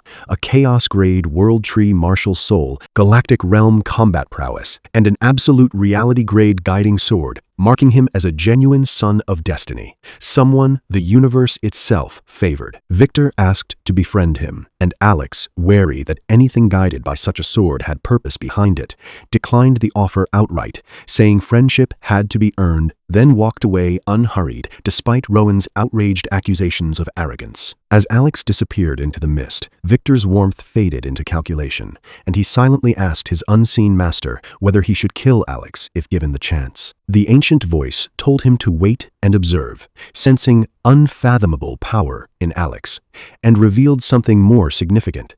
Alex originated from a proto-supreme world, meaning if Victor followed him back to his homeworld, he could absorb it for infinite potential even without securing the golden seed here. Intrigued by prospects greater than a single opportunity, Victor agreed and dragged a reluctant Rowan along. Continuing on, Alex received an unsettling correction from Raphael. Earth wasn't merely a prime world as previously assumed, but something of even higher, undetermined quality, meaning his origin would inevitably draw unwanted attention from those seeking to exploit or claim it. Taking the warning seriously, he pressed on and soon encountered a brutal clash between roughly 20 combatants, split into two hostile groups, shockwaves, shattering trees, and scorching the ground around them. Judging neither side trustworthy or worth the engagement, Alex simply teleported past the battlefield entirely and continued toward his real objective, the golden willow tree and its seed. Following his martial soul's silent pull through the forest, Alex arrived at a still pond holding a single pristine lotus, and scanning it revealed something staggering, a fragment of the lotus of creation, ranked above absolute reality, capable of absorbing laws and producing entire worlds. Stunned that something this powerful could sit unnoticed,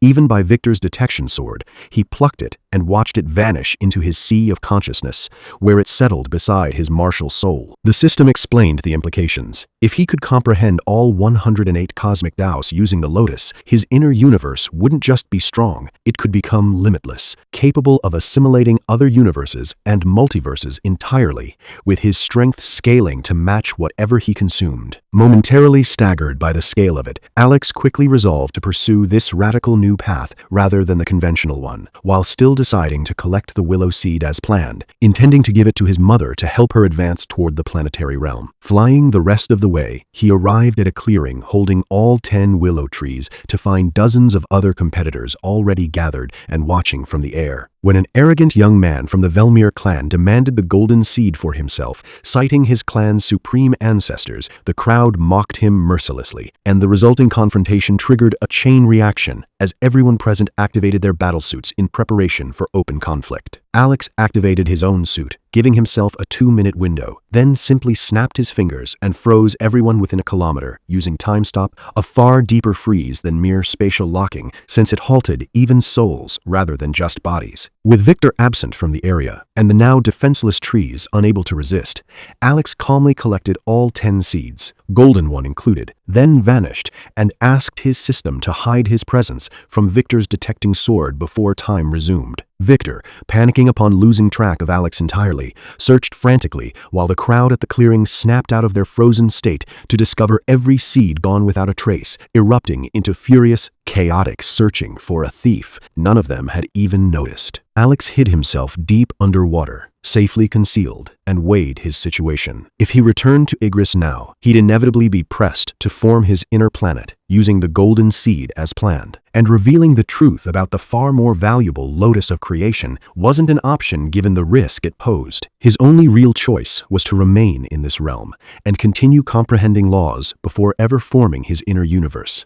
a path that could ultimately push him to transcended or at minimum universal existence. Settling beneath the water, he committed to this dangerous but far more rewarding road, unwilling to waste the opportunity the Lotus represented. Alex asked the system to explain the difference between Tao and law, learning that each Tao formed from multiple intertwined laws, 3,000 laws total, combining into 108 Taos, with the interaction between laws proving even harder to grasp than the laws themselves. Deciding to tackle them one step at a time, he committed to comprehending the raw laws first and worrying about Deos later, then summoned his martial soul and sank into deep, undisturbed focus. Above him, the realm descended into chaos. Victor, desperate and losing patience, drew his broken golden sword and demanded a path forward from its resident will, warned that without decisive action, they'd lose Alex's trace entirely, since they didn't even know his home multiverse. Rowan fled the moment Victor's eyes turned red, knowing exactly how dangerous his brother became in that state.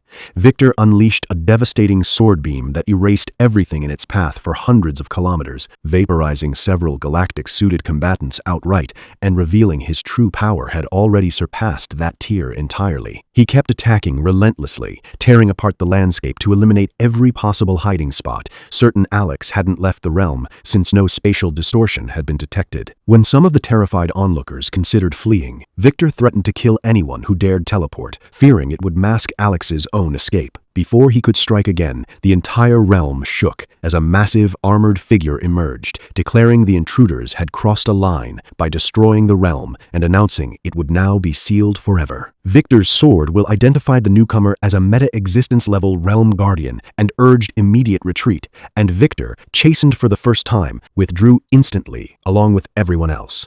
Once the intruders were gone, the guardian sealed the realm completely, cutting off all paths in or out. What the Guardian failed to notice, despite its immense authority, was Alex, still hidden beneath the quiet pond, completely absorbed in comprehending the fundamental laws of existence, utterly unaware of the destruction, the pursuit, or the fact that the realm had just been locked away for eternity with him still inside it. Word reached Igris that the secret realm had been sealed by its guardian, an entity whose commanding voice manifested directly in the minds of everyone connected to it. Igris grew tense, realizing Alex hadn't emerged with the other expelled entrants, meaning something more complicated than a simple lockout had happened. Inside, Alex was jolted from his comprehension by a system notification revealing he was now sealed within the realm alongside a meta-existence guardian, a rank he'd believed sat just below absolute reality entities and shouldn't logically be present. The system explained his way out, required illuminating his martial soul's 36th wing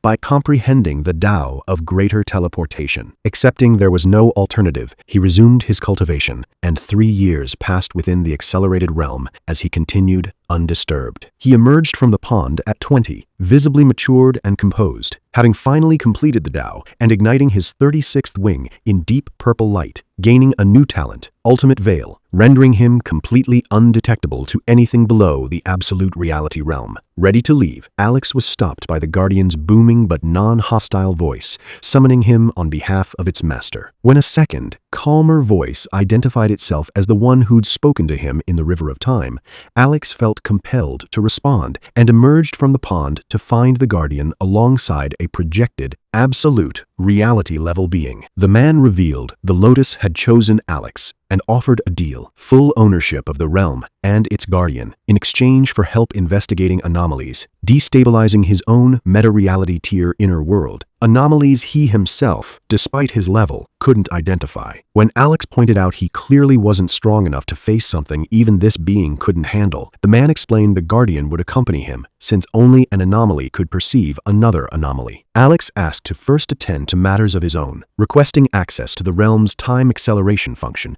before committing to help, and the being agreed instantly, transferring full ownership and control of both realm and guardian to him on the spot. Alex activated the acceleration, set it up to 1,000 times normal speed, and thanked the fading projection. Left alone with an entire realm, a guardian of immense strength and total control over its time flow, Alex settled on his path forward, comprehend every remaining law and Tao, while dispatching the guardian to protect Earth in his absence, quietly grateful that none of this would have been possible if Igris hadn't sent him here in the first place. Working within the realm's thousand-fold accelerated time, Alex noticed each comprehended law bloomed a new petal on the lotus of creation and colored a corresponding wing on his martial soul, each change promising an awakened supreme talent, a prospect he found genuinely exciting. Before diving deeper, he had the realm's guardian shrink itself and head to Earth to protect it, suspecting the planet held far more value than it appeared. Minutes later, the guardian reported something alarming.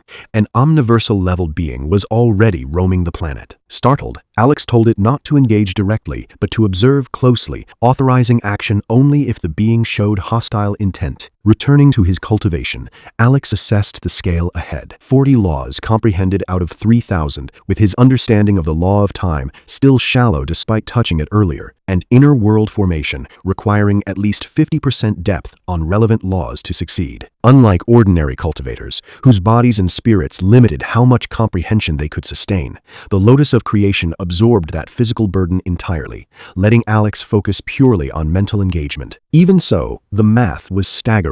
Roughly a month per law to reach just 1% comprehension, translating to about 246 years total, compressed into roughly 90 days outside the realm thanks to the time acceleration. He committed to the task, and years blurred past as each comprehended law refined his physique further, aging his appearance with a growing beard, even as his actual body stayed fixed at 20. After 246 years of continuous work, he finally opened his eyes, casually erased the beard with a touch, and joked to himself that he was now older than everyone on Earth. The system confirmed he'd comprehended all 3,000 laws, triggering a full metamorphosis, automatic comprehension mode unlocked, letting him passively gain 1% progress on a chosen law every 7 days without needing to remain stationary. Checking his new stats, Alex found his ultimate physique at level 3000 with a matching 3000x gene multiplier, pushing his base strength to roughly 3000 stars, further amplified 50-fold by his Ashura physique to an effective 150,000 stars. Roughly black hole realm combat capability, still short of galactic realm, but solidly acceptable by his own measure. With no further reason to remain in the realm, he stood, smiled, and decided the timing was right.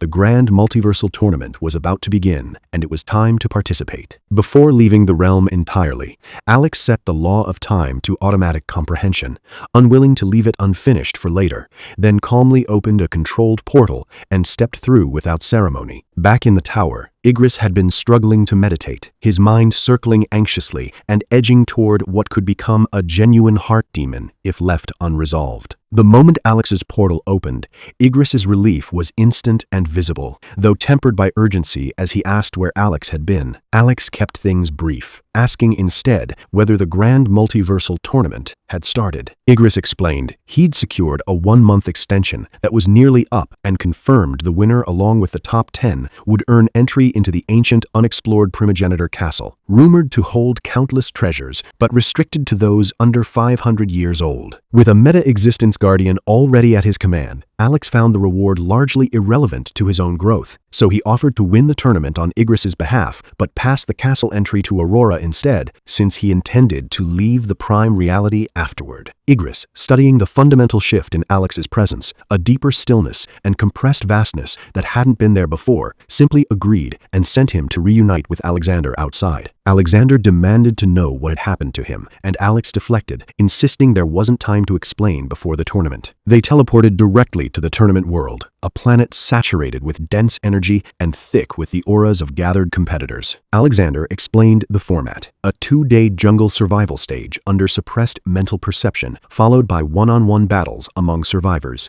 with the top 10 seal holders winning outright if the field thinned before the deadline naturally. When Alexander suggested Alex team up with another competitor from their multiverse, Alex flatly declined, telling the other participant to fend for himself. At the gathering field, a rival supremacy taunted Alexander from the spectator section, boasting that his own multiverse's prodigy wielded 10 Genesis-grade talents, working in perfect synergy. Arguing quantity could outmatch quality. Alexander calmly proposed a wager of 5 portions of origin energy, which the rival accepted without hesitation. Back on the field, participants received their seals, and Alex took his without comment before stepping through the portal into the forest as the round began. Once inside, with mental perception suppressed across the entire zone, Alex's expression remained unchanged. His objective was total elimination of every other participant, driven less by necessity than by curiosity to watch the tournament's expected structure collapse entirely. Outside, massive projection screens lit up across the sky as spectators settled in to watch, while inside the forest, Alex moved forward at an unhurried pace, his presence nearly undetectable despite the overwhelming force contained beneath it, quietly resolving that the hunt had begun. Moving through the artificial tournament forest,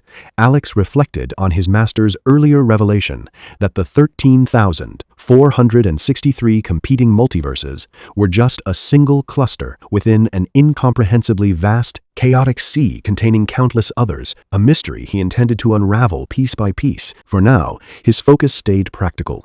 Every participant here carried a Genesis-grade talent, making them ideal targets for copying, and he entertained the possibility of fusing duplicate talents into something beyond even chaos grade. Curious whether his system's growth was capped by its creator, he asked Raphael directly, learning the system now belonged solely to him rather than the angel of creation, though its current ceiling still matched the angel's own level, with potential for further evolution only if he found a superior energy source. Activating his ultimate veil alongside full invisibility, Alex rendered himself completely undetectable. No aura, no presence, nothing. Outside, the watching Supremes noticed the participant from the 635th multiverse had vanished from all tracking, and one accused Alexander of illegally sharing origin energy for camouflage, a theory Alexander dismissed as absurd since contact with a Supreme's origin energy would simply crush someone below planetary realm. Baffled and increasingly irritated by his own inability to locate his disciple, Alexander muttered that the boy was becoming too mysterious even for him. The chaos that followed made his mystery clear enough. Participants across the forest were being frozen mid-battle by an invisible force, slapped repeatedly, and stripped of their space rings and combat suits by an attacker no one could see or sense. Female participants were spared the worst of it, losing only their rings and receiving a single cheek pinch instead. The Supremes erupted in outrage at Alexander, convinced his disciple was single-handedly robbing the entire tournament, while Alexander struggled visibly not to laugh, denying involvement through gritted teeth. After 2 days of this, Alex stood on a ridge, tallying an enormous haul, space rings, artifacts, seals, and every seal in the tournament, then announced a public challenge. Whoever wanted a seal could fight for one of 9 at the Central Valley's giant tree. Furious, half-dressed participants flooded in from every direction, driven equally by greed and revenge, and a chaotic, formidable battle broke out among them. Alex revealed himself openly, lounging on a rock with popcorn and colorful goggles like a casual spectator, either accidentally or deliberately exposing his location. The instant the crowd recognized him, their fury reignited completely, and dozens of ultimate techniques converged on him at once, every participant abandoning the fight among themselves to focus entirely on tearing him apart. Alex simply popped another piece of popcorn into his mouth. As thousands of attacks converged on him simultaneously, sword lights, spears, whips, and energy beams all synchronized with unnerving precision, purely out of shared, humiliated rage, Alex simply stood up and began doing push-ups while the storm passed inches over his body. The watching Supremes marveled at the absurd level of coordination among random rivals, and Alexander, arms crossed, silently admitted even veteran experts would struggle against an assault this unified. After 10 push-ups and a lazy stretch, Alex declared his warm-up complete and vanished into motion, using only his left hand while keeping his right tucked behind his back, casually slapping opponents into each other and redirecting weapons into unsuspecting rivals in a flowing, effortless display that looked more like dance than combat. The audience erupted in disbelief as Alex caught an axe with 2 fingers, deflected a lightning beam into a crowd, and swept hundreds of attackers off their feet with a single kick, chaining slaps that sent participants flying like fireworks into trees, cliffs, and each other. Even the Supremes struggled not to laugh as Alexander watched, utterly speechless at how a disciple with comparatively little cultivation time was treating Genesis-grade prodigies like children on a playground. The participants adjusted their strategy, sealing off escape routes with spatial locks and coordinating melee and ranged attacks to corner him, a shift several Supremes praised as sound instinct, but Alex only smiled, abandoned dodging entirely, and walked straight into the center of the formation, shattering a descending hammer with a bare kick, using a stunned opponent as a human shield against 7 simultaneous strikes, and yanking a whip wielder directly into his own slap. When a beast tamer summoned wolves, armored rhinos, flame birds, and thunder serpents all at once, Alex met them bare-handed, punching, kicking, and slapping the entire pack into submission without using a single talent, pure physical skill alone. The participants realized in horror that he was actively reading and adapting to their coordination in real time, making every attempted counter-strategy worse than the last. Some accidentally erasing their own allies with misfired attacks or spearing themselves headfirst into the ground. The spectators rose to their feet unconsciously, unable to look away, and even Supremes, who disliked Alex, admitted the display of overwhelming, effortless dominance was extraordinary, with Alexander privately baffled at how someone with so little cultivation time had developed combat instincts this terrifying. By the battle's end, thousands of geniuses lay scattered across the valley, bruised, exhausted, humiliated, and barely conscious, while Alex stood at the center of the wreckage, completely unharmed. In the wreckage of the ruined valley, Alex stood untouched and unbothered, his right hand still tucked behind his back, as though the entire battle had barely registered. The surviving participants stared in stunned silence, finally grasping the full weight of what had happened. He'd never taken any of them seriously from the start, and the gap between them wasn't one talent or effort could close. Raising his left hand, he sent 9 glowing seals, streaking out to the 9 competitors who'd lasted longest, and forced him to move with anything resembling seriousness, and they accepted, torn between honor and humiliation at the recognition. His usual grin dropping into something calmer, Alex addressed the valley directly, telling them all they still had a long way to go, and warning against early arrogance, since their multiverses needed them alive and strong enough to actually protect their people rather than dying from pride. The words landed with real weight, even among older powerhouses watching outside, briefly earning him genuine respect despite everything else he'd put them through. Then, true to form, he ruined it immediately, smugly telling them that if they ever thought they'd reached the pinnacle of talent, they should simply remember his name, since he'd always be looking down on them, like the insects you are, before vanishing and leaving the valley to erupt into furious, cursing chaos. Outside, the spectating cities and Supremes burst into laughter at the spectacle, with Alexander burying his face in his hands at his shameless disciples' antics, while tournament organizers were left unsure whether to feel impressed or insulted that one man had effectively disciplined the entire opening stage like unruly children. Stepping out of the realm to a mix of admiration, fear, and open hostility, Alex told the tournament host honestly that the fight had been fun, though he wished the geniuses had carried more treasure to loot, then formally thanked the assembled Supremes for fattening them up with resources over the years, sending one into a rage that had to be physically restrained by his peers, while Alexander collected his wagered origin energy with open satisfaction from the sulking rival, Supreme. Back at Alexander's castle, delighted by the outcome, Alexander admitted that sending Aurora into that tournament as originally planned would never have worked against opponents of that caliber. Alex, unbothered, called the whole thing too easy, and revealed he no longer intended to use his earned spot in the primogenitor castle, handing his seal over for Aurora to use instead. Stunned but accepting, Alexander warned him seriously that the Prime Sanctuary held dangers far beyond physical strength, despite its power to temper the body through essence, and Alex, curious, asked whether the sanctuary was structured like the lower realms, with countless universes and multiverses, or existed as a single endless plane. Alexander answered plainly.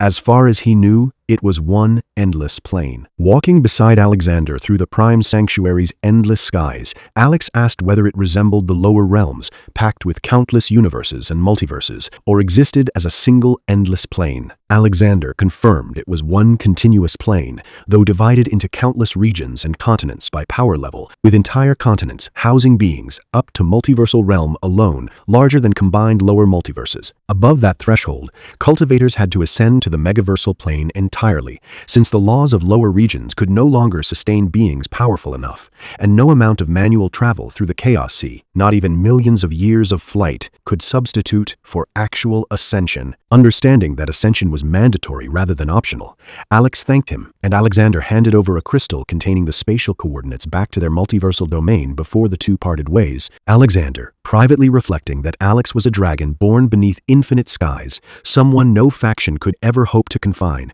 hoping only that he'd grow strong enough before whatever apocalypse loomed ahead. Alex reappeared in the Prime Sanctuary itself, struck by how much had changed since his first desperate, weak arrival here, when even Ghidorah, the mountain range's ruler at Galactic Overlord Realm, had been an existential threat rather than merely strong.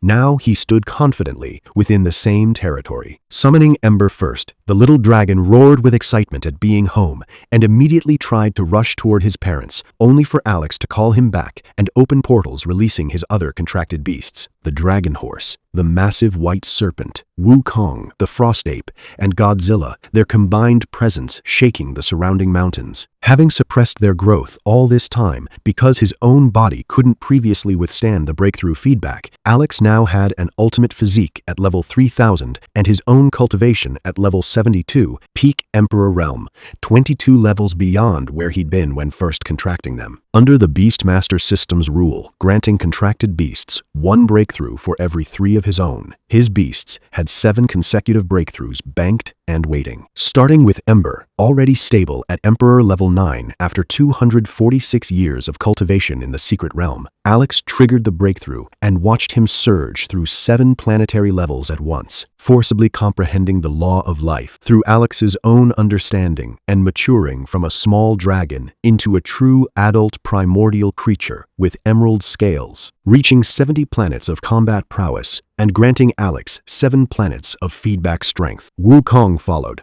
breaking from planetary level 9 straight through to star level 7 in a violent eruption of freezing energy that turned mountains and rivers to ice, reaching 7 suns of combat prowess and feeding Alex 0.7 suns in return. Godzilla came next, its breakthrough cracking the Earth itself as destructive blue radiation spread outward, likewise reaching star level 7 with 10 suns of combat prowess, granting Alex a full sun of feedback power. Turning to the remaining 2, the massive white serpent and the dragon horse, both true primordial beasts born directly from the chaos itself, with bloodlines far harder to push past their limits, Alex ordered the serpent to begin its breakthrough next. The white serpent's breakthrough dwarfed everything before it, its already massive body swelling until mountains looked insignificant beside it, ancient trees barely reaching its midsection, and the sky itself erupting with divine lightning as its aura reshaped the surrounding land. Even Ember stared in shock, admitting the serpent had grown genuinely terrifying. When it finally stabilized, resembling a primordial calamity rather than an ordinary creature,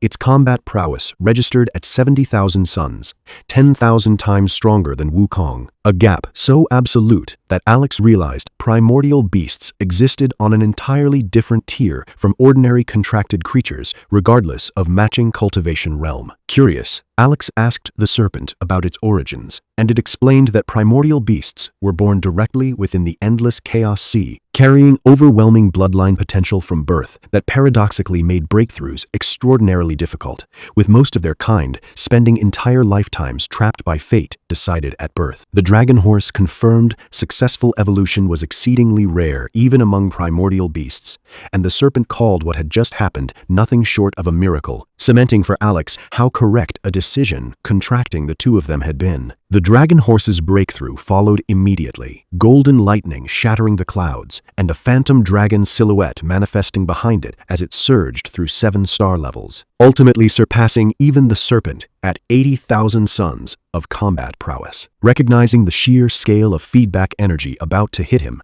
Alex sat down and ordered his beasts to form a protective perimeter around him before releasing it. The resulting surge felt like detonating stars within his own body, tearing his muscles apart and regenerating them repeatedly as he fought to stabilize the flood using his ultimate physique at maximum output. After an hour of visible strain, blood at the corners of his mouth, the storm finally finally settled, and his own combat prowess registered at 15,004 suns, pushing him into true galactic-level combat output for the first time. Turning his attention to organization, Alex sorted through the vast collection of talents he'd copied during the tournament: elemental, mental, transformation, bloodline, and unique conceptual abilities, and recognized that most were now largely redundant thanks to his mastery of the 3,000 laws, since he could already manually reproduce similar effects through direct law manipulation. Still, having a dedicated talent made execution more efficient. Transformation-type abilities interested him most, and counting his existing Ashura transformation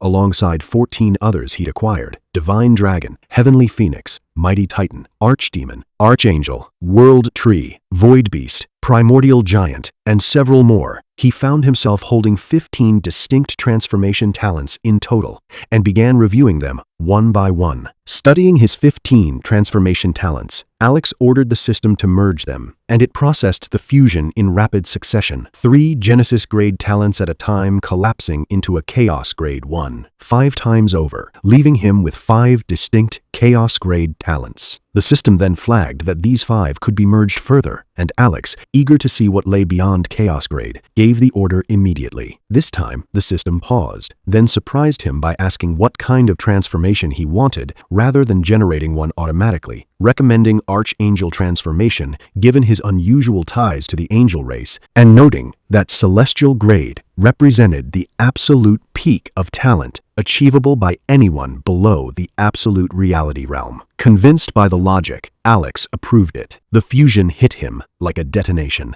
agonizing waves of divine energy tearing his body apart and rebuilding it over and over, gigantic angelic wings briefly manifesting before collapsing into light as his flesh cracked and regenerated endlessly. Ember panicked and tried to intervene, but the serpent held him back, recognizing the process as evolution rather than danger. Notification after notification confirmed his ultimate physique, leveling up repeatedly as the transformation dragged on for an indeterminate stretch of time, pushing him to the edge of unconsciousness before finally stabilizing. When it ended, his gene strength had leapt from 3000x to a staggering 10000x, and even clenching his fist now visibly cracked the surrounding space. Riding the high, Alex demanded the system keep merging talents, but was told he could only obtain 1 Celestial Grade talent per current system level, with further Celestial Grade fusions requiring a future system upgrade, and anything beyond Celestial Grade only obtainable by personally copying it from meta-existence level geniuses,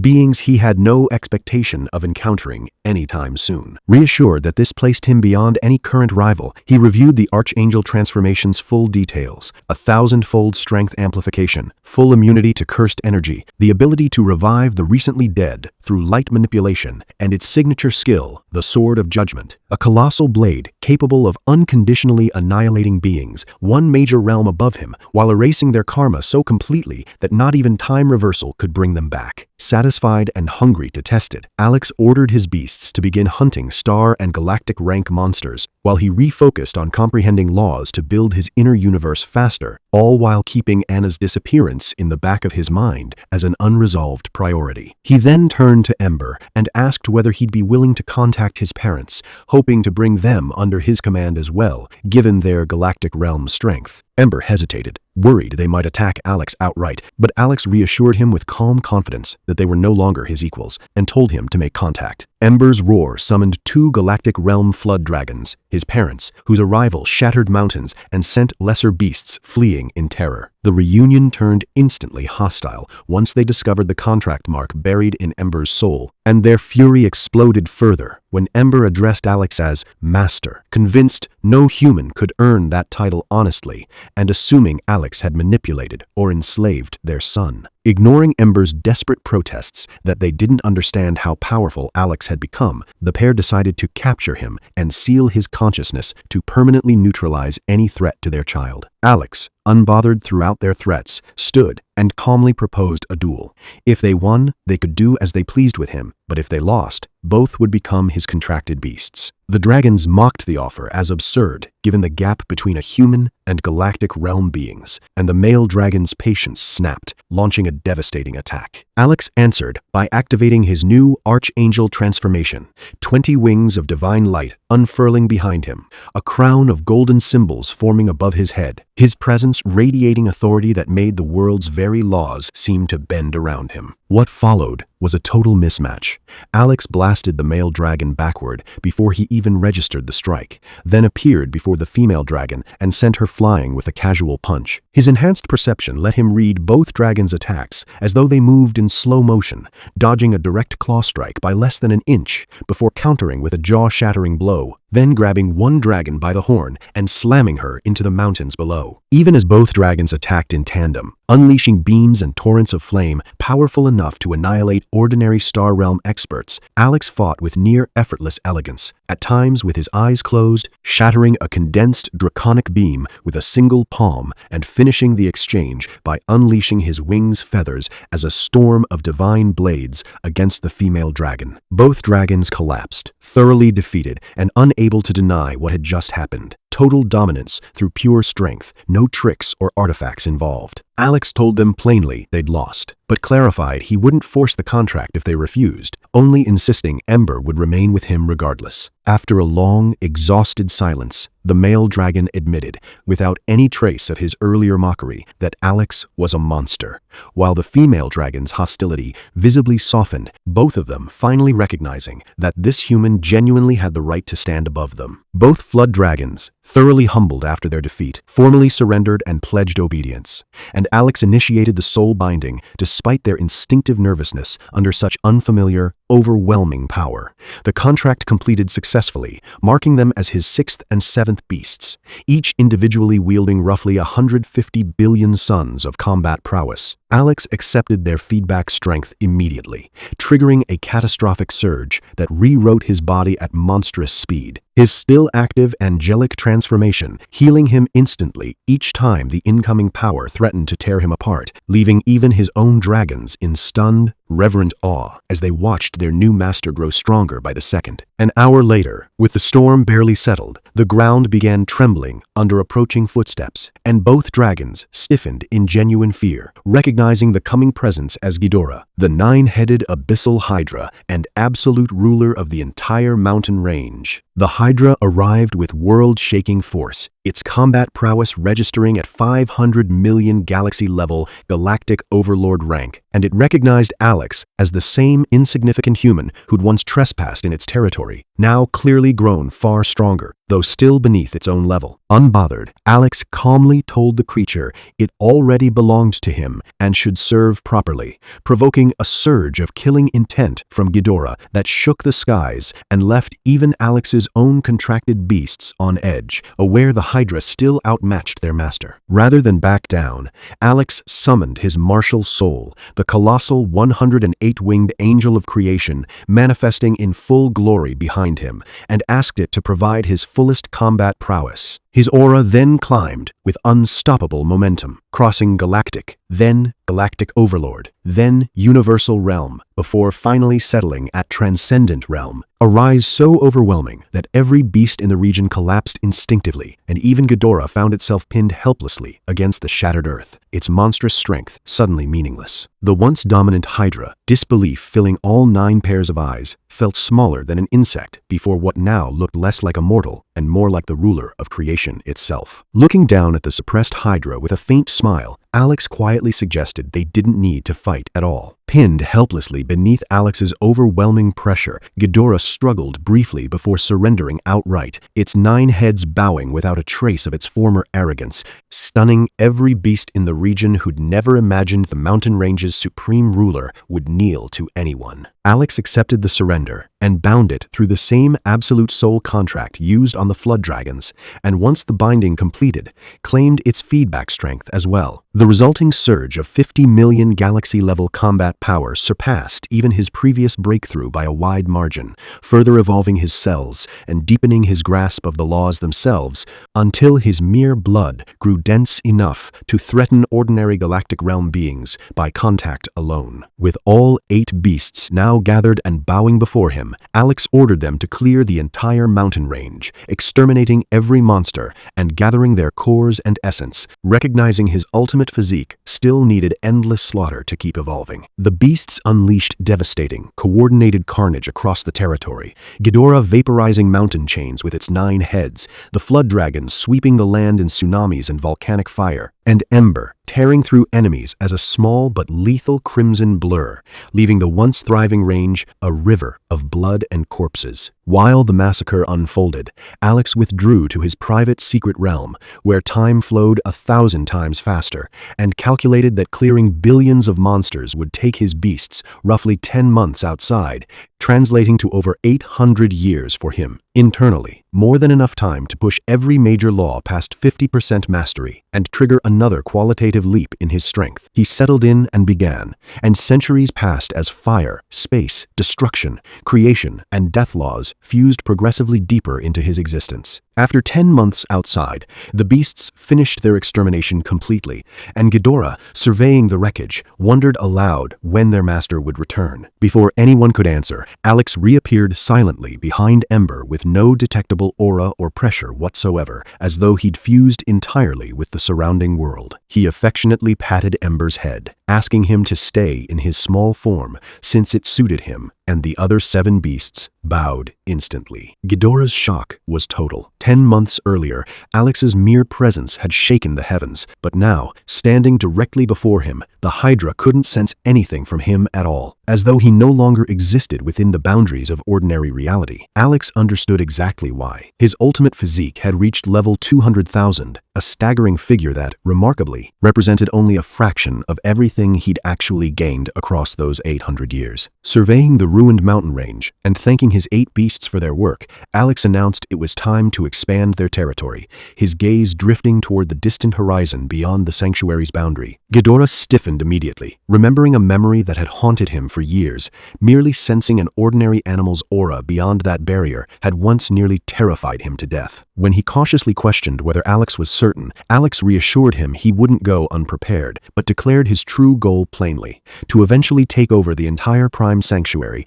asking his beasts to trust him and find their courage. Having witnessed months of miracles at his side, none of them dared question him further, and all 8 bowed in agreement. Turning inward, Alex reviewed his progress. 1 full petal now bloomed on the lotus of creation, and a corresponding colored wing had appeared on his martial soul. Changes born not from ordinary laws, but from Tao comprehension, now possible since he'd pushed every law past 50% mastery over his 800 years of cultivation. When he asked Raphael whether the system could assist with comprehending Taos the same way it had with laws, he was told plainly that Taos, transcending the structure of reality itself, had to be comprehended personally, with no shortcuts available. Before he could begin, the Realm Guardian interrupted with urgent news.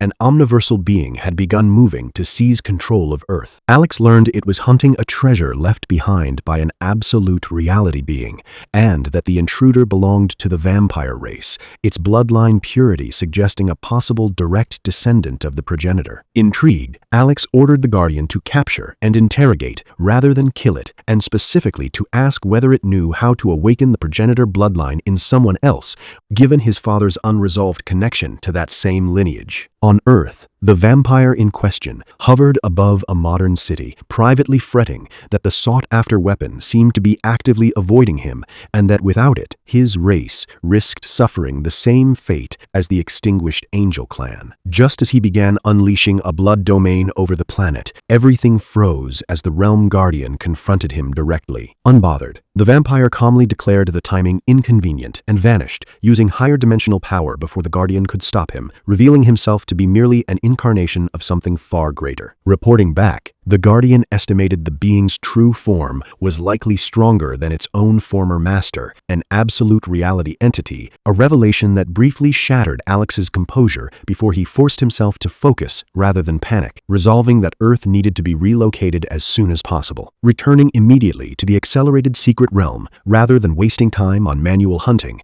Alex asked the system whether he needed to comprehend every Tao before forming his inner world. He learned a minimum of 10 Taos was required, with more comprehension yielding a more stable and powerful result, though achieving a complete universe capable of merging with others would eventually require mastering all of them. Satisfied that 10 would be enough for now, since his immediate goal was simply securing Earth safely within his inner world, Alex settled back down and closed his eyes once more. Inside the secret realm, Alex sat motionless through 900 internal years, comprehending one Tao after another in careful sequence. Beginning, the absolute origin point. Ending, the twin opposite governing total cessation. Being, pure existence itself. Nothing, the paradoxical emptiness containing all potential. Change, absolute transformation. Permanence, the unchanging foundation beneath it. Order, the invisible structure preventing collapse into chaos. Chaos, order's necessary and beautiful counterpart. And finally, in the 900th year, balance, the recognition that all these opposites required each other. Across those centuries, his body transformed visibly, his hair turning white, faint divine runes appearing beneath his skin, his presence growing steadily more ancient behind still youthful features. When he finally opened his eyes, the system confirmed he'd comprehended 10 Taos, technically 11 counting dimensional dominion, meeting the minimum threshold for inner world creation, though it warned that 30 was the recommended number for true stability. Alex decided permanent stability could wait. He only needed enough to shelter Earth temporarily and could keep comprehending afterward. Rising from 9 centuries of stillness, he summoned the lotus of creation, now bearing 11 petals, and it projected an awe-inspiring vision of the actual Big Bang before him, showing him the birth of the universe itself as a preview of the act he was about to perform in miniature. His martial soul's 10 wings lit up in colors matching each comprehended Tao, and the system confirmed he'd awakened 10 grand talents of gods tied to them, granting abilities like permanently erasing anything weaker than his Tao comprehension, becoming undetectable by stepping outside existence, adapting instantly to any threat, resisting forced transformation, and maintaining perfect equilibrium against any force. With everything in place, Alex began constructing his inner world from nothing, space first, then an independent flow of time, then a singularity infused with beginning and stabilized by balance, order, and chaos together. The controlled detonation birthed matter and energy drawn from his own cultivation base, coalescing into a golden sun and a solar system of planets. The innermost left deliberately barren as a boundary marker, while the second world became a deliberate, lovingly detailed recreation of Earth itself, forests, oceans, deserts, and all, built from nothing rather than copied directly. Surrounding planets filled out the system for gravitational balance, and when Alex opened his eyes, a complete, palm-sized solar system floated before him, fully functional and obedient to his will. His inner world was complete. Standing amid his newly born miniature solar system, Alex absorbed a flood of system notifications. His inner world would now expand automatically by 1,000,000 light-years daily, faster with absorbed living planets, and his own combat strength would scale directly with the collective power of everyone living within it. His base strength already sat near 50 million galactic level units before factoring in his genetic potential, and he realized this new path could eventually push his power beyond any conventional measure. Checking with the system on how leveling would now work, he learned every 10 million light-years of stable expansion equaled 1 cultivation level, meaning roughly 50 million galaxies stood between him and true foundational stability, an enormous but manageable scale given the universe's automatic daily growth. He confirmed his beast synchronization ability still functioned under the new system too, meaning his contracted beasts would keep evolving alongside him monthly with no extra effort. Returning to Earth, Alex summoned the Guardian and confirmed nothing new had happened before announcing his intent to absorb the planet into his inner world. Stepping outside the atmosphere,